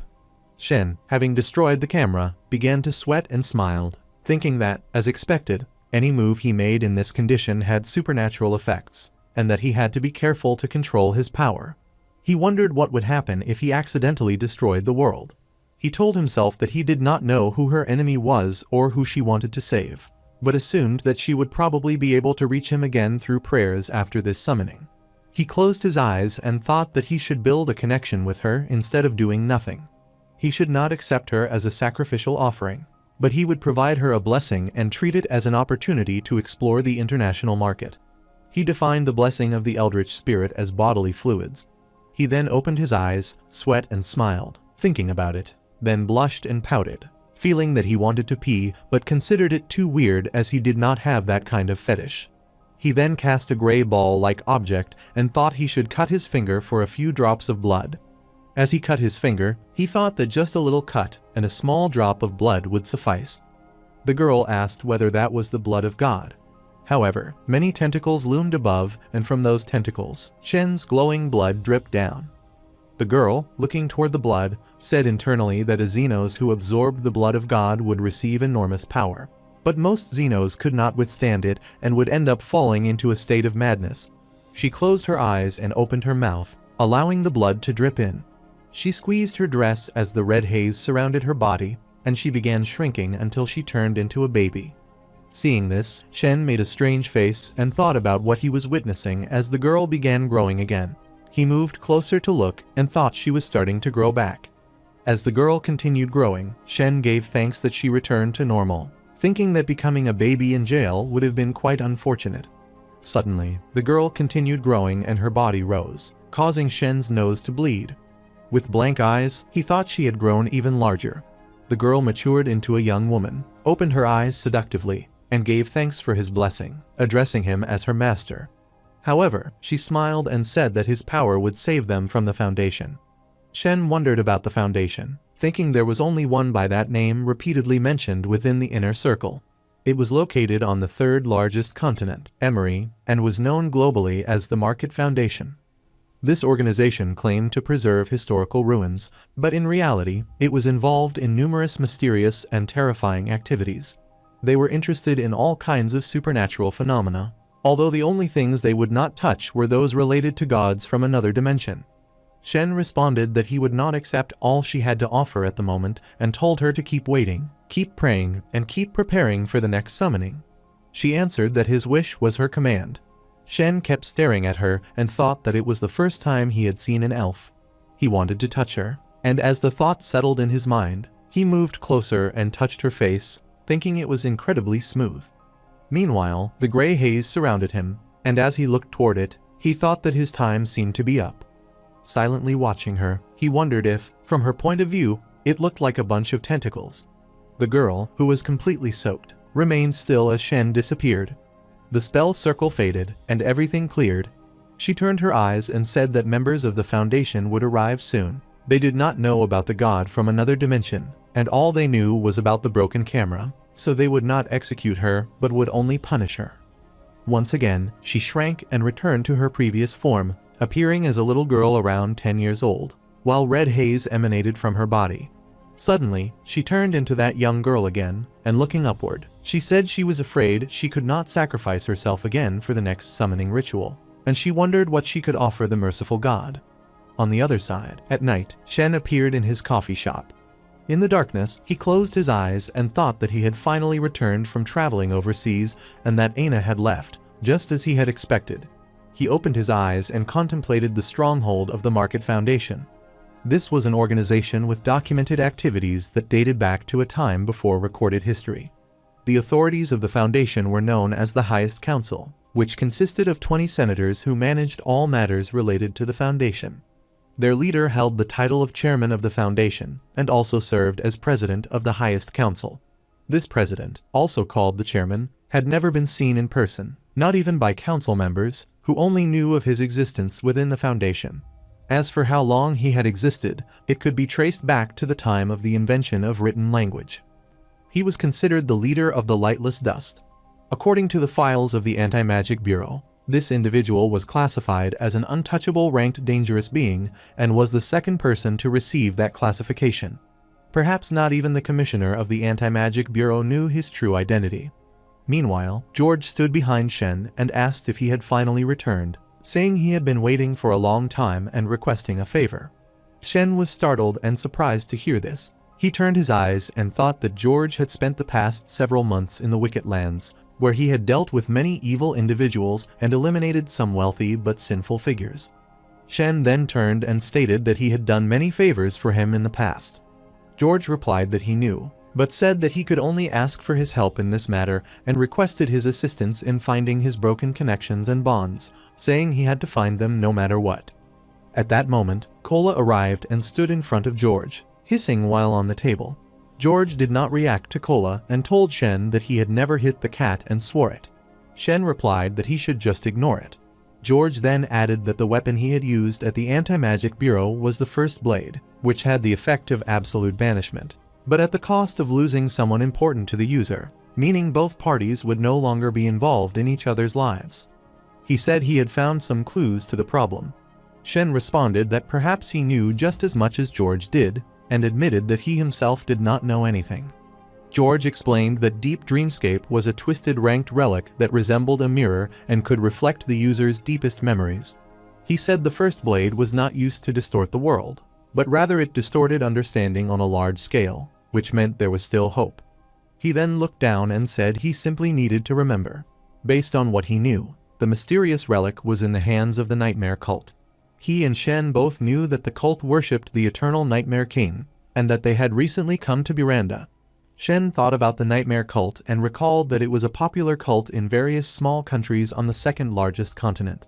They worshipped a powerful evil god known as the Eternal Nightmare King, who ruled over the Dreamscape world, and they wished for that Dreamscape world to infiltrate and replace reality. Shen then confirmed that indeed they were currently in Miranda and that he was well aware of their presence. George responded as expected, saying that Shen knew everything and that he also knew their location, but what he needed to know now was the price he would have to pay. Shen replied that George could simply owe him a favor. George happily gave a thumbs up and said that was great, because he already owed Shen so much, and what was one more?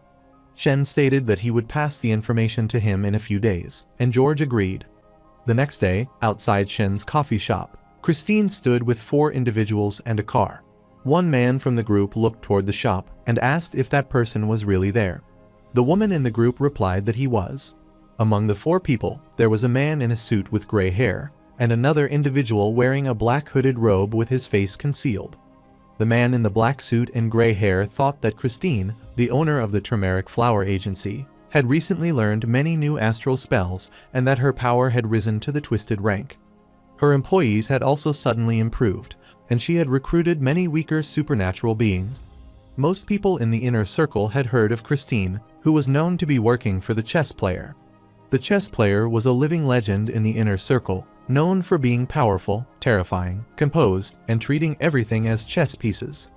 He easily manipulated the major forces of Miranda as if they were in the palm of his hand. Rumors about him continued to spread, and he was considered the most impressive legend in Miranda's inner circle without question. Around 10 people had joined forces with him, and 4 of them were twisted ranked beings like him.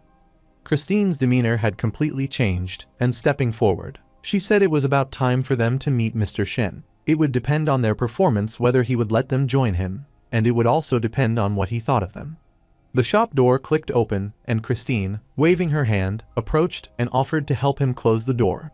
She then brought out Shen, who was wearing a black coat and casual clothes. Shen looked at the people and asked who they were. Christine laughed and replied that they were there to work for him. As they looked at Shen, they all thought to themselves that this was the chess player. The man in the black suit started sweating and thought about how the super powerful being known as the God Imposter, who nearly destroyed Miranda, had failed because he offended Christine. The turmeric flower agency was nearly destroyed, and she had asked Mr. Shen for help, who then made the God Imposter disappear within a few days. Christine snapped at the man in the black suit and, with a serious expression, ordered him to get into the car. He replied affirmatively. Shen, looking at Christine with surprise, thought she was incredibly cool. When she smiled at him and pointed toward the car, the man brought it forward, and she politely requested Shen to get in. Shen thought Christine was even cuter this way. As the car door opened and Shen stepped toward it, he thought it was a sports car and wondered if Christine was really that wealthy. After the first car departed, the car with Shen and Christine followed it. Natasha, a Russian, one of the 4 group members, was a dark sorceress who had grown up in a family of sorcerers and had come alone to Nolan seeking greater power. Yake Francian, a man with yellow hair, was skilled in assassination technology and had been a key member of an assassin group. He fled to Nolan after crossing the Francis government and was now looking for a fresh start. Luo Luo, the hooded man, was from Nolan and had made pacts with demons. He hoped to learn powerful astral spells in the winter field and possessed supernatural abilities that allowed him to raise the dead. He had refused to join the Anti-Magic Bureau as an ender. The last person, dressed in a black suit and gray hair, was Alexander Nolan, whose specialty was mind control astral spells. He owned a twisted ranked mysterious relic and had previously worked as a B-ranked investigator in the Anti-Magic Bureau before resigning for personal reasons. Although he appeared to be in his 40s and his skills might not match those of Suling, he was likely more experienced. Shen, reading the documents about these 4 people while sitting in Christine's car, said that she did not need to let him choose next time because he trusted her. Christine, who was driving, became emotional and tearfully thanked Mr. Shen for trusting her so deeply. She said she would follow him to the ends of the earth, would not go west if he was heading east, and would not refuse him even if he ever asked her to take off her clothes. Upon hearing this, Shen blushed and exclaimed when he had ever asked her to do such a thing. His voice echoed inside the car.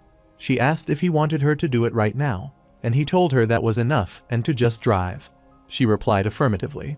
When they arrived outside a luxurious villa, Christine remained seated in the car and informed him that they had reached their destination. Shen, still sitting in the car, looked through the glass window and thought that he could smell the scent of winter. However, Shen sat in his coffee shop and said to himself that the astral spells of the winter field were the specialty of only one force that was both skilled in that domain and connected to him, the Hush Strike. He closed his eyes and added that the bishop of the Hush Strike had recently come to Miranda, but he still did not know the bishop's specific goal. He thought he could not move into the villa that was sold for 20 million yet and believed Christine should be innocent, as she was not bold enough to betray him. 30 minutes earlier, while walking through the corridor of that villa, Shen had asked how she managed to acquire the property.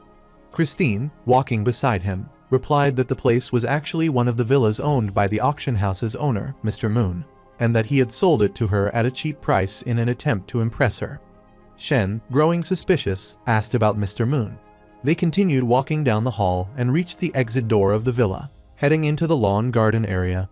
Shen stated that he needed her to investigate 2 things: the background details of Mr. Moon and the status of the nightmare cult in Miranda.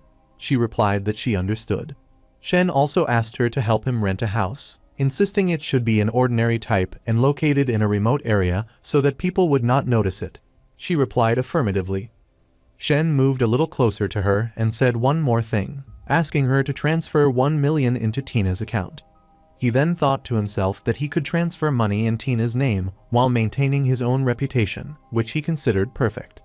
Remembering all of this, Shen said that he now had some free time and decided to test out some new tricks. He thought about the strange sensation he had felt in his back since returning from the third largest continent.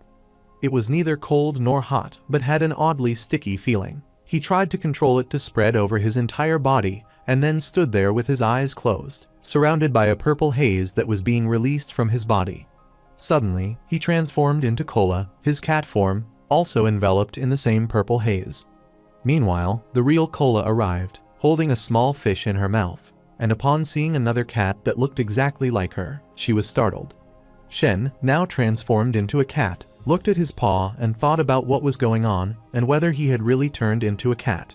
Cola began hissing furiously at Shen, and in response, Shen, still in cat form, released dark aura from his body, which caused Cola to become frightened and run away, crying out with multiple meows. After a while, Shen, still in cat form, leapt onto the house roof and thought that he could emit the scent of a god from another dimension and could still use his usual techniques. In other words, he concluded that he was currently a disastrous ranked cat. He then transformed into a black eagle and flew away, thinking that this was a pure physical transformation, not just an illusion, and that he could fully change form. While flying in the sky, he heard the voice of the same girl who had been in jail, making her prayers to the source of life, calling him the father of the Xenos and her only master, stating that his faithful servant Opier was praying to him. Shen, in his eagle form, thought about what her new status could be. Opier continued praying and said that the Foundation was oppressing them even more now. A few days ago, a strain was taken away by the Foundation and never returned. They had a special Xenos among them who, during experimentation, had learned some important information and shared it with others through the Tree of Heart. However, many people were unwilling to believe the information because it sounded too absurd. Shen transformed back from eagle to human form and stood on the rooftop of a house, watching Opier on a large screen and thinking about this absurd yet important information. Opier stated that the Foundation possessed many futuristic items that exceeded the limits of the current era, and she asked whether her master believed they could be beings from the future. Shen remained silent. Opier, still with her eyes closed, continued and said that an inmate had been taken away during the experimentation process. He had claimed to see something himself, something he had never witnessed before, a glimpse into the future world. However, the world around Opier suddenly turned dark. Tentacles of doom spread out before her, and as she prayed, she opened her eyes and asked whether her master had received her message. The next morning, in the coffee shop, Shen served coffee and sat across from Suling, handing her a cappuccino. He explained that it was a wet cappuccino, more suited for girls, with less foam and more steamed milk, somewhat similar to a latte. She thanked him and said that he had texted her to observe the Bishop of the Hush Strike and investigate the Nightmare Cult. She mentioned that she currently had partial intel on the cults and would begin with the Nightmare Cult. The Anti-Magic Bureau had confirmed that the cult had formed a contract with members of the Lightless Dust. Upon hearing this, Shen thought to himself that he had exposed the actions of the Lightless Dust the last time, leading to the Anti-Magic Bureau officially declaring them an illegal organization within the inner circle. Now, it seemed the Bureau was taking specific precautions against this elite sorcerer organization. Suling said that the cult had helped a member of the Lightless Dust sneak into Baranda. They did not know his true identity, but their intel indicated that his codename within the Lightless Dust was Disaster Drama. Shen closed his eyes and began to sweat, thinking that the previous head of the Salians had gone by the codename Horror Flick and had fought in a truly terrifying way. If this new individual was called Disaster Drama, then he would certainly not be an easy opponent.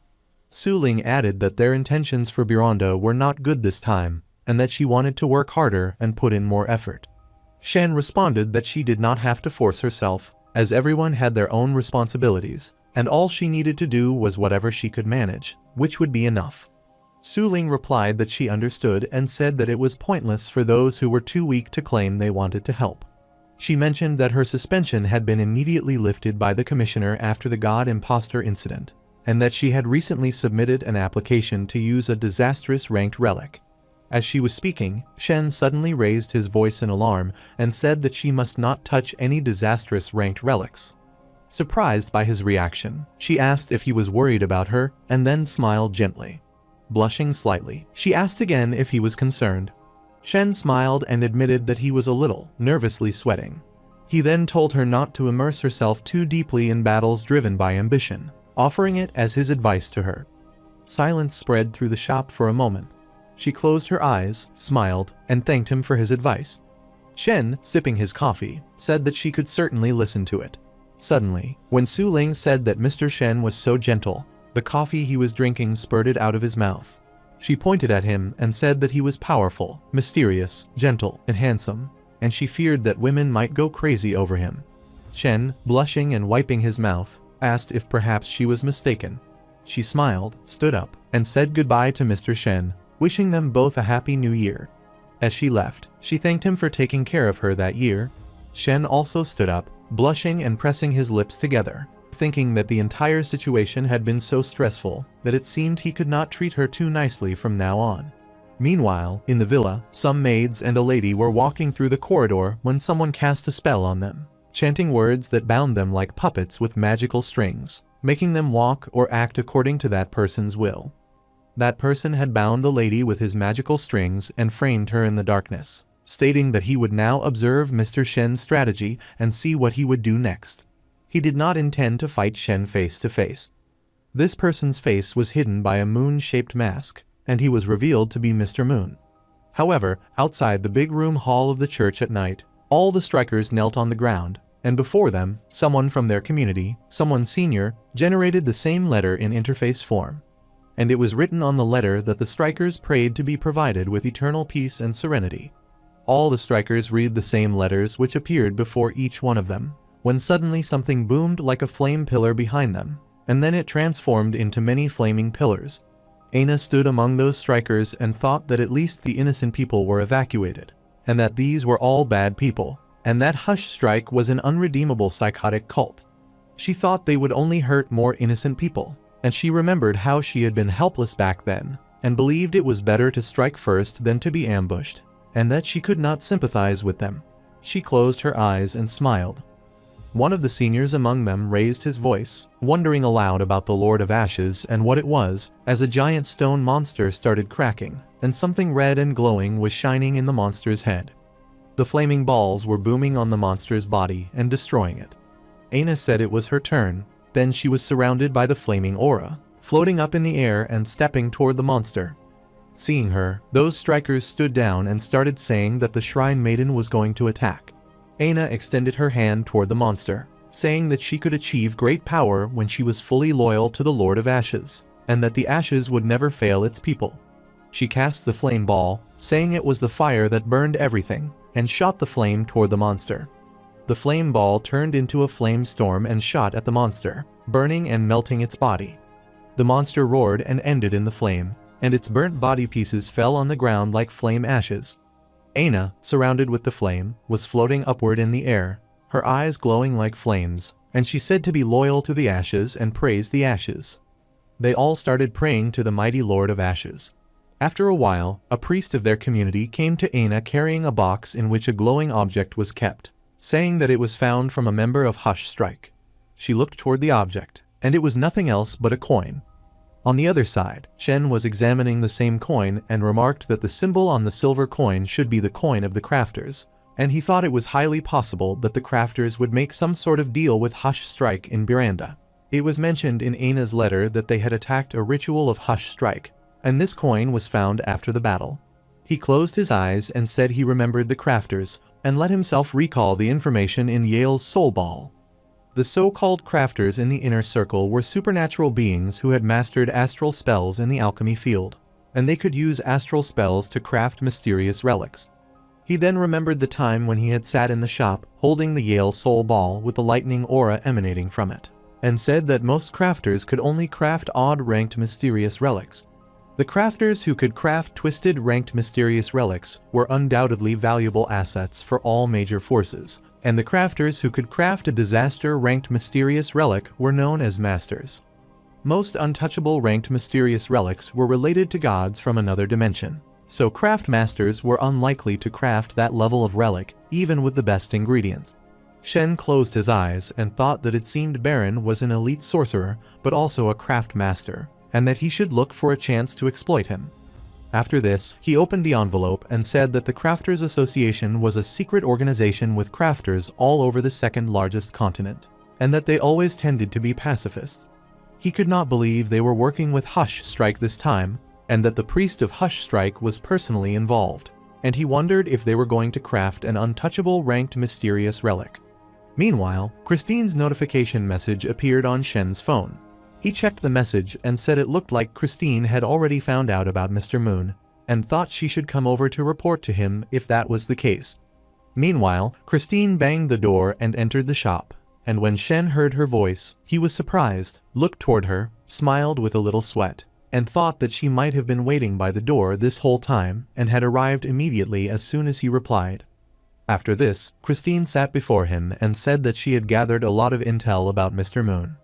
But she did not dare to get involved, because someone had provided her with reliable intel that Mr. Moon might be involved with royalty. Hearing this, Shen thought that Nolan was a monarchy country, so if the royalty was involved, he was afraid Christine would get involved with people she should not mess with if she kept investigating. Christine said that they had warned her not to continue with the investigation, and that she was not sure what to do at the moment. Shen said that she should stop gathering intel for now, and that she could let go of this royalty business. He then thought that he was not afraid of the royalty, but Christine was weak in power, had no official status, and lived among the public. He decided he should be straightforward and visit this Mr. Moon, then asked her to tell him about the intel she had investigated, and she replied in agreement. The next night, Shen, in his eagle form flying over the club, thought that this must be the elite club called Lofa. He then flew toward the roof of the club and turned into his haze form, spreading the haze all around the club. As the haze entered the club and flew through its corridors, he thought that he was able to cover the entire club after upgrading, and that it was much more convenient to find someone. However, he found out that Moon was in a luxurious room, sleeping on the bed. Shen landed before him in his haze form, turned into his divine messenger form, and stood before Moon's bed, telling him that he might get up now. Moon, wearing the moon face mask on his face, sat up straight on the bed and responded by greeting Mr. Shen and saying that he thought they had met before, and that he had not expected they would meet again under these circumstances. Shen asked what he had expected, and Moon, squeezing his eyes, wondered how he would know, adding that he had not wanted to meet him in person at all. Shen said he supposed Moon had expected they would meet when Shen visited his coffee shop, but not when he visited him in the middle of the night. Moon agreed that in such a case he would have prepared nice gifts before going, and Shen asked if that apartment was considered a gift from him too. Moon replied that of course it was, as he had sold that apartment to Shen at a low price, then paused and squeezed his eyes, asking if there was something wrong with the apartment. Shen remained silent and thought that Moon did not look like he was faking it, but that this scheming trickster should be good with flattery, so he could not trust him. Shen asked him if anyone had entered the apartment, or rather who he had bought it from. Moon replied that he remembered something from a few nights ago, when a man who was tearing up came to the apartment.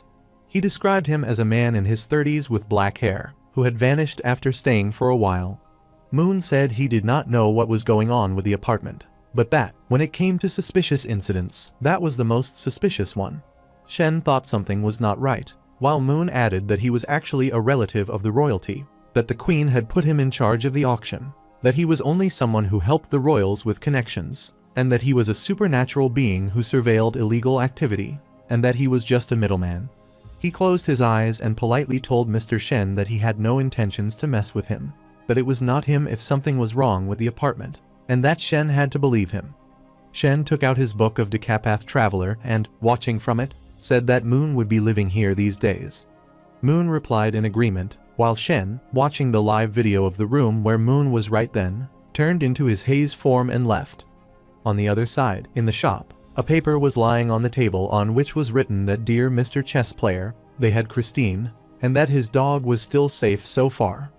However, Shen read the letter, and it was written that they hoped he would come to the slums tomorrow with that ancient silver coin, promising that they would send her back to him safely, as it was an important item for their deal with the Hush Strike.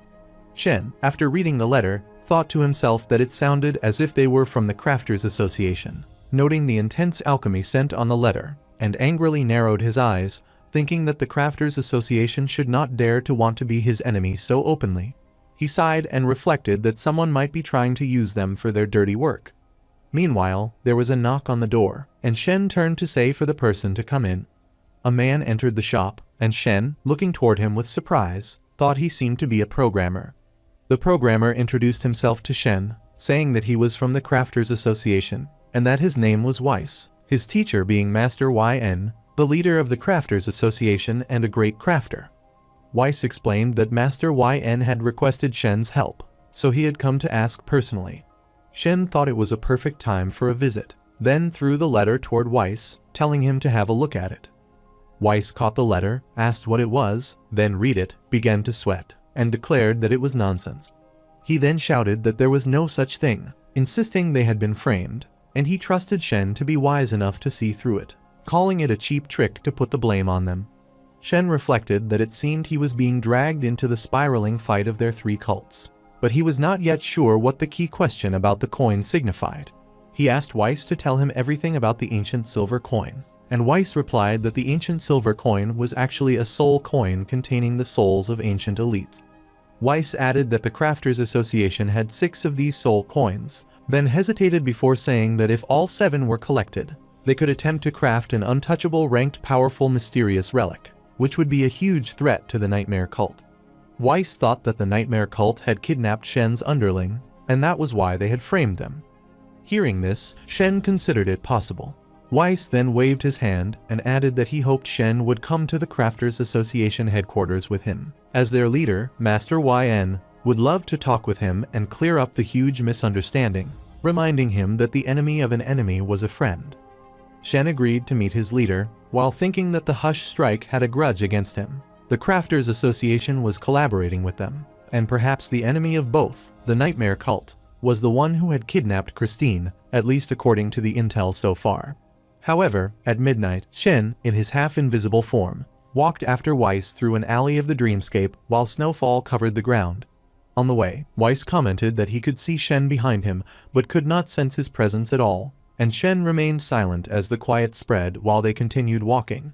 Suddenly, they stood on the snow-covered ground before a building that began to shake and distort like a blurry image on a screen.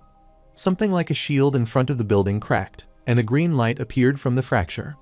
Weiss, surprised, identified it as a nightmare beast, thinking it was probably an ambush by the Nightmare Cult and that they were inside the dreamscape.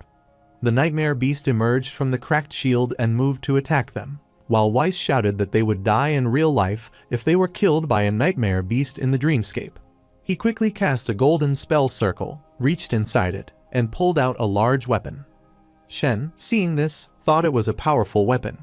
The veins on Weiss's head and face began to throb as he started firing flaming bullets from the weapon at the nightmare beast. The bullets pierced the beast's body, and the casings from the weapon fell to the ground before Weiss, who was left profoundly tired and sweating, collapsing to the ground and saying he could not continue, as the nightmare beast faded. Weiss explained that his mysterious relic would make its user weak for at least an hour after one round of bullets, and using it consecutively would weaken him further. Shen, standing silently behind him, closed his eyes, pressed his lips downward, and thought that it was not a useful mysterious relic after all. However, 3 door-like shields began cracking in the same way as before, and when beasts came out from the shields and stood on the rooftops ready to attack, Shen silently watched. The cracking shields increased in number, and many monsters emerged from them. Shen transformed into his human form and took out his cane weapon. As the monsters jumped to attack all at once, Shen raised his cane, thinking about the trick of the colorless town destruction, which could break almost any existence even in the dreamscape, then swung his wand to break the shields from which the monsters were coming. Behind the broken shield, Shen found a girl kneeling on the snowy ground and huffing, and he remarked that he had found her. Blood was flowing from the girl's mouth as she angrily demanded to know who he was and how he had managed to get there so easily. Weiss stepped in front of the girl, standing before her, while Shen asked her to stop. Weiss turned to look at him, pressing his brows in anger, then pointed his large rifle-like weapon at the girl with the intent to kill her. Shen shouted for him to freeze, and Weiss stopped while the girl shivered in fear at the sight of the weapon. Shen said that someone had blamed her for kidnapping his underling, and the girl quickly moved aside to save herself, replying that she had no idea what he was talking about. Shen told her he knew that was not the case and that she needed to come back with him because he wanted to talk to her. She remained silent before asking why she had to go. The freezing effect ended, and Weiss began firing bullets, forcing the girl to run frantically from side to side, repeatedly shouting in fear that she would go and begging Shen to tell him to stop. After a while, the three of them sat in the coffee shop, and Shen asked the girl his first question, which was why she was there. She closed her eyes and replied that she served the teachings of the Dreamscape mentor and had come to kill someone named Weiss. Weiss, hearing this, posed his question to her, which was why she needed to kill him, and she answered that it was because he was her enemy. Shen, angered, said that he had tried to stop him but Weiss still insisted on killing, then asked why. Weiss replied that he did not know, admitting he had acted subconsciously, and that there was no particular reason. Shen told him he had better think it through before answering, as the standoff could lead to the death of one of them, his eyes glowing as he drank his coffee. Weiss added that he had no intention of lying to him and that he was not aware of anything like that, nor was the Crafters Association. He then placed his hand on Sandra's neck after hearing Sandra, the girl sitting next to him, shout in surprise and ask what he was doing, and Shen said that there was a scent on her. Weiss asked what he meant by that, to which Shen told him to just do as he said, and Weiss, sweating, replied in agreement. He placed his hand on Sandra's neck and grabbed it. Sandra, sweating and closing her eyes, asked what he would do next and why he did not move. Then he forcefully squeezed her neck, causing her to turn red, her eyes to widen, and she to forcefully move her neck while staring at Weiss. Shen told Weiss to let go, but Weiss did not listen to him and did not stop, and Shen angrily warned that if he did not stop, he would die. As Weiss kept squeezing her neck, her eyes throbbed, tears appeared in her eyes, and she was unable to speak, barely managing to say that he should let go. However, Shen froze Weiss. After a while, when the freezing time ended and Weiss spared Sandra's neck, she, with teary eyes, angrily told him that he had almost killed her, to which he responded by asking if she was trying to kill him too. Shen said that Weiss had lost consciousness just now, that something was commanding him, and that he could sense the smell of death. He then told Weiss to reach his hand out, which Weiss did as Shen instructed, and Shen held Weiss's hand, saying radiance, as a glowing golden light was released where Shen and Weiss touched each other. Sandra thought it was such a warm light, and with that, Shen lit her neck, causing her body to start healing as well. Meanwhile, something dark in color vomited out from Weiss's mouth and moved upward at high speed, while Shen's golden warm bright light tried to hold that thing by spreading there. Shen, looking toward that thing, thought that they had not fallen for the apartment trap. So now they had kidnapped Christine, that first they had framed the Crafters Association with the letter. Then they had used the assassination of the Nightmare Cult to turn his suspicion on the Nightmare Cult, that the evil spirit would make Weiss kill the assassin so the Nightmare Cult would fully take the blame for this mess. An anguished sound came from that dark smoke-like thing, which was the evil spirit surrounded by Shen's golden light, and Shen sighed, thinking that Hush Strike would have gotten a clean alibi no matter what. He closed his eyes and ended the light, thinking it was a shame that ever since he had been summoned he could smell the scent of Hush Strike, including the gods from another dimension recently. Meanwhile, that dark spirit flew toward the door to run away. Weiss turned and said that it wanted to escape. Shen pointed his finger toward the evil spirit and froze it, and the evil spirit halted there. Shen sent his gray ball toward the spirit, which engulfed the spirit, shrank again, and flew back to Shen. Shen, holding his book of Decapath Traveler, told them to wait for him there. Then, in his divine messenger form, holding the book and gray ball, appeared in the darkness of the library before Baron and released that evil spirit from the gray ball before him, saying that it was the tale left by an enemy and that he wanted him to investigate its source.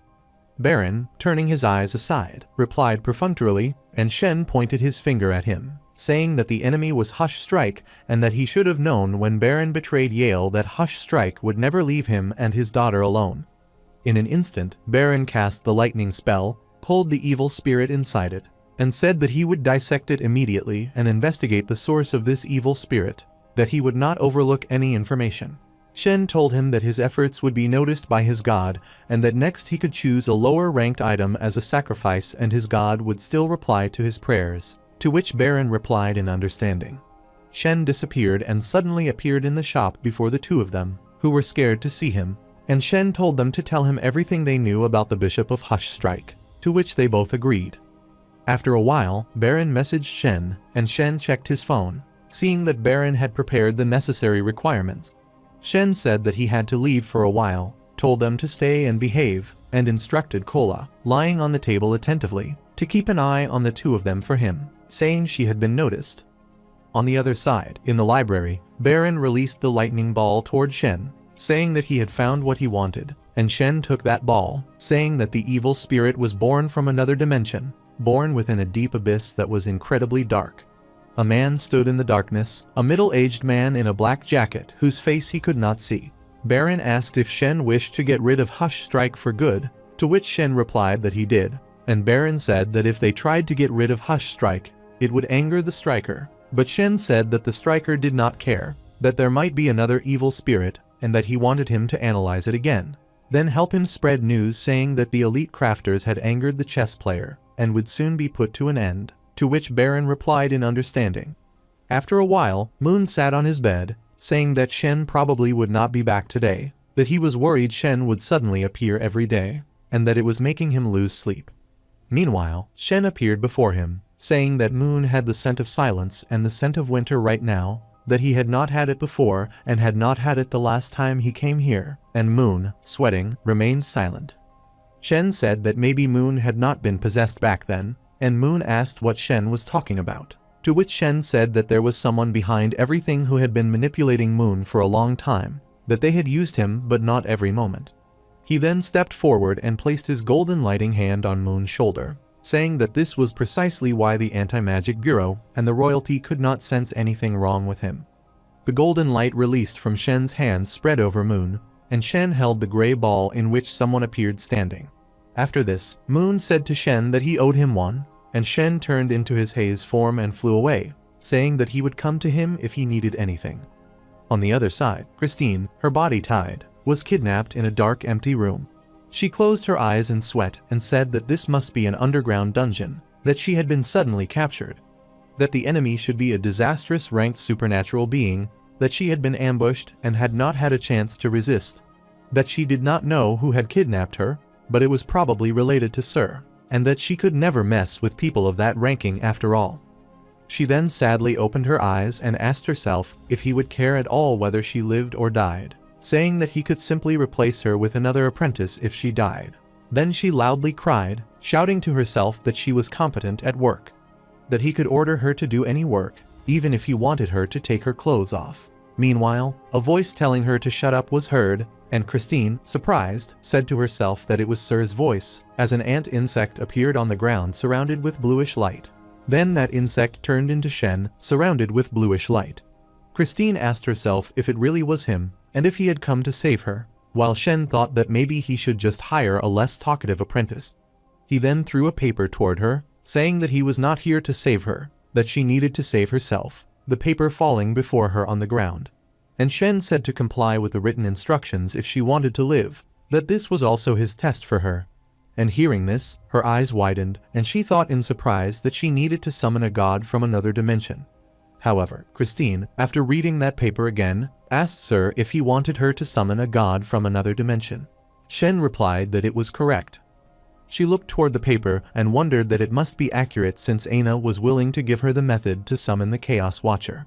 Fire is a strict winter, but its warmth is like a warm spring, though it will deplete everything. The caste is a law that changes and destroys. The Darkest One will provide items he crafted to his faithful worshippers. He will misguide them to summon him into their dimension, so he can turn everything into darkness. After a while, a red spell circle was cast on the ground.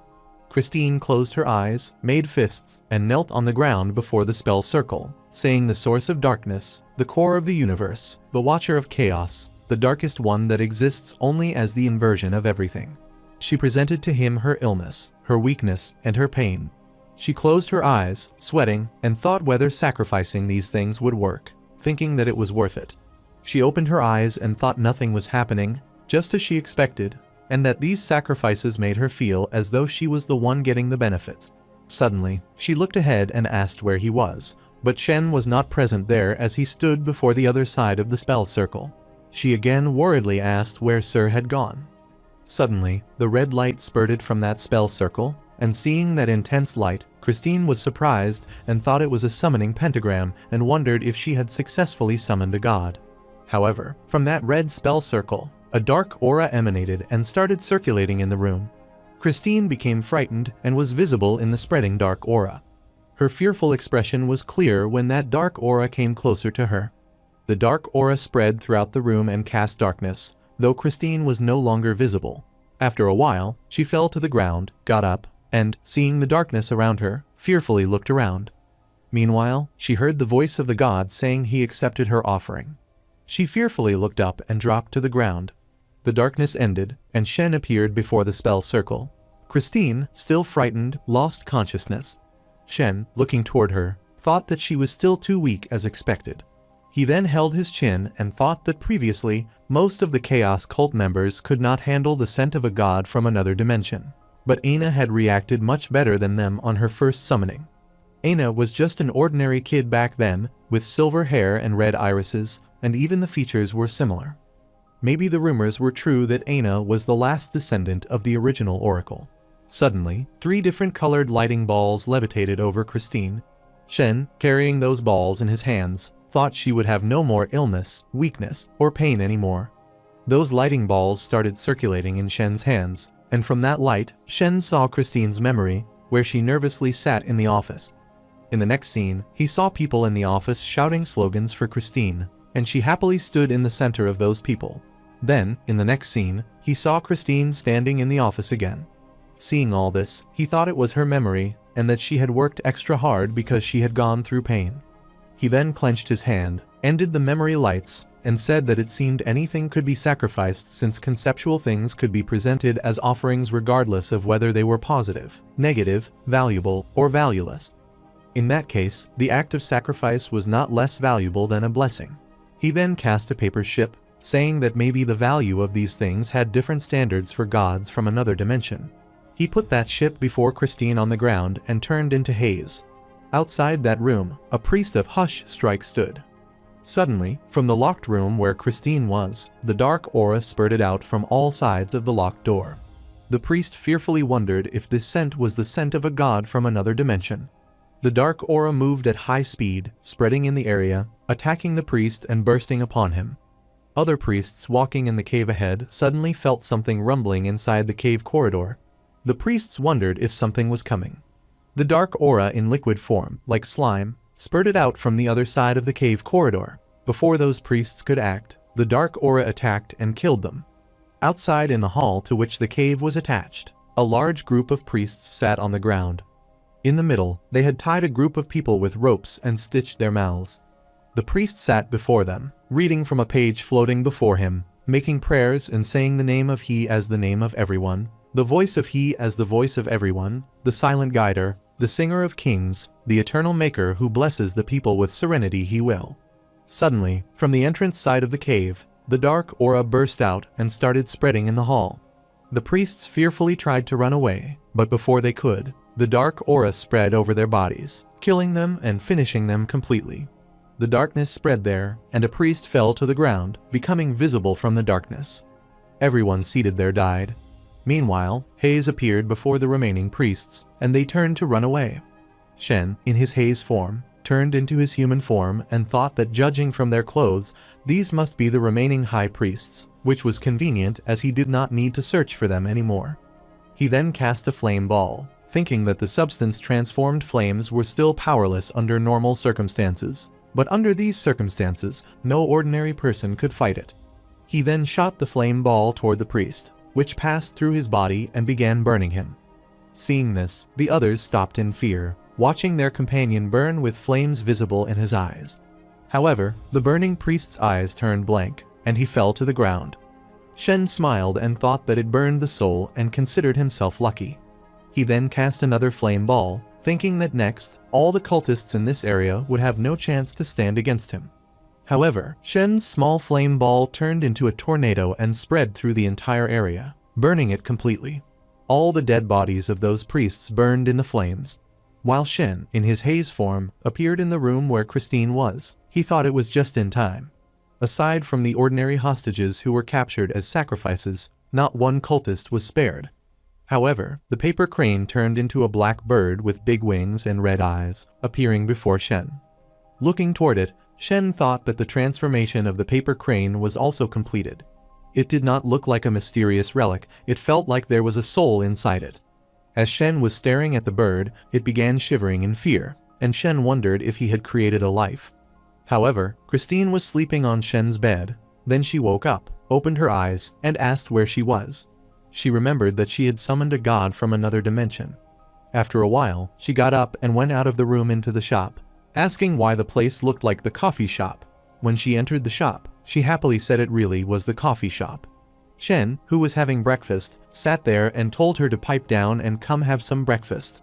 She looked toward Shen happily, thinking that he had saved her and had not treated her like a disposable pawn. Shen told her she had done well. She sat before him and thanked him for the compliment, calling him sir. He then placed a black bird before her on the table, saying that it was her reward. She asked in surprise if this was her reward, and with her mouth full of food, she said it must be something extraordinary if it was given by him, and wanted to know what it was. Shen sweated and replied that it was the heart of the Black Phoenix. She asked with amazement if it was really the heart of the Black Phoenix, saying it sounded powerful. Shen, carrying the bird in his hand, told her to hold it tightly and call for its help, as she could summon a Black Phoenix that would not die. She asked if the soul contained in the bird must have a disastrous ranked power, and if it was really for her, and wanted to know the cost of using it. Shen smiled and replied that it was not a mysterious relic, but a living being, so there was no cost.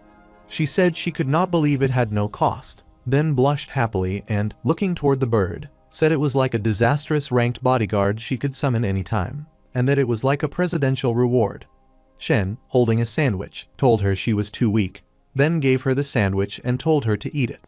She took the sandwich and agreed, calling him sir. After this, she started eating the sandwich and said she would always be loyal to him. Shen told her not to talk or she would choke, saying she deserved the reward as she had always felt unsafe and had always worked hard because of her weakness, her persistence, what she still had, and what she had lost.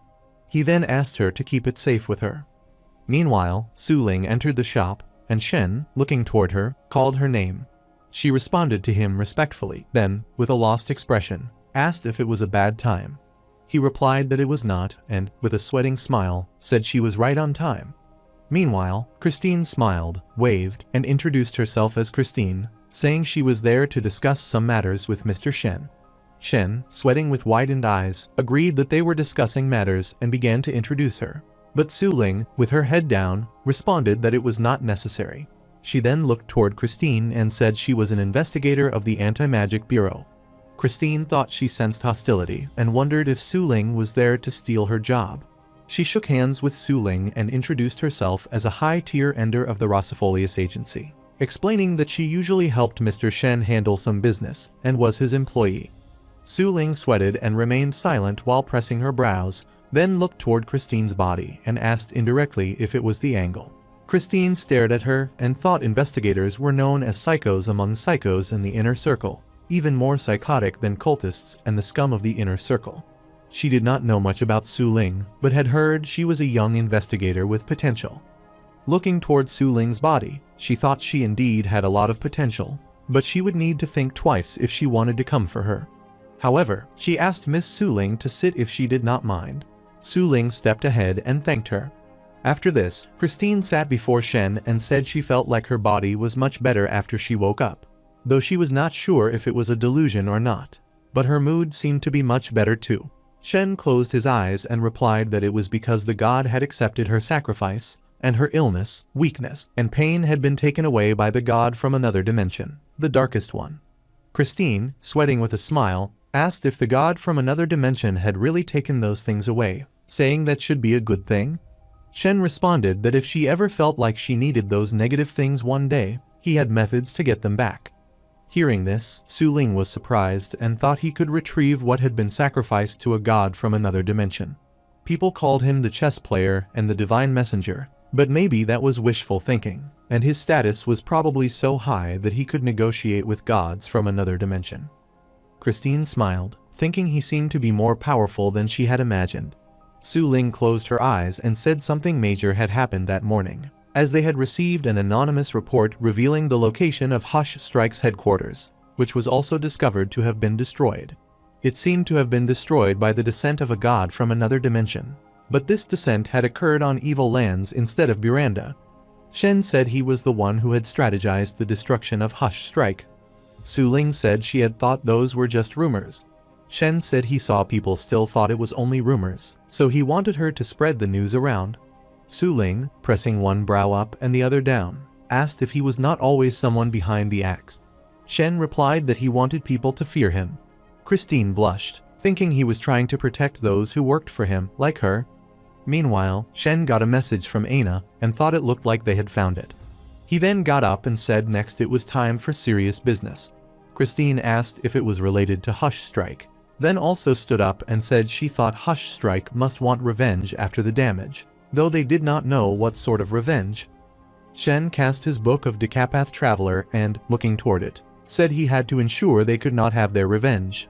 He then gave the same sandwich he had given to Christine earlier to Suling, telling her to eat it, and when she took it from him, she told him to give it to her. She quickly ate it, started chewing, and said it was kind of salty, asking if he had sweat on his palm. He thought she was not his employee, so why had she not hesitated a little? He then said it was an allocation rune that would alert him if the girls were in danger. Christine responded in agreement, calling him sir, and then Shen disappeared from there in his haze form. As he left, Christine said she hoped all was well for him, then corrected herself, saying he would succeed after all he was. Suddenly, her shoulder started burning and the same mark like Aina's appeared on her shoulder, and she, in pain, said it burned.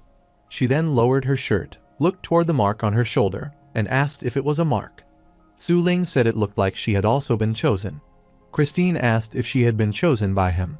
On the other side in the town during the daytime, some men were working at the same place. One of them, a man wearing his going-home clothes, was walking past others, and seeing him, one of the men asked if he was leaving work so early today. He replied that yes, he rarely got off work so easily. However, in the corridor near the stairs, another man in a white costume asked if he was leaving work, and the man laughed and replied that he was going home early for a drink. When he arrived home and saw his wife sleeping, he said it looked like she was not awake yet. Suddenly, he noticed haze in the room and said there was haze in the room, and though Buranda was known as the capital of haze, this haze was far too foggy. He then smiled and said he did not have to guess who was there and that they should have fun then. The priest of Hush Strike was someone whose identity no one knew, neither the Anti-Magic Bureau nor the cultists of Hush Strike. He remained abnormally mysterious throughout the years, only passing messages to Hush Strike through evil spirits or possessions. He had never shown himself, but Hush Strike was definitely the core, for he had destroyed the lair of Hush Strike. If this priest were eliminated, Hush Strike would be finished.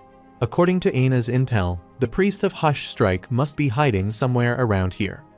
Shen, thinking about all this, stood on the roof of the house in his divine messenger form, and then turned into his haze form, believing he could cover this entire area because of his current powers. Through the memories of an evil spirit, he vaguely saw a middle-aged man wearing a black jacket. This was not a wealthy area, so wearing a thick jacket during the winter was common. Yet he could filter out a few suspects based on the vague silhouettes.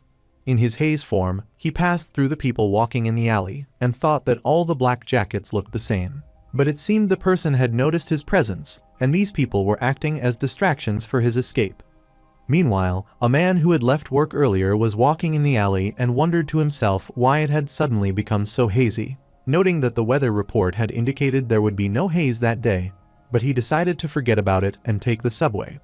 Shen, shifting from his haze form to his divine messenger form, appeared behind the man who was walking ahead and remarked internally that the haze was strong that day. Closing his eyes, Shen sensed the scent of death and decided to test the man. At high speed, Shen moved toward him and extended his hand to attack, but the man kept walking and pretended nothing had happened, feeling nothing unusual. Shen stopped his hand before making contact and thought that there was no reaction, that something felt off about the man, who continued moving ahead and smiling. Later, at the train station, the man passed through the crowd, boarded the train, and sat down, thinking that he had to escape to a more remote place this time. Shen, in his divine messenger form, entered the train, sat before the man, and reflected that his acting skills were impressive and had almost fooled him. The man thought to himself that if Shen attacked, everyone in the train would die, while Shen observed that the man seemed to know he had been exposed. The man reasoned internally that the cultists of the Chaos cult were searching the same street, meaning they must have confirmed his whereabouts. But because Shen had still followed him and left the street, it was clear that Shen was sure of his identity. Shen considered that this was correct, for he had gone to the man's residence and had no doubts due to the intense scent of death. The man cast a green lightning magic ball-like object from which waves of lightning emanated and decided that he would get off the train later at the city center, warning himself not to be stopped, for if Shen attacked, everyone there would die. The green lightning waves spread through the train, passing by the passengers. Shen thought to himself whether the man believed he cared, while the man thought in response that Shen did care. The man smiled and reasoned that otherwise Shen would not have allowed him to board the train and would have attacked immediately. Looking toward Shen, the man speculated that he was the chess player and admitted he had thought Shen was powerful but felt disappointed. Shen considered that power was not measured by strength but by the level of sacrifice, and that he had sacrificed his past, his experiences, and his human connections to be at ease. He reflected that gods from another dimension were all like that, caring only about themselves and never about anyone else, and that this was the way of living for all powerful beings of the universe. He observed that although the man was clearly powerful, he still cared about irrelevant people and was unwilling to make necessary sacrifices. When the train stopped, the man got up, turned, and passed by Shen, thinking that Shen was bound like someone chained in a duel and would fail at the final moment. As he left the train, he added to himself that Shen would die. Outside, he smiled and declared in his thoughts that he had won. But Shen also smiled and questioned internally whether that was true. The man was surprised to see his green lightning magic waves move ahead and pass through people, while Shen stood before him unaffected. The man considered that the gray line had been activated and that Shen had better stand still or else those people would die. But Shen walked closer, wondering if the man really thought he cared. The man shouted inwardly that if he died, all these innocent people would die with him. Shen transformed his cane into a magic weapon and wondered aloud in his mind whether the man still felt at ease after killing so many people and acting only for his own benefit. The man shouted internally for him to stop and to see how the people would die because of him, but was shocked when his green lightning magic ball produced no effect on the people. Shen asked himself what people the man was talking about and hinted that he should check the time. The man was startled to realize it was noon and thought fearfully that it should not have taken so long to travel from boarding the train to reaching the city center, questioning why he had no memory of the time loss. He realized that the broadcast had not mentioned the station and that this was not the city center. The lightning magic waves attached to the people's bodies stopped there, and they all turned to leave, for they had been immobilized by the magic earlier. Shen stepped forward and stated in his mind that this was a suburban area near West Buranda, close to the final destination.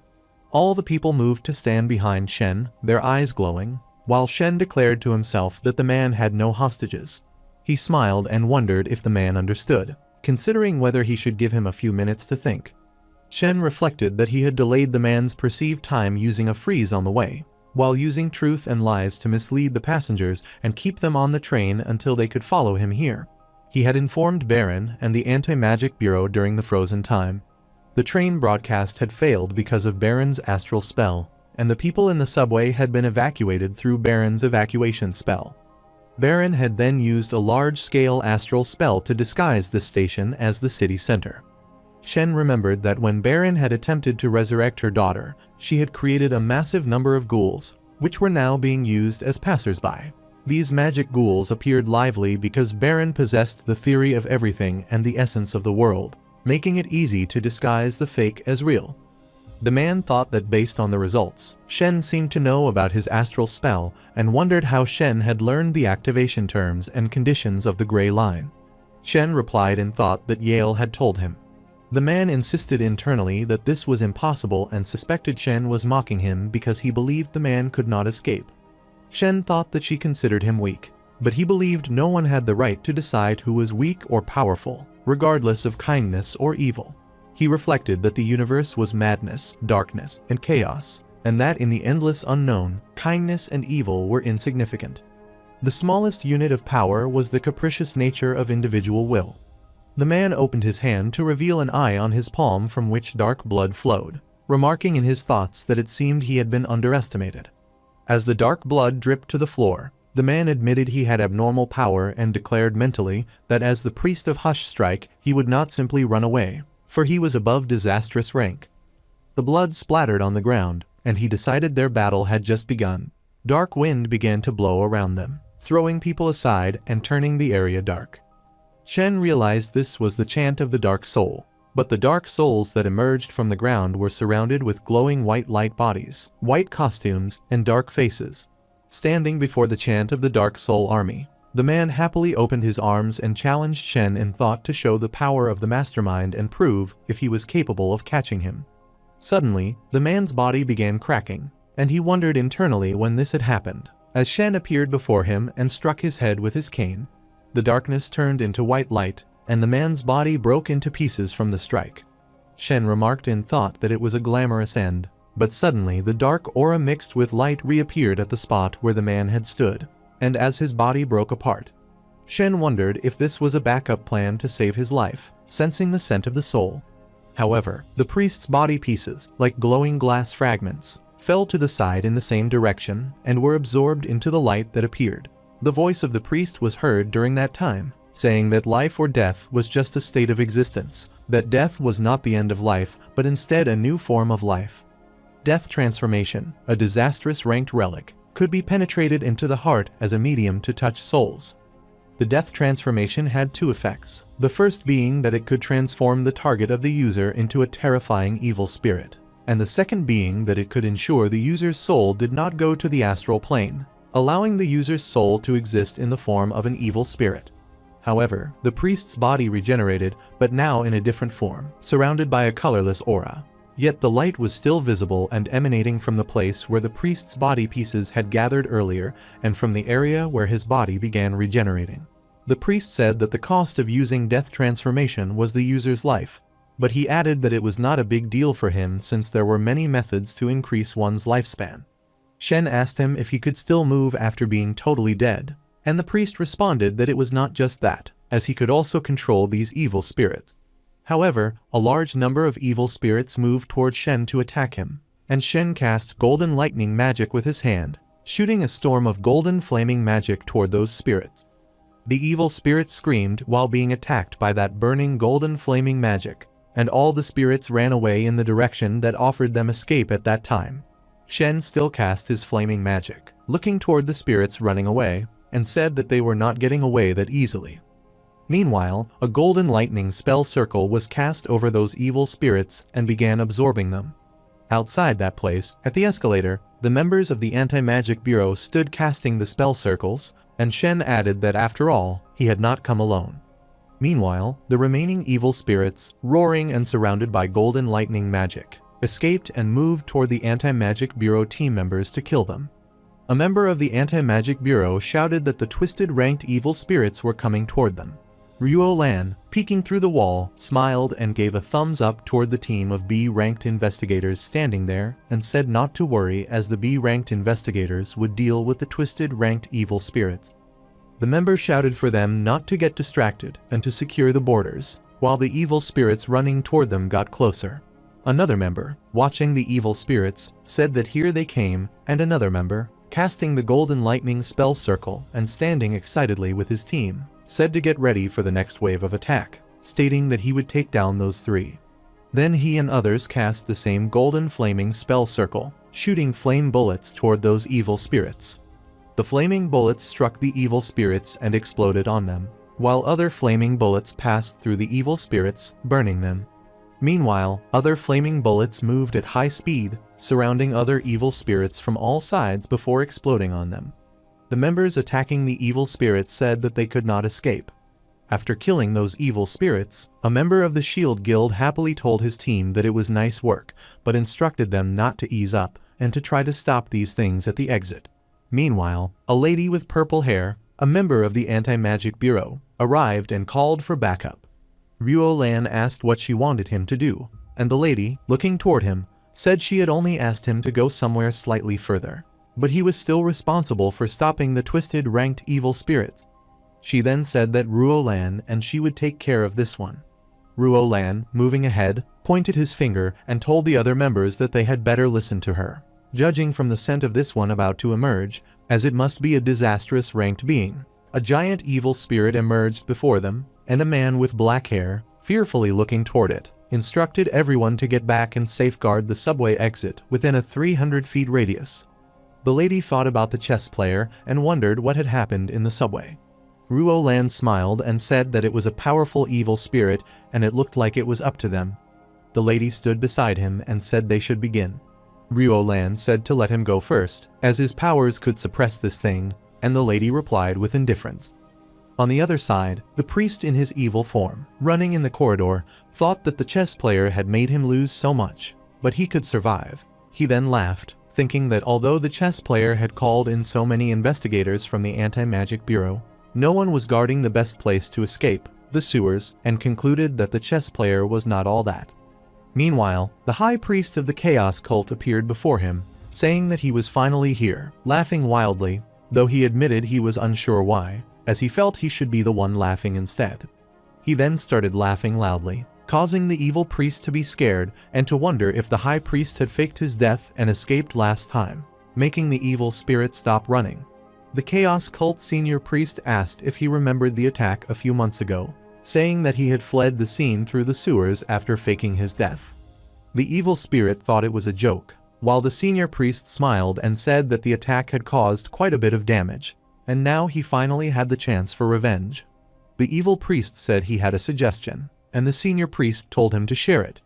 The evil priest then removed the sleeve cloth from his arm, showing an arm that started throbbing and was surrounded by lightning magic.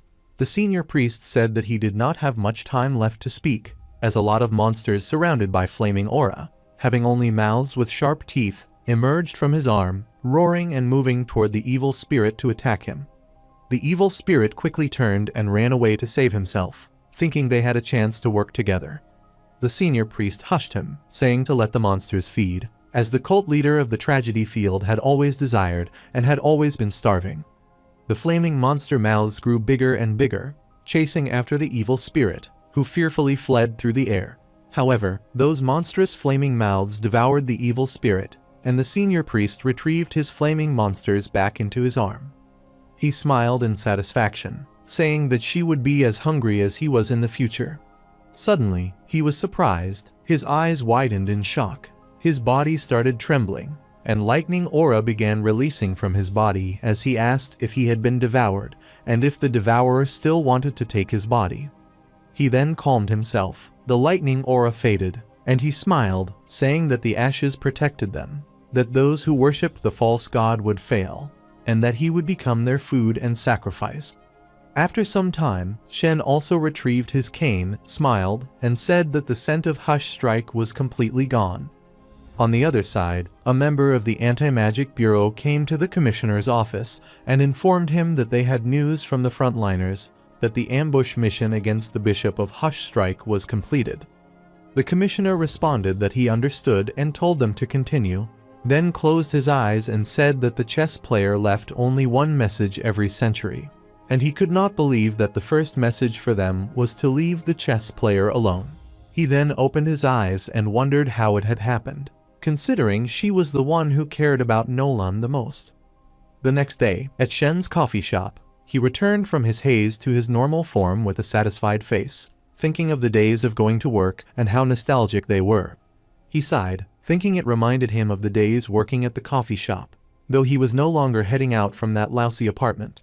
He happily thought that he had dealt with the Bishop of Hush Strike, so the last worry of Mr. Moon's house had also been dealt with. The house was not big, but it was a useful mysterious relic. Meanwhile, Suling arrived, sadly addressing Shen as Sir. Shen asked why she had come so early that day, and she happily noted that it seemed he still remembered her. Shen, surprised, asked what had happened, and she sadly said that she had woken up that morning and had suddenly discovered that no one remembered who she was. After a while, both Shen and Suling sat before each other. Suling said she went to the academy that day and discovered that the teachers and her classmates could not recognize her. The Anti-Magic Bureau also could not recognize her, and she sadly said she had been afraid on the way there, fearing that he had also forgotten about her.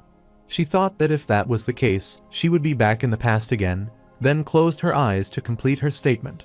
Shen smiled and said he remembered her, so she should not worry too much. She also smiled, and Shen said that according to what he knew, this should be the powers of a nightmare demon. She asked about a nightmare demon, and Shen explained that it was an astral spell from the moth field known as the dream figure, and only the priest of the nightmare cult could use it. Her existence in real life became a dream for other people, and she was surprised to hear this and remained silent. She then said she wondered if there was an antidote for an astral spell like that, but he replied that it was useless even if she killed the caster, because she would need the caster to lift the spell. She asked again if it truly would not work even if she killed the caster, then touched her chin and said that if it was an astral spell that could only be used by a priest of the nightmare cult, there was only one culprit. According to what she knew, it was their spiritual leader, the Dreamscape Mentor. They called him the Nightmare Mentor, but no one knew where he was, and he might not even exist in that dimension. That man was a fanatic worshipper of the Nightmare King, and it was hard to get him to do anything, as the usual threats would not work against worshippers like him. Shen closed his eyes and said that the Nightmare cult was not active in that country, but they had many successful cases, as several cities were dragged into the dreamscape and became part of the eternal dreamscape. The cultists believed happiness belonged in the dreamscape, and their greatest desire was to stay there forever. They had sworn to fight alongside their eternal king and to expand the map of the dreamscape, repeatedly conquering the real world. Suling said the Nightmare Mentor lived a long life, but they knew very little about him, except that several decades ago two ranked investigators had been in contact with him, and both of them had gone missing. She thought she must have been in contact with him somewhere, and was told to think about anyone suspicious she had met recently. She replied that last night she had run into a dark-haired man in his 20s who looked quite handsome, with a black mark on his forehead shaped like a circle with several curved arrows and a black cross in the center. She thought he dressed strangely like a cultist, and suddenly she remembered that he had no facial expressions but kept crying, with eyes that looked very sad. Meanwhile, George arrived from behind and added that it was indeed him. The man she met was the Nightmare Mentor who had been the only leader of the Nightmare cult for years. Shen said he had come just in time, and Suling saw him happily standing and expressing disbelief that he was there. She thought about why he was in the city and noted that he had shaved his beard, making him look much younger. He responded in confusion, asking if they knew each other, and Suling realized she had gotten too excited and forgotten the current situation. Then with a happy face she apologized, saying it looked like they would have to know each other all over again. George replied that he had to take back the connections stolen from him by the First Blade, and the only way to retrieve them was through a mysterious relic from the Nightmare cult. Her connections were also stolen by the Nightmare Mentor, so in that case they had a common goal. Suling closed her eyes and said she wondered how they could find the Nightmare cult, and George replied that it was indeed their biggest problem. Then both of them looked at Shen, while Shen remained silent. He closed his eyes and thought that it seemed like Weiss, who had contacted him last time and met Sandra, the assassin who had assassinated the Crafters Association, was really lucky, otherwise he would have no intel now. He then asked them to give him a minute. After a while the three of them stood before each other, and Shen, casting his lightning ball, stood before them saying he had found a magic charm in a room of a cultist from the Nightmare cult, a crystal ball that could detect her location at all times. Suling responded that they would investigate her. After a while both George and Suling left for their task. While walking in an alley, Suling thought that previously, when they were working for the Anti-Magic Bureau, she had wanted to beat him up because of how lazy he was, but now he looked so energetic, and she wondered if it was because he had found a purpose in life. She then said she was sorry she had not listened to him and had not chosen to quit being an investigator. George said he did not remember, but nevertheless it was her choice. Suling said she would become a ranked investigator and be the youngest ever, and that she had already applied for a disastrous ranked relic. George remained silent and stopped behind her. After some time, on the other side in the church, the priest knelt on the ground before the flaming statue in the praying hall. He made a prayer to the mighty fire of origin, saying he was his loyal follower Fred, and that there was a strange mark that had appeared on his body recently. Fred, unable to speak properly, turned red in the cheeks, sweated profoundly, pressed his forehead and brows, and said it was on his left butt cheek. He added that he could not get rid of that mark no matter what, and according to what he knew, the mark was not a symbol from him. Meanwhile, before him, on the floor, the flame cast writings with the flame, and Fred thought he had received a reply. He then looked toward the flame and read the words telling him to head back to Buranda and investigate the evil leader of the nightmare cult. Reading that reply, he said that the mighty fire of Origin's loyal servant Fred would fulfill his order and that his will was his destiny. After a while, in Shen's shop, he stood at the counter saying left butt cheek, then hit his fist on the table and laughed loudly until his eyes filled with tears. He then heard Aina's voice saying that the ashes from the source of disaster prayed to him, and that the head of the Crafters Association, Master Yn, had reached out to them, hoping they could work together and defeat the nightmare cult. Hearing this, Shen thought he had been so busy that day. Aina sat on her bed, closed her eyes, and said she held no grudges or history with the Chaos Cult, the Crafters Association, or the Nightmare Cult, so she did not know how to choose. She got up and stood in the dark room, in the bright light falling from above, when she received the response to go to the coffee shop. She happily said she would listen to his orders, calling him Divine Messenger. On the other side, Shen said he had been wondering if he should reach out to the Crafters Association, who were against the Nightmare Cult, but he had not expected them to show up on their own. He then touched his chin and said Mr. Moon had mentioned a weeping man at the villa, and perhaps they had prepared this earlier than he expected. He remained silent, then looked toward his hand and said he had vaguely seen a strand just then, which became more obvious when he looked at it closely. He touched the strand to know what lay on the other side, and there he found Aina changing her clothes. Aina looked toward him and asked if the mighty ashes were looking at her. Shen saw her shocked, his eyes widened, blood flowed from his nose, and he said it connected to Aina, meaning he did not have to wait for her to contact him anymore. He then looked at his hand and said he had more godly powers now, wondering if he could descend later on without being summoned, and what was so special about him, as well as the connection between him and the gods from another dimension. The next day, Aina hopped into the shop, calling him Divine Messenger, and Shen, sitting there having coffee, responded that she was there and should come have a seat. The middle-aged man in a blue costume, who had been in the corridor and killed that evil spirit, also appeared behind Aina. She added that this was the high priest of the Chaos Cult, Filed. Filed looked toward Shen and thought he looked so ordinary, but deep down, he was terrifyingly powerful, and that only the Divine Messenger had such perfect skills to stay hidden. He thought Shen was playing both the cult and the anti-magic bureau in the palm of his hand, and that he had single-handedly destroyed Hush Strike. He believed Shen was that powerful yet understood people well, placing him in the sewers to stop and kill that bishop so he could take his revenge. Meanwhile, Shen blushed and turned his eyes away in embarrassment, thinking what happened the previous day had been purely an accident and that he had not seen anything. Filed, smiling and blushing, thought Shen was so amazing. After a while, Shen and Filed sat before each other, Shen pressing his lips downward and looking toward Filed while thinking that something felt off about this old man, and in his mind he imagined that Filed was laughing in an evil manner. Shen closed his eyes and asked if the Crafters Association had reached out to him, and Filed loudly replied that the Crafters Association had indeed sent someone, that they had found their headquarters and had reached out to them. Shen told him he did not have to be so loud and should speak normally, then thought to himself that he could not believe the Crafters Association had found the headquarters of the Chaos Cult on their own.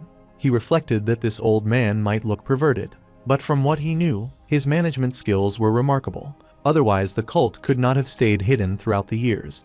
Filed explained that they wanted to be allies and wished to speak to their master Yn, that on one hand they wanted to carry on their deal with Hush Strike, which meant obtaining the soul coin they needed, and on the other hand they wished to work together to defeat the powerful Nightmare Cult. They were enemies of Hush Strike, but the Crafters Association clearly had a brief collaboration with them, and would not oppose them solely because of Hush Strike. Filed then loudly added that this master was immensely powerful, capable of making the beings of the inner circle shiver with fear, and that the Crafters Association must also be fearful of him, with the inner circle of Buranda having to take his thoughts into consideration. Shen closed his eyes and said that, as Filed had stated, they could work with the Crafters Association, and that Hush Strike had completely fallen apart as their enemy, leaving the Lightless Dust as their main adversary at the moment. Soon after the God Imposter crisis, Shen was reading the letter while walking in the shop and noted that it addressed him as Dear Mr. Chess Player, or rather Mr. Shen, acknowledging him as the leader of the lightless dust and calling him the author. It stated that he had surprised them, that he had won this time, but they looked forward to the next time. After reading the letter, Shen thought that first it had been the god imposter, and now it was the nightmare cult, with the lightless dust behind everything all along. He knew he could not sit by and do nothing if they had decided to be his enemy. Sitting before Filed, he remarked that the nightmare cult and the lightless dust were allies, and that they were now the main target. Filed agreed, while Aina, sitting beside him, was slurping coffee. Filed glanced at her with sweat forming on his brow, and wondered why she had to be so loud with the straw, questioning in his mind if she was a child. He then closed his eyes and realized that she was indeed a child, and that her behavior in front of the cult had made him forget this. It was as if she took off her armor when she was here and turned back into a normal child. No wonder she liked this place so much and seemed to trust the divine messenger. Shen added that collaboration with the Crafters Association was necessary, but he did not plan on visiting their master and would ask him to visit instead. Filed responded that they were the ones who took the initiative and were more powerful, and he would pass the message to the Crafters Association's divine messenger. Shen described the mentor of the nightmare cult as a tearful young man with black hair and complete cross marks on his forehead, who had been quite active in Buranda lately. He told Aina not to fight him if she encountered him, as his powers were greater than hers, and Aina responded that she understood, divine messenger. Filed then informed Shen that they had found intel on the disaster crisis, which involved an elite lightless dust sorcerer who had smuggled into Buranda. This man had escaped from the anti-magic bureau of Francis, and Filed had heard that he was born covered in tattoos by an elite sorcerer, possessing incredible powers since birth. 20 years ago, he had thrown a tantrum as a child and caused a massive disaster because he could not control his anger, nearly destroying an entire city. While Aina was still slurping coffee like a baby, Filed continued, saying that this man had been raised by malicious sorcerers, had no name and only a collection of codenames, and was a tricky being despite also being disastrous ranked. Shen closed his eyes and concluded that it seemed the author had sent a ticking time bomb. Suddenly, the coffee shop began to rumble, but Filed and Aina did not feel it, with Aina still busy with her coffee and Filed showing no expression. Shen thought that they did not sense the vibrations and realized it was likely another summoning. He told them he had things to attend to, and that they could leave. Meanwhile, in a jail, a golden spell circle had been cast around a CCTV camera, and a girl sat before it holding a moonstone over her hand while making prayers for success. She received a response, as Cassio hoped so, having given her the moonstone. She said that the blessing would be greater than the moonstone if they received a response. Opening her eyes, she thought that the eldritch spirit had not blessed her with flesh, but instead with a form of life in the axis of time. It was a simple blessing, but held power on a level where the eldritch spirit could surely save them. She then began prayers to the source of vitality, the father of Xenos, the changeable and shapeless master, the eldritch spirit who never sleeps, presenting to him the stone of moonlight and asking for his eldritch power. Giant tentacles thumped before her, spreading through the room. She touched one of them and presented the stone of the high moon, asking for a greater power.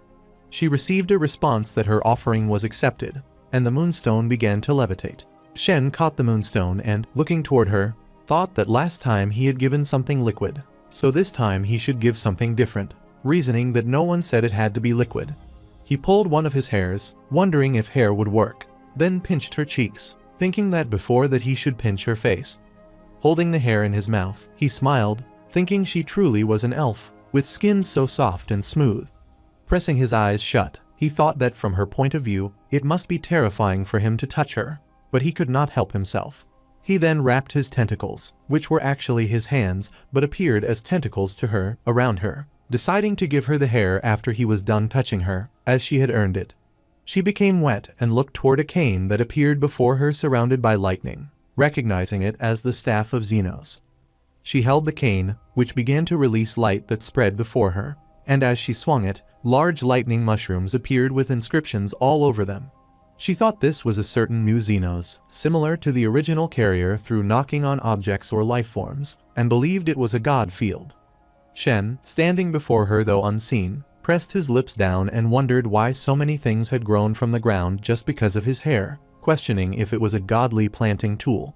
After this, the cane fell to the ground, and she blushed and wiggled, thanking the mighty eldritch spirit.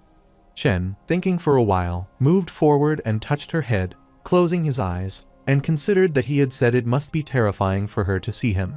But she seemed to be coming on to him, as she shook her hands and wanted to hug the tentacles. Shen thought she was brave to hug a bunch of tentacles, and as she grabbed them tightly, gray haze spread around him. He told her to keep waiting, praying, and sacrificing, as her opportunity would arrive, before disappearing into the haze. He reappeared in his shop and, looking around, asked if they had left, thinking it was the perfect time to study the use of the sacrificial stone. After a while, Shen was in his shop surrounded by bluish light curving around him, holding the moonstone and noting that it made the user invulnerable under moonlight, quickly healing all wounds. He found limited intel on the moonstone and realized that Yale's soul ball was outdated. Looking at the moonstone, he noted that he had the rust cross, so it was useless to him, and that Aina was near disastrous ranked and did not need it either. Suling, though she appeared a cold beauty, was actually aggressive and fought like a crazy warrior, so he thought of secretly giving the moonstone to her, then questioned why he said secretly, reasoning that it was normal to give items to his subordinates, and that Aina could not use it anyway.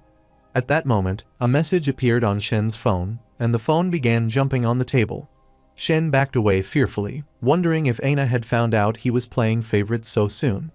Touching the screen of his phone lying on the table, he reasoned that it was a reasonable gift and not favoritism. Holding the phone and looking at its screen, he saw that the master of the Crafters Association, YN, was heading toward the coffee shop to meet him, and thought that she was so competent that the final players had joined them, and that it was time to start fighting back.